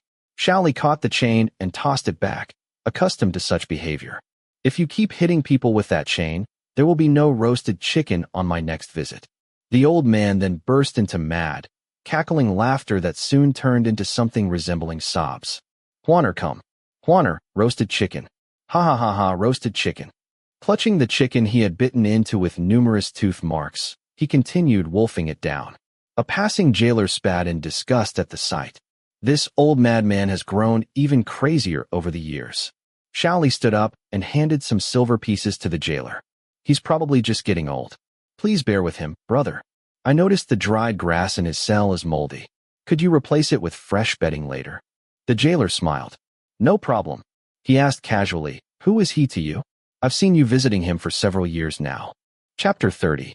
Just as the jailer was yawning during his rounds, he spotted Xiao Li and exclaimed, "Oh, back to see the old madman again." The prison guard hastily greeted him. "Boss." The jailer smacked the guard's head. "Go patrol, no slacking off." Xiao Li seemed familiar with the jailer, greeting him. "On duty today, Boss Li?" The jailer complained. "After that bastard Hukuan rebelled and was executed, we have had to investigate everyone who got their jobs through his connections. The prison is short-staffed these days." He patted Xiao Li's shoulder. "Brother Xiao has really made it now. Old Li might have to rely on you in the future." Having struggled through years in the gambling house, Xiao Li handled social interactions with ease. He immediately laughed. "You flatter me, Boss Li. If there is anything I can help with, just say the word." After exchanging a few more pleasantries, the jailer said, "Duty calls. Can't chat longer with you now, Brother Xiao. Let's catch up another day." Xiao Li replied, "Go ahead with your work. I brought you a jar of good liquor. I left it in the duty room." The jailer laughed again. "Good lad. My men have been taking care of this old fellow here. No need to be so polite in the future." The change in address suddenly made their relationship seem much closer. Xiao Li smoothly followed suit. "The winter nights are cold. Have a few drinks with the brothers tonight to warm up, brotherly." The jailer didn't refuse this time, saying, "All right, I'll get back to work now. I'll find you for a drink later." After the jailer and guard walked away, the guard quietly asked, "Boss, that mad old man in that cell, his name isn't in the prison records. Who exactly is he?" The jailer said, "When I first came to this prison over a decade ago, he was already locked up. The prefect wasn't even the current one back then. How would I know who he is?" He glanced at the young guard following him and advised, "Don't go digging for things the higher-ups don't want you to know. You might just bring trouble upon yourself." This frightened the guard, who didn't dare inquire further about the mad old man. Changing the subject, he asked, "What is that Xiao fellow's relationship with the mad old man then?" During Xiao Li's years in prison, Xiao Huanyang often came to curry favor with the guards, so the jailer naturally knew about Xiao Li's background. He said, "That kid was imprisoned at 8 years old. He almost got beaten to death fighting for food with others in prison. Later, the mad old man somehow took him under his protection. But being crazy, he would often whip the Xiao kid with chains, leaving scars all over his back year after year." The jailer shook his head at this point, sighing with some emotion. "Fortunately, the kid has managed to make something of himself now." The guard marveled. Wouldn't have thought that Xiao fellow was so loyal. Before the cell door, Xiao Li sat cross-legged on the ground, taking out 2 palm-sized liquor jars. The mad old man, who had been gnawing on roast chicken, sniffed hard and immediately threw the chicken aside. His greasy hands tightly gripped the wooden bars of the cell door. "Liquor. Give me liquor." Xiao Li reached out to hand him a jar.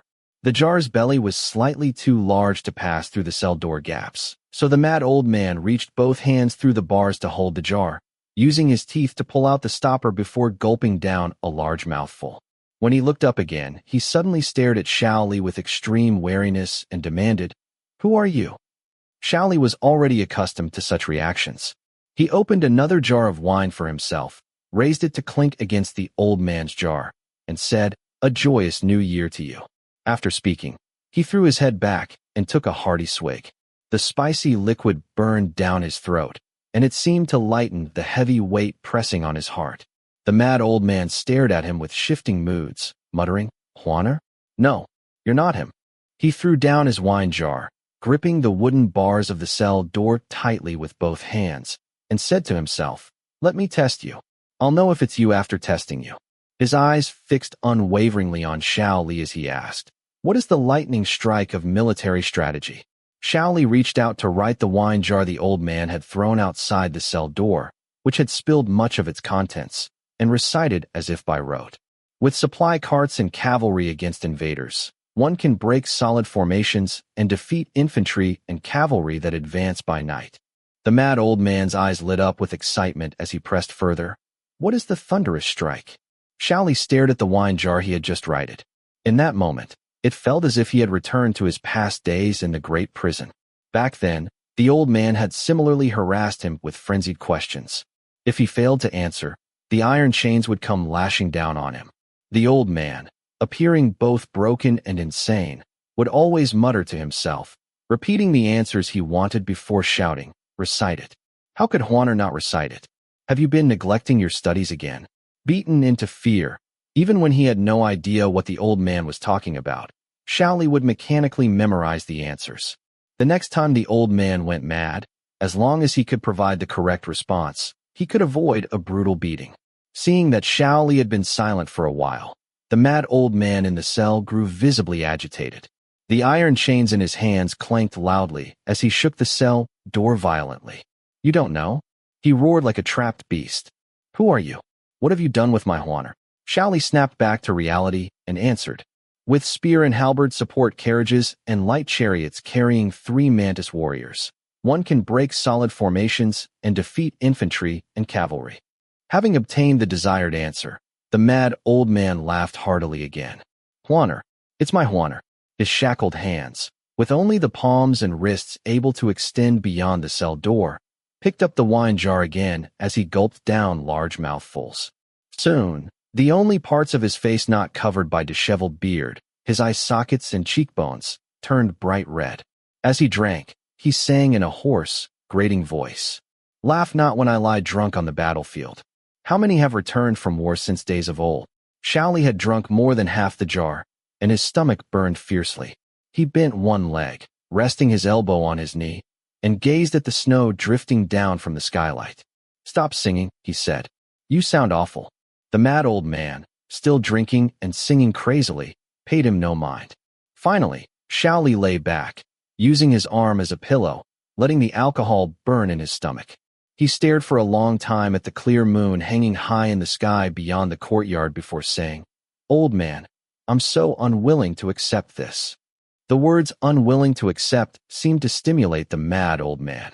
Clutching his wine jar, he laughed and cried, mumbling along, "Unwilling, unwilling."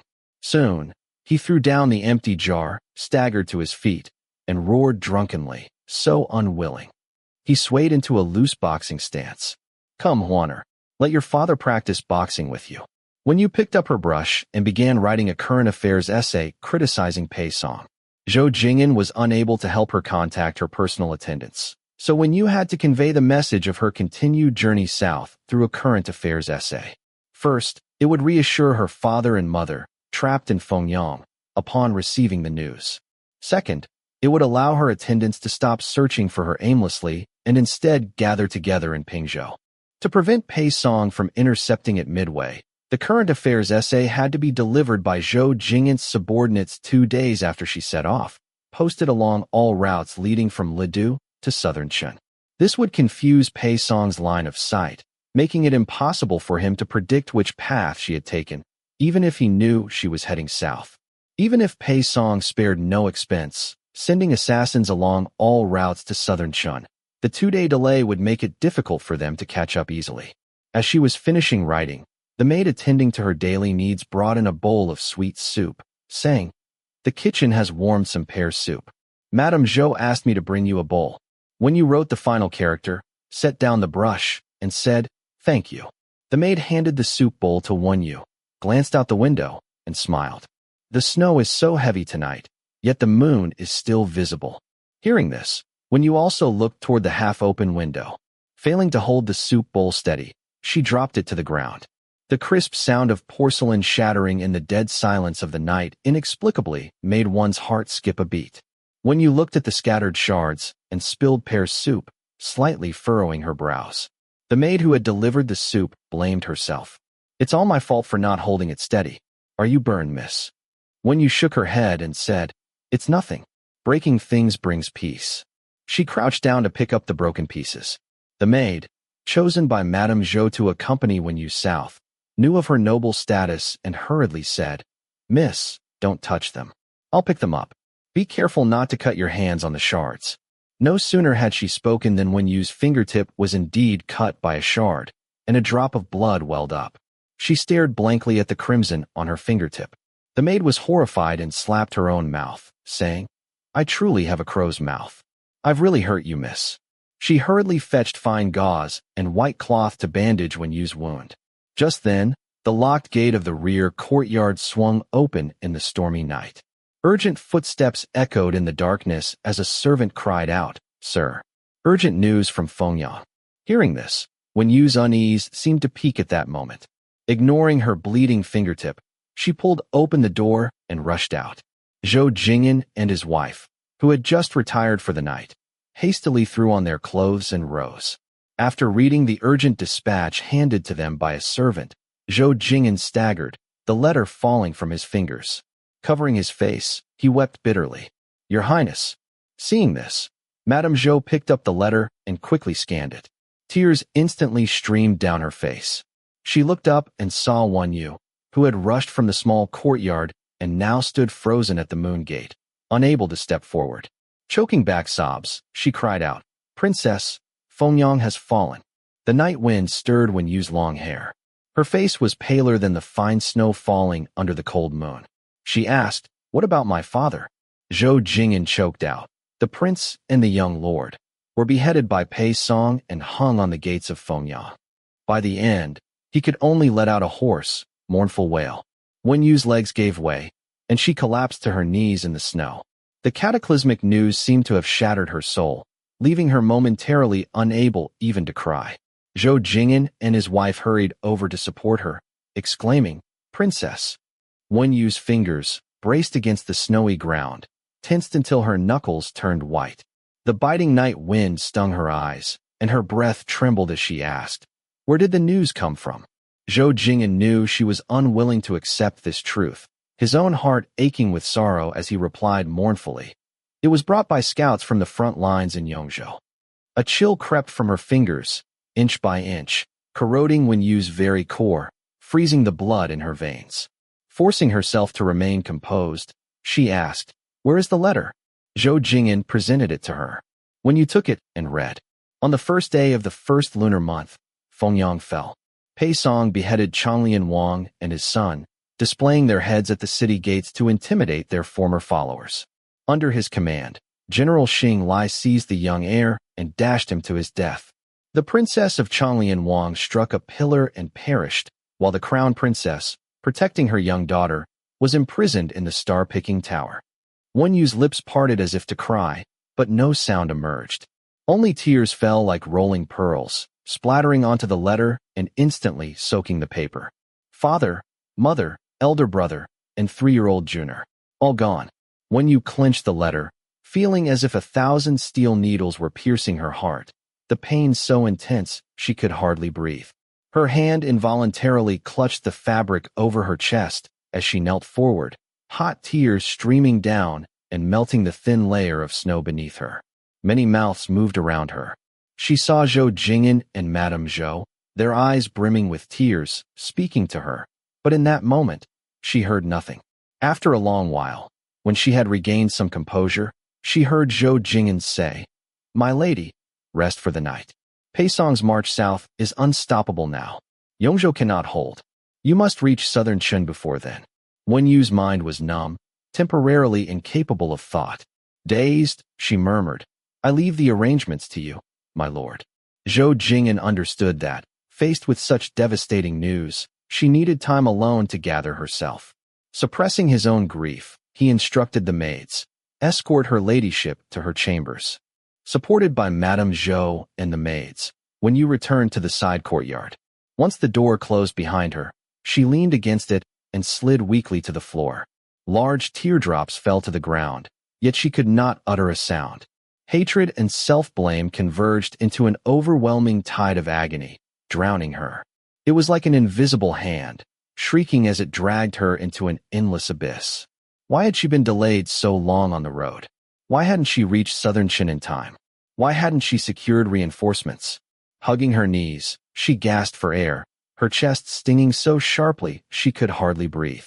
If she hadn't been pursued, hadn't been separated from her attendants, hadn't been abducted and brought here, would everything have been different? Wen Yu lifted her head, letting tears stream down her cheeks and soak into the fabric of her robes. Xiao Li, having rushed over upon hearing the tragic news, stood outside the small courtyard wall, peering through the carved stone window. Her room was pitch dark. He knew she would not sleep tonight, but before dawn broke, she likely wished to see no one. Leaning against the wall, Xiao Li gazed up at the cold moon, keeping watch through the night.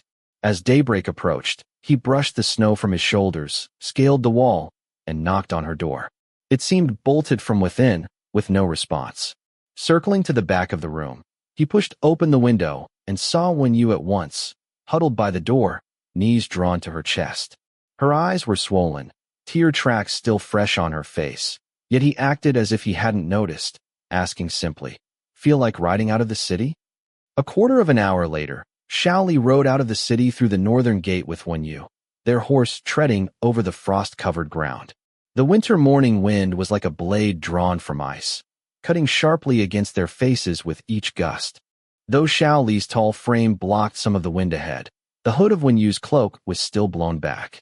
The piercing cold air stabbed into her lungs with every breath, making it impossible to distinguish whether the icy sting in her chest came from the wind or the overwhelming grief. The tears at the corners of her eyes once again dried up in the relentless cold. Xiao Li cracked the whip, and the horse galloped along the official road covered in frost and thin ice. The biting wind chilled his hands, gripping the reins down to the bones.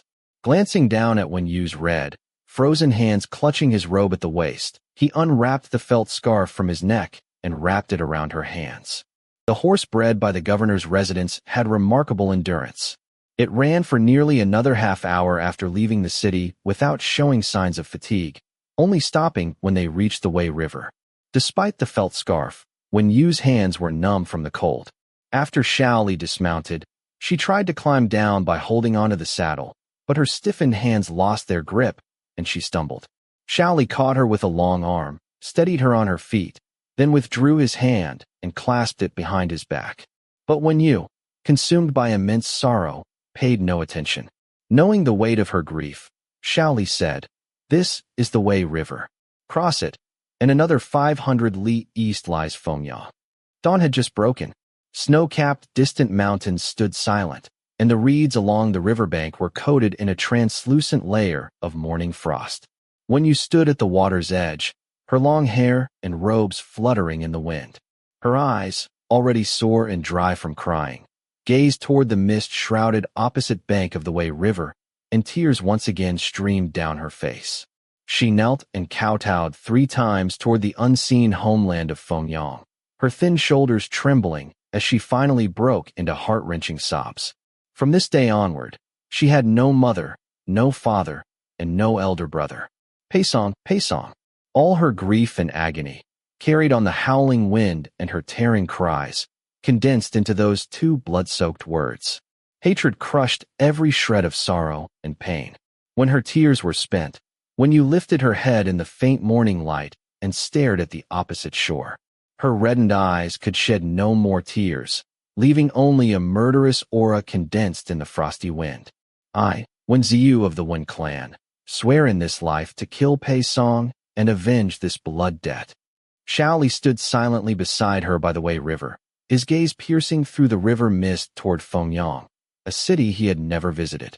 It was as if he were also looking beyond the haze at the one who had seized that land in bloodshed, Paisong. Chapter 31. Fengyang. Maidservants in slate-blue jackets filed into the hall carrying lacquered trays laden with either exquisite gowns or hairpins and ornaments, creating a dazzling display.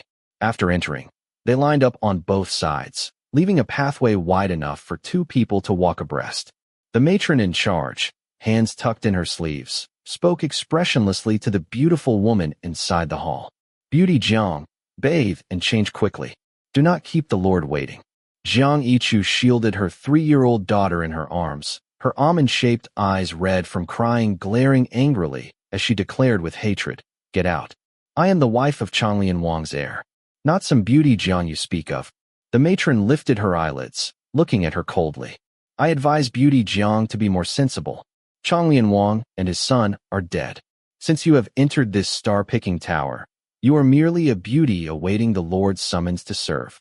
Her gaze fell upon the exquisitely lovely little girl in Zhang Yichu's arms, saying coldly, "The Lord spared this one remnant only because beauty Zhang threatened suicide and evoked his pity. Has beauty Zhang considered the consequences of angering the Lord?" Zhang Yichu held her daughter tighter, gritting her pearly teeth as 2 clear tears rolled down from the corners of her eyes. Finally she said, "Leave. I will change myself."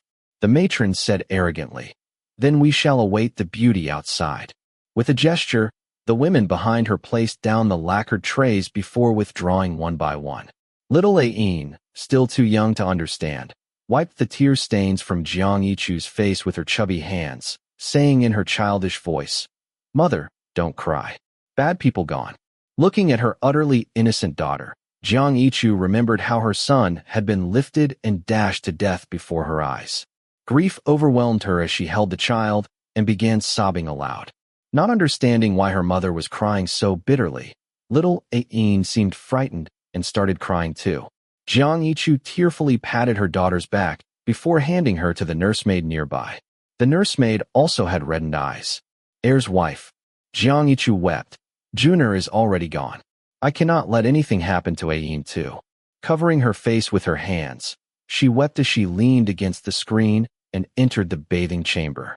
The nursemaid held little Ain, seeing the tear droplets on the child's flushed, crying face, such an innocent and pitiful sight, and couldn't help but lift her sleeve to wipe her own tears. "My poor young mistress." Zhang Yichu immersed her entire body in the bathing pool, wet hair clinging to her pale cheeks as tears continued to flow uncontrollably from her eyes. She wasn't a stunning beauty like Wen Yu, whose single glance could cause lovesickness. She possessed more of the subtle elegance and tenderness of Jiangnan's misty rains, from her appearance to her temperament. She was as refreshingly beautiful as an ink-wash painting. From outside, she could still hear little Yin's intermittent crying. Leaning against the edge of the bathing pool, she also broke into choking sobs, repeatedly murmuring, "Heng Lang, Heng Lang ah." Her husband Wen Heng lived up to his name, being an upright and refined gentleman of virtue. Even after years of marriage, he would still often blush upon seeing her. Whenever he traveled, his letters would always begin with the deeply affectionate words, "My wife, A Chu." Such a sincere and clear-minded man, who wholeheartedly sought to support the state and benefit the people, had ended with the fate of being beheaded and having his corpse exposed. Zhang Yichu wept until she could no longer control herself. Remembering how her father-in-law and mother-in-law had met tragic ends, and that Yu, who had gone to southern Chun for a political marriage, was also facing an uncertain fate, she realized she alone could protect her young daughter. Suppressing the overwhelming sorrow in her heart, she finally stepped out of the bathing pool. The matron waiting outside the hall heard the door open and turned to look. She saw Zhang Yichu, now dressed and made up, with only a faint redness lingering at the corners of her eyes from crying, which blended with the rouge to accentuate her delicate beauty. Satisfied, the matron said, "Lady Zhang, follow me." After Pei Song captured Fengyang, he occupied the mansion of Changlian Wang. Led by the servant woman, Zhang Yichu traversed winding paths and secluded lanes until she reached the courtyard where she had once lived with Wen Heng. Despite the makeup covering her face, her complexion paled instantly. She halted at the courtyard gate, refusing to go further. The servant woman leading the way glanced back at her and said, "The master is waiting inside for you, Lady Zhang." Zhang Yichu's feet felt as if they were weighed down with lead, unable to move. This was the place she had shared with her late husband. Every brick, stone, plant, and tree held memories of their time together. She could sacrifice herself to serve the treacherous villain for her daughter's sake, but she could not bear to do it here. Seeing her still unmoved, The servant woman raised her slanted eyes and scolded. What are you hesitating for, Lady Zhang? The master's patience is not limitless. A tear fell from the corner of Zhang Yichu's exquisitely made-up eye. Trembling, she forced herself to step into the courtyard. Two maids were stationed at the entrance of the main room. Upon her arrival, they opened the door. Stiffly, Zhang Yichu walked step by step into the room she had lived in since her wedding. The room was warmed by underfloor heating, filled with a comforting, fragrant warmth. Like a walking corpse, she knelt on the thick carpet embroidered with large peonies and said, "This guilty woman, Zhang, pays her respects to the minister over the masses." Pei Song had once been a member of the party of Ao, the maternal relatives faction, repeatedly obstructing Changlian Wang and his son's reforms and new policies. Leveraging the authority granted by the party of Ao, he gradually rose to the position of military governor of Uzhou and was later in theft as minister over the masses. Although Fengyang had fallen and he had slaughtered the Wen imperial clan, he was not the sole power in the land. To the north, Wei Qishan, descendant of a surrendered general from the previous dynasty, guarded the 16 prefectures of Yinyun. To the south, southern Shun, which had split off even before the previous dynasty, had established its own sovereignty. As a turncoat general from Liang, proclaiming himself emperor before unifying the north and south would be unjustifiable and illegitimate. Thus, his subordinates addressed him as minister over the masses. After Zhang Yichu spoke, the person seated above remained silent for a long time. The only sound was the faint rustle of an object being toyed with in his hands. She knelt until her legs grew numb before he finally spoke indifferently. "Raise your head." When Zhang Yichu looked up, her first sight was not the face of the wicked man, but a carved jade pot he was playing with. The pot, made of warm, smooth white jade, was exquisitely carved, with a few red agate beads strung on a black cord attached to its handle. It was an artifact her late husband Wen Hung had cherished most. He had often said, "A heart of ice resides in a jade pot," referring to his pure intentions toward her and the nation. Perhaps her distraught expression had caught his eye. The man above let out a faint, ambiguous chuckle, leaning forward slightly. He hooked his finger through the thin cord on the pot's handle and said leisurely, "This jade pot looked exquisite, so I picked it up to admire. But it seems I have touched upon something dear to you, madam." The corner of his mouth lifted slightly as he tilted his fingertips, letting the thin cord slip from his fingers under the weight of the jade pot below. He said with a smile, "Pei Song returns this to you, madam." But Zhang Yichu's eyes welled up with tears again. Ignoring the numbness in her legs, she lunged forward.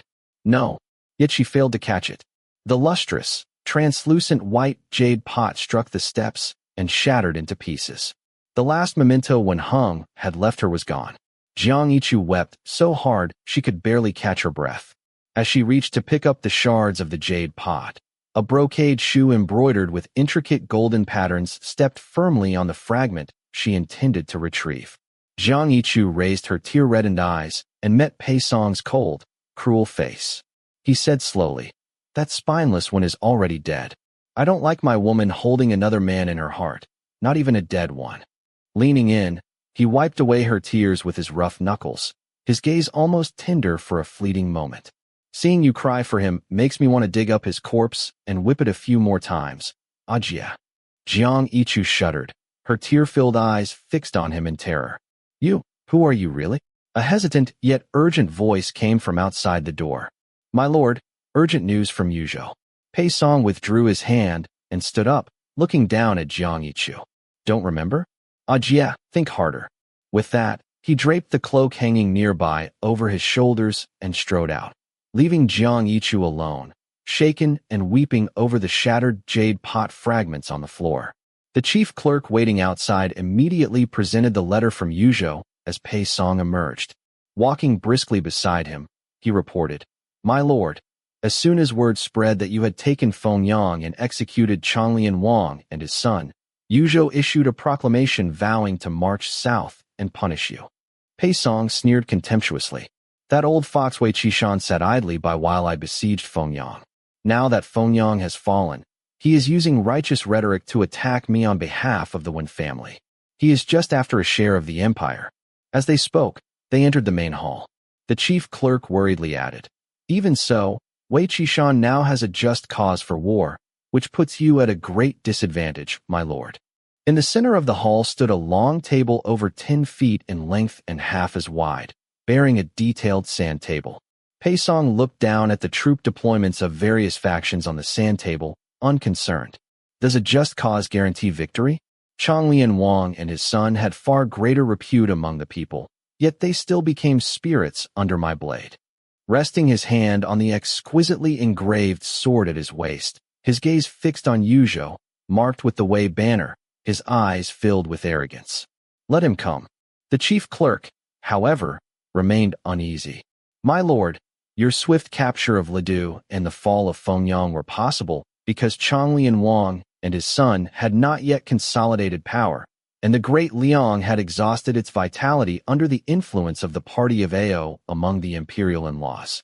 Had Changlian Wang ascended the throne and implemented sweeping reforms to purge the court's deep-rooted ills, the great Liang, this 100-legged insect not yet dead, might have revived. Pei Song responded with a cold laugh. You must understand, sir, the most precious and lamentable thing in this world is timing. Clearly, that timing did not favor the Wen family. The chief clerk fell silent. Indeed, when Pei Song rebelled against the Liang, he had seized precisely that moment when heaven no longer sheltered the Wen clan. Had he rebelled just one day earlier, the party of Ao would have joined forces with Changlian Wang. Like a centipede that refuses to die, their counterattack would have made the outcome of the Battle of Lidu unpredictable.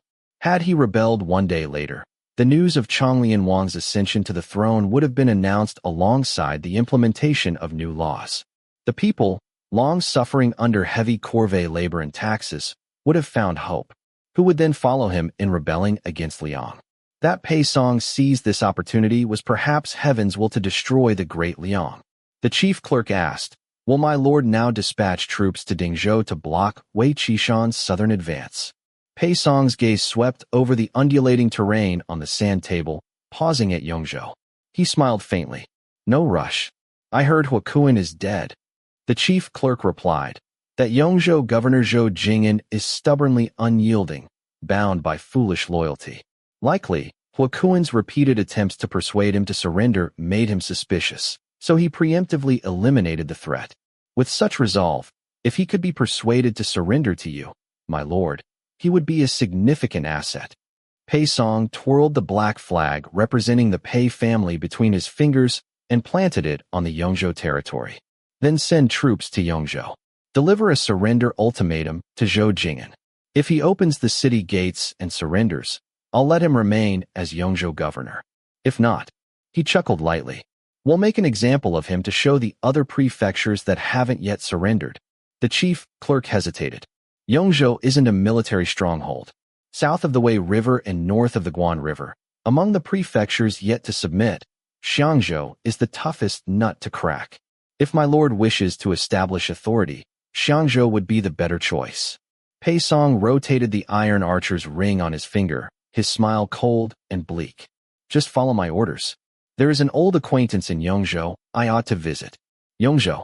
The red sun rose high, its countless rays piercing the thin morning mist, dyeing both the banks of the Wei River and the frost-covered reeds with a pale crimson hue. Wen Yu gazed at the eastward flowing torrent, her long hair streaming in the wind, robes flapping loudly. She spoke calmly to the person behind her. Take me back. Xiao Li led over the horse that had been nuzzling for tender grass in the frosty riverside soil.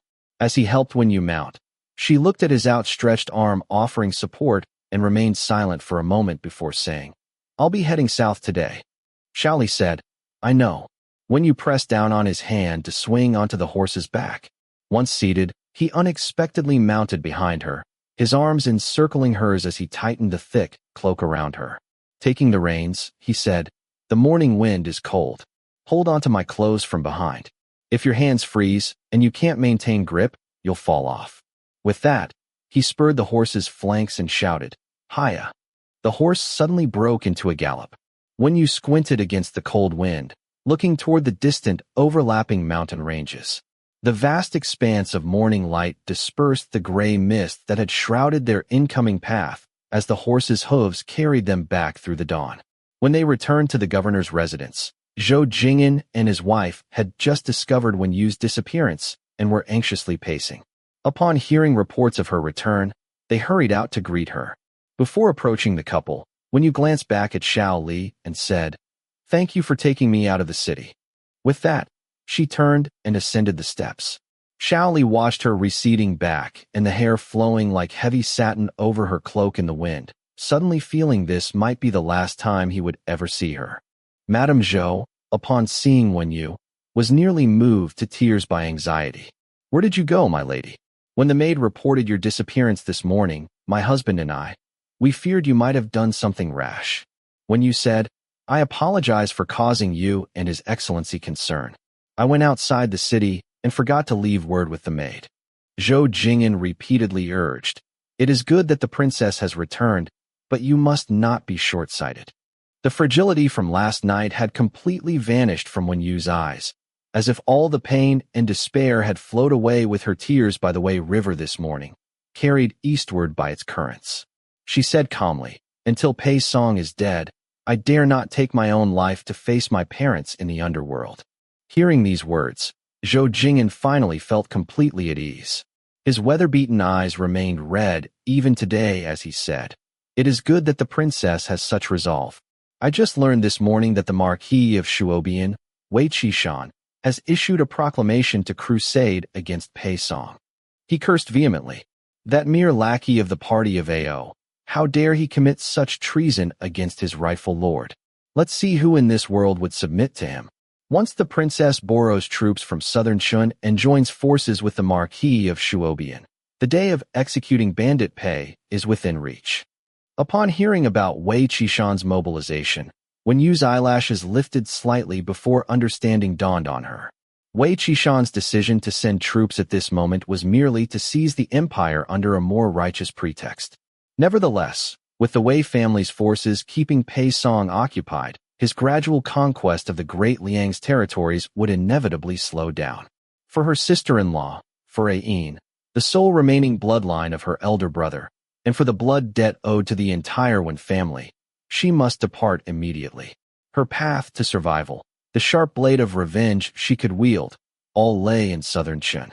There, long ago, her father the prince had laid the groundwork for reclaiming southern Chun. She bowed respectfully to Zhou Jing'an with clasped hands. "I trouble you, minister, to prepare a carriage and send me southward." Chapter 32. Icicles hung from the eaves where dripping water had frozen. Xiao Li sat by the doorway, silently carving something with a knife. Xiao Huanyang emerged carrying bundles, coughing as she said, "You went out yesterday and only returned now. Go rest in your room. Why are you fussing with that wood carving again?" Xiao Li continued carving steadily without looking up. "I'm not tired. The wind is strong outside, mother. You should go back to your room and rest." Xiao Huanyang sighed. "You came to see me yesterday and said she's going to look for her family. With all the recent upheavals, I haven't had time to prepare a proper gift for her. I stayed up half the night sewing her a cloak and several pairs of silk socks. I'll take them to her now." At this, Xiao Li's carving hand paused slightly before he responded, "Leave them on the table. I'll deliver them later. Your health is poor. If you catch cold wind, you'll surely fall ill again." "Hey, you would probably feel sad to see you like that." Xiao Huanyang's eyes already showed traces of redness. "I'm afraid of crying in front of that child and making her sad too. Since she's going to find her family, it should be a happy occasion. We really shouldn't send her off with tears. Then, Huaner, please deliver these for me." She placed the items on the table and added, "There's a 10-tael silver note hidden in the cloak. I originally saved it for your future marriage, but you, wanting to repay kindness and fearing I wouldn't accept money, used her funds to acquire a shop and forced the deed upon me. A young woman traveling far needs money for security. Be careful not to shake the silver note loose when handling the cloak, and don't mention this to you when you give it to her, or she'll certainly refuse it." Xiao Li's tall frame blocked the doorway like a silent mountain. He listened quietly and nodded before saying, "Understood." His carving knife continued meticulously shaving wood curls. As Xiao Huanyang was about to enter her room, she added, "Oh, you also mentioned you had back injuries and brought ointment yesterday. How did you get hurt again?" Memories of being trapped together under the bamboo shed yesterday resurfaced. Her concerned eyes and the faint fragrance from her hair seemed still palpable. Xiao Li was lost in thought for a moment before saying, "It's nothing." She probably saw me sparring with the manor guards after taking the position and thought I was injured when my back got bumped. Only then did Xiao Huanyang feel relieved and entered her room.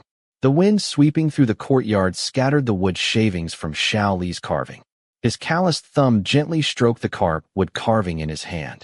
Servants loaded Wen Yu's belongings into carriages one chest after another. Borrowing Zhou Jingyan's study, Wen Yu dipped her brush in dark ink and rewrote the current affairs essay condemning Pei Song. Though her face remained calm, her brushwork could no longer maintain the neat, regular script. She completed the essay in wild cursive script, the characters etched deeply into the paper. Setting down her brush, she said, "I must trouble you to find someone to transcribe this text. As originally planned, have it posted in all major prefectures along the main routes to southern Chun."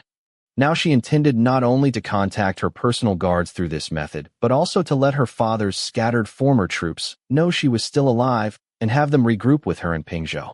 Zhou Jingyan held her original handwritten letter, sighing with emotion. "Your calligraphy resembles the prince's, my lady, and every word in your writing is a gem, revealing the vast landscape within your heart." His eyes suddenly reddened as he bowed to Wen Yu. "With such a ruler, how could great Liang perish?" "It shall not perish. When you helped him rise. Please rise quickly, Your Excellency.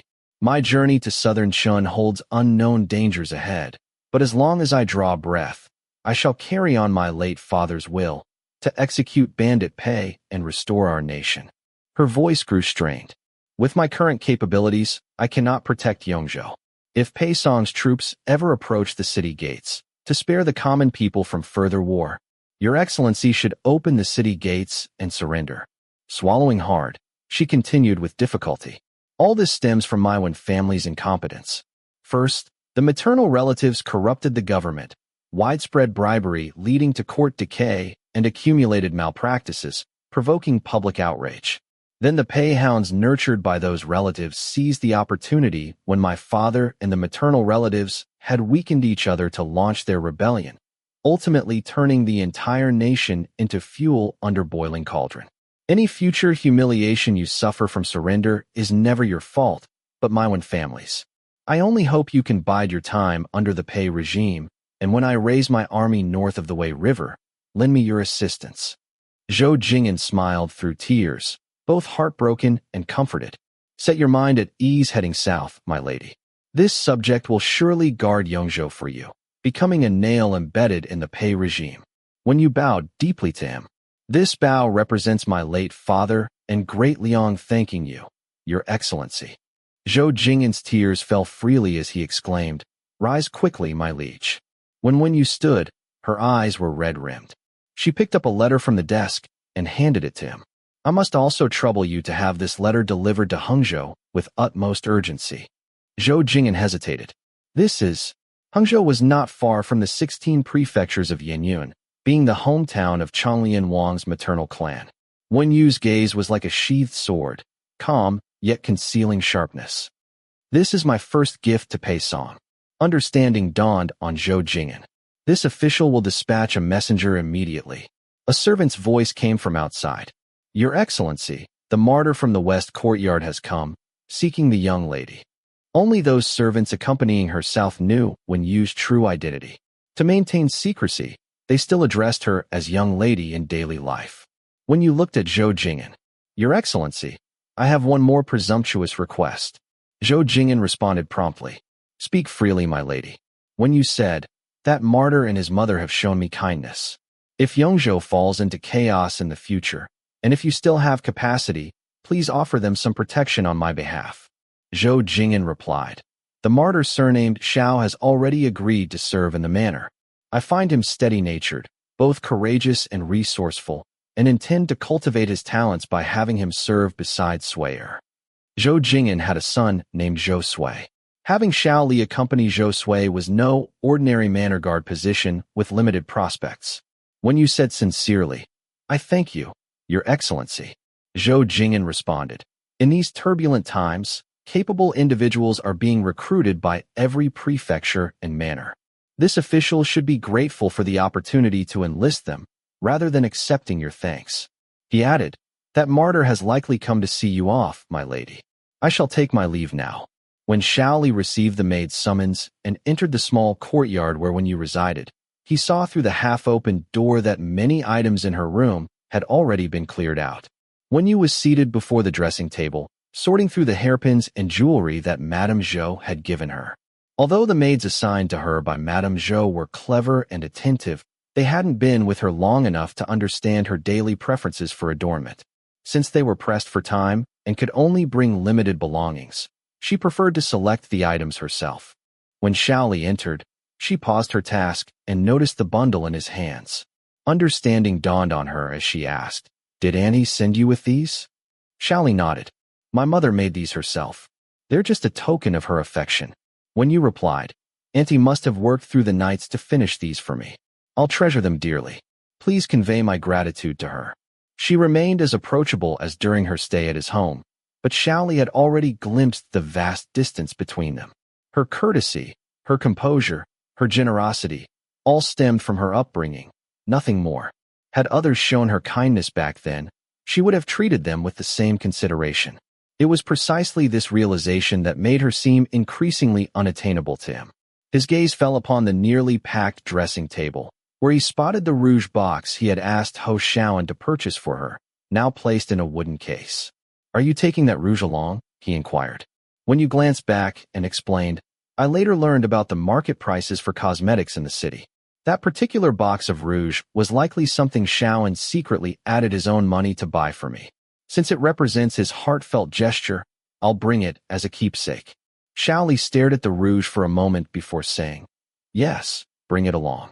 As Wen Yu prepared to store the cloak and silk socks he had brought, she discovered a 10-tael silver note and a palm-sized carp with carving inside. The carving, left unpainted, revealed fresh wood grain through its intricate grooves, apparently newly finished, yet polished to smooth perfection. She picked them up and asked Xiao Li, "What are these?" Xiao Li explained, "The silver note was something my mother insisted on giving you. The wood carving. I made it." His sharp eyebrows lowered slightly as dim light cast contrasting shadows across his handsome features. "You once said your childhood name you meant fish, as in a fish struggling in the net. But I believe your mother wouldn't have given you such an ominous meaning. You should be the fish from Carp leaping over Dragon's Gate. Take care on your journey to southern Shun." Carp leaping over Dragon's Gate. When you murmured softly. Xiao Li smiled wryly. "I've never had formal schooling. If I'm mistaken, just treat it as a joke." When you shook her head. "Thank you." Her gaze remained serene as she spoke her final words to him. "Minister Zhou is a good official who thinks highly of you. Work diligently under his guidance, and take the opportunity to learn to read. I hope you and Auntie will always know peace, happiness, and freedom from sorrow."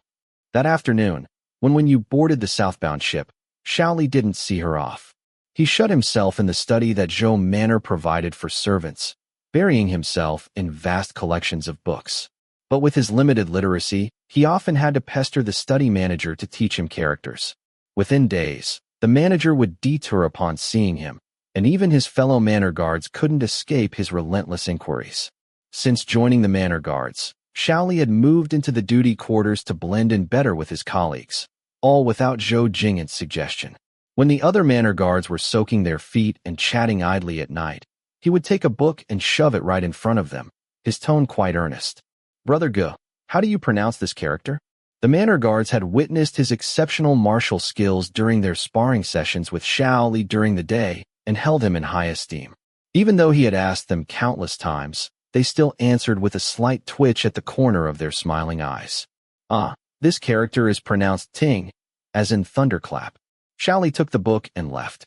The manor guards resumed their idle chatter, but before they could exchange 3 sentences, Xiao Li shoved the book back again. "What about these 2 characters?" That's a person's name, Helu, the ruler of the state of Wu during the spring and autumn period." By the time Xiao Li returned to his own bed, the manor guards had already forgotten what they were discussing earlier.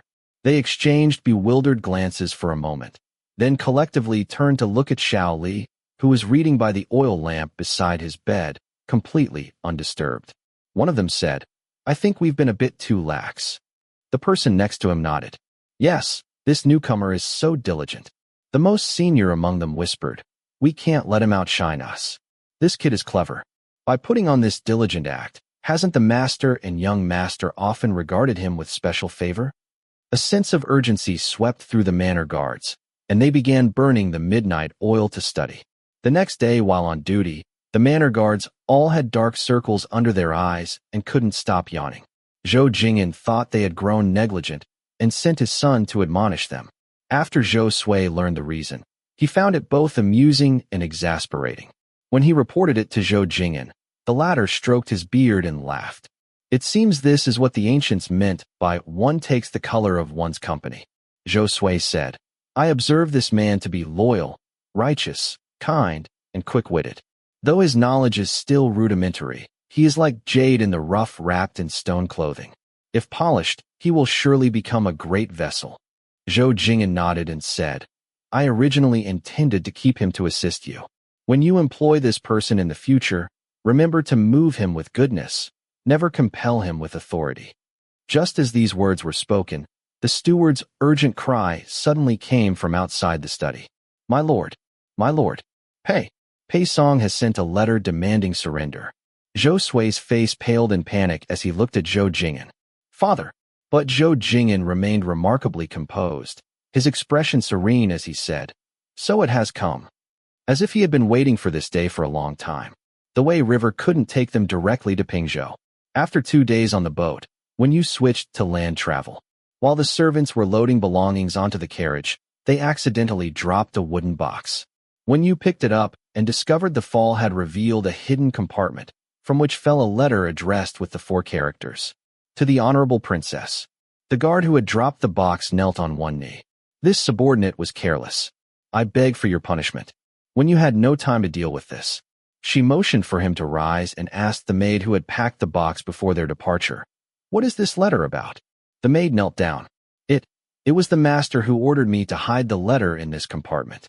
He said, "If news of turmoil in Yongzhou arrived, I should take the letter and give it to you." Looking at the handwriting on the envelope that seemed to be Zhou Jing'an's own, Wen Yu suddenly felt a sense of foreboding. Chapter 33. She opened the envelope, retrieved the letter, and unfolded it. Her long lashes lowered slightly as she scanned the lines rapidly. The letter began, "When my lord opens this letter, you must have already heard of Yongzhou's upheaval and learned of your servant's death. Do not grieve, my lord, for I have not forgotten your instructions. Yet as a minister of Liang, my heart is filled with shame.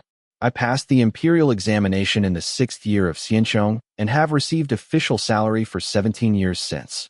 I understood the sovereign's worries yet failed to cleanse his court. I knew the people's sufferings yet could not secure their welfare. That our state and land have fallen to such ruin is largely due to the grave failures of incompetent ministers like myself. My lord possesses brilliant virtue and lofty aspirations, with a bold vision to eliminate traitors and restore our rivers and mountains. This comforts my heart. Though your path is arduous and Liang's collapse seems irreversible, I wish to use my decaying body to stem this tidal wave of destruction, declaring to all under heaven, though Liang may fall, its minister's integrity remains. When my lord marches north with armies, will there not be righteous men of former Liang who rally to your cause? This is the conviction I hold dear. Though I die 9 deaths, I shall never regret. The tasks entrusted by my lord have all been passed to my unworthy son. When Liang's forces reclaim the central plains, may my son serve in my stead as a Liang minister, pledging loyalty to my lord." When you felt a sharp sting in her eyes, gazing back toward Yongzhou, her temples whipped by the fierce wind, she called out hoarsely, "Lord Zhou." Yongzhou, 1,000 miles of drifting snow, 10,000 miles of frozen frost. Pei Song's 30,000-strong army pressed darkly against the city walls. Inside and outside Yongzhou's gates, everything was draped in mourning white. The wind whipped the white funeral banners on the city towers into loud flapping. Zhou Sui, dressed in hemp mourning garments, led Yongzhou officials similarly clad in mourning robes to kneel outside the city gates, welcoming Pei Song's army. The northern wind swept sharp snow particles that stung painfully against faces. Zhou Sui pressed his forehead to the ground, shouting hoarsely, "Zhou Jingyan, governor of Yongzhou, has taken his own life in admission of guilt. I, Zhou Sui, surrender in his stead, and respectfully welcome the minister over the masses army into the city." The Yongzhou officials kneeling behind him echoed in unison, "We respectfully welcome the minister over the masses army into the city." Further back, Xiao Li and the manor guard stood in formation alongside Yongzhou defenders, all armored with weapons removed, white cloth strips tied around their arms, kneeling on one knee. Everyone kept their heads slightly lowered. Before bowing his head, Xiao Li glanced through the ravenous wind and snow toward the figure mounted high on horseback at the front of the distant army formation. Against the backlight, the 30,000-strong army's dark formation resembled an iron wall radiating murderous cold. Though the mounted figure's face remained unclear, one could feel his piercing sharpness. That was a wolf with sharp claws and teeth. Pei Song seemed to sense something, his gaze sweeping over the military formations behind Yongzhou's city gates, his eyes containing the ravenous wind and snow. Anyone could see he was particularly displeased. His deputy general Xing Lai, seeing his prolonged silence, said, "Minister over the masses, if this surrender displeases you, we can simply fight our way into the city." Pei Song's eyes turned cold and sinister. Zhou Jingyan, truly Liang's loyal dog. His chief clerk, unskilled in horsemanship and seated in a war chariot, hurriedly interjected, "My lord, you must not slaughter the city." Even though that cunning Zhou Jingyan chose this tragic death to glorify the Wen clan after the Wen remnant Hanyang issued poems condemning you and summoning old supporters, since Yongzhou has surrendered, massacring the city would only give them another weapon to attack you. Now that Wei Qishan has dispatched troops from Yuzhou, and the Wen remnants have rallied their old forces heading to southern Chun, they will surround us from north and south, endangering our lord.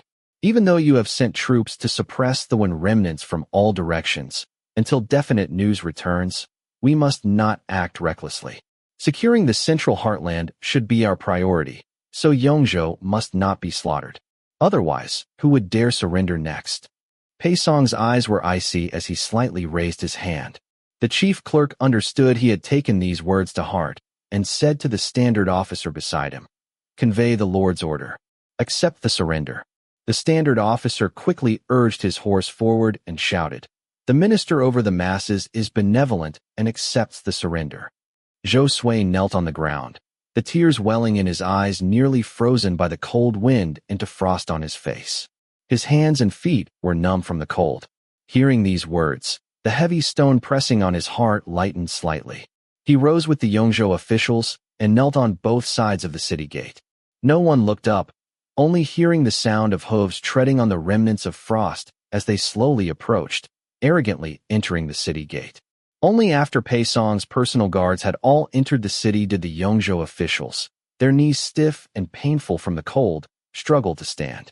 Zhou Sui, recently in mourning and too grief-stricken to eat or drink properly, had knelt so long in the snow that he staggered when rising. Fortunately, Xiao Li came looking for him and promptly supported him, calling out, "Young master." Zhou Sui smiled bitterly and said, "Let's return." Pei Song rode into the city. The common people along the streets mostly watched with fearful, probing glances, none daring to speak loudly. When they reached a fork in the road and the guiding official led them down one path, Pei Song reined in his horse and demanded, "Where does this lead?" The guiding official trembled as he replied, Knowing the minister over the masses was coming.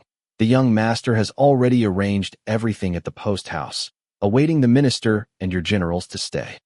Pei Song lazily flexed his horsewhip and said, "No need for such trouble.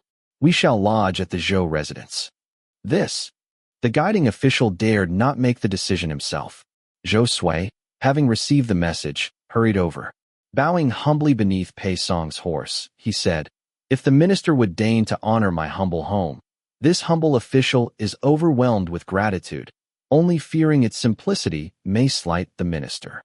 A cold smile played on Pei Song's youthful face as he glanced at him and said, "It matters not." Zhou Sui bowed even deeper and said, "In that case, my humble home shall be greatly honored." He ordered his subordinates to rush back and inform the household to make preparations, then personally guided Pei Song. When the group arrived at the provincial headquarters, Madame Zhou, also dressed in mourning clothes, was already waiting outside with the household servants. Seeing Pei Song dismount, she curtsied and said, "The minister's esteemed presence brings this humble woman both joy and trepidation." Pei Song sneered, "Joy I see not, but Madame does indeed appear rather fearful." Madame Zhou knew he was alluding to her husband's suicide and dared not respond, only bowing her head more respectfully and curtsying deeper. Pei Song did not further trouble this widow and passed her to enter the residence. However, Pei Song's trusted General Xing Li stared openly at Madame Zhou. Even after passing her, he frequently turned back to look. Today, Madame Zhou wore no hairpins, not even a beaded one, only a plain silk flower. But as a natural beauty, well-maintained, her figure possessed a unique fullness for her age. Such simple attire only added to her pitiable appearance. The other's gaze was unabashed, making both Madame Zhou and Zhou Sui, who had returned with Pei Song, look extremely uncomfortable. Only after Pei Song's men had all entered the residence did Zhou Sui approach Madame Zhou. His eyes burned with fury and shame as he choked out, "Mother, I." He couldn't continue, his voice breaking into sobs. "It's my incompetence." For a noblewoman to be scrutinized so brazenly was truly humiliating. Madame Zhou patted her son's shoulder and said, "It's all right. Your father's memorial tablet has been moved to the west side courtyard, and I will reside only there from now on. But you, my son," her eyes reddened as she continued, "you must still serve diligently under the Minister of War from now on." Zhou Sui understood the deeper meaning in his mother's words all too well. What Pei Song wanted was for his father to personally surrender, then beg for favors like a dog wagging its tail, flaunting any gains before other former Liang officials to shatter their integrity and dignity. This would severely dampen the morale of those Liang officials who hadn't yet surrendered, while also allowing commoners to witness their officials' disgrace, channeling their bitterness from oppressive corvée labor and taxes toward the corrupt officials of the former Liang regime. As people saw more of these cowardly corrupt officials, their disillusionment with the former Liang would only grow. With slight guidance from Pei Song, this rebel profiting from others' conflicts might even be praised as a righteous army. His father had understood this, hence his resolve to die for his principles, using the political climate to give Pei Song a soft rejection. To maintain overall stability, Pei Song didn't dare massacre civilians indiscriminately, but he would certainly find various pretexts to torment Zhou Sui. As long as Zhou Sui maintained sufficient humility and endured whatever humiliation Pei Song dealt him, Pei Song couldn't directly strip him of his authority. The unconquered Liang officials were watching. If surrender only meant being stripped of power and treated like livestock, they might as well fight to the death. Therefore, all he could do now was summed up in 2 words: endure humiliation. Zhou Sui took a deep breath, suppressing his grief and indignation, saying, "I understand, mother." As mother and son were about to enter the residence together, guards came galloping down the street outside, reining in their horses so abruptly they nearly fell off, urgently reporting, "Young master, the troops entering the city are unrestrained, plundering and seizing young women everywhere." Zhou Sui shouted, "How can this be so outrageous?" He quickly assigned Xiao Li, "Brother Xiao, your martial skills are exceptional. Take the residence guards first to stall Pei's troops. Prevent them from continuing these acts of bullying men and seizing women. I'll go persuade Minister Pei to enforce strict military discipline." Xiao Li cupped his fists. "I'll go immediately." Pei Song entered the Zhou family study, sitting behind a Wang Wali wood desk, casually picking up an ancient text to browse. His personal guards rummaged through Zhou Jingyan's book collection and scrolls in the bookshelves and antique displays. After thorough inspection, they reported to Pei Song, "My lord, no suspicious letters found." Pei Song tapped his fingers rhythmically on the armrest of his chair, musing, "That old fox covered his tracks well. Outsiders think he died for his former master to bolster Han Yang's denunciation of me. But those current affairs essays condemning me, simultaneously published across several prefectures, hadn't even reached Yongzhou when he killed himself. If his timing wasn't coincidental, he must have known in advance when those essays would be published. The chief historian, searching through the bookshelves, suddenly paused, his beard stroking, looking at Pei Song. My lord means Zhou Jingyan might have been secretly communicating with the Wen remnants? Pei Song's lips curved slightly. Everything in this world leaves traces once done, just like that Hanyang princess of the former Liang dynasty. If she wishes to gather her old followers, she must reveal that she is still alive and continuing south to Chun. Though she cleverly laid false trails on every major route to southern Chun to obscure my vision, and even calculated that my men might no longer catch up with her. But he paused, his smile deepening. Even the cleverest can overlook details. My men may not catch her, but the bounty for capturing remnants of the previous Liang dynasty has been issued. In every prefecture she passes through, there will be soldiers and bandits ready to intercept her for me. A guard outside suddenly announced, Minister, young Master Zhou requests an audience. Exchanging a glance with his chief clerk, Pei Song watched as the clerk gestured for the guards to return all documents to their original places. When Zhou Sui entered, he saw Pei Song seated behind the Wangwali desk where his father used to sit, with a white-bearded elder standing beside him and several guards positioned on both sides below. Zhou Sui bowed with clasped hands. Greetings, Minister. Pei Song asked leisurely. Young Master Zhou seeks me in such haste. Is there urgent business? Zhou Sui humbly bent forward. I have arranged a modest banquet in the main hall to welcome your excellency. Pei Song stared at him, his smile not reaching his eyes. Young Master Zhou is too thoughtful. Zhou Sui hurriedly replied, I wouldn't dare. Your excellency's presence honors our Zhou family. Then I shall trouble you, Pei Song said. But Zhou Sui remained bowed. There is one more matter I wish to beg of your excellency. Pei Song slowly lifted his eyes. What is it? Zhou Sui said. The people of Yongzhou witnessed your excellency's entry into the city today. Henceforth, you are their heaven. The people have long suffered under corvée labor, and all hope your excellency will lead them to better days. However, there are those with ill intentions among your troops who, after entering the city, have been plundering property and violating women, attempting to stir public anger and turn the people against you. I beg your excellency to severely punish these individuals. His words were impeccably delivered, but Pei Song from above only cast him a cold glance. My soldiers have followed me through life and death. Merely seizing a few women would make Yongzhou's people lose faith in me? It seems, the people's hearts were never with me to begin with. Zhou Sui knelt in shock, kowtowing. The people of Yongzhou hold your excellency in high esteem, but forcing virtuous women into prostitution. How can this be tolerated? The chief clerk, well aware the fault lay with the soldiers, was about to speak when Pei Song said, In that case, why doesn't young Master Zhou find some courtesans from the pleasure quarters for my men? Zhou Sui's face paled slightly, but he still bowed his head. This official obeys the command. After Zhou Sui withdrew, the chief clerk said, My lord, what the Zhou boy said wasn't wrong. You should indeed enforce stricter discipline among the troops. Pei Song raised his hand, and seeing his impatience, the clerk stopped speaking. Pei Song said, I know what you are saying, advisor, and those below will be severely punished. But that Zhou Jingyan wanted to be a martyr loyal to his cause, keeping his coffin in his residence and observing mourning. This displeases me greatly. Why not let his son accompany the soldiers in their feasting and drinking?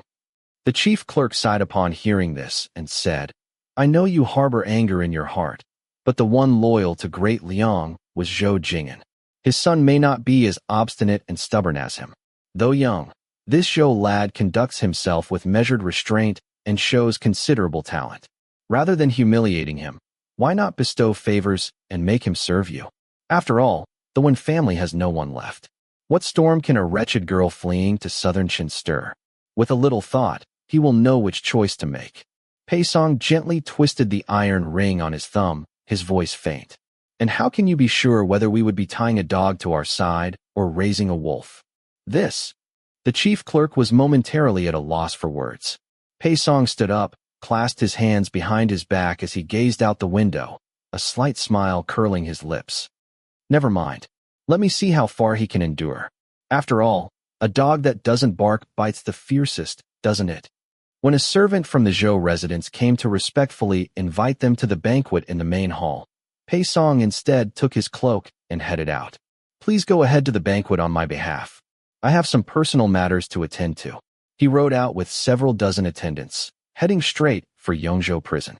Along the way, he encountered soldiers who had entered the city with him brawling with several Yongzhou manor guards. Leading the manor guards was Xiao Li. Acting on Zhou Sui's orders, he was doing his best to dissuade the incoming soldiers from harassing women, plundering households, and oppressing the common people. But these army ruffians were troublemakers, quick to resort to violence at the slightest disagreement. The manor guards, trained by the provincial government, were elite troops. When facing these ruffians head-on, they held a significant advantage when outnumbered.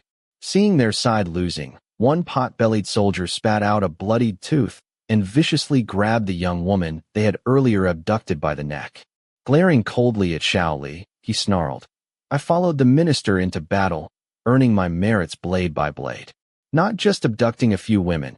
Even if I cut off your heads to use as chamber pots, the minister wouldn't punish me. His fingers tightened, the flesh on his face contorting fiercely. You want to teach me a lesson over this bitch? I'll snap her neck right in front of you. As he exerted force, before he could fully break the young woman's neck, he was suddenly splattered with blood. The woman, covered in blood and collapsing to the ground, screamed first, snapping the soldier back to his senses. He shrieked, clutching one of his arms, crying out hoarsely, My arm! My arm! They attacked the army. Report to the general. Kill these Yongzhou bastards. A few manor guards grew anxious and asked Xiao Li, Brother Xiao, what should we do? Xiao Li stared coldly at the wailing soldier and said, I didn't attack the army. There's a traitor in the ranks trying to tarnish Minister Pei's reputation. I'm merely upholding military discipline on the minister's behalf. You'll pay with your life.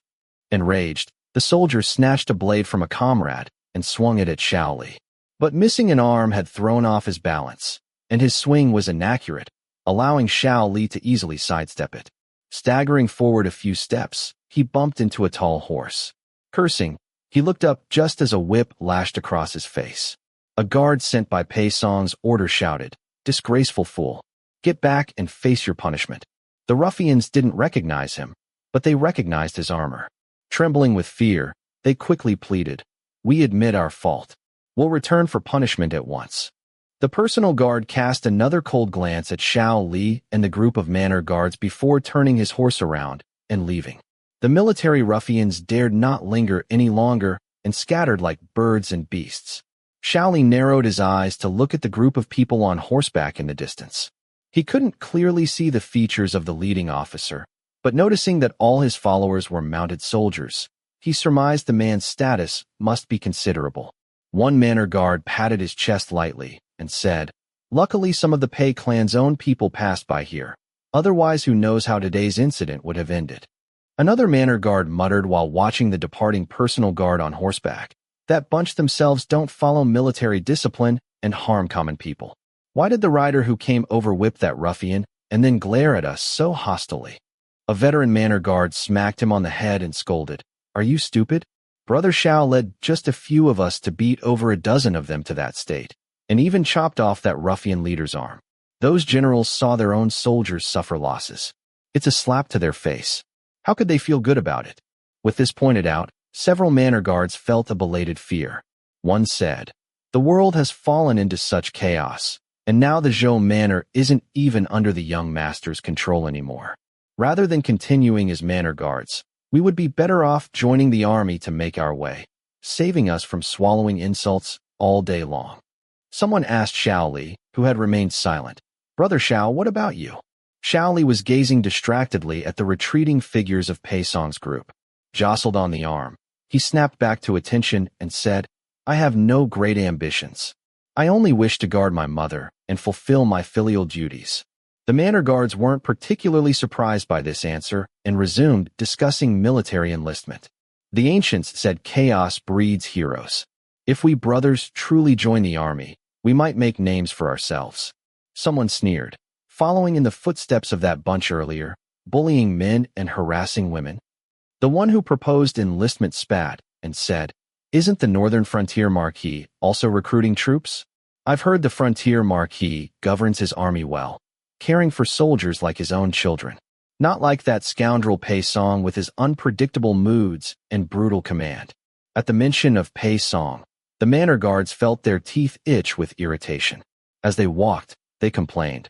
The Pei family isn't even some great clan. That Pei Song is only about 25 or 26. Who knows how he climbed to his current position? Xiao Li hadn't intended to participate in these conversations, but the words 25 or 26 inexplicably stuck in his ears. The one who slaughtered Wen Yu's entire family, forced Zhou Jing into suicide, brought the great Liang's rivers and mountains to such ruin, and would someday single-handedly resist the northern frontier marquis and southern Chen's troops, was actually just a 25 or 26-year-old youth. He lifted his head to glance at the drifting snowflakes falling from the sky, his expression dark and unreadable. Pei Song continued riding forward with his trusted followers, holding the reins as he asked, "Those people, were they all Zhou Manor's guards?" The soldier who had earlier gone to stop the conflict replied, "Exactly." Pei Song narrowed his eyes. "That fellow who lifted his blade to sever a man's arm. His blade work is impressive." The soldier hesitated before asking, "Should we investigate his identity?" Pei Song brushed the light snow from his shoulder. "Since he's from Zhou Manor, there's no rush to inquire immediately." The soldier nodded, then asked, "Then, how should we punish those troublemaking military ruffians?" Pei Song's tone turned icy. "Beat them to death with clubs. I don't keep such disgraceful trash under my command." The personal guards immediately fell silent, not daring to make a sound. When the group arrived at Yongzhou prison, the alerted prison warden had already emerged with jailers and guarding officers. "Minister over the masses, what brings you here?" Pei Song tossed the horsewhip to the guard behind him, a faint smile playing on his lips, a smile that sent chills down one's spine. He said, "There is an old acquaintance of mine in this prison of yours." The jailer's forced smile stiffened slightly, and he hastily knelt. "I beg your excellency the minister over the masses to see clearly. I am only responsible for guarding this place. How the prisoners ended up here is beyond my knowledge. They were all sentenced and delivered by various levels of authorities, some even exiled here for hard labor. None of it has anything to do with me." Pei Song lifted his eyelids slightly and said only, "Take me to see the prisoner exiled here 15 years ago." The jailer wept. This, minister over the masses, the number of prisoners exiled here increases every year without fail. Countless have frozen or fallen ill to their deaths. I hadn't even begun serving here 15 years ago, so I truly don't know which prisoner exiled back then you're referring to. Pei Song's expression turned icy. Behind him, two guards slid their cold blades an inch out of their scabbards with a sharp shing. Trembling from the knees down in terror, the jailer hastily added, There is such a person. He might be the one you seek, minister, but his name wasn't recorded in the prisoner registry, and he's been mad for over a decade. I don't even know his full name." Pei Song simply said, "Lead the way." The jailer fearfully guided him and his several guards to the deepest part of the prison. From afar, the mad old man's humming could already be heard. Drunk, I lit the lamp to gaze upon my sword. Dreaming, I returned to the horn-blaring camps. Chapter 34. Around noon, Wen Yu's carriage arrived at Tong City. The inspection of incoming and outgoing merchant carriages at the city gate was extremely strict. Wen Yu's convoy of over 30 people was at the very back of the queue. While waiting for the merchant carriages ahead to undergo inspection, the guard who had previously served as a scout in the army went ahead to gather information at the city gate. Shortly after, he returned to the convoy and approached Wen Yu's carriage. Observing the surroundings through the carriage window, he whispered, "Your Highness, the official road from Tong City to Lan City has collapsed due to continuous rain and snow. The local authorities are currently excavating and clearing it. We will have to wait in Tong City for at least 2 days. However, the authorities have posted a notice at the city gate widely recruiting talents, stating they wish to send people to Pingzhou to serve you. Should we make contact with them after entering the city?" As they traveled south, the weather grew bitterly cold and damp. Wen Yu, wrapped in a heavy cloak and holding a hand warmer, did not open her lightly closed eyes upon hearing this. She merely said, "Do what an ordinary merchant convoy would do. Pay no heed to anything else." The guard hesitated for a moment and said, "The journey south is fraught with dangers. If we can recruit more hands in Tong City, it would better ensure your highness's safety. Wen Yu lifted her long eyelashes, her dark, jade-like eyes calm and cool. She countered, "What if this is bait to lure us in?" Her current affairs essay criticizing Pei Song had already been published, aiming to announce to the world that the Wen clan still had survivors, while also rallying old loyalists. This way, when she reached southern Chun, she would have more leverage in negotiating for military support. But with the nation in such ruins, how many were still willing to remain loyal to the Wen clan? In the past, although her father the king was trapped in Fengyang, he had not yet settled the conflict with Pei Song. Moreover, they held the imperial title, which made many heroes across the land hesitant to take sides openly. Now, the Wen clan had been slaughtered, leaving only her and Ain, whom her sister-in-law had managed to protect. After revealing her southward journey, more provinces and prefectures would likely seek to capture her and present her to Pei Song as a pledge of allegiance. Alternatively, they might try to use her to command her father's old loyalists and join the fray in the struggle for the empire. Pei Song's men could no longer catch up to her, but before reaching Pingzhou, she dared not risk trusting any province or prefecture that claimed allegiance to the Great Liang. Upon hearing this, the guard said shamefacedly, "Your Highness is far-sighted. I was reckless." Wen Yu only said, "The journey south is still long. We must proceed with caution in all matters." The guard nodded and retreated. In the distance, on the official road, another convoy approached.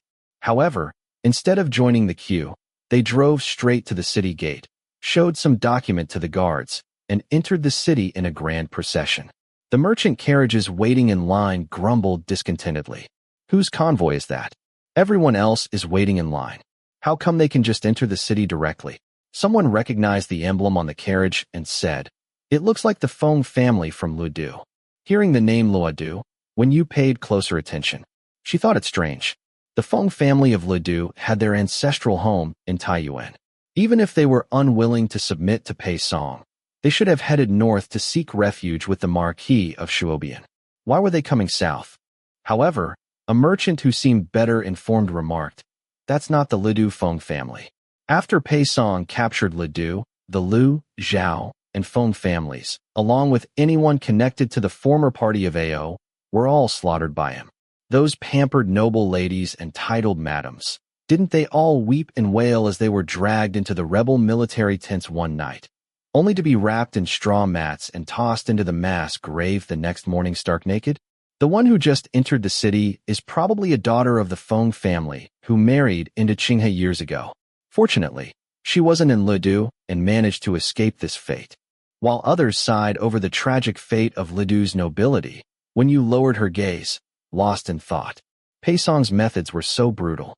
Not only had he exterminated the one imperial clan, but he had also slaughtered the Lu, Feng, Zhao, and party of Ao factions down to the 5th degree of kinship. Could it be that he held some deep-seated grudge against these major clans? Yet the Feng family and the party of Ao still held considerable prestige at court, while the Lu and Zhao families had declined years ago, retaining only empty marquis titles in the capital and rarely appearing in public. How could they have possibly incurred Pei Song's enmity?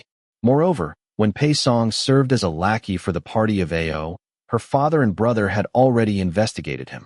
He came from a humble background with no foundation, relying entirely on being the party of Ao's dog to gradually seize power. While she could list several reasons for his betrayal of the party of Ao, his extermination of the Lu and Zhao families left Wen Yu utterly perplexed. As their convoy reached the front of the line, the guard captain negotiated with the officers ahead. Wen Yu lifted her eyelids and lightly tapped the carriage window twice. The guard who had once been a scout approached the carriage and asked in a hushed voice, "What are your orders, Your Highness?" Wen Yu said, "Tongcheng is a small place. Since the Feng daughter's carriage could bypass the waiting merchant convoys and enter the city directly, there must be considerable discussion about the Feng family inside. After we enter, investigate what enemies the Luodu Feng family, along with the Lu and Zhao families, and even the party of Ao faction, might have made." The guard acknowledged the order and withdrew. Meanwhile, inside Tongcheng, a man with a small mustache, resembling a registrar, hurried into the study and called out, "Sir." A portly middle-aged man lounged in an armchair, yawning as he asked, "How many more of Hanyang Princess's close associates have we captured today?" The registrar replied, "Today we only recruited a few greenhorn scholars, whom I've already dismissed. But we've got a big fish." The fat magistrate's narrow eyes snapped open. "Has Hanyang walked right into our trap?" The registrar chuckled awkwardly. "Well, not exactly.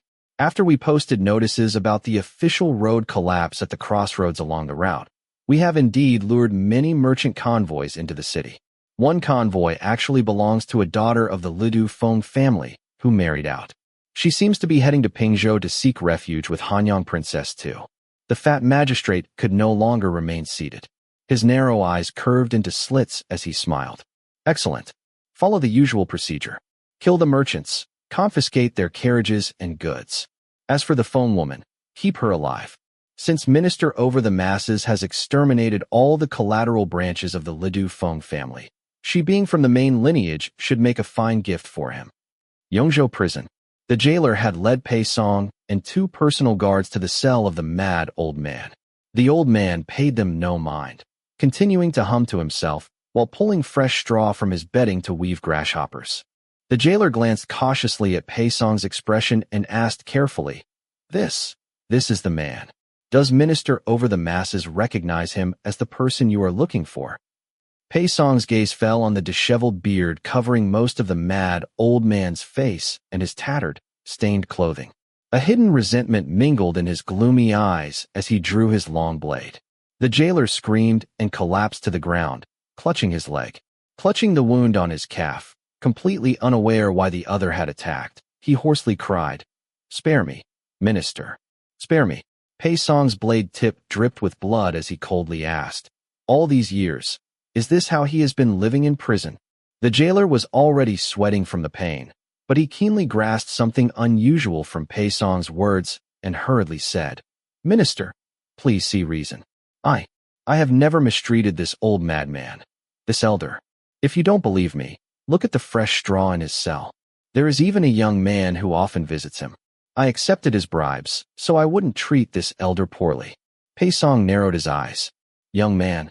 Sensing a glimmer of hope, the jailer spilled everything to make his earlier claims more credible. That young man was imprisoned as a child and spent 7 years in jail.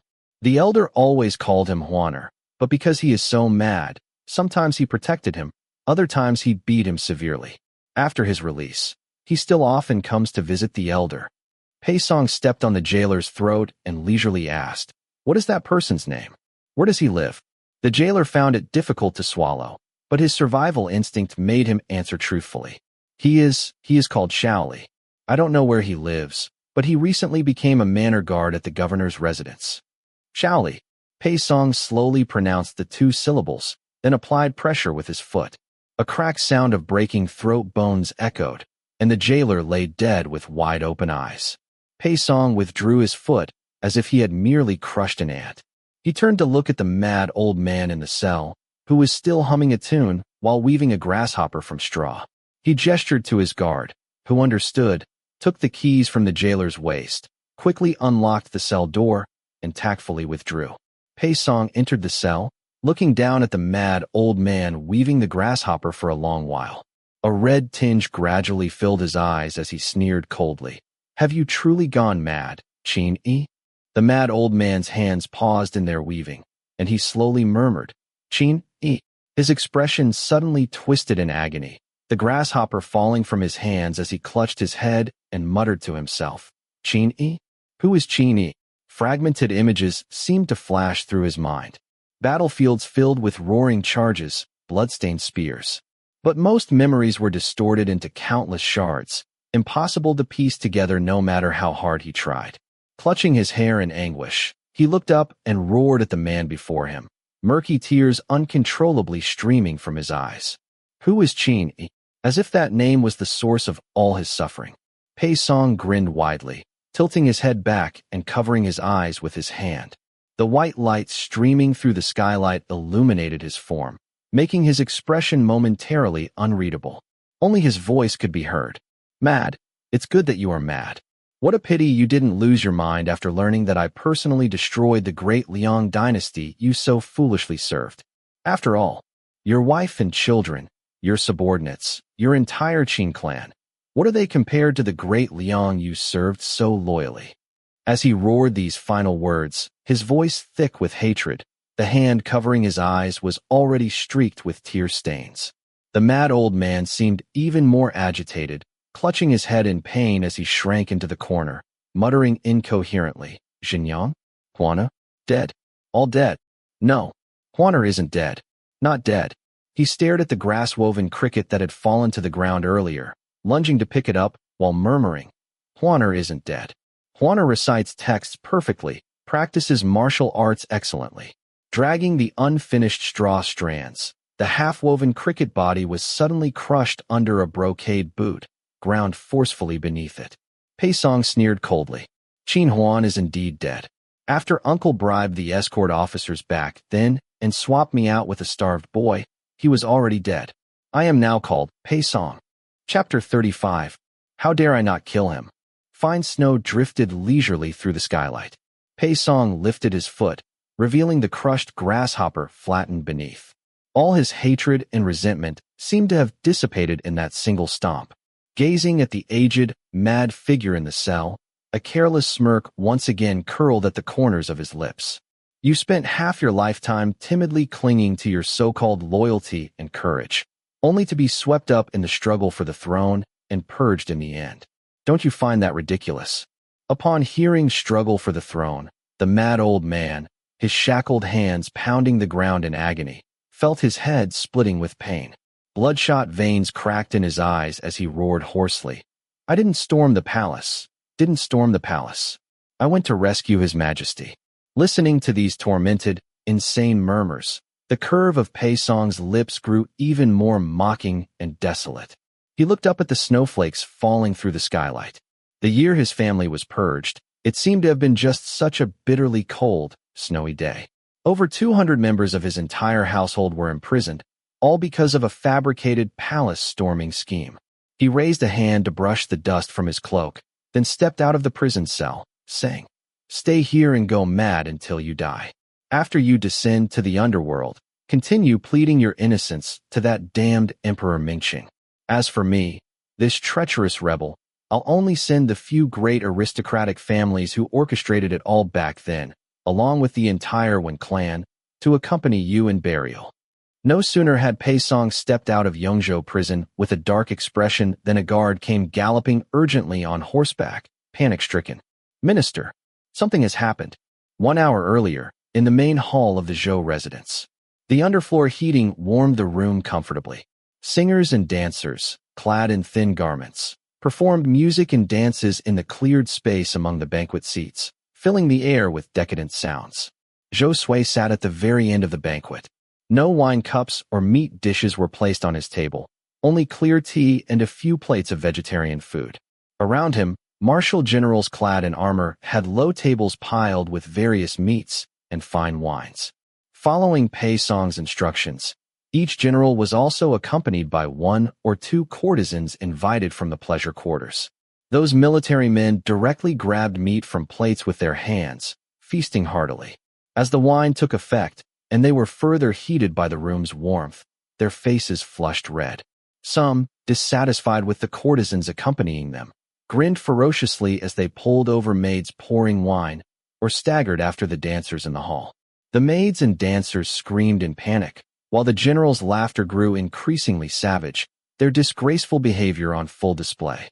Zhou Sui kept his head lowered, not daring to listen or look, feeling only profound sorrow in his heart. Yet those generals, having noticed Pei Song's attitude toward him, deliberately embarrassed Zhou Sui while embracing beauties. Young Master Zhou, hosting guests is about ensuring both host and guests enjoy themselves. We are certainly enjoying ourselves, but you are sitting there with your tea and vegetables like an ascetic. Could it be that these beauties are all beneath young Master Zhou's notice, so you bestowed them upon us? Young Master Zhou, why not embrace a beauty and drink a cup with us? Zhou Sui still wore mourning clothes, though without the hempen cloth, making it clear to everyone why he abstained from wine and meat. But Zhou Jing'an's death had displeased Pei Song, so no one would mention it openly. Faced with such deliberate harassment, Zhou Sui could only force a smile and say, Generals, you have traveled far as our guests. As long as you are enjoying yourselves, that is what matters. There is still a roasted lamb dish in the kitchen. Let me go check on it for you. Leaving the front hall saturated with the scents of wine, meat, and cosmetics, and no longer hearing the screams of dancers and maids, Josue breathed in the cold outside air and wept in despair. The old steward, heart aching for him, said, "Young master, you have suffered such indignity." Josue shook his head, his voice filled with boundless sorrow. "Fubo, you saw it too. Are those sitting inside even human? They are nothing but beasts wearing human skin and dressed in fine robes." He wept uncontrollably. Must this great land truly fall into the hands of such swine-like creatures? The old steward could offer no solution. "Let me find a side chamber for you to take refuge in, young master." After weeping his fill, Josue shook his head distantly. "Even if we avoid today, we cannot avoid tomorrow. I can endure this temporary humiliation, but I only pray the princess will surely reclaim Great Liang. How can the common people know peace when such people climb to high positions? Even if the world must change rulers, it should be to a wise sovereign." The old steward recalled his former master's martyrdom, his heart aching with fresh grief. Master and servant both wore expressions of profound sorrow. Unwilling to return to the banquet so soon, Josue went to the kitchen to check on the roasting lamb. At the banquet, Xiao Li was displeased, drowning his frustrations in drink. As the night wore on, when two courtesans sitting beside him tried to pour him wine, he impatiently shoved them away. Accustomed to such scenes, the women had their own methods to save face. They cooed plaintively, "General, how have we failed to serve you properly? You show no tenderness toward us." A nearby marshal general, embracing a beauty, laughed and asked, "What troubles General Xing?" 7/10 drunk, Xiao Li slammed his wine cup heavily on the table. Remembering the figure in mourning clothes he had seen before entering the mansion, her graceful charm still evident despite her grief, he grumbled discontentedly, "When we stormed Lidu, even noble women from great houses were ours for the taking by the minister over the masses decree. Why here in Yongzhou are we limited to brothel prostitutes?" The chief clerk, seated in the position below the host's left who had been turning a blind eye while focusing on his food, finally spoke. Yongzhou surrendered voluntarily. General Xing should watch his words. Though not daring to contradict the chief clerk, Xiao Li still wore an expression of resentment. He tugged at his collar to cool off and stood up. "I need some fresh air." Fearing he might cause trouble, the chief clerk summoned a guard standing in the corner. "Follow General Xing, make sure he doesn't stir up any trouble." The guard nodded and followed him out. Outside, the wind and snow were fierce. The cold air sobered Xiao Li slightly, but the fire in his heart burned hotter. Grabbing a passing servant at random, he forced him to reveal Madame Zhou's whereabouts. Then, fueled by alcohol, he staggered toward the west side courtyard with feverish eyes. The guard who had been following him sensed trouble and stepped forward to intercept. "General Xing, where are you going?" Xiao Li's mind was filled with the image of the woman in plain mourning clothes, her sorrowful expression and voluptuous figure making his whole chest burn with desire. Seeing another obstacle to his plans, he chopped the guard unconscious with a single blow and cursed, "She is just a widow.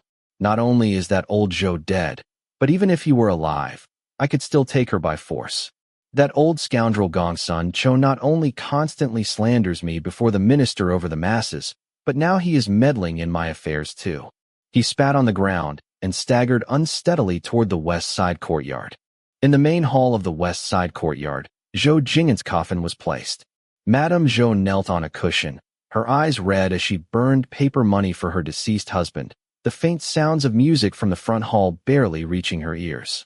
Xiao Huanyang looked at Madame Zhou's face, which had grown noticeably haggard in less than 2 days, and advised, "Madam, the departed cannot return. Your son has yet to start a family. You must take good care of your health. If you fall ill, he will feel even worse." Tears welled up in Madame Zhou's eyes again as she said, "For the first half of my life, I always felt my path had been smooth. As a maiden, my parents doted on me. After marriage, I had a husband who suited me in every way, whether reciting poetry, painting, playing the qin, or playing chess. He was my soulmate. Now that he is gone, It feels as if a part of my heart has been hollowed out. Had I known it would come to this, I might as well have married someone less compatible back then. Xiao Huanyang sighed and said, Madam, you are speaking nonsense out of grief. Madame Zhou gazed at Xiao Huanyang, weeping uncontrollably. Sister Xiao, please tell me, how did you endure it when your husband passed away? Xiao Huanyang stared blankly, unable to speak for a long moment. After catching her breath, she said, I never had a husband. Madame Zhou's sobs paused briefly, assuming Xiao Huanyang and her late husband had been an unhappy couple. But then she heard Xiao Huanyang say calmly, When I was young, a flood struck my hometown. I fled with my parents, but they were killed by bandits along the way. I was sold into a brothel. I always wanted to return to my hometown, but every time I tried to escape, I was caught and severely beaten. Saving money for my freedom was futile. Once in a brothel, they would never let you leave before your beauty faded. Later, I met a wealthy merchant and learned he came from my hometown for business.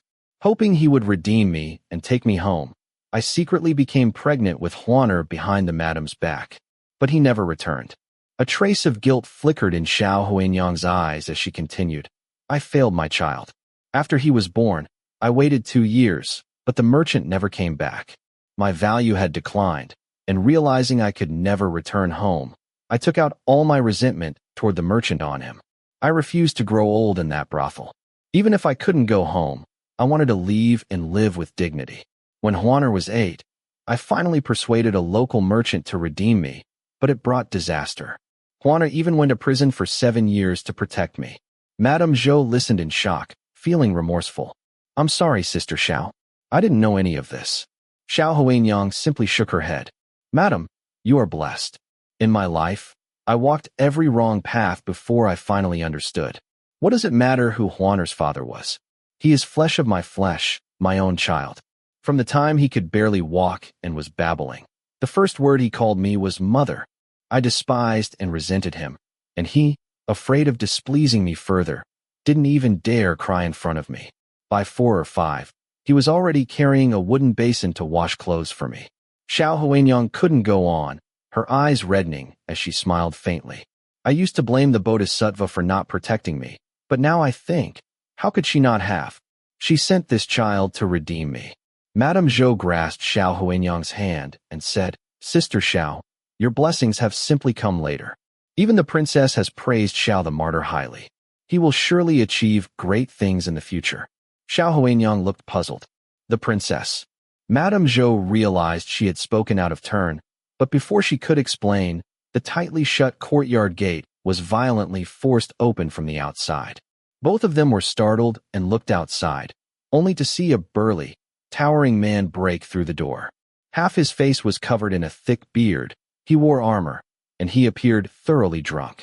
The manor guard stationed in the courtyard, recognizing him as a general under Pei Song's command, dared not rashly drive him away. Instead, they said, General, you must have had too much to drink and lost your way. This is the courtyard where my lord's body is resting. Let me have someone escort you back to the banquet. Xing Lai's drunken eyes swept blankly across the yard, but when they landed on Madame Zhou kneeling before the memorial hall's prayer mat, his gaze fixed as if nailed in place. Reeking of alcohol, he slurred, I'm exactly where I meant to be. As he stepped forward to enter, Madame Zhou inside the memorial hall met his stare and felt a chill run through her limbs.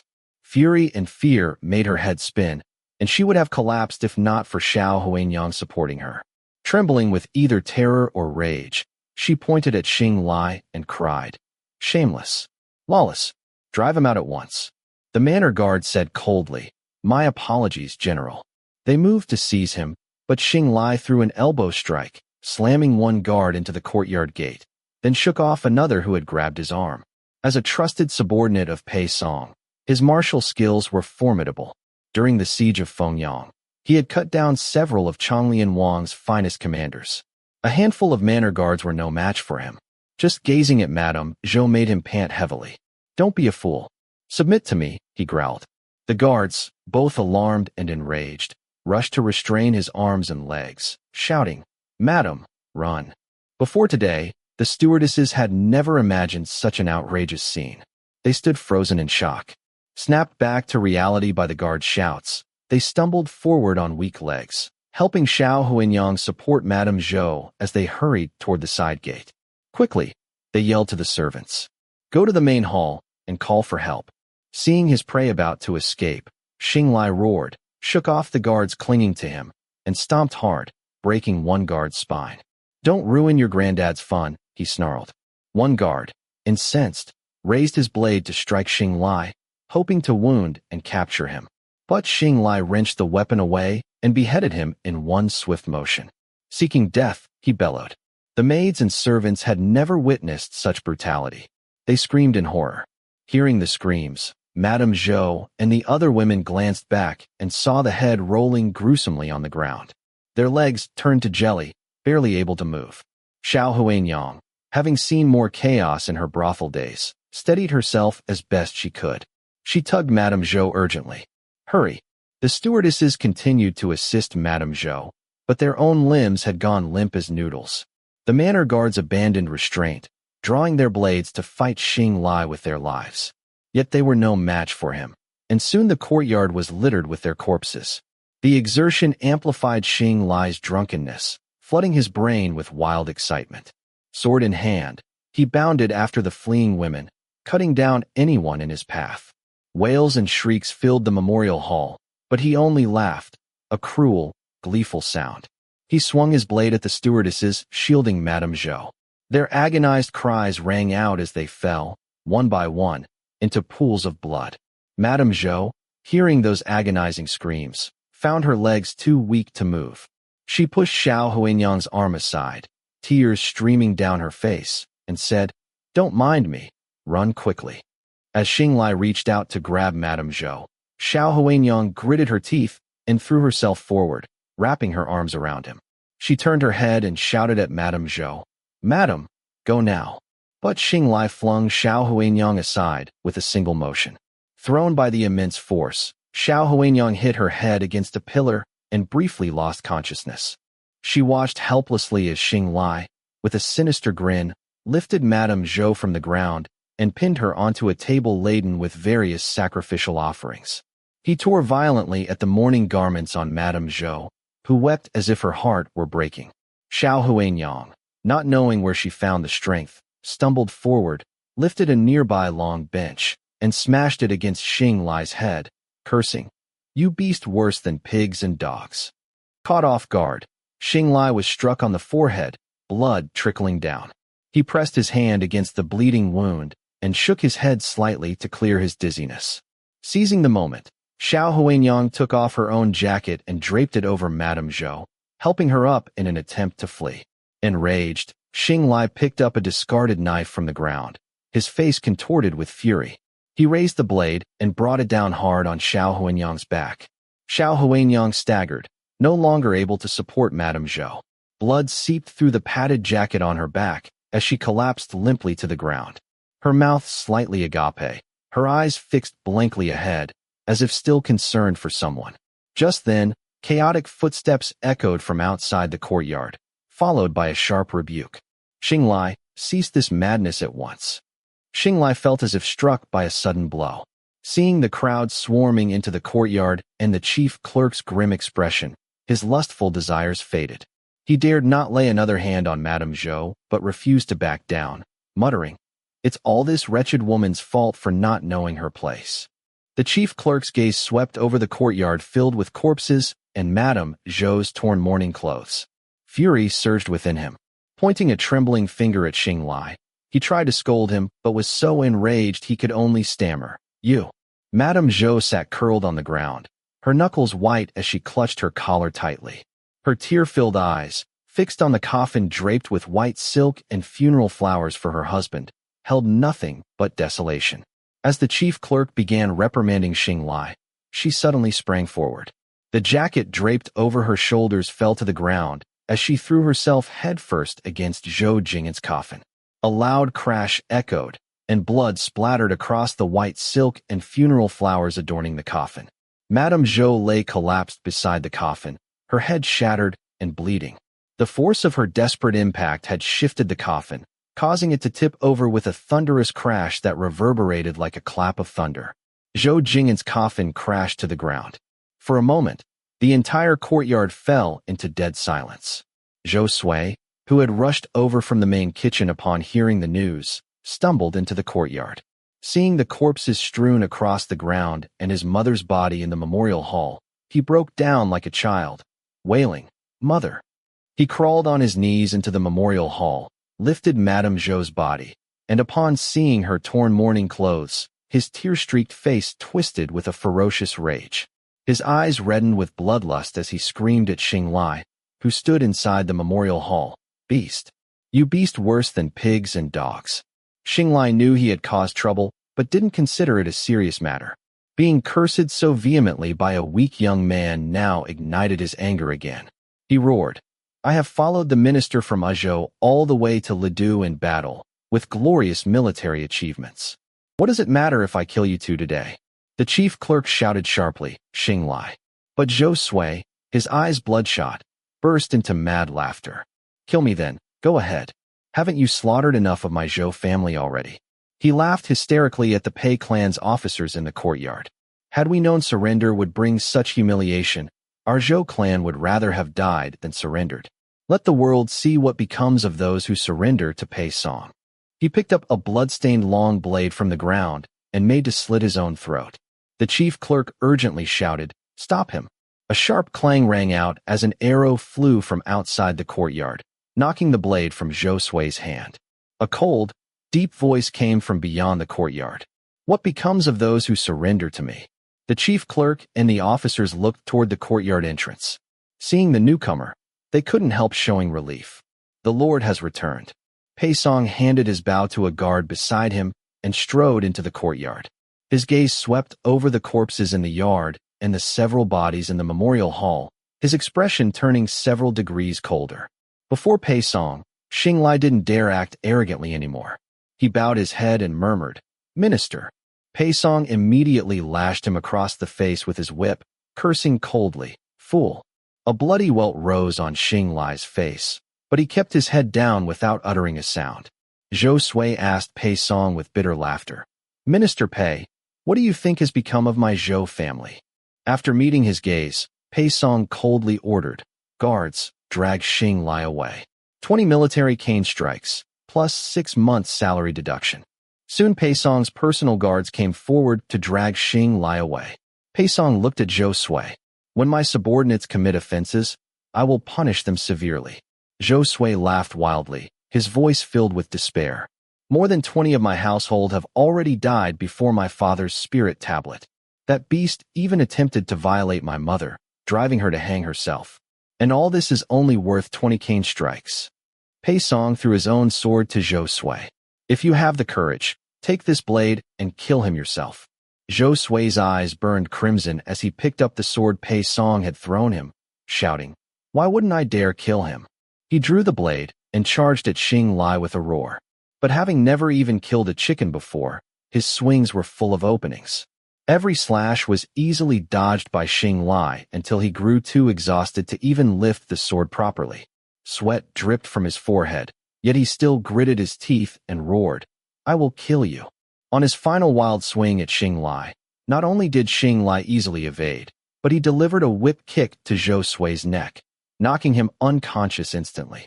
As Xiao Li seized the sword and prepared to strike down, the chief clerk shouted, "Stop." Xiao Li halted his blade and looked at the chief clerk. "Chief clerk, what use is keeping this trash alive?" The chief clerk glared at him fiercely. "You shut your mouth." He bowed to Pei Song and said, "My lord, you have tested him yourself. This Zhou youth has nothing but resentment in his heart, no cunning whatsoever. He'll never achieve anything great nor stir any real waves. Please spare his life." As he said, after Yongzhou surrendered, "If the Zhou family were completely wiped out, who would dare surrender to us again?" Compared to his disrespectful words after suffering such tragedy, my lord should prioritize the bigger picture. Pei Song's gaze swept over Zhou Sui lying unconscious on the ground and said, "Let it be as the chief clerk suggests." A subordinate asked, "My lord, what shall we do with all the corpses in the courtyard?" Pei Song cast a cold glance and replied, "Just haul them to the mass grave." As he lifted his foot to leave, he heard a frail, Weak call from a woman collapsed in the memorial hall. Huaner, Huaner. He whirled around abruptly and saw that the one murmuring unconsciously was a woman who appeared to be a servant. He demanded of those around him, "Who is this woman?" The chief clerk examined Xiao Huanyang's clothing and said, "Perhaps she is a servant of the Zhou family?" Pei Song narrowed his eyes and stared at Xiao Huanyang for a moment before saying, "She doesn't seem to have breathed her last yet. Fetch a physician for her and do everything possible to save her. I have questions for this woman." A flock of jackdaws flew past the treetops as dusk enveloped the land. The manor guards who had been out patrolling the streets trudged back through the snow, the entire group bearing injuries and utterly exhausted. Thousands of Pei army soldiers had entered the city, and there were always those troublemakers seeking to make a fortune through violence, burning, killing, looting, and committing every atrocity imaginable. They had been running around outside all day, yet what they could accomplish remained limited. One guard cradled his dislocated arm and said, "I was beaten like a punching bag today. If it weren't for Brother Xiao, we might not have made it back alive." Another guard added, "Let's just hope that Minister Pei enforces stricter military discipline from now on. But I heard that after his army breached Lidu, even the noble women from aristocratic families couldn't escape being forcibly abducted. The princes and nobles had their homes set ablaze. How much restraint can we expect here in Yongchen?" Hearing this, the other guards grew even more disheartened. Then what are we supposed to do? With our limited manpower, street patrols are completely insufficient. We can only deal with the military scoundrels we happen to encounter. For those we don't run into, by the time we get the news and rush over, it's already too late. Exactly. The young master can't mobilize more people either, or it would be seen as openly challenging Minister Pei. Xiao Li, who had been silent throughout the journey, suddenly spoke up. "I have an idea. Let the men on every street form their own defense teams voluntarily. Everyone can watch out for each other. If one household is in trouble, the neighbors step up to help. That should make those scum think twice and buy us some time to get there." The guards immediately cheered the suggestion. "Brother Xiao, that's a workable plan. The young master is walking on thin ice right now. The Yongzhou government office can't do much, but we can have the common folks band together themselves." As they spoke, the group arrived at the Zhou residence. Once inside, they headed straight for the west side courtyard. Along the way, they encountered servants who were all weeping. One guard spotted a maid he knew and asked in surprise, "Sister Jinju, what has happened to everyone?" The maid replied through tears, "The mistress is dead, the young master has been beaten, and so many servants have died." Xiao Li's expression changed sharply upon hearing this. "What happened?" The maid wept. "A general under Minister Pei got drunk at the banquet and went to the west side courtyard to cause trouble and humiliate the mistress. He killed many people. The mistress, unwilling to endure the disgrace, dashed her head against the master's coffin and died." The moment Xiao Li heard west side courtyard, he could think of nothing else. He broke into a run, sprinting toward the west side courtyard. "Those beasts!" Another guard snarled in fury, punching a willow tree nearby. But when he saw Xiao Li suddenly dash off, his face paled abruptly. "Oh no, Brother Zhao's mother lives in the west side courtyard too." Chapter 36. Xiao Li sprinted back to the courtyard, nearly colliding with someone as he pushed open the gate, but didn't stop to apologize. He hurried toward the side room, where Xiao Huanyang lived. "Mother!" He burst through the door shouting, but the room was empty. He turned and rushed out, grabbing the arm of a passing servant. "Have you seen my mother?" Too many people had died in the west side courtyard today. The newly assigned servants weren't familiar with him and didn't know who his mother was. They all shook their heads before hurrying off to their duties. Anxious and restless, Xiao Li was heading toward the memorial hall when he heard someone calling from behind. "Martyr Xiao, Martyr Xiao." Xiao Li turned to see Fu Bo, the Zhou resident steward, and urgently asked, "I'm looking for my mother. Do you know where she is?"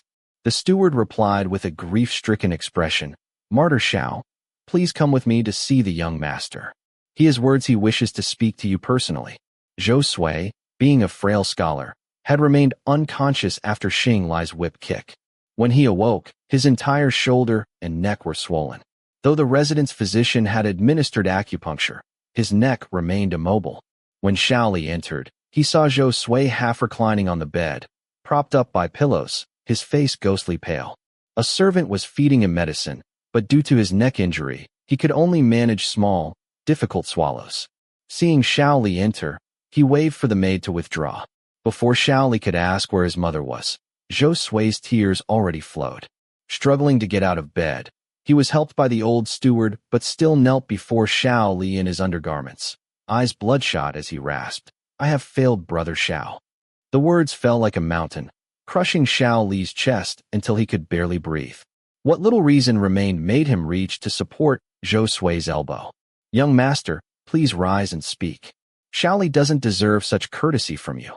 Zhou Sui refused to rise, weeping bitterly. Auntie and the servants in the courtyard. They all died tragically under Xing Li's blade while protecting my mother, and I couldn't even protect their bodies. Xiao Li felt as if his head had been struck by a heavy hammer. His breathing trembled slightly as he asked, "What do you mean?" Zhou Sui wept so violently that his neck injury was agitated, leaving him too hoarse to speak. The steward supported him and answered gravely. When the young master failed to kill Xing Li and was knocked unconscious by his kick, this old servant went to fetch the resident's physician. Upon returning, I found the bodies in the courtyard had disappeared. Upon inquiry, I learned they had been thrown into the mass grave by Pei Song's men. At this point, even the steward couldn't help wiping tears with his sleeve. The mass grave lay outside the city. In such severe cold, mountain wolves struggled to hunt. Any bodies dumped there would likely be dragged away by wolves quickly. Dizziness washed over Xiao Li. His hands gripping Zhou Sui's arms unconsciously tightened, the pressure nearly crushing the bones. As if unwilling to believe, he forced a laugh and muttered to himself, "My mother. Maybe she wasn't in the residence at that time? What if she went to my godmother's place?" He started to rise. "I'll go check my godmother's homes. She mentioned several days ago she needed to bring shoe soles to my godmother's." "Brother Xiao," Zhou Sui called out hoarsely to him. His voice strained as he said, "Auntie is truly gone. When I rushed to the west side courtyard, I saw her lying in a pool of blood with my own eyes, a blade wound stretching across her entire back." Xiao Li stood with his back to him, his tall frame nearly blocking all the daylight from the doorway, leaving only a sliver to fall upon his shoulders. It seemed as if the bleak twilight sky outside was pressing down entirely on his back. Without another word, he strode out of the room and headed straight for the stables. Twilight crept in inch by inch, the cold wind whipping snowflakes like flying sand and rolling stones. As the army entered the city, the townspeople shut their doors tightly, leaving the streets unusually deserted. Xiao Li whipped his horse relentlessly, finally managing to exit the city just before the gates closed. The mass grave was located on a burial slope 30 li outside the city. By the time he arrived, the twilight had deepened, but fortunately, a cold, bright full moon hung in the snowy sky, providing enough light to see in the wilderness. Xiao Li tumbled off his horse and began searching through the piles of corpses covered in thin snow. Some of the bodies had died with their eyes wide open, their eyelids and eyeballs frozen solid. Xiao Li tried several times to close them with his palm, but to no avail. Others had been gnawed by wild animals beyond recognition, with pinkish bones dangling shreds of crimson flesh. The nearby wolves had feasted well tonight, their howls echoing one after another from the distant mountains and forests. Xiao Li breathed tremblingly in the icy air, continuing to dig deeper into the corpses. His frozen fingers were torn by rough grass roots and sharp stones, leaving them bloodstained and battered. After searching the entire mass grave without finding Xiao Huanyang, he only discovered a bloodstained, tattered jacket. Xiao Li couldn't control the choked sob that escaped his throat. The embroidery on the front of that jacket was the pattern Wen Yu had once taught his mother to sew. She had been wearing it when he left home this morning. Clutching the torn jacket, he knelt helplessly there as the blizzard and the swift winds sweeping through the mountains drowned out his agonized sobs. A clear moon hung at the zenith, casting its light upon the world where snowflakes drifted like floss. Tong City. The night was deep, and when you sat in the post-house room, propping her elbow on the table, but she felt no trace of sleepiness. In the afternoon, several guards had specifically gone into the city to gather information, but they hadn't brought back anything useful. Yet intuition told Wen Yu that Pei Song's actions were somehow connected to these major aristocratic families, the Pei family, and even the imperial household. The other party, though young, was deeply scheming, capable of enduring what ordinary people could not, and his methods were formidable. Wen Yu hated him to the bone, but she also knew he was an opponent who must never be underestimated. Her father and brother had been defeated step by step by him, ultimately meeting tragic deaths at his hands, all because he had seized every advantage. 15 years ago, after Emperor Mingsheng passed away, the Empress Dowager began to rule from behind the curtain with the late emperor, whom she had raised since childhood, and imperial authority had since declined. At court, only the party of Ao, the maternal relatives, held dominant power. The late emperor had been born with a weak constitution, making it difficult for him to father children and leaving him incapable of handling state affairs. All matters, great and small, in the court were controlled by Grand Commandant Ao. The Imperial Academy students had even mocked this, saying that in Luoyang City, even the most insignificant official knew only of Grand Commandant Ao and no longer recognized the emperor.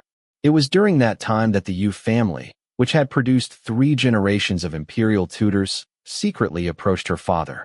The late emperor, raised under the Empress Dowager's care since childhood, was physically weak and of timid character. The purist faction, led by Grand Tutor Yu, saw no hope of revitalizing the court in the late emperor and thus focused on carefully nurturing the next crown prince. However, the direct imperial lineage had no heirs. After repeatedly screening the collateral branches of the Wen family, Grand Tutor Yu secretly designated her father.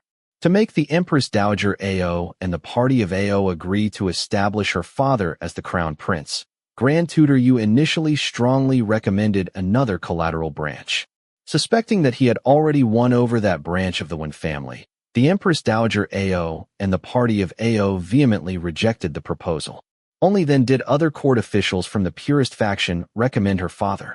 Unable to directly refuse again, the Empress Dowager Ao and Grand Commandant Ao proposed that her father come to the capital, where all civil and military officials would observe him for a period before making a decision. During that time, following Grand Tutor Yu's advice, her father concealed all his ambitions and talents. Throughout his months in Luodu, he remained respectful and filial, winning the Empress Dowager's favor while avoiding close associations with the purist faction. This ultimately led the party of Ao to agree to his appointment as crown prince. In the following years, Grand Tutor Yu became her elder brother's tutor, while her father began to challenge the party of Ao, striving to save the crumbling Liang dynasty. It was at this time that Pei Song emerged under Grand Commandant Ao's command. Unlike other aristocratic descendants in the party of Ao who still cared about their family's reputation, Pei Song came from humble origins. He was nothing but a vicious dog under Grand Commandant Ao's command, biting wherever directed. Wen Yu even heard that whenever he encountered Grand Commandant Ao's carriage, he would personally step forward, kneel, and use his back as a step, allowing the Grand Commandant to tread on him while dismounting. Several reform proposals put forward by her father and brother were all destroyed by this lackey of the party of Ao. Grand Commandant Ao increasingly valued him, even granting him military power.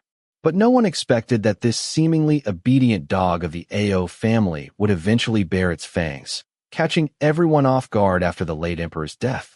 If he had been biding his time from the very beginning when approaching the party of Ao, then this man's resilience must be terrifyingly strong. Moreover, since Grand Commandant Ao trusted him enough to reuse him, he must have secretly investigated his family background. The candle flame on the table flickered with a soft crackle. As Wen Yu recalled his subsequent extermination of the party of Ao, her gaze gradually hardened under the candlelight. There was only one possibility. Pei Song was an assumed identity. So, who exactly was the executioner who killed her parents, brother, and nephew? While deep in thought, a slender bamboo tube silently pierced the window screen, about to blow narcotic smoke inside. Suddenly, a karate chop struck the outsider's neck, causing them to collapse softly to the ground. The bamboo tube fell with a clatter. Wen Yu put on her veil and demanded sternly, "Who's there?" The guard captain pushed the door open and dragged in the servant who had been releasing the smoke. "My lady, it's me. I noticed the post station servants acting strangely tonight and kept watch in the shadows, indeed discovering something amiss. This place isn't safe. I've already ordered the carriage to be prepared. Please come with us immediately. Wen Yu wrapped herself in her cape and followed the guard captain out. After a few steps, she suddenly exclaimed, "Wait." The guard captain turned back and asked, "What is it, my lady?" Wen Yu scanned the entire post station and said, "This post station is established by the local government. Those working here should be government servants." After entering the city, fearing trouble at unscrupulous inns, she had specifically instructed the guard captain to spend extra silver to stay at this government-established post station. Considering the current political situation, she immediately realized, we've likely been lured into a trap. Cause some commotion to alert all the merchant groups staying here. With more people, our chances of breaking through are greater. No wonder so many merchant caravans had gathered here due to the collapsed official road. It seemed the Tongqing authorities had deliberately caused this to extort wealth from passing merchants. Just as a government servant charged around the corner with a raised blade, the chief bodyguard kicked him hard enough to shatter the railing, sending him tumbling downstairs. He roared, "Government servants are killing for profit." Wen Yu tightened her cape and followed the chief bodyguard. The guard who had been sent to harness the horses rushed back from the rear courtyard, panting heavily. "Boss, all the horses in the stables were secretly fed croton beans. None can stand now." The chief bodyguard cursed under his breath. Wen Yu decisively ordered, "Abandon the large luggage. Take only valuables and flee Tongqing immediately." Other merchant teams staying at the post house now realized the grave situation, entangled in fights with government servants attempting to release smoke bombs. Chaos erupted throughout the building. When Wen Yu's group reached the post house lobby, they encountered the Feng family guards who also lodged there. These two groups were the quickest to react in the post house.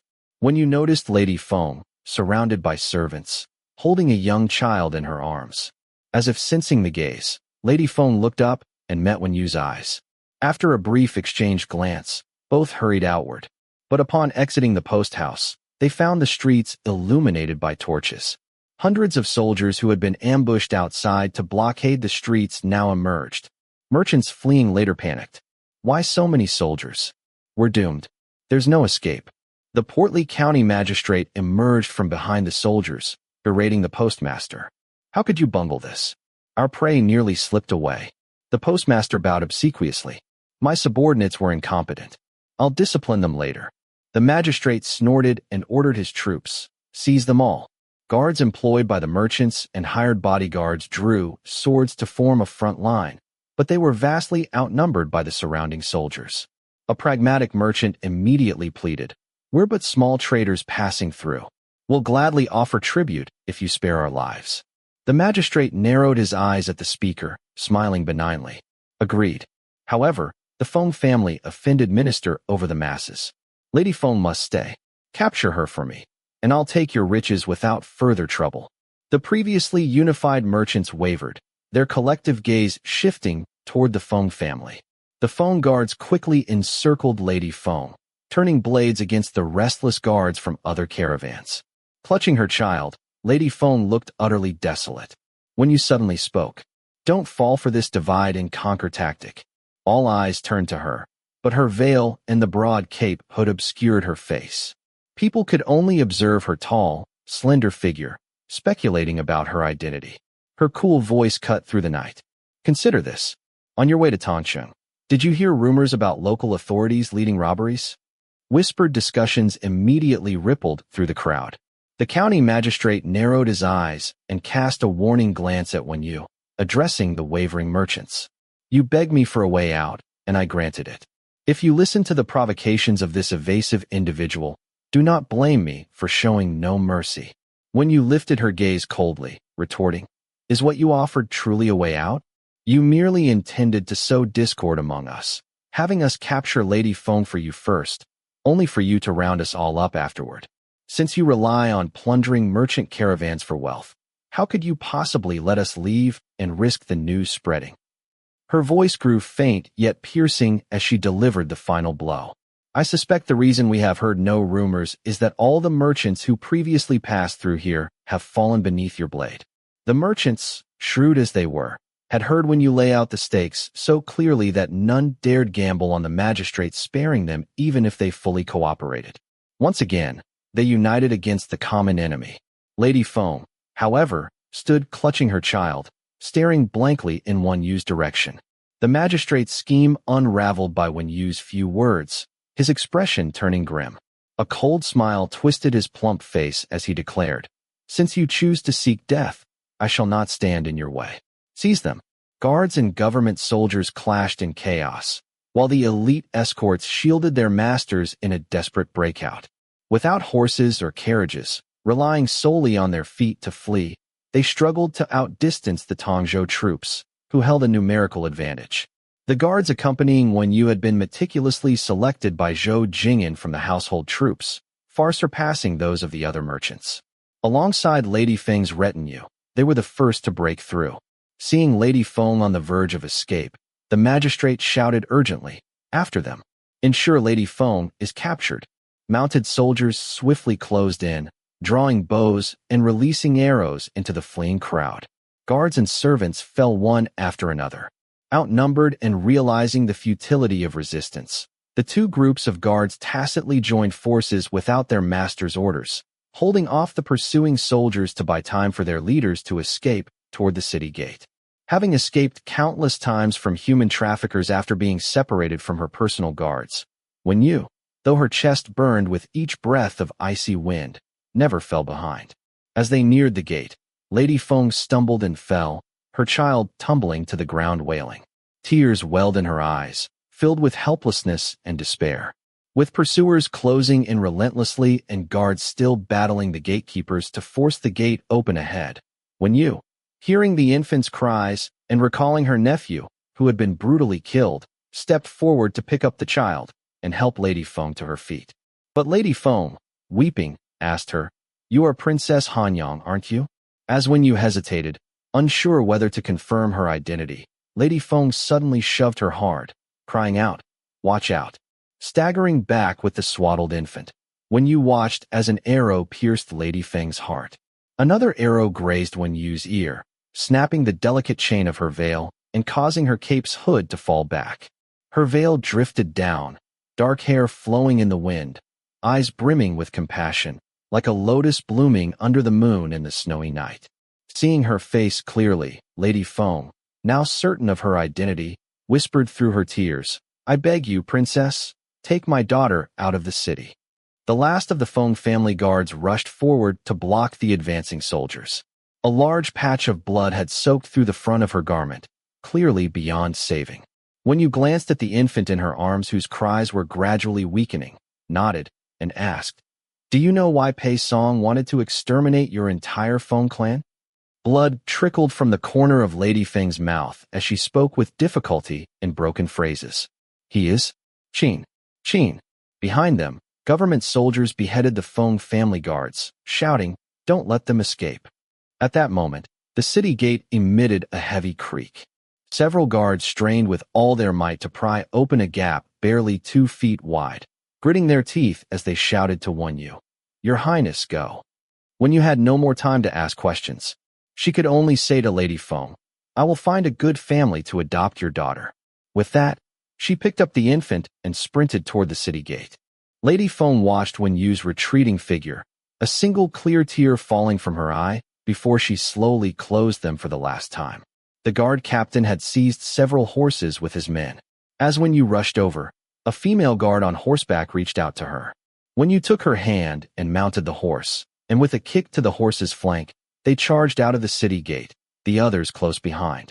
Once outside the city, they didn't pause for a moment, whipping their horses furiously as they raced down the official road.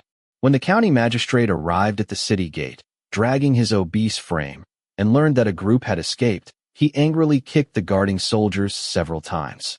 "What are you good for? After all these years, you can't even stop a bunch of merchants' guards." The registrar, after examining the corpses on the ground, obsequiously said, "Don't be angry, Your Honor. At least Lady Feng didn't manage to escape." The magistrate felt somewhat relieved, but when he walked to the corpse and didn't see the child Lady Feng had been holding in swaddling clothes, his face darkened again. Where is the infant she was carrying? The registrar had no idea either. Seeing the magistrate about to erupt in anger again, he noticed a Feng family maid trembling in a corner, terrified. He quickly signaled the soldiers to drag her over. The maid fell to her knees, already frightened out of her wits by the corpses everywhere, her words incoherent. "Don't kill me, don't kill me." The registrar demanded. "Where is your young mistress?" The maid stammered. The mistress gave her to the princess to take away. The registrar's tone shifted sharply, his voice shrill. "Princess." The magistrate's face also showed astonishment. His obese body shoved the registrar aside, his narrow eyes widening like copper bells in the firelight. "What did you say? Princess? Which princess?" The maid was too terrified to do anything but cry, babbling incoherently. I don't know. I only heard the mistress ask if the other was Princess Hanyang."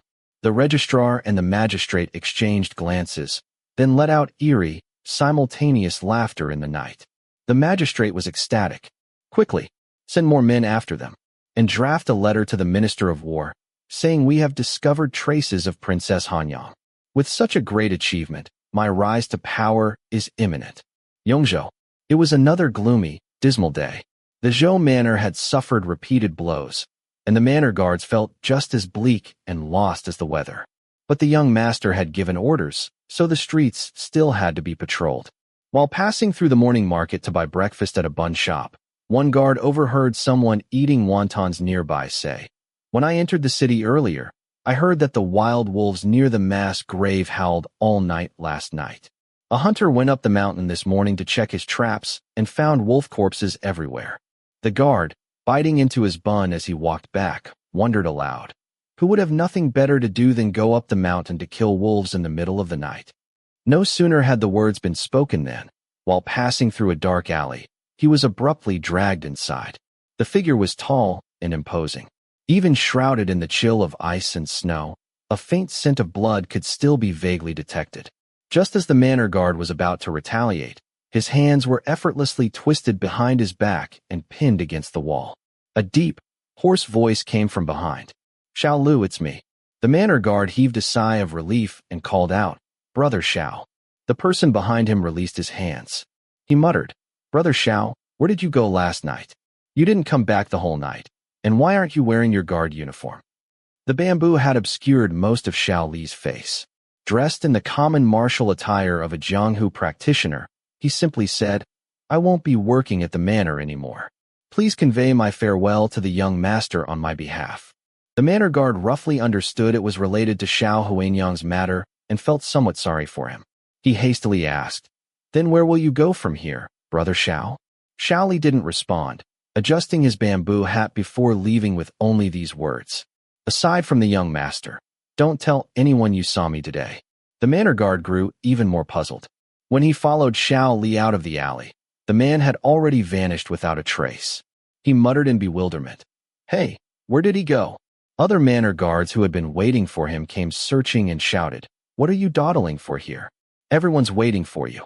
The manor guard hurriedly replied, "Coming." He quickly finished his steamed bun and jogged over to join them. At dusk, when Zhou Sui learned from this manor guard about Xiao Li's secret farewell, another piece of news exploded throughout the manor. Xinglai was dead. His head had been severed and was nowhere to be found. Upon hearing this news, the manor guard's face changed just like Zhou Sui's. Zhou Sui rasped, "Quick, gather all the brothers who patrolled the streets with you yesterday." The manor guard nodded anxiously and rushed off. Soon, several manor guards assembled in Zhou Sui's room, with the old steward personally keeping watch outside. Zhou Sui looked at them, coughing as he spoke. "You were all carefully selected by my father to remain here, and I trust your loyalty. Xinglai is dead. I don't know if Xiao Li did it, but Pei Song will certainly not let this rest. You have all witnessed his methods. He won't hesitate to slaughter entire families. For the sake of Zhou Manor and all of you, remember this." Xiao Li and the manor guard stationed at the west side courtyard died at Xinglai's hands yesterday, and their bodies were discarded in the mass grave. Is that clear? The manor guards broke out in a cold sweat and hurriedly affirmed, "We will remember, sir." Meanwhile, in Zhou Manor's study, Pei Song slammed his palm heavily on the Wang Wallywood desk, his expression dark. Several fierce generals under Changlian Wang failed to take Xing Li's head, yet here in Yongzhou, a place without a single renowned commander, he gets beheaded. What a profound disgrace. He lifted his gaze to the soldier who had brought the news and demanded, was he killed by a trap? The soldier knelt on one knee and shook his head. When the coroner examined the bodies, he found that General Xing's guards were all killed with a single strike.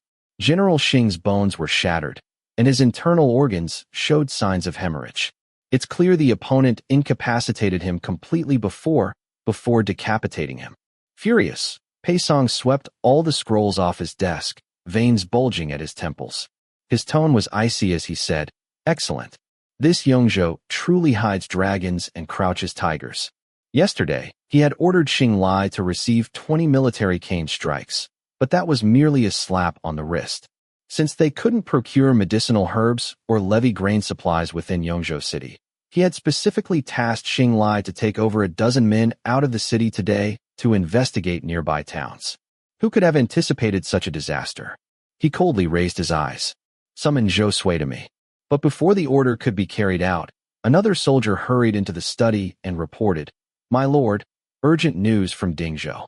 At this, not only Pei Song, but even the frowning chief clerk looked up. Dingzhou was the first battleground between Pei Song and the Marquis of Shuobian, Wei Qishan. Before coming to Yongzhou, they had made meticulous preparations. Dingzhou had ample supplies and military strength. Wei Qishan's forces shouldn't have been able to shake it in such a short time. What kind of incident could possibly happen over there?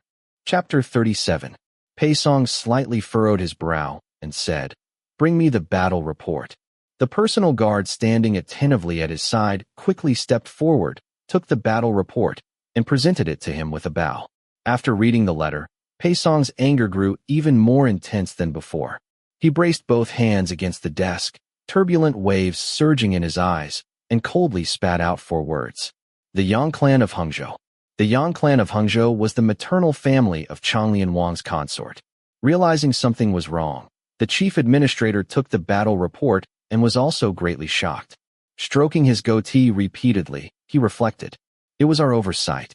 We only considered that Hangzhou was behind Dingzhou and wouldn't pose a major threat. We never expected they would persuade neighboring prefectures to surrender to Wei Qishan together, forming an encirclement around Dingzhou." The chief administrator suddenly paused, his beard stroking, his expression turning grave. "But this shouldn't be.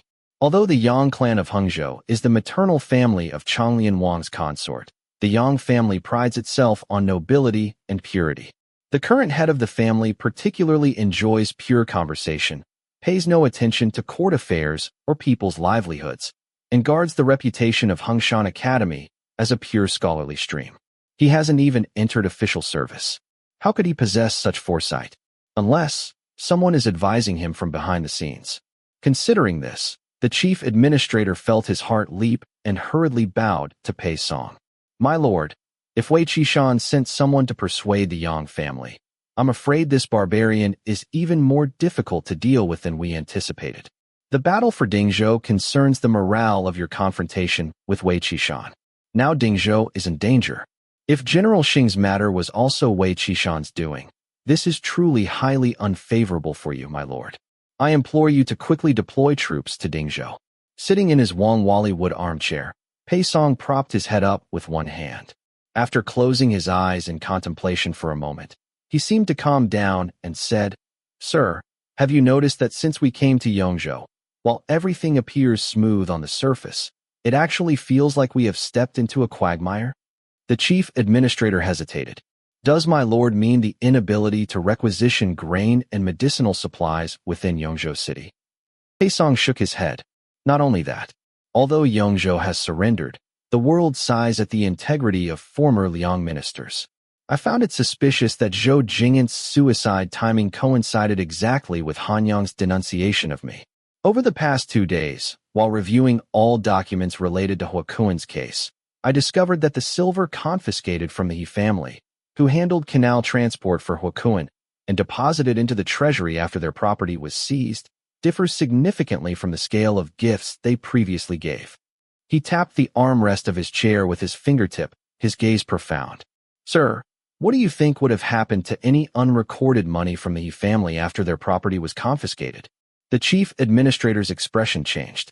Does my lord suspect that someone might have used that money to hoard grain and medicinal supplies in advance? Pei Song's eyes turned sharply cold. With Dingzhou surrounded, Yongzhou's supplies conveniently become scarce. This is truly impossible not to ponder deeply. Following Pei Song's line of thought, the chief administrator broke out in a cold sweat. If all this was planned by one person, they would be cunning to the point of sorcery, to set traps simultaneously in both Hangzhou and Yongzhou. Pei Song slowly continued his thought. Wei Qishan is a mere military man. His reach shouldn't extend to Yongzhou. Moreover, the caliber of literate men he can employ is evident from that denunciatory proclamation he issued against me. Such mediocrities likely don't have the eloquence to persuade the Yang family either. Analyzing it this way, there seemed to be only one answer remaining. The chief clerk asked in shock and suspicion, "Do you suspect all of this was done by the one woman who fled?" Pei Song's gaze turned dangerous. Whether it is or not, interrogating Zhou Sui should yield answers. The chief clerk's expression remained grave. But Yongzhou has assassins capable of killing General Xing Li. To be safe, we should assign more guards to protect you, my lord. Pei Song raised a hand to stop him. Narrowing his eyes, he said, "As for who killed Xing Li, I have a suspicion." Before the chief clerk could inquire further, a guard announced Zhou Sui's arrival. Moments later, Zhou Sui entered in a plain blue cotton robe and bowed to Pei Song. This humble official greets the minister over the masses and the chief clerk. His voice was hoarse, his face pale, and his entire demeanor listless, like a walking corpse. The oversized winter clothes made his frame appear even more gaunt. Pei Song's scrutinizing gaze fell upon him, but his tone was casual. "Xing Li is dead. Have you heard, young Master Zhou?" Zhou Sui's eyes were devoid of life. He didn't even blink, only curling his lips into a bitter, mocking smile. The minister truly enjoys making sport of this humble official. Pei Song's expression cooled. The chief clerk interjected. General Xing was indeed ambushed while on duty and beheaded. My lord summoned you today to discuss who might have killed him. Suddenly, a spark of life ignited in Zhou Sui's dull eyes. He laughed wildly, his voice rasping. Dead? He's really dead. Ignoring the wound on his neck, he laughed like a madman, shouting, "Heaven has eyes. Heaven has eyes." Witnessing his hysterics, Pei Song's expression grew colder. The chief clerk's drooping eyelids concealed a subtle gaze. Zhou Sui's mad laughter eventually turned into choked sobs. He knelt facing the study door, pressing his forehead to the ground as he wept bitterly. "Mother, do you hear? That bastard is dead. Retribution. This is retribution." Impatient, Pei Song gestured. Guards hauled Zhou Sui up and forced him to kneel before Pei Song. Pei Song stared coldly at him. "Are you saying, young Master Zhou, that Xing Li's death has nothing to do with the Zhou family?" Zhou Sui laughed again as if hearing the greatest joke. "If the minister wants my life, just take it. There's no need for lofty excuses. If I had the ability to kill Xing Li, I would have sliced him to pieces. No, I would never have let him get anywhere near my mother." As he spoke, tears of hatred and humiliation welled in his reddened eyes. Staring at Pei Song, he said, "I only regret wasting my life on books, failing to avenge my mother myself, and lacking the face to join her in the afterlife. If the minister sends my family to reunite underground, it would be my wish come true." Seeing Pei Song's darkening expression, the chief clerk barked, "Watch your words, young Master Zhou. My lord held your father in high esteem and repeatedly offered him surrender. It was your father who chose to take his own life. As for your mother, General Xing offended her while drunk, and my lord punished him for it. Given your loss, my lord has overlooked your insolence. Do not mistake his kindness for weakness." Zhou Sui only smiled bleakly. "How could I dare defy the minister? Whatever you and the chief clerk believe must be true." Pei Song said, "Xing Li has a reckless temperament. Perhaps he offended the guards around the young master and met such a tragic end." Zhou Sui seemed to have heard some kind of joke, letting out a bitter laugh. "The minister's words are far too absurd. Yesterday, you saw for yourself. All the servants in my manor combined couldn't stop Xing Li alone. With a courtyard full of dead, if I had someone capable of killing Xing Li by my side, Would I have allowed him to run rampant to this extent and insult my mother? Pei Song fell silent for a moment before murmuring, "Doesn't the young master still have men patrolling the streets?" Zhou Sui appeared to have given up arguing, letting out a sorrowful laugh as he said, "If the minister believes anyone under my command could kill Xing Li, just arrest whomever you deem guilty." A personal guard entered from outside and whispered something into Pei Song's ear. Pei Song slightly raised his eyes and said, "Bring him in." Shortly after, a manor guard who had recently returned from patrol was brought into the study, the current head of the Zhou Manor's guards. Pei Song stared at him and asked, "Was it you who severed the arm of one of my soldiers on the street yesterday?" The guard captain knelt on one knee, bowing his head as he replied, "It was this humble one's misstep. I beg the minister's forgiveness." Pei Song had his men separate and take away the patrolling manor guards for individual interrogation, questioning each about who had disabled the rogue soldier's arm yesterday. Fortunately, the remaining guards had already agreed on a unified account. They all pointed to their captain. Pei Song asked, "Do you have a name?" The guard captain replied, "This humble one is named Lu Yuan." Lu Yuan? Not the one surnamed Xiao that the jailer had mentioned. Pei Song seemed thoughtful as he glanced at his personal guard and gave a slight nod. Understanding the signal, the guard stepped forward, interlocking his fingers and cracking his neck with faint joint pops. Pei Song said, "Show your true skills. Spar with my guard." The guard captain didn't dare underestimate the challenge. Among martial artists, one can gauge an opponent's depth through exchange. Even if trying to conceal one's abilities, clues would emerge. He employed his best techniques against Pei Song's personal guard, yet was still defeated within 10 moves. Pei Song's expression darkened. As a martial general himself, he could tell the Zhou Manor guard had given his all. With such mediocre skills, not only could he not have killed Xing Li, but he would likely struggle even against the dozen soldiers under Xing Li's command. However, during the interrogation of other manor guards, his subordinates had already tested their martial prowess. None were capable of killing Xing Li. This sudden loss of clues left Pei Song inexplicably irritable. His knuckles tapped impatiently on the armrest of his official's chair when he suddenly asked, "I've heard there is a guard named Xiao Li in the young master's manor." Zhou Sui's face underwent an almost imperceptible change, but his complexion was already deathly pale, making the subtle shift undetectable to others in the room. He merely said, "There is such a person." Pei Song looked up. "Where is he?" Zhou Sui laughed bleakly.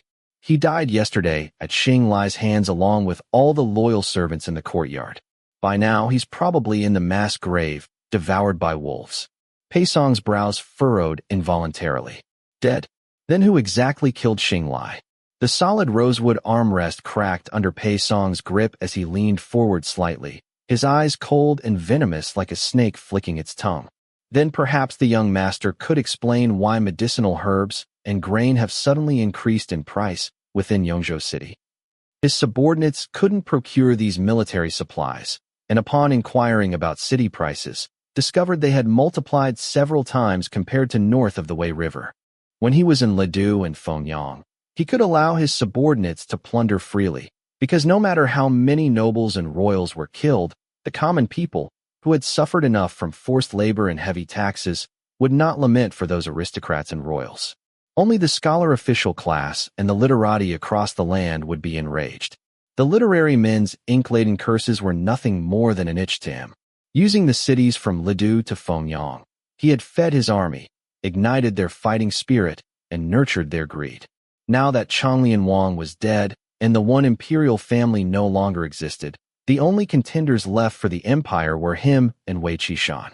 The previous method of sustaining war through war was no longer feasible. If he continued to let his subordinates plunder cities, the common people, who had previously applauded the downfall of the nobles, would eventually realize that he would sooner or later turn on them. The people's hearts would then lean toward Wei Qishan, who was adept at feigning benevolence and righteousness. Although Pei Song looked down upon the support of those ignorant masses, he had to admit that gaining their allegiance was far more advantageous than losing it. However, everything must proceed step by step. Water that is too clear harbors no fish. His army had grown accustomed to plundering. After all, among those who joined the military, only a few were driven by lofty ideals. Most simply sought to escape hardship. But military pay was not always issued on time. Delays of a year or more were common. Plundering after capturing a city had become the only way for those military ruffians to amass wealth. If he suddenly imposed strict laws and harsh punishments, demanding that his subordinates leave the common people completely untouched, it would only backfire and might even encourage desertion. So, more often than not, he turned a blind eye, as long as his subordinates did not go too far. But when it came to requisitioning supplies, forced seizures or outright robbery were absolutely unacceptable, because it was not just a few households being targeted, but entire prefectures. The eyes and pins of the literati across the land were fixed firmly on him. Now that his army was fighting Wei Qishan in the north, supplies had to be requisitioned from the south as much as possible. The worst-case scenario was having to pay for them, but with the north-south conflict just beginning, prices in Yongzhou City had already skyrocketed to such an extent that Pei Song was seething with anger inside. The feeling of being outmaneuvered at every turn made him want to drag the mastermind behind this scheme out and tear him to pieces. Hearing Pei Song's question, Zhou Sui first looked bewildered, then laughed incredulously. Does the minister believe that the merchant's pricing is also under my command? The chief clerk interjected. The price of rice and grains in Yongzhou, as well as common military medicinal herbs like blatilla, sanguisorba, cattail pollen, and cirsium, are several times higher than north of the Wei River. It is truly suspicious, which is why our Lord asked this question. Zhou Sui had spoken too much today, his throat so sore he could barely make a sound. He let out a hoarse laugh. How could someone of my humble status possibly manipulate the prices of rice, grains, and medicines across the entire region south of the Wei River? Just then, another personal guard reported from outside the room. Pei Song's other senior generals, sent to nearby counties to requisition food and medicinal supplies, had returned. There were many counties near Yongzhou, and he had naturally not sent only Xing Lai on this mission. The burly marshal general strode into the study, his voice booming like a great bell. Minister, it's truly baffling. This general traveled south to 2 prefectures, but couldn't requisition any military provisions or medicines. The prices in those places were even higher than in Yongzhou. Hearing this, both Pei Song and the chief clerk's faces darkened. They had previously speculated that someone was hoarding large quantities of grain and medicinal herbs in Yongzhou City, but for prices to rise in all neighboring prefectures was truly bizarre. Pei Song asked, "Have you found out the reason behind this?" The marshal general shook his head and said, "No, but I've heard that in some prefectures further south, the prices of grain and medicine have also risen sharply." Zhou Sui asked Pei Song with a self-mocking, hoarse voice, "Does the minister still intend to hold this humble official accountable?" Pei Song's expression was dark as he locked eyes with Zhou Sui. He knew something must have gone wrong somewhere, but the schemer's methods were too covert. He couldn't even find the slightest clue as to how they had manipulated the grain and medicine prices south of the Wei River. The chief clerk smoothed things over for Pei Song, saying, "The Lord is merely concerned about the livelihood of Yongqing's people, which is why he summoned young Master Zhou for questioning. Since it was a misunderstanding, and young Master Zhou's injuries have not yet healed, you may return to rest now." Zhou Sui still wore an expression that clearly displayed his sorrow, joy, resentment, and anger, utterly guileless. He bowed to Pei Song and said, "In that case, this humble official takes his leave." Supported by the manor guard Captain Lu Yuan, he turned and walked out. On the surface, he appeared full of self-mockery and indignation after being suspected, but his palms were drenched in cold sweat. He naturally knew about the princess's original plan with his father. The princess used the hidden private silver of the He and Han families to purchase silk and tea from the Su family, then had the Su family replace them with grain and medicinal herbs during transport, successfully driving up the prices of grain and medicine. His father had once praised the princess, saying that if she were in business, she would be a prodigy.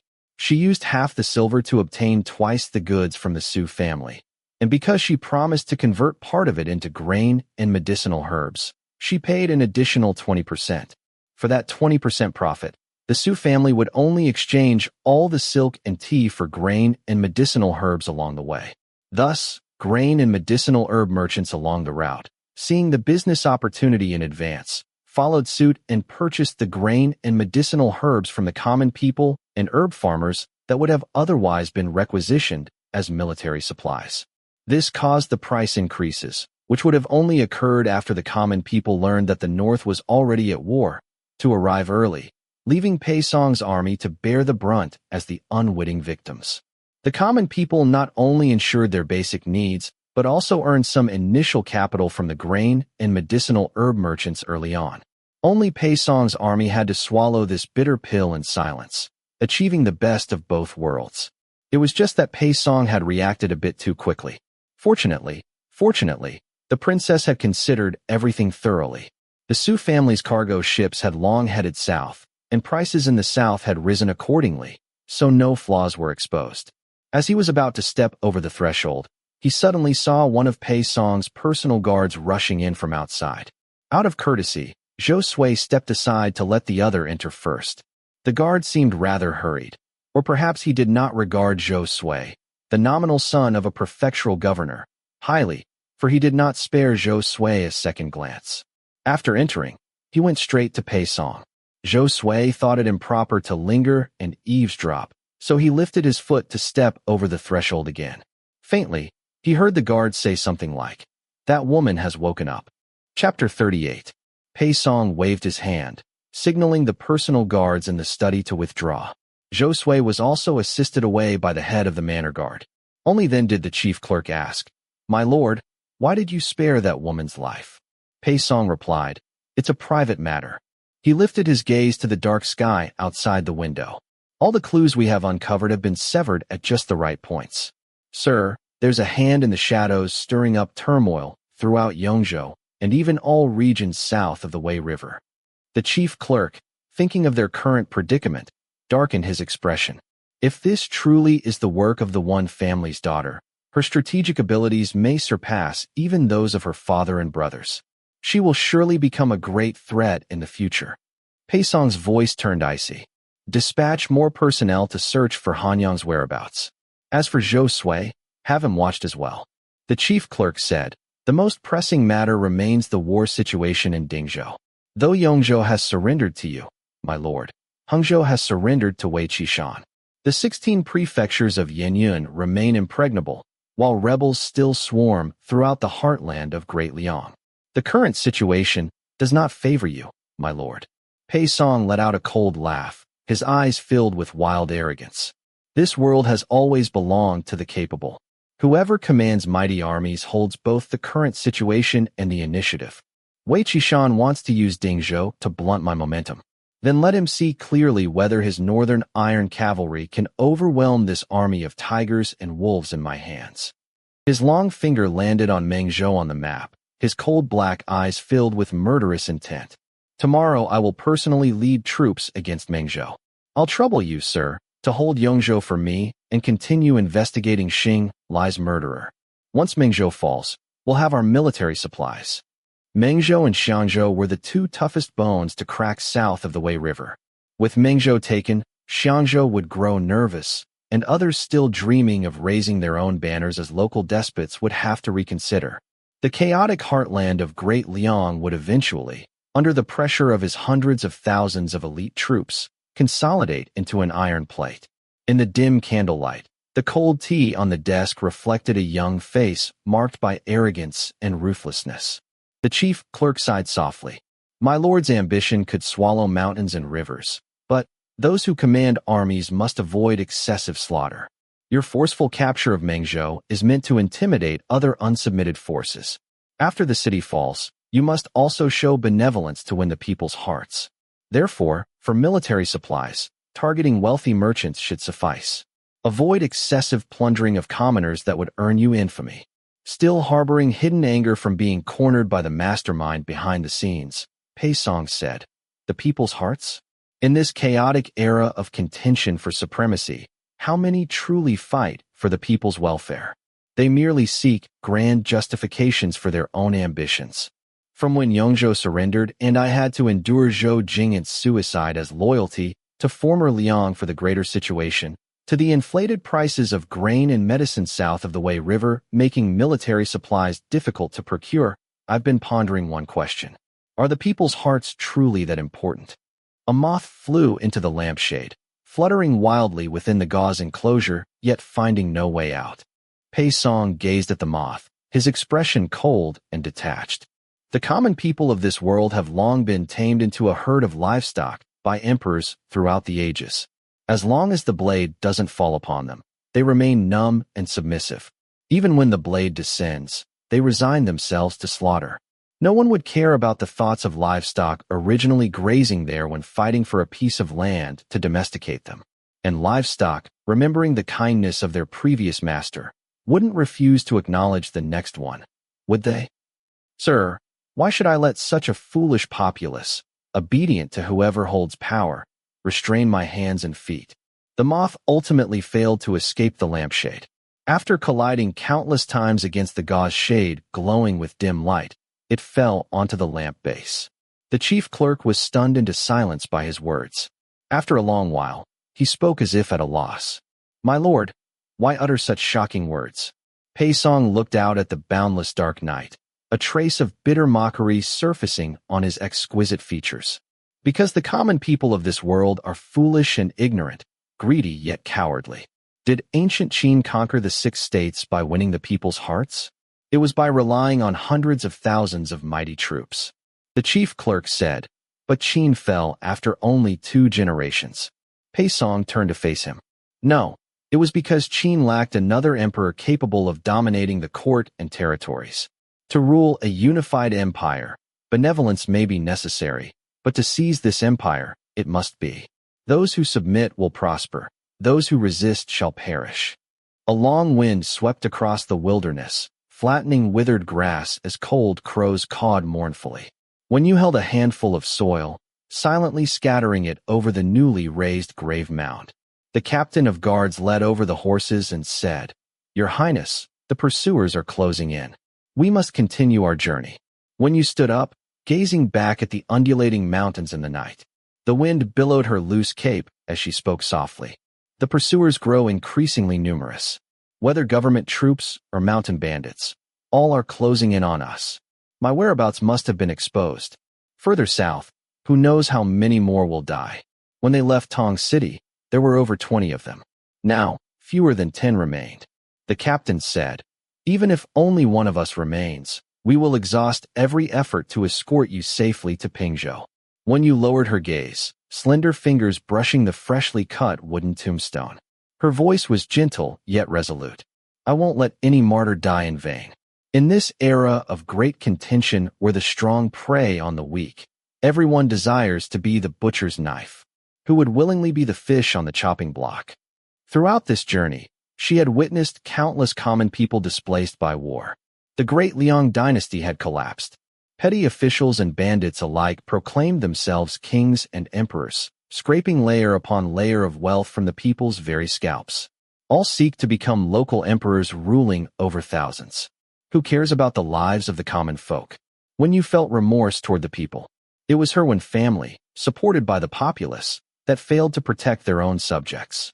The captain said, The Grand Mentor died to demonstrate his resolve, hoping you would restore order to the land. When you closed her eyes, when she opened them again, her gaze had regained its calm, yet behind that stillness burned a flame spreading like wildfire. She mounted her horse and looked toward the road ahead shrouded in deep twilight. Let's go. Whatever Pei Song's true identity might be, it was no excuse for him to plunge the world into chaos. She would surely make this traitor pay with his life. The steed galloped forth, the wooden carp pendant at Wen Yu's waist swinging in a soaring arc. In a dense forest outside Yongzhou City, the rime had frozen into a vast expanse of white. Xiao Li thrust his long blade into the snow-covered ground and knelt before a grave mound dusted with a thin layer of snow, holding an object tightly wrapped in black cloth. Mother, your child has avenged you. He placed Xing Lai's severed head before Xiao Huinyang's cenotaph, kowtowed 3 times to the grave, then took a copper flask from his waist, unscrewed the cap, and poured the tung oil inside over the black cloth-wrapped head. He then retrieved his tinder and ignited it. Orange-red flames tinged with ghostly blue quickly engulfed the black cloth bundle.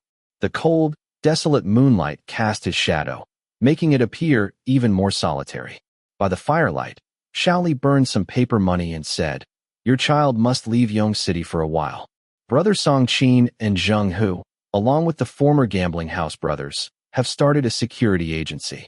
The godmothers are under their care, so rest assured. After the paper money burned out, he seemed at a loss for words. Letting the fine snow accumulate on his shoulders, he silently watched the flames die out. The wind howling through the mountains and forests wailed like mournful cries. Zhou Manor. Pei Song entered the side room, carrying the chill of the snowy night. The servants attending inside all bowed deeply to him.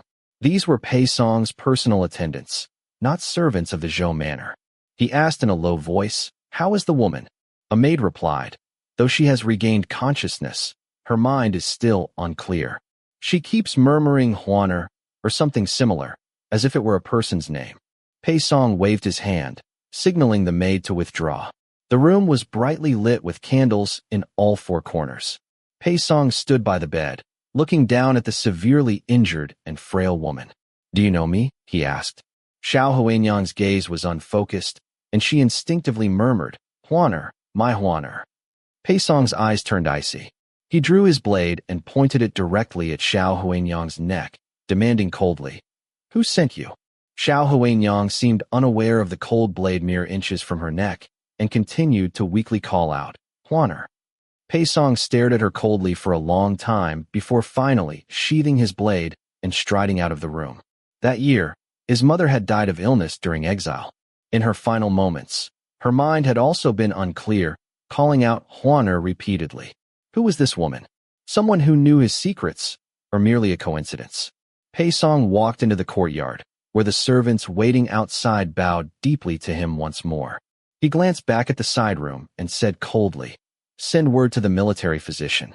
Before I return from the campaign in Mengzhou, ensure this woman stays alive." 3 days later, at a roadside tea house near the official road, a merchant convoy of over 10 people crowded into the tea house, shouting, "Waiter, 2 pots of good tea and 10 pounds of mutton." "Right away. Gentlemen, please wait a moment." The tea house attendant responded cheerfully, bustling about without a moment's rest. The group found an empty table and sat down, grumbling. That military governor of Hajong, who declared himself emperor in Mengzhou, he boasted so much about his capabilities, but when Pei Song's 30,000-strong army besieged the city, it fell in less than a day. Good thing we fled quickly, or we might have ended up like the merchants in the city, dead. In these times, traveling north and south, risking our lives to earn a meager living, it's not easy. Sitting diagonally across from them was a young man wearing a bamboo hat, quietly sipping a cup of plain tea as he listened. People in the caravan tossed fried salted soybeans into their mouths and continued, "If you ask me, about 80% of the empire will likely fall into Pei Song's hands. Once Mengzhou, that tough nut, is cracked, Xiangzhou won't stand a chance. There's a military strategy for this. Secure the inside first, then deal with external threats." Someone nearby chimed in, "Not necessarily. Haven't there been rumors in the south about the whereabouts of the former Liang's Hanyang princess? All those mountain bandit chiefs are drooling over this swan meat, hoping to use the former Liang's influence as a legitimate pretext to rebel." The first speaker shook his head. "Those bandits are just a disorderly mob. How could they contend with Pei Song's hundreds of thousands of troops? As for that Hanyang princess, her portrait is posted on city gates everywhere. She really does look like a fairy.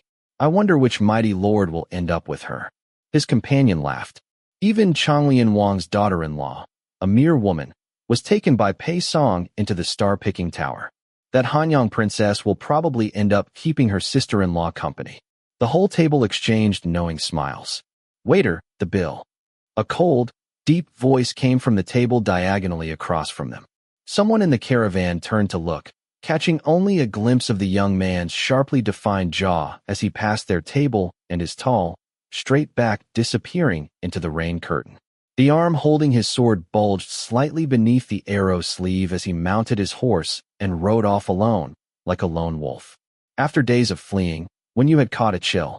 Her portrait had been copied so many times that even mountain bandits had copies, countless of them boasting about making her their mountain fortress queen. With fierce bandits ahead and pursuers behind, To avoid inspections along the way, she had no choice but to use cat hair to trigger a full-body rash again. But this time, the allergic reaction combined with the chill hit her like a collapsing mountain. For the first 2 days, she could still ride. By the third day, she didn't even have the strength to mount the horse. The exhaustion and stress of the journey had drained her, and the chill struck fiercely. She ran a high fever. Her body ached with weakness, and it felt like needles were pricking between her bones. To divert the pursuers, their original group of fewer than 10 had split into 3 routes. Now, only the guard captain Xin and a female guard, Tong Ke, remained by Wen Yu's side. They too had sword wounds of varying severity, but it seemed the major prefectures had gotten word of their injuries. To track them, not only were they conducting citywide searches for anyone wounded, but they were also strictly monitoring all pharmacies. Anyone buying wound medicine was tailed. So, the guard captain and the others had to leave their injuries untreated. Seeing Wen Yu's persistent high fever, guard captain Sinan said, "I'll disguise myself and go to a pharmacy to get some medicine for your chill." Wen Yu shook her head. The fever had cracked her once full lips. Though her eyes showed fatigue, they remained resilient. "You're wounded." At a medical hall, even a brief encounter would let the physician spot the clues. After a moment's thought, the guard captain suggested, "Then I'll go to the market district. If I can find a folk healer or a farmer selling herbs from the countryside, I might get some medicine." Tong Ke, supporting Wen Yu, looked at her and said, "My lady, I think that could work." The high fever had also triggered Wen Yu's chronic headache, making her head throb painfully and her thoughts sluggish. She knew that not only did her cold require medicine, but the wounds on Xin and Tong Ke also needed to be treated with medicine. Otherwise, if the wounds worsened, it would only become more difficult to handle. She finally nodded and instructed, "Be careful in everything, stay alert on the road. If you notice anyone watching in the market, don't risk buying the medicine. Come back, and we'll plan further." Sinan cupped his hands toward her and said, "I've taken note of everything." After he left, Tong Ke closed the broken temple door again. She poured some boiled water from the small black iron pot, let it cool slightly, then helped Wen Yu sit up and fed her some water, asking, "Your Highness, are you feeling any better?" Wen Yu moistened her sore, dry throat and nodded gently. Although a rash had appeared on her face, it couldn't conceal her pallor. In the temple shrine, a large Buddha statue with faded gold paint seemed to smile and pity the mortal world. Wen Yu looked at the Buddha statue, struggled to stand, stepped forward, and knelt on the dusty cushion. She pressed her palms together and bowed devoutly to the Buddha. Tong Ke asked, "Your Highness, do you believe in gods and Buddhas?" After finishing her bow, Wen Yu replied, "I didn't used to, but in this world, I no longer have any close relatives left, only my sister-in-law and Ayin. Even if it's illusory, I'm willing to pray for blessings on their behalf." Tong Ke watched the woman kneeling on the cushion, bathed in the light streaming through the broken window, as if cloaked in divine radiance, and felt an inexplicable tremor in her chest, momentarily speechless. Just then, hurried footsteps sounded outside the temple. Wen Yu lifted her eyes to look outside, while Tong Ke had already cautiously hidden by the broken window, peering through a crack. She saw several beggars leading soldiers in their direction, saying, "It's that broken temple up ahead." Tong Ke's expression changed. She overturned the small pot, using the water inside to douse the flames, then helped Wen Yu up, saying, "This is bad. The beggars who linger around here must have caught wind of something and brought the soldiers for the reward. I'll take you away first." Tong Ke fled with Wen Yu through the back hall of the temple. Several beggars led the soldiers into the temple. After searching around and finding no one, the soldier leader reached out and pinched a bit of warm ash beside the firewood pile, saying, "The fire was just put out. They can't have gone far." Another soldier searching below came to report, "Boss, we found footprints behind the temple." The soldier leader shouted, "After them, quickly." Wen Yu, weakened by her illness, couldn't endure a long escape. Tong Ke, injured herself, couldn't carry her. As they were about to be caught by the soldiers, Wen Yu leaned against the wall and pushed Tong Ke, saying, "You escape. My face is already unrecognizable. Even if they have a portrait, they won't be able to identify me." Gritting her teeth, Tong Ke pulled Wen Yu onto her back and, ignoring the pain from her wounds, carried her forward, breathing in the biting cold wind as she said, "If you are caught with us, even if they don't recognize you, they will torture you to extract information about our whereabouts. How could I let you face such danger?" No sooner had she spoken than Tong Ke let out a pained groan, stumbling uncontrollably forward. She did her best to protect Wen Yu, but Wen Yu's elbow still struck the ground heavily with a dull thud when she fell. Pale-faced and ignoring the pain, Wen Yu went to help Tong Quebec. "You're injured." An arrow had struck Tong Ke's calf, blood seeping down the shaft. The arrowhead must have been coated with mafesin, as half her leg had already lost sensation. Clutching her sword, her eyes red, she urged, "Your Highness, don't worry about me. Run quickly." Wen Yu shook her head, her eyes also reddening as she tucked a stray lock of hair behind Tong Ke's ear, saying, "You have risked your lives to bring me this far. That is enough." She drew the dagger from Tong Ke's waist. Tong Ke seemed to know what she intended to do, tears of anguish welling in her eyes as she cried, "My lady, you must not." Wen Yu pressed down on her shoulder and said, "Tong Ke, we must think of the future. Do not throw your lives away in vain." Holding the dagger to her own throat, she forced herself to stand and look toward the officers nearby who were reining in their war horses. "I, Wen Hanyang, am willing to go with you. But if you harm even a hair of my people, I swear you will bring back only my corpse."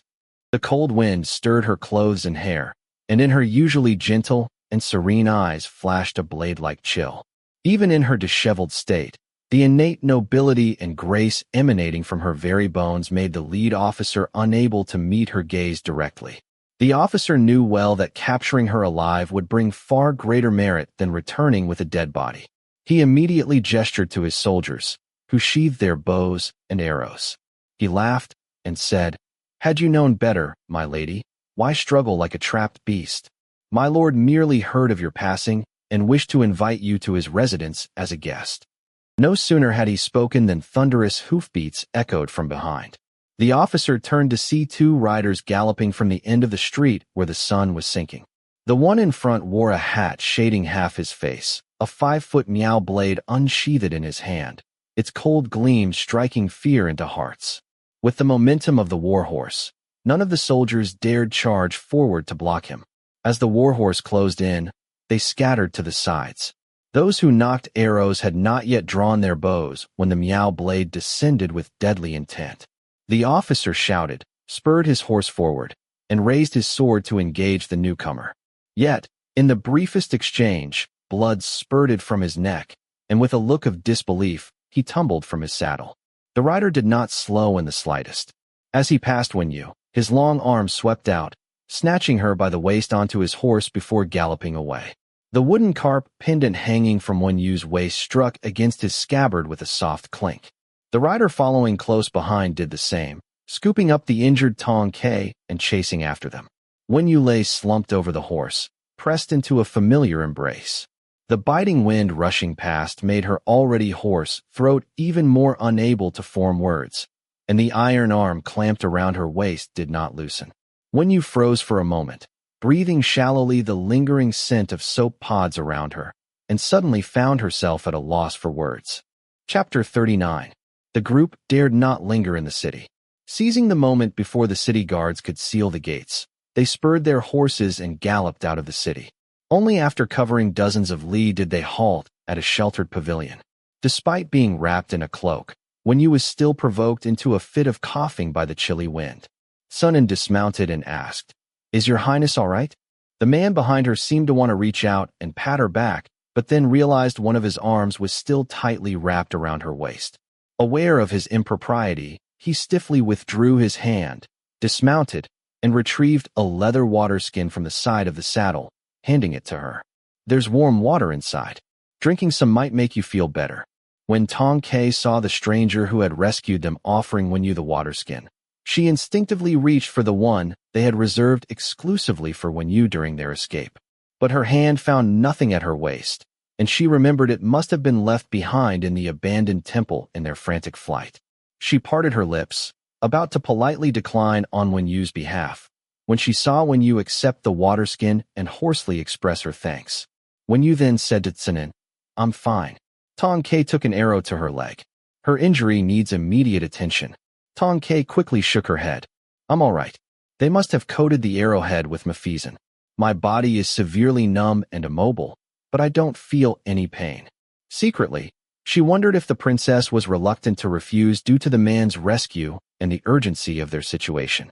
Though those raised in the martial world were often unbothered by minor details, she knew the princess's noble status meant she couldn't treat her with the same informality.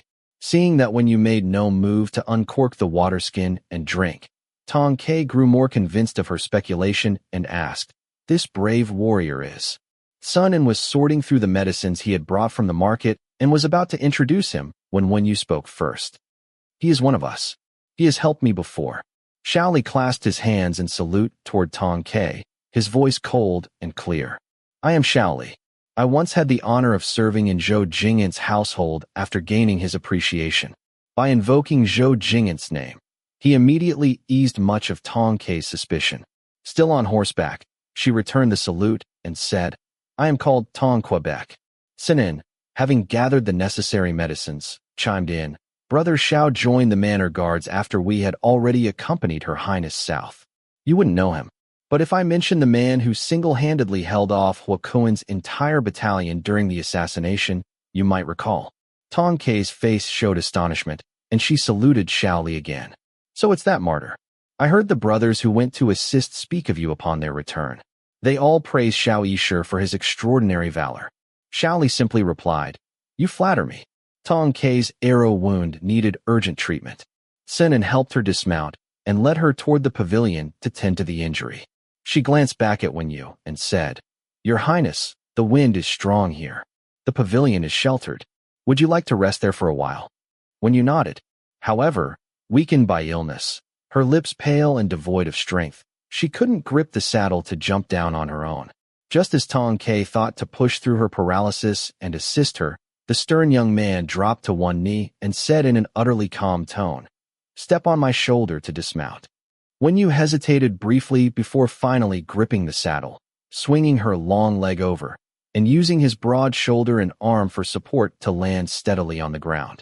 Once standing firmly, she looked up at the man who, even while crouching, exuded an intense presence, and said hoarsely, Thank you. Xiao Li stood up and said, It was my duty. Wen Yu furrowed her brows slightly at his words, but said nothing. Tong Ke sensed from that statement that Xiao Li also knew Wen Yu's identity, which put her more at ease. As Tsinin helped her into the pavilion, she asked, Brother Tsin, how did you meet Xiao Yisher? Tsinin sighed. After buying medicine at the market, I heard that soldiers were heading toward the abandoned temple. On my way back, I ran into Brother Xiao, who had also received news and was rushing to the temple. That's how we managed to steal 2 horses from the soldiers to rescue you. He added with some shame. Today, it was all thanks to Brother Xiao. If I were alone, I might not have been able to protect Our Lady. Then, with some confusion, he asked, But Brother Xiao, how did you happen to be here as well? Wen Yu, seated inside the pavilion, also glanced at Xiao Li. After helping her into the pavilion, Xiao Li had taken his sword and stood outside, silent as an ancient pine as he gazed at the distant official road. Only when questioned did he speak. There have been some changes in Yongzhou. Sin An's expression turned grave. We've heard about the Lord's martyrdom. Xiao Li paused briefly before saying, Madame Zhou has also passed. She struck her head against the coffin before the Lord's spirit tablet. The faces of those in the pavilion paled. Wen Yu frowned and asked, What happened? Xiao Li recounted the events of that day in a flat, calm tone, then added, On the road, I heard about your ambush and followed the soldiers' movements to find you. When Wen Yu learned that Madame Zhou had chosen to die by crashing into the coffin rather than suffer humiliation, her eyes turned icy. Tong Ke's eyes reddened with rage. She slammed her fist against the bench beneath her, cursing, Those beasts. Sinin was also filled with indignation, but as he was in the midst of removing the arrow from Tong Ke's leg, he urged, Please be careful, my lady. If you damage the tendons, your leg could be permanently crippled. Tong Ke sat back, seething with hatred. When you looked at Xiao Li, who remained silent outside the pavilion, and asked, What about Annie? Xiao Li waited a moment before answering. his gaze fixed on the official road winding around the mountain. She died protecting Madame Zhou, both slain by Xiao Li's blade. Wen Yu felt her heart grow heavier, understanding now why Xiao Li had become so reticent. When they parted in Yongzhou, Xiao Huanyang had been too heartbroken to see her off. Who could have known that would be their final farewell? Having experienced the pain of losing loved ones herself, Wen Yu knew that words of comfort were useless. Only revenge could truly ease the hatred in one's heart. She looked at the solitary, upright figure outside the pavilion and said slowly, "I will avenge Madame Zhou and Auntie's blood." Xiao Li did not mention that he had already killed Xiao Li. He turned to meet her gaze, his wolf-like eyes half lowered, and said only, "I will escort you to Nanshan." The small stones on the ground trembled slightly as the distant sound of hoofbeats grew faintly audible. After bandaging Tong Kei's leg, Sinan knelt to listen closely, his face darkening. At least 40 or 50 riders. Likely pursuers. We must go now. They hurriedly fled the pavilion. With Sin tending to Tong Kei, who was injured and still partially paralyzed, Wen Yu once again shared a horse with Xiao Li. Just as their horses charged onto the official road ahead, cavalry emerged from the distant mountain bend. Spotting them, the soldiers shouted, "There they are. After them." Xiao Li and Sinan both whipped their horses fiercely, but with 2 riders on 1 horse, the steed's endurance gradually waned. The pursuing soldiers closed the distance relentlessly. Xiao Li glanced back and saw many cavalrymen holding bows. His expression darkened as he shouted to Sinan, "They have bows. We mustn't fall within their range." He then extended a hand toward Wen Yu behind him, saying, "Give me your hand." They had mounted in haste earlier. After swinging onto the horse, he had pulled Wen Yu behind him. Now, battered by the cold wind, Wen Yu's high fever returned. Her head throbbed unbearably. As Xiao Li's voice, torn by the rushing wind, reached her ears, she barely grasped his meaning and placed her hand in his. A dizzying spin followed, and she found herself hauled sideways in front of the saddle, her abdomen pressed against the pommel. Sensing her discomfort, Xiao Li's strong arm slipped under one of her armpits while his other hand tugged at her shoulder, lifting her. Wen Yu was seated securely before him, just as she had been before leaving the city. She was too weak. Despite her efforts to sit straight, the horse's galloping jolts repeatedly threw her against the chest of the man behind her. "My apologies," he explained. "The soldiers have bows. If you're behind me within their range, you'd be an easy target." His voice, so close, seemed to vibrate from his chest directly into her eardrums. Knowing he meant well, she thanked him in a hoarse voice. They had just rounded a sharp bend when a fork in the road came into view ahead, the soldiers still behind the mountain curve. Sun had also moved Tong Kei to the front of his horse. Staring at the fork, he said, "Our horses are carrying double. They'll be caught sooner or later. Tong Kei and I are already wounded. Staying with you, noble master, would only hold you back. Splitting up might draw some soldiers away. Brother Xiao, I entrust our noble master's safety to you." He then turned to Wen Yu. "Noble master, if we survive, we'll rendezvous in Pingzhou to serve you once more." With that, he tossed over the packet of cold medicine he had fetched for Wen Yu, dug his heels into his horse, and galloped down the right path. A pang of sorrow struck Wen Yu's heart. Countless guards who had accompanied her southward had already perished along the way. Clutching Xiao Li's arm, her eyes slightly red, she cried out, "Guard Sin Tong Quebec." Tong Kei, on horseback, choked out, "Take care, noble master." Xiao Li caught the medicine packet and silently stowed it in a bag hanging from the saddle. Tightening his arm slightly to secure Wen Yu, he pressed his lips together, whipped the horse, and charged down the left path.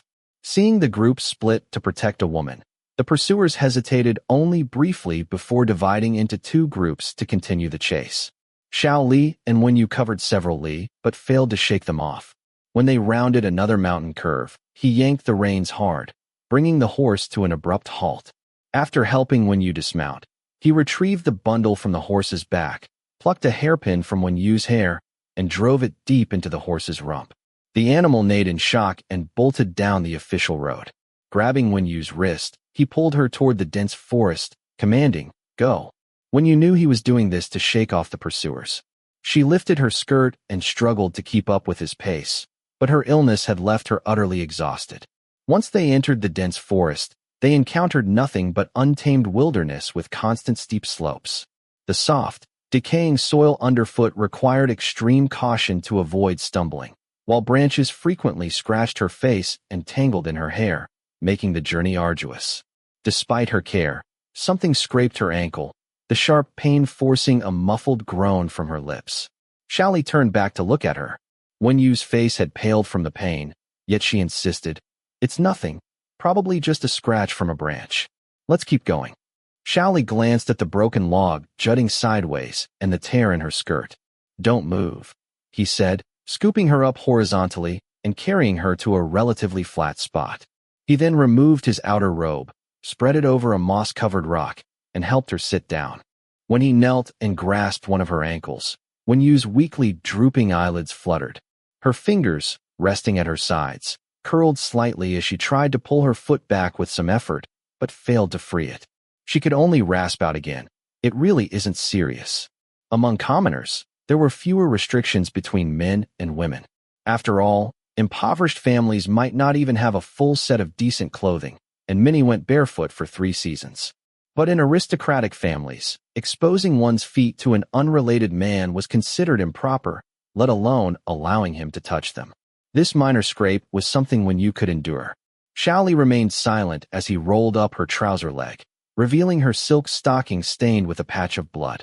Frowning slightly, he said, "That broken log was covered in rotting mud. If the wound isn't cleaned, it could worsen." Weariness from illness clouded Wen Yu's eyes. Clenching her fingers, she finally said nothing more.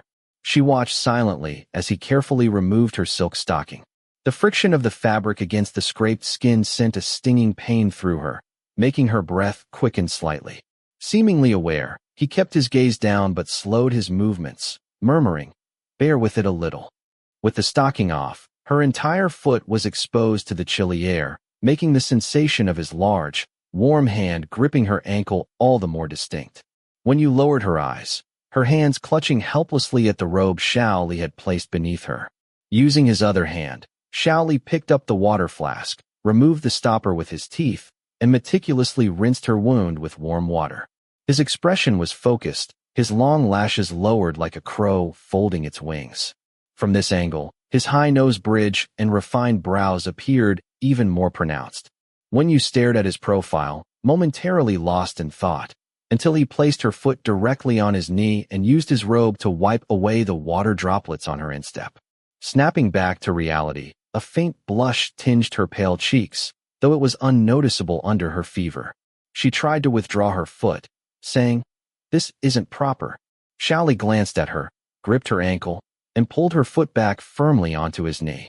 "Don't worry," he said. "I wash this garment often. It's not dirty." Wen Yu pressed her chapped lips together. "That's not what I meant."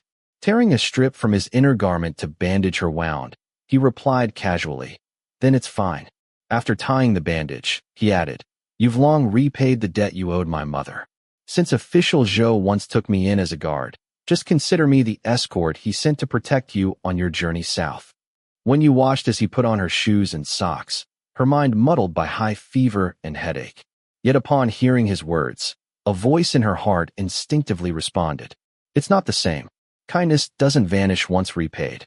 He was no longer a guard of the Zhou residence, nor had he received any instructions from Zhou Jing'an. Knowing she faced danger on her southern journey, he had traveled thousands of li to find her. This couldn't be lumped together with past obligations. But deeper thoughts were not to be dwelled upon. After a long silence, she only replied, "All right." Xiao Li looked up and noticed the wooden carp pendant hanging at her waist. He smiled faintly and said, "You've been keeping it with you?" Wen Yu replied calmly, "Didn't you say it's the carp leaping over Dragon's Gate? I wear it as a prayer for blessings." Xiao Li said, "Someone of your status would look better wearing jade." Wen Yu gazed at him, her sickly appearance like a clear moon reflected in water, and said, "I'll switch to jade later." Xiao Li nodded, glanced at the sky, and said, "After the soldiers discover the injured horse, they'll likely search back along the road. Taking the main path isn't safe. We'll have to cross this mountain ridge to avoid them. I'll carry you on my back. If we don't find a household beyond these mountains before dark, we'll need to find a cave to take shelter in." He knelt on one knee in front of Wen Yu. Wen Yu looked at his broad back. A cold wind swept through the forest, stirring another cough in her throat. She knew her ill body couldn't endure walking far. After a moment of silence, she finally lifted her arms around his shoulders and leaned onto his back. Xiao Li supported only the back of her knees with his forearms, careful not to overstep, and carried her steadily. Wen Yu rested her full weight on his back. Even through 2 layers of thin clothing, she could distinctly feel the firm, shifting contours of his muscles beneath. But she had no energy to dwell on anything else. Her head throbbed, her eyelids felt heavy, her body was cold, and a needle-like pain pierced deep into her bones. Exhausted, she rested her head against that broad, reassuring back. In her daze, it felt less like being carried by a person and more like being borne through dense forests by a fierce beast. After what seemed an eternity, her body felt like a burning coal, her blood sizzling as if aflame. Her eye sockets ached, and her mouth was parched. Faintly, she heard someone call, "Hanyang, don't fall asleep."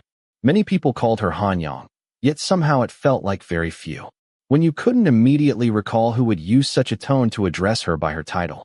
As she pondered, her consciousness cleared slightly. Lifting her heavy eyelids, she saw a sturdy back and the sweat-beaded, refined profile of the man beside her. Amused, she wondered why he had suddenly used her title. Her parched throat weakly let out a murmur. "I'm not asleep." Even as she spoke, her eyelids slowly, uncontrollably, drooped shut again. Xiao Li could feel the scorching heat of the person on his back. The hand resting on his shoulder had grown weak, and his heart clenched as if squeezed by a heavy grip. Not daring to pause for a moment, he kept his eyes forward and continued speaking to Wen Yu. "I listen to you. I've been learning to read." After a long pause, the person behind him weakly responded, "That's good. Which characters have you learned?"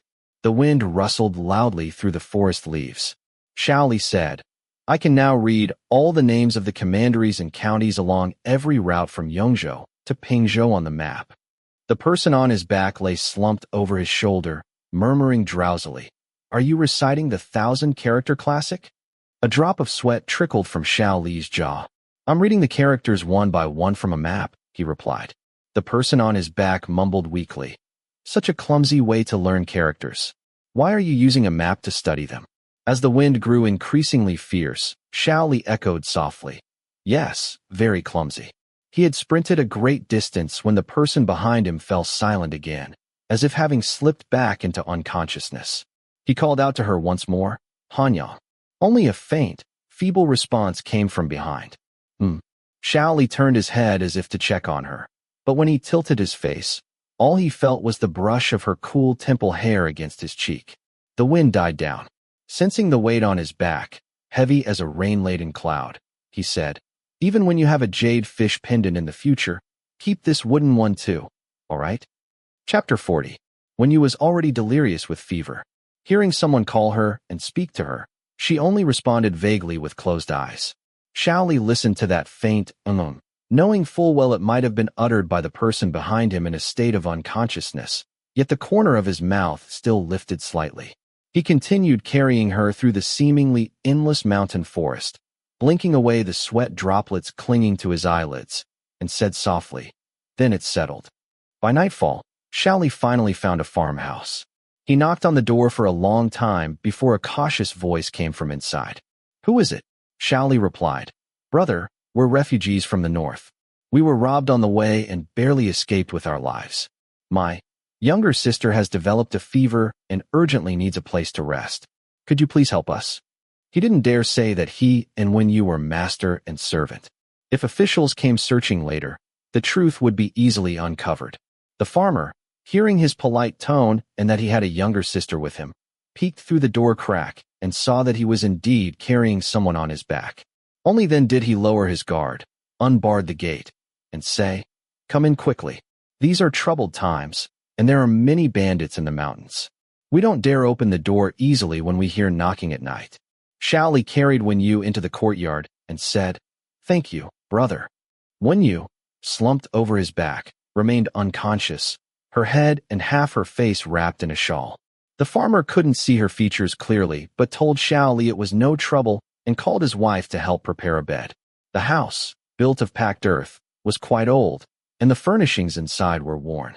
After Xiao Li laid Wen Yu on the bed made up with slightly old bedding by the farmer's wife, he reached out to feel her forehead. It was alarmingly hot. The oil lamp on the table cast a dim glow. Wen Yu's thick, dark lashes rested quietly beneath her eyes, hiding the gentle and clear gaze she usually had. The tips of her lashes curled slightly upward, casting a fan-shaped shadow in the lamplight. Perhaps due to the discomfort of her illness, her delicate, dark brows were slightly furrowed, and her skin was flushed from the high fever. Xiao Li stared at her sickly appearance for a moment, then withdrew his hand, pulled the quilt over her, and took out 2 pieces of broken silver and a packet of cold medicine from his bundle. He said to the farmer's wife, "Could you please brew this medicine for me?" The farmer and his wife were delighted at the sight of the silver, but hesitated when they noticed the rash on Wen Yu's hand hanging over the edge of the bed. They asked fearfully, "This young lady seems to have a rash. Could it be the plague?" Xiao Li understood their concern and said, "It's just hives. My sister has always been frail, and she has suffered a lot on this journey." The farmer's wife examined Xiao Li and, seeing no rash on his hands or face, felt reassured. She took the medicine and silver, unable to hide her smile, and said, "Wait here, young man. I'll brew it right away." Xiao Li nodded in thanks and added, "Could you also bring me a basin of water?" The farmer's wife agreed to everything and soon returned with a basin of warm water. Xiao Li wrung out a cloth to wipe Wen Yu's face. The farmer's wife glanced at Wen Yu's fever-flushed cheeks and said, "Your sister's fever seems severe. Just wiping her face won't be enough. I'll find a couple more cloths for you to wipe her neck and underarms too." Xiao Li's hand holding the handkerchief paused as he said, "I can wipe her neck, but I'll have to trouble you again for under her arms." The farmer's wife readily agreed. "It's no trouble at all. You start wiping her neck while I find her a change of clothes. She'll likely sweat through the night." After the farmer's wife left, Xiao Li carefully lifted Wen Yu's neck and removed the silk shawl wrapped around it. Wen Yu was already drenched in sweat, with strands of dark hair clinging to her damp, snow-white neck. Hesitantly, Xiao Li used his fingers to brush them aside. Though he tried his utmost to remain focused, the moment his fingertips touched that pale, soft skin, he couldn't help but feel somewhat flustered. His fingertips seemed scalded by the burning heat of her body, tingling slightly, the sensation spreading all the way to his chest where his heartbeat grew thunderous. Xiao Li lowered his gaze, trying not to let his eyes linger on that pale neck. After smoothing away the stray hairs, he wiped her with the handkerchief, carefully avoiding any further contact with her skin. When the farmer's wife returned with clothes and saw his method of wiping, she nudged him aside. As she loosened Wen Yu's collar, she scolded, "This is no way to care for someone. Your sister is wearing winter clothes with a tight collar and covered with a thick quilt. How could she be comfortable? She's burning up like charcoal and needs to cool down." When the farmer's wife removed Wen Yu's padded jacket and loosened her inner garment, revealing a small patch of jade-like skin below her neck, Xiao Li hastily averted his eyes. Unfortunately, after finishing her scolding and giving Wen Yu some water, the farmer's wife handed the cup to Xiao Li to hold. While wringing out a fresh handkerchief to wipe Wen Yu's neck, she called to him, "Watch closely. This is how you do it properly." Xiao Li looked up and saw the handkerchief in the farmer's wife's hand nearly slip into Wen Yu's loose collar. On her candlelit, warm white collarbone lay a strand of dark hair, its tip trailing along the damp skin and disappearing deeper into her garment. The tips of his ears turned red, and he had no idea where to rest his gaze. Noticing his reaction, the farmer's wife assumed it was because they were siblings and needed to maintain some propriety. She said, "Your family. Though brothers should keep their distance when their sisters grow up.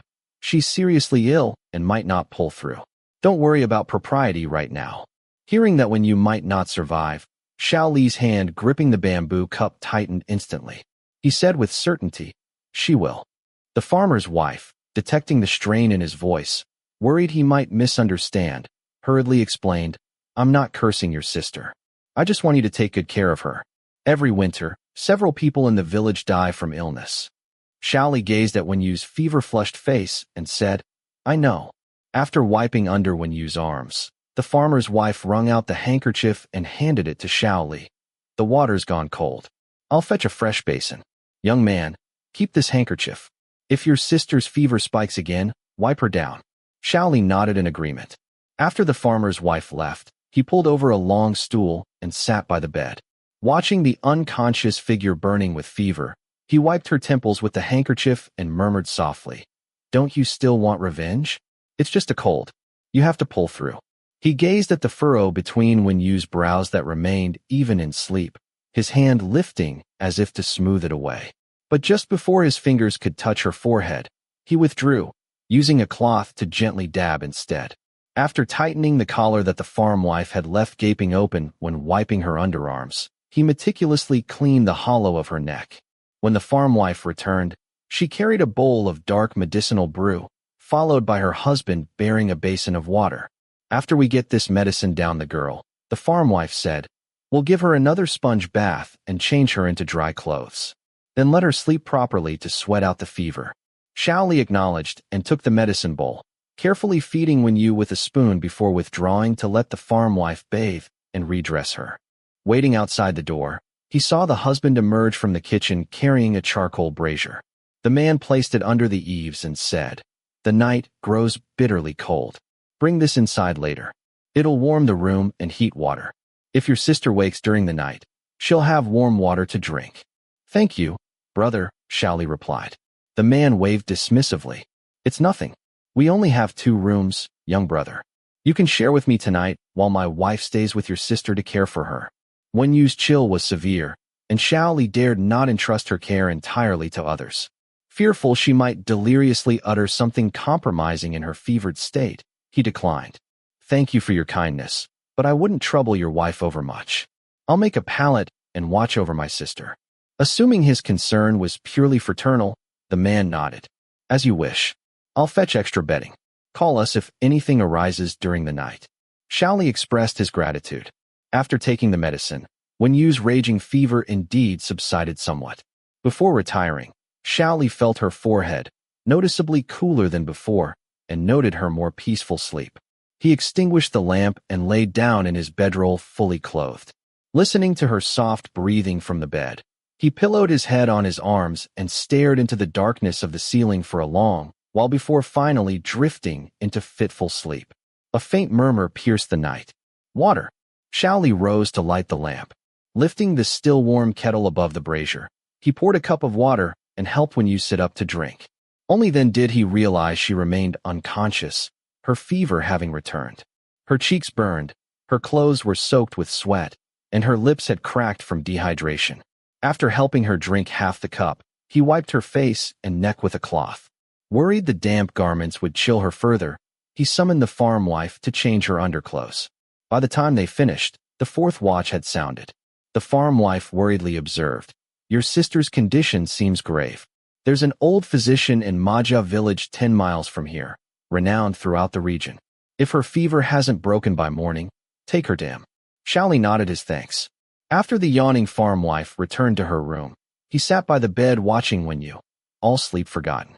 Wringing out a cloth, he dabbed her flushed cheeks to cool her. But Wen Yu seemed trapped in some nightmare, restlessly muttering with a tormented expression. As she turned her head, her burning cheek pressed against the hand holding the cloth, seeking its coolness, and remained there. A single clear tear slipped from the corner of her eye and fell upon Xiao Li's hand. The tear was cold, yet it seared his heart like embers.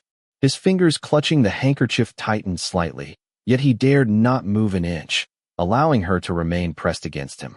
His other hand, somewhat stiffly, patted her back over the quilt as he hummed a nursery rhyme in an extremely low voice.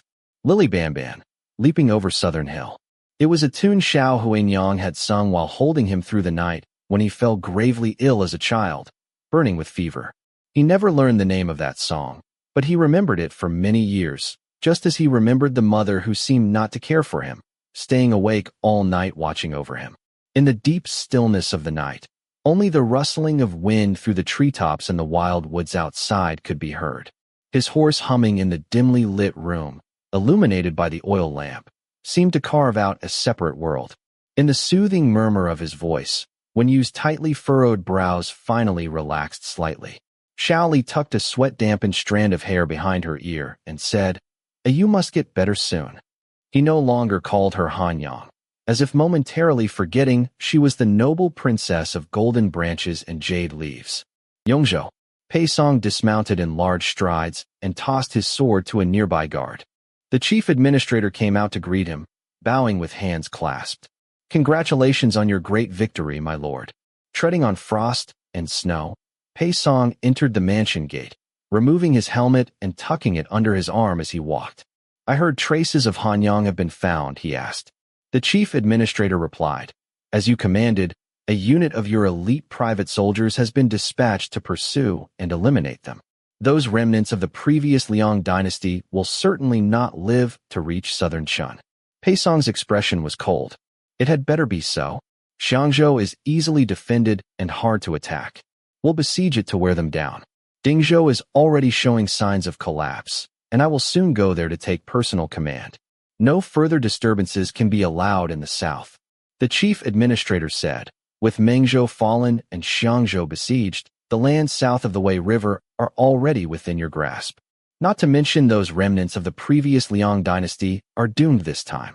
Even if southern Qin wishes to use the pretext of marriage alliance with the previous Liang to claim a share of the realm, should you also extend an olive branch to southern Qin, whom they ultimately ally with remains open to debate. After some thought, Pei Song remarked, ever since Fengyang was besieged, that one woman headed straight for southern Qin, as if certain they would send troops. That old fox Changlian Wang must have planted some contingency plan in southern Qin. We cannot let our guard down. He turned to the chief administrator. By the way, how is that woman? The chief administrator paused briefly before realizing he referred to the woman injured by Xing Li that day. Her life is saved, he said, but she keeps clamoring to see her son. Chapter 41. The waning moon hung like a hook, its starlight dim and faint. Pei Song ascended the steps and asked, where is Zhou Sui?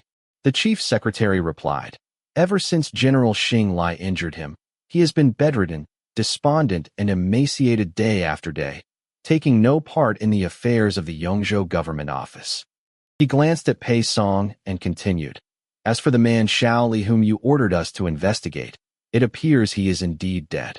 He still owns 2 properties in Yongchang that haven't been disposed of, and all his household belongings remain intact. It seems he never returned after meeting with some accident. Pei Song removed his arm wraps and asked, was there no one else in his family? The chief secretary said, he was the son of a prostitute, living with his ailing mother in seclusion. The mother and son kept to themselves, rarely interacting with their neighbors. Because he worked at a gambling house, he must have offended someone. Later, his home was raided by the authorities, and since then, the neighbors haven't seen his mother. She likely died of illness. Pei Song suddenly halted and looked at the chief secretary. His home was raided by the authorities? And afterward, he became a guard at the Zhou residence. The chief secretary, aware that his information was incomplete, said, I ordered a thorough investigation into the matter, but he hadn't been working at the Zhou residence for long before the servants were slaughtered by Xing Li. There is very little information to be found. Pei Song frowned in contemplation. A cold wind blew, causing the lanterns hanging under the eaves to sway gently, casting ghostly shadows of trees in the courtyard. Half of his face was hidden in darkness as he said, continue the investigation. A man with a tainted background and no foundation, who managed to become a guard at the Zhou residence. This matter is likely not as simple as it seems. If that man were truly dead, there would be no cause for concern. But the murderer who killed Xing Li had yet to be found, and the old man had once raved, Huaner isn't dead. He recites texts well and fights well. And then that man suddenly became a guard at the Zhou residence. Connecting all these suspicious points, he couldn't help but ponder deeply. If that man were still alive and had indeed killed Xing Li, to single-handedly slay over a dozen elite soldiers and then brutally murder Xing Li, decapitating him, such ferocity made it impossible for him not to be wary of this man. If he could master martial arts to such an extent under the old man's deranged tutelage, how much of the old man's vast knowledge of military strategy and cunning tactics had he also learned? Pei Song's gaze turned icy as he said to the chief secretary, if this man is still alive and cannot be used by us, he must be eliminated without fail. The chief secretary bowed in acknowledgement. Pei Song stepped through the door and ordered, I will rest for a while. Before the hour of C, no one is to disturb me in the courtyard. The chief secretary remained outside the door, nodding. You must be exhausted from riding through the night, my lord. Please rest well. After the door closed, Pei Song removed his armor and glanced at the blood-soaked wound on his abdomen, his expression turning grim. The expedition to Mengzhou had not been entirely smooth. With Dingzhou in crisis, he had taken a risky move and captured the city in a single day to stabilize the situation as quickly as possible, but he had been injured in the process. However, with Dingzhou now in peril, to avoid causing panic among his subordinates, and to prevent the chief secretary from worrying about his injury and hindering his northward campaign, he had kept the injury a secret, even from the chief secretary. Although the wound had been treated, it had been festering for days under the strain of continuous exertion. He rummaged through the drawer for the wound medicine. Initially intending to remove the blood-stained bandage directly, he feared the lingering scent of blood in the room might arouse suspicion from the servants below. With no one outside, he simply took the supplies and went out to the waterside pavilion to tend to his wounds. His inner and undergarments were already soaked red with blood from the wound. The bandage tightly wrapped around his abdomen had crusted over with dried blood, sticking to the torn flesh beneath. Pei Song bit down on the sleeve he had pulled off, his forehead beaded with cold sweat. Gritting his teeth, he ripped off the adhered bandage in one swift motion. The sudden, excruciating pain felt as if another chunk of flesh had been gouged from his abdomen. Trembling uncontrollably, every muscle in his body tightened into knots. A fine layer of sweat broke out on his forehead and chest, and his fingers gripping the bandage turned white from the strain, yet his eyes held a ferocious, bloodthirsty glint. He had been careless. He should have sent troops to Hangzhou before the incident and slaughtered the entire Yang clan, the maternal family of Changlian Wang's consort.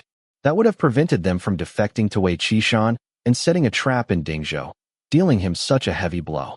The roots of his teeth ached from biting the sleeve, and a metallic taste of blood filled his mouth. Once the worst of the pain subsided slightly, he reached for the bronze medicine bottle on the stone table. But his fingers trembled so violently that instead of picking it up, he accidentally knocked it over. The bottle clattered to the ground and rolled down the steps, stopping at a pair of blue cloth embroidered shoes. Xiao Huanyang stared blankly at the young man's back in the pavilion, her voice trembling with a mix of excitement and heartache. Huan. The figure seemed to jolt at the sound, slowly turning to look outside. His face, illuminated by the lantern under the corridor, was young and handsome yet tinged with a fierce aura, but it was not her Huaner. Xiao Huanyang's eyes dimmed instantly. Chilled by the cold wind, she covered her mouth with a cough, the silver strands at her temples looking even more weathered under the lantern's glow. Weakly, she asked the young man in the pavilion, "Are you a guard of the Zhou residence? Why are you here?" She had been confined here all these days, completely unaware of the outside situation. The servants attending to her in this courtyard were like mutes and deaf mutes. No matter what she asked or said, they never responded. The knife wound on Xiao Huanyang's back was severe, and she had only recently recovered enough to leave her bed after many days of rest. Tonight, she had faintly heard some commotion outside and gotten up to investigate. Through the hazy lantern light of the corridor, she vaguely spotted a figure in the waterside pavilion whose silhouette closely resembled Xiao Li's. Her heart leaped, and she approached, calling out, only to realize it wasn't him. Yet, given the late hour and his furtive, solitary wound tending in the pavilion, she guessed he likely wasn't one of the rebels and surmised he might be a guard of the Zhou residence. Pei Song had already recognized Xiao Huanyang. A murderous intent flashed in his eyes, and his hand moved to the hilt of his knife. But upon hearing her mistake him for a Zhou residence guard, the killing intent receded slightly, and his pale lips curved almost imperceptibly. He released his grip on the knife hilt and gave a slight nod, asking, "And you are?" Xiao Huanyang, overjoyed to finally encounter someone she considered an ally, felt her eyes grow moist. Picking up the medicine bottle that had fallen at her feet, she said, "I'm also from the Zhou residence. Lord Zhou and Madame Zhou have shown me great kindness. My son is a guard there, just like you. I was injured protecting Madame Zhou and have been imprisoned here ever since I woke up. I don't know why those people would lock up an old woman like me." Glancing around, she added, It's not safe here. Guards patrol the courtyard at night. Come hide in my quarters for now. Pei Song watched as the woman picked up the blood-stained gauze he had discarded in the waterside pavilion and, despite her own illness, struggled to support him. A trace of mockery flickered in his eyes, yet his words were polite. Thank you, madam. Xiao Huangyang strained to help him back, saying, We're all family here. No need for thanks. My Huaner is about your age, and he often comes home covered in wounds too. When I saw your figure from afar earlier, I thought I was looking at my Huaner. As Pei Song listened to her repeated calls of Huaner, a shadow of complexity passed through his icy gaze. In a distant memory, there was also a young woman who would always call him Huaner with tender affection. Was it truly just a coincidence? This woman didn't seem to know his true identity. Since she was of no use, there was no need to keep her alive. His eyes were utterly cold, but watching this woman bustling about to care for him held a certain amusement. He might as well let her finish bandaging his wounds before killing her. Casually, he asked, What's your son's name? Xiao Huangyang, already injured herself, had broken into a sweat from supporting a grown man all this way. Pushing open the door, she wiped her forehead with her sleeve and said, My son is named Xiao Li. Pei Song abruptly looked up, his previously indifferent eyes now gleaming with interest. It seemed he would have to spare this woman's life for now. When you had a restless night, trapped in a series of nightmares as if sinking into a murky swamp, unable to break free, only to be dragged deeper into endless darkness. From the blazing fires after the fall of Lidu to the blood-soaked streets when Fengyang City was breached, the heads of her father and brothers hung high above the city gates, their dead eyes fixed on her. She screamed until her voice grew hoarse, but could not stop the towering, faceless shadow from lifting her young nephew and dashing him to the ground. Blood enveloped her, and those fierce phantoms eventually coalesced into a blurred figure seated high behind palace walls. When you did not recognize that person, yet with blood-soaked hatred, she screamed his name. Pei Song. With a choked cry, she jolted upright in bed, gasping for air like a fish out of water. Her sweat-dampened hair clung to her pale cheeks, and her drenched inner robes, chilled by the air, clung to her skin with a cold shiver. Only then did she fully awaken from the nightmare. When you surveyed the simple, unfamiliar room, and memories from before she lost consciousness returned. Weren't they in the mountains? Where was Xiao Li? She threw off the covers to get out of bed, just as the door was pushed open from outside.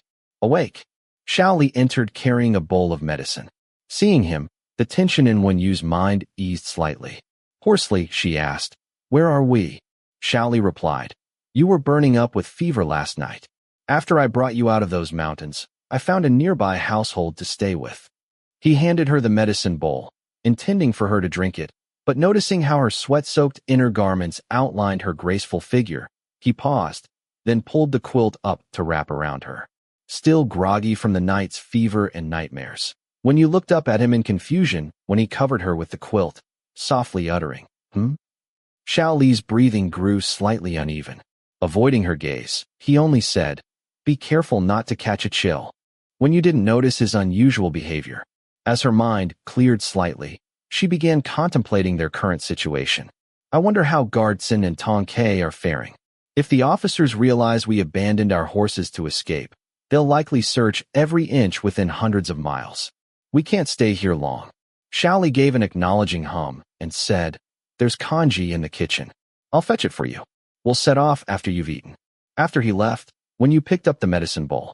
Enduring the pungent odor, she drank the bitter liquid in several gulps. When she rose to dress, she discovered her sweat-soaked inner garment clung to her upper body, vaguely outlining her form, and she wasn't wearing an undergarment beneath. Her expression shifted abruptly. She hurriedly pulled the quilt tighter around herself, scanning the bed's surroundings. This wasn't her own inner garment. Last night, who had changed her clothes? Where was her undergarment?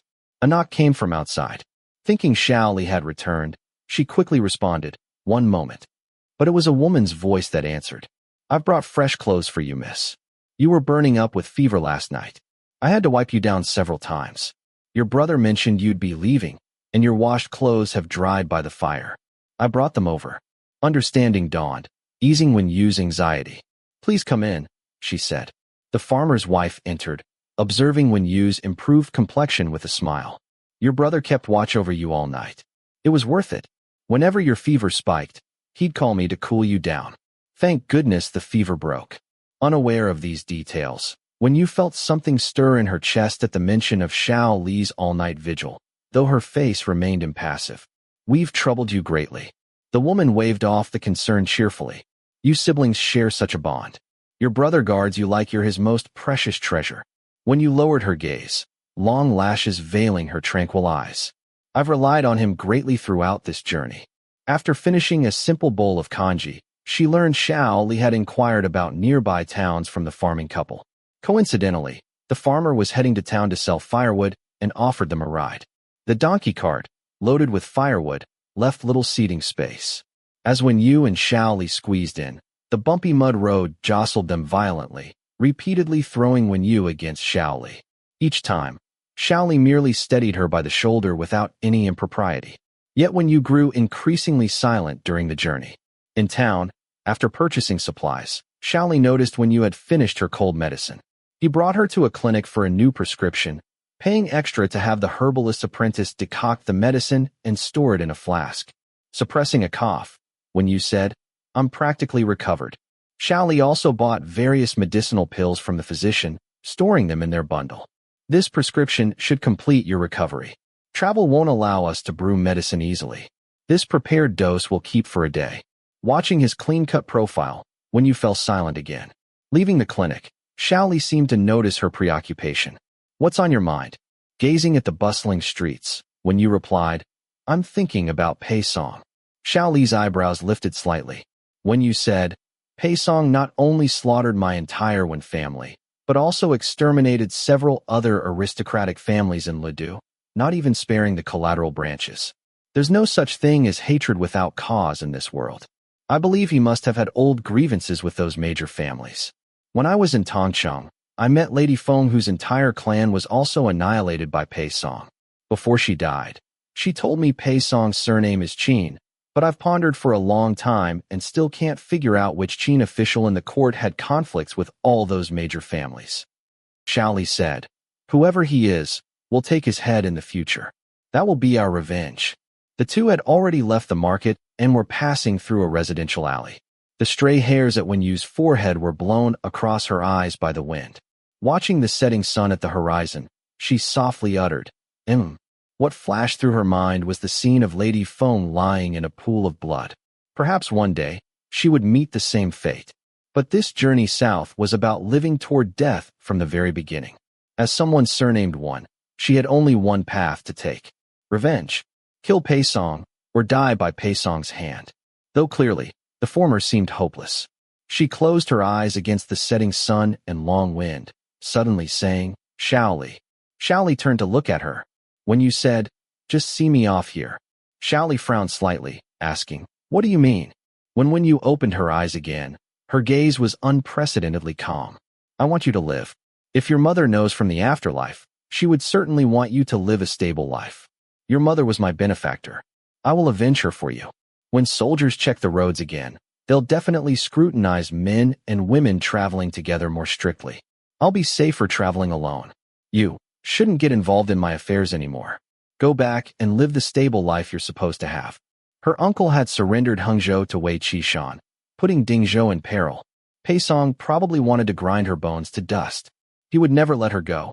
Too many had died along this journey already, especially now that her whereabouts had been pinpointed again. Once the officials dispatched more troops for carpet searches and strengthened inspections at all checkpoints ahead, she would be like a bird trapped in a net. Being found was only a matter of time. She didn't want anyone else risking their lives for her anymore. After hearing her words, Xiao Li only asked, What makes you think I can still live peacefully? What kind of reasoning is it for me, as her son, not to avenge my mother, but let you do it for me? Wen Yu was momentarily speechless. Wen Yu. Xiao Li called her name for the first time. He said, I'm just like you. From the moment my mother died, my life could never be peaceful again. Wen Yu felt a pang in her chest, telling him, I have only this one path to take. Even if it's a dead end, I must keep going. Do you understand? Even if you want to avenge your mother, there are other paths you can take. There's no need to follow me and throw your life away. But Xiao Li detected another meaning in her words, staring at her. You're sending me away because you think you've reached a dead end and don't want me to die with you. Is that it? Wen Yu's gaze didn't avoid his in the slightest. Even if it were Tong Ke or Guardson here today, I would tell them to leave too. What all of you have done for me is already more than enough. Hearing this answer, Xiao Li fell silent. Faint cries of street vendors carried from the distant market as the long wind stirred their clothes and hair. After several breaths, he reached over and took the bundle slung across Wen Yu's shoulder, saying only, "Since they're here, they won't leave either way. I promised Sin and I protect you. How could I go back on my word? Even if this path leads to certain death, I'll carve a way out for us." Using Wen Yu's own words against her, he finally left her no way to drive him away. But that very night, they encountered the first wave of soldiers closing in on them. Chapter 41. The waning moon hung like a hook, its starlight dim and faint. Pei Song ascended the steps and asked, "Where is Zhou Sui?" The chief secretary replied, "Ever since General Xing Li injured him, he has been bedridden, despondent and emaciated day after day, taking no part in the affairs of the Yongzhou government office." He glanced at Pei Song and continued, "As for the man Xiao Li whom you ordered us to investigate, it appears he is indeed dead. He still owns 2 properties in Yongchang that haven't been disposed of, and all his household belongings remain intact. It seems he never returned after meeting with some accident." Pei Song removed his arm wraps and asked, "Was there no one else in his family?" The chief secretary said, "He was the son of a prostitute, living with his ailing mother in seclusion. The mother and son kept to themselves, rarely interacting with their neighbors. Because he worked at a gambling house, he must have offended someone. Later, his home was raided by the authorities, and since then, the neighbors haven't seen his mother. She likely died of illness." Pei Song suddenly halted and looked at the chief secretary. His home was raided by the authorities? And afterward, he became a guard at the Zhou residence. The chief secretary, aware that his information was incomplete, said, "I ordered a thorough investigation into the matter, but he hadn't been working at the Zhou residence for long before the servants were slaughtered by Xing Li. There is very little information to be found." Pei Song frowned in contemplation. A cold wind blew, causing the lanterns hanging under the eaves to sway gently, casting ghostly shadows of trees in the courtyard. Half of his face was hidden in darkness as he said, "Continue the investigation. A man with a tainted background and no foundation, who managed to become a guard at the Zhou residence. This matter is likely not as simple as it seems. If that man were truly dead, there would be no cause for concern. But the murderer who killed Xing Li had yet to be found, and the old man had once raved, Huaner isn't dead. He recites texts well and fights well. And then that man suddenly became a guard at the Zhou residence." Connecting all these suspicious points, he couldn't help but ponder deeply. If that man were still alive and had indeed killed Xing Li, to single-handedly slay over a dozen elite soldiers and then brutally murder Xing Li, decapitating him, such ferocity made it impossible for him not to be wary of this man. If he could master martial arts to such an extent under the old man's deranged tutelage, how much of the old man's vast knowledge of military strategy and cunning tactics had he also learned? Pei Song's gaze turned icy as he said to the chief secretary, "If this man is still alive and cannot be used by us, he must be eliminated without fail." The chief secretary bowed in acknowledgement. Pei Song stepped through the door and ordered, "I will rest for a while. Before the hour of C, no one is to disturb me in the courtyard." The chief secretary remained outside the door, nodding. "You must be exhausted from riding through the night, my lord. Please rest well." After the door closed, Pei Song removed his armor and glanced at the blood-soaked wound on his abdomen, his expression turning grim. The expedition to Mengzhou had not been entirely smooth. With Dingzhou in crisis, he had taken a risky move and captured the city in a single day to stabilize the situation as quickly as possible, but he had been injured in the process. However, with Dingzhou now in peril, to avoid causing panic among his subordinates, and to prevent the chief secretary from worrying about his injury and hindering his northward campaign, he had kept the injury a secret, even from the chief secretary. Although the wound had been treated, it had been festering for days under the strain of continuous exertion. He rummaged through the drawer for the wound medicine. Initially intending to remove the blood-stained bandage directly, he feared the lingering scent of blood in the room might arouse suspicion from the servants below. With no one outside, he simply took the supplies and went out to the waterside pavilion to tend to his wounds. His inner and undergarments were already soaked red with blood from the wound. The bandage tightly wrapped around his abdomen had crusted over with dried blood, sticking to the torn flesh beneath. Pei Song bit down on the sleeve he had pulled off, his forehead beaded with cold sweat. Gritting his teeth, he ripped off the adhered bandage in one swift motion. The sudden, excruciating pain felt as if another chunk of flesh had been gouged from his abdomen. Trembling uncontrollably, every muscle in his body tightened into knots. A fine layer of sweat broke out on his forehead and chest, and his fingers gripping the bandage turned white from the strain, yet his eyes held a ferocious, bloodthirsty glint. He had been careless. He should have sent troops to Hangzhou before the incident and slaughtered the entire Yang clan, the maternal family of Changlian Wang's consort. That would have prevented them from defecting to Wei Qishan and setting a trap in Dingzhou, dealing him such a heavy blow. The roots of his teeth ached from biting the sleeve, and a metallic taste of blood filled his mouth. Once the worst of the pain subsided slightly, he reached for the bronze medicine bottle on the stone table. But his fingers trembled so violently that instead of picking it up, he accidentally knocked it over. The bottle clattered to the ground and rolled down the steps, stopping at a pair of blue cloth embroidered shoes. Xiao Huanyang stared blankly at the young man's back in the pavilion, her voice trembling with a mix of excitement and heartache. Huaner. The figure seemed to jolt at the sound, slowly turning to look outside. His face, illuminated by the lantern under the corridor, was young and handsome yet tinged with a fierce aura, but it was not her Huaner. Xiao Huanyang's eyes dimmed instantly. Chilled by the cold wind, she covered her mouth with a cough, the silver strands at her temples looking even more weathered under the lantern's glow. Weakly, she asked the young man in the pavilion, "Are you a guard of the Zhou residence? Why are you here?" She had been confined here all these days, completely unaware of the outside situation. The servants attending to her in this courtyard were like mutes and deaf mutes. No matter what she asked or said, they never responded.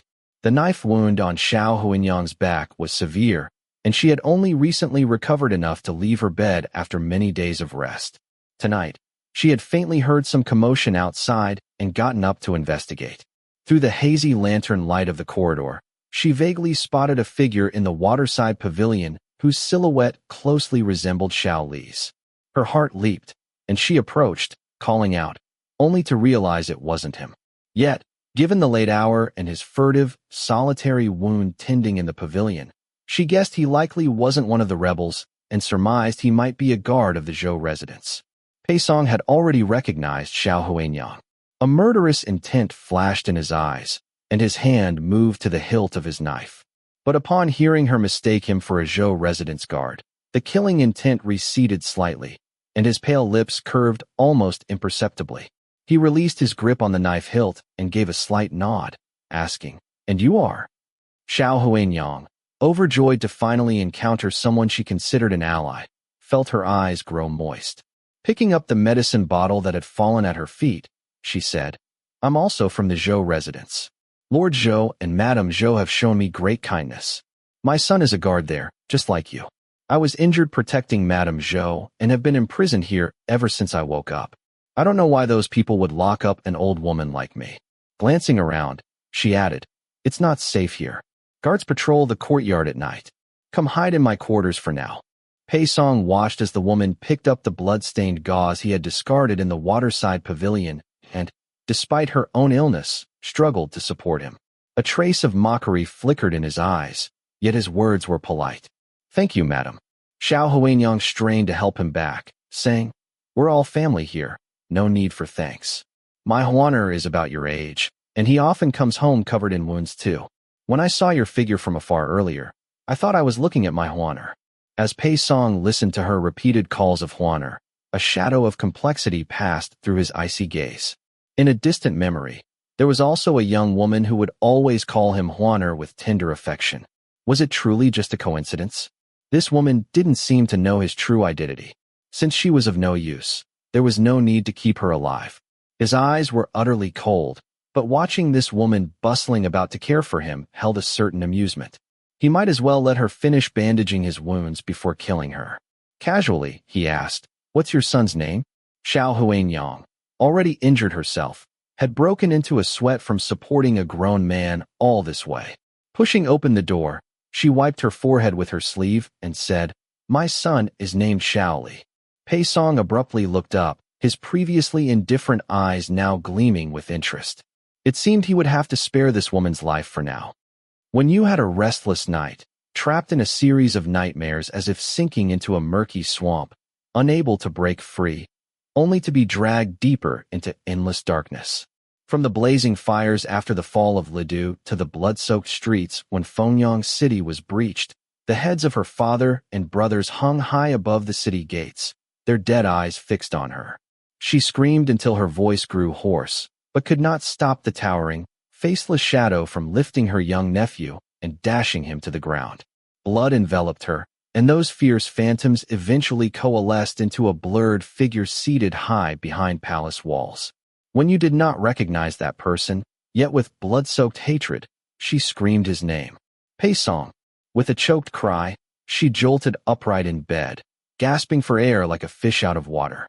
Her sweat-dampened hair clung to her pale cheeks, and her drenched inner robes, chilled by the air, clung to her skin with a cold shiver. Only then did she fully awaken from the nightmare. When you surveyed the simple, unfamiliar room, and memories from before she lost consciousness returned. Weren't they in the mountains? Where was Xiao Li? She threw off the covers to get out of bed, just as the door was pushed open from outside. Awake! Xiao Li entered carrying a bowl of medicine. Seeing him, the tension in Wen Yu's mind eased slightly. Hoarsely, she asked, "Where are we?" Xiao Li replied, "You were burning up with fever last night. After I brought you out of those mountains, I found a nearby household to stay with." He handed her the medicine bowl, intending for her to drink it, but noticing how her sweat-soaked inner garments outlined her graceful figure, he paused, then pulled the quilt up to wrap around her. Still groggy from the night's fever and nightmares, Wen Yu looked up at him in confusion when he covered her with the quilt, softly uttering, Xiao Li's breathing grew slightly uneven. Avoiding her gaze, he only said, "Be careful not to catch a chill." Wen Yu didn't notice his unusual behavior. As her mind cleared slightly, she began contemplating their current situation. "I wonder how Guardson and Tong Kai are faring. If the officers realize we abandoned our horses to escape, they'll likely search every inch within hundreds of miles. We can't stay here long." Xiao Li gave an acknowledging hum and said, "There's congee in the kitchen. I'll fetch it for you. We'll set off after you've eaten." After he left, Wen Yu picked up the medicine bowl. Enduring the pungent odor, she drank the bitter liquid in several gulps. When she rose to dress, she discovered her sweat-soaked inner garment clung to her upper body, vaguely outlining her form, and she wasn't wearing an undergarment beneath. Her expression shifted abruptly. She hurriedly pulled the quilt tighter around herself, scanning the bed's surroundings. This wasn't her own inner garment.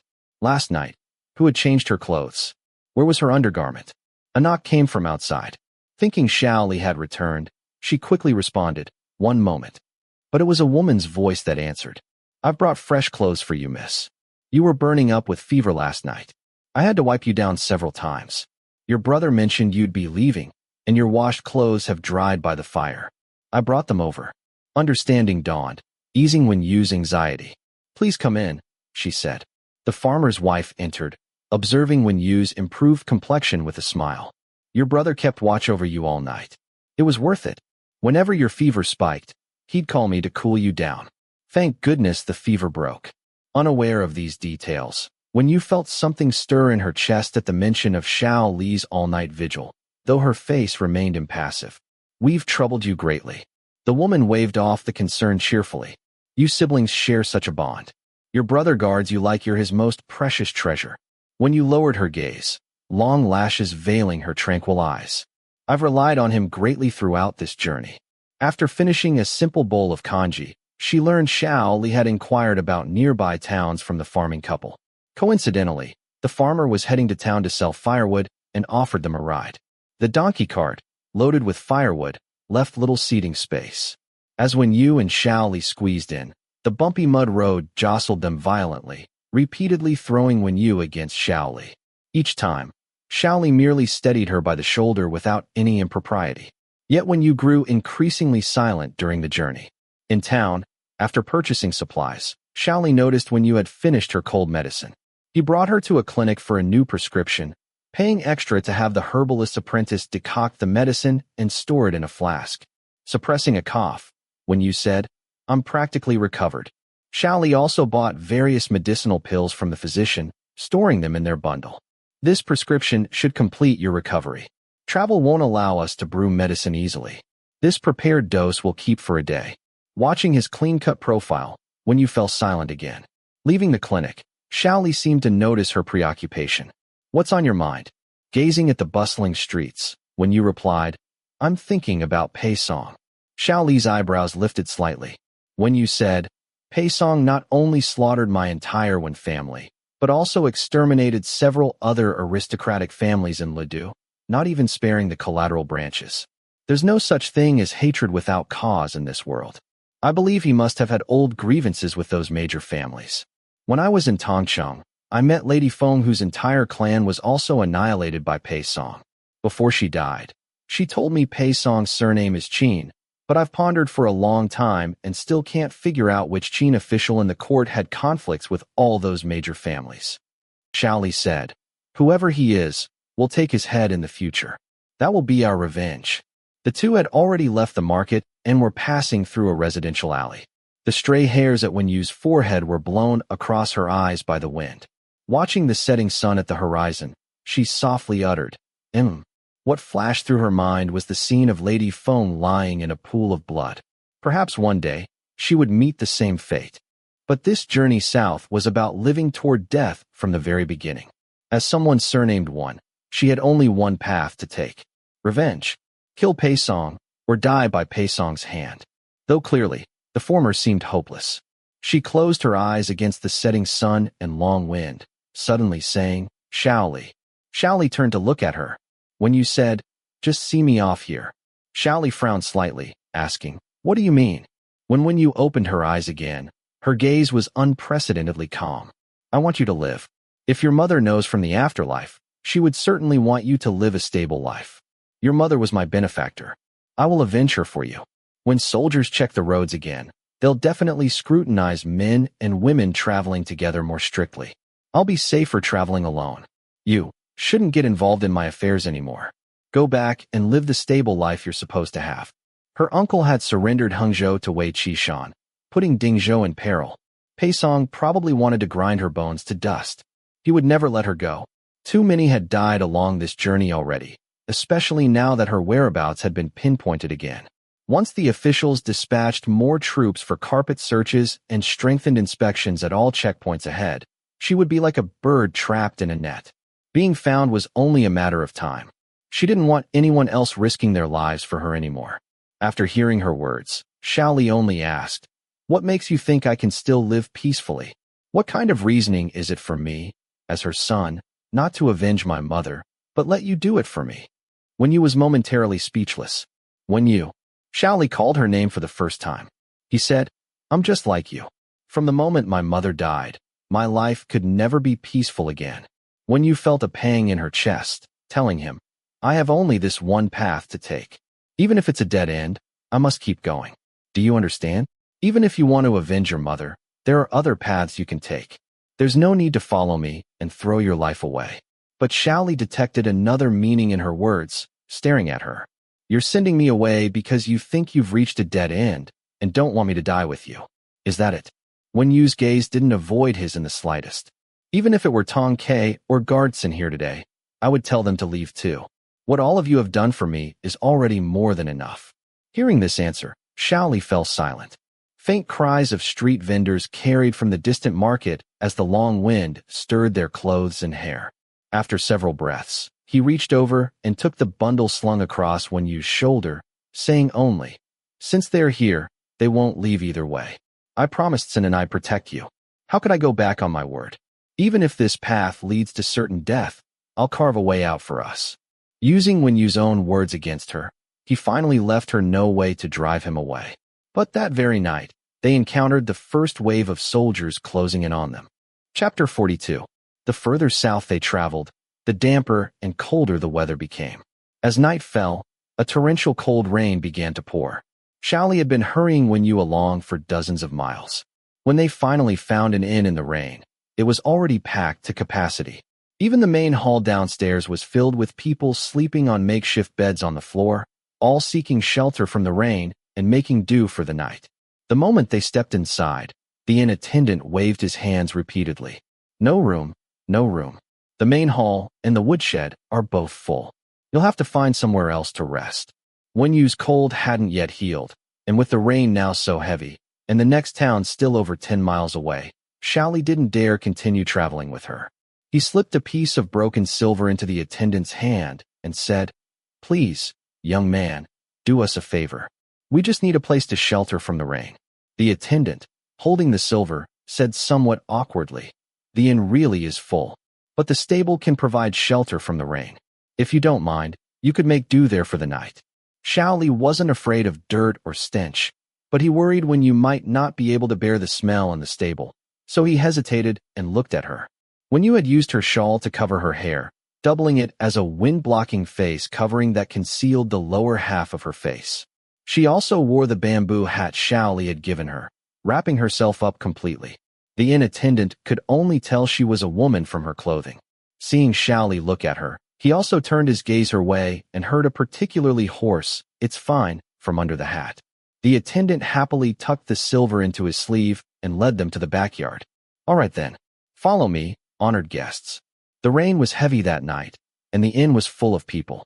The stable was also packed with horses, but fortunately, the compartment where fodder was stored still had space to stand.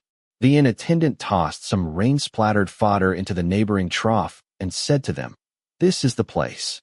The smell might be a bit unpleasant, but it's much quieter than squeezing onto the floor in the main hall. With so many guests tonight, we're overwhelmed. If there's any lack of hospitality, please forgive us." Xiao Li simply said it was no trouble. After the attendant left, Wen Yu took off her hat and covered her mouth as she coughed repeatedly. Xiao Li piled the dry fodder further inside and urged her to lie down and rest, frowning as he asked, "Did getting caught in the rain worsen your cold?" Wen Yu had been shielded by the hat. Only the hem of her skirt and her shoes and socks were thoroughly soaked. Xiao Li, however, was drenched from head to toe by the cold rain, with water droplets still dripping from the ends of his hair. She shook her head and looked at the person whose soaked clothes clung to his robust physique, saying, "I'm all right. Why don't you ask the attendant for a set of dry clothes?" Wearing wet clothes after being drenched in the rain can lead to illness from accumulated cold. Xiao Li said, "My skin and flesh are tough and sturdy. I won't get sick." The rain was noisy, and the constant dripping under the eaves was unceasing. He wrung the water from his sleeve and looked outside. "This rain will probably last all night. Your shoes and socks are soaked. They might not dry by tomorrow." He turned to Wen Yu and said, "I'll go find a brazier for you to warm yourself by, and I'll heat your medicine too." Before Wen Yu could say, "Wear your hat," he had already dashed out into the rain and left the stable. Wen Yu thought of their argument that afternoon, her eyes lowering as a flood of complicated thoughts swept through her mind. Outside the inn, a team of officers, wearing bamboo hats and straw raincoats, reined in their horses as they arrived swiftly through the rain. The 20-some riders at the front wore no armor, all clad in black capes. The leader said, "This is the place.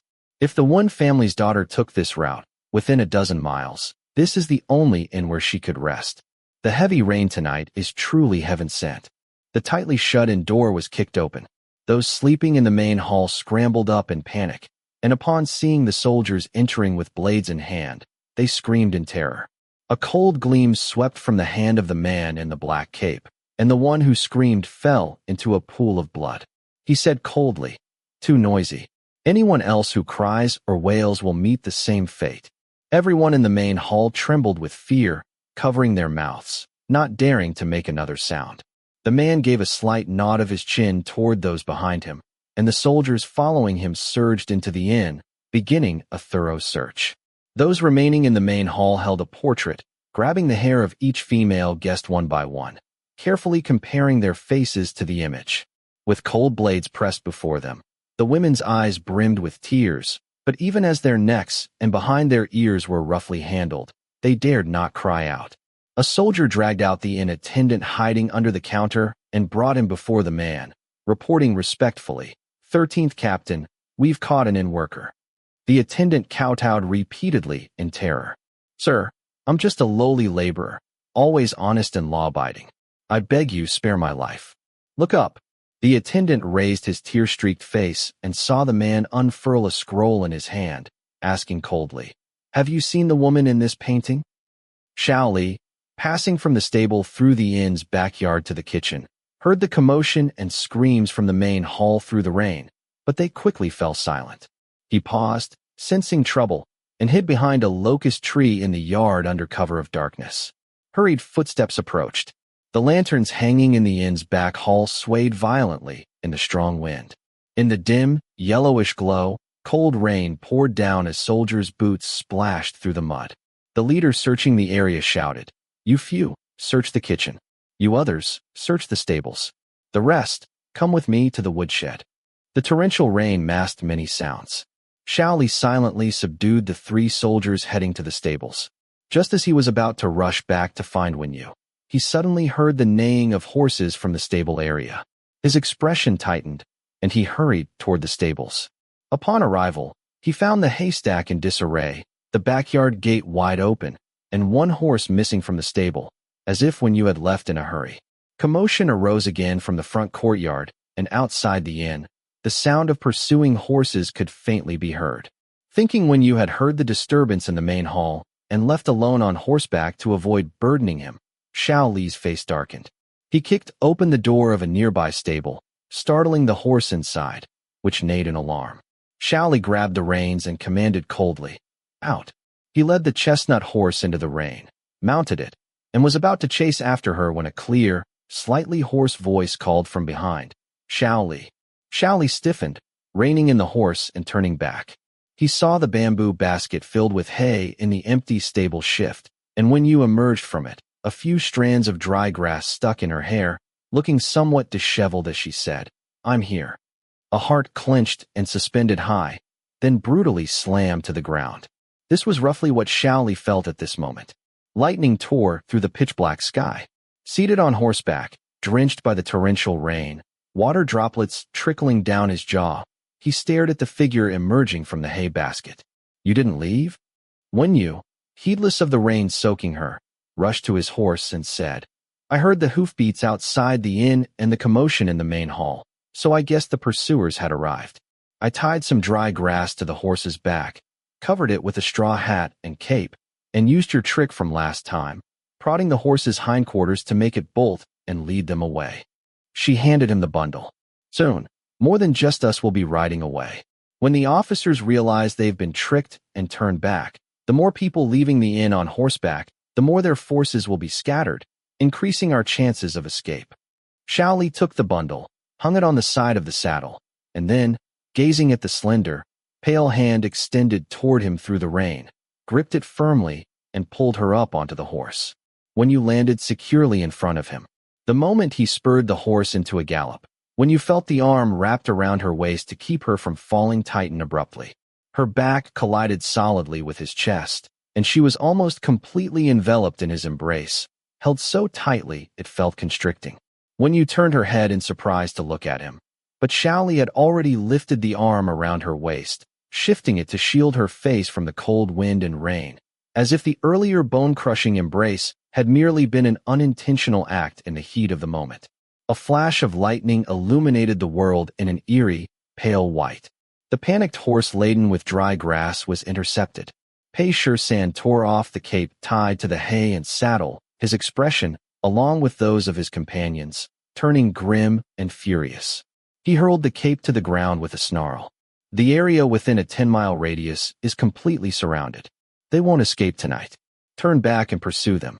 In the rain-soaked night, all sounds were muted, making the sudden clatter of hoofbeats on the official road especially distinct. Xiao Li rode for an unknown length of time.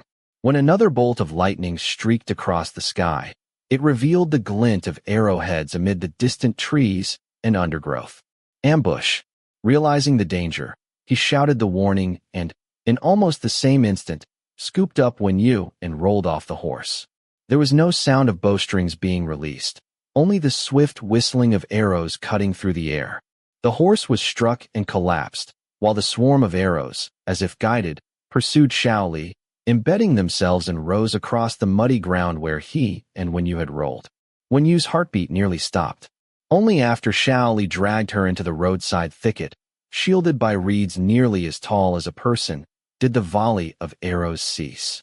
Having narrowly escaped death, both she and Xiao Li were breathing heavily, their breaths unsteady. Sheltered beneath him in the tangled reeds, she felt the droplets from his soaked hair fall against her neck. Her chest heaved violently as she whispered, "The official road is blocked. We're likely trapped within a cordoned search area." Xiao Li looked down at her, their breaths mingling through the cold, damp air. It was impossible to tell how many were lying in ambush in the rain, but the enemy had crossbows positioned in the darkness. If they dared show themselves on the road, they would be riddled with arrows. Escaping tonight seemed harder than scaling the heavens.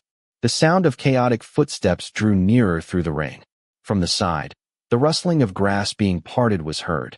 Xiao Li's meow blade flashed from its sheath, and 2 officers fell, blood spilling from their necks.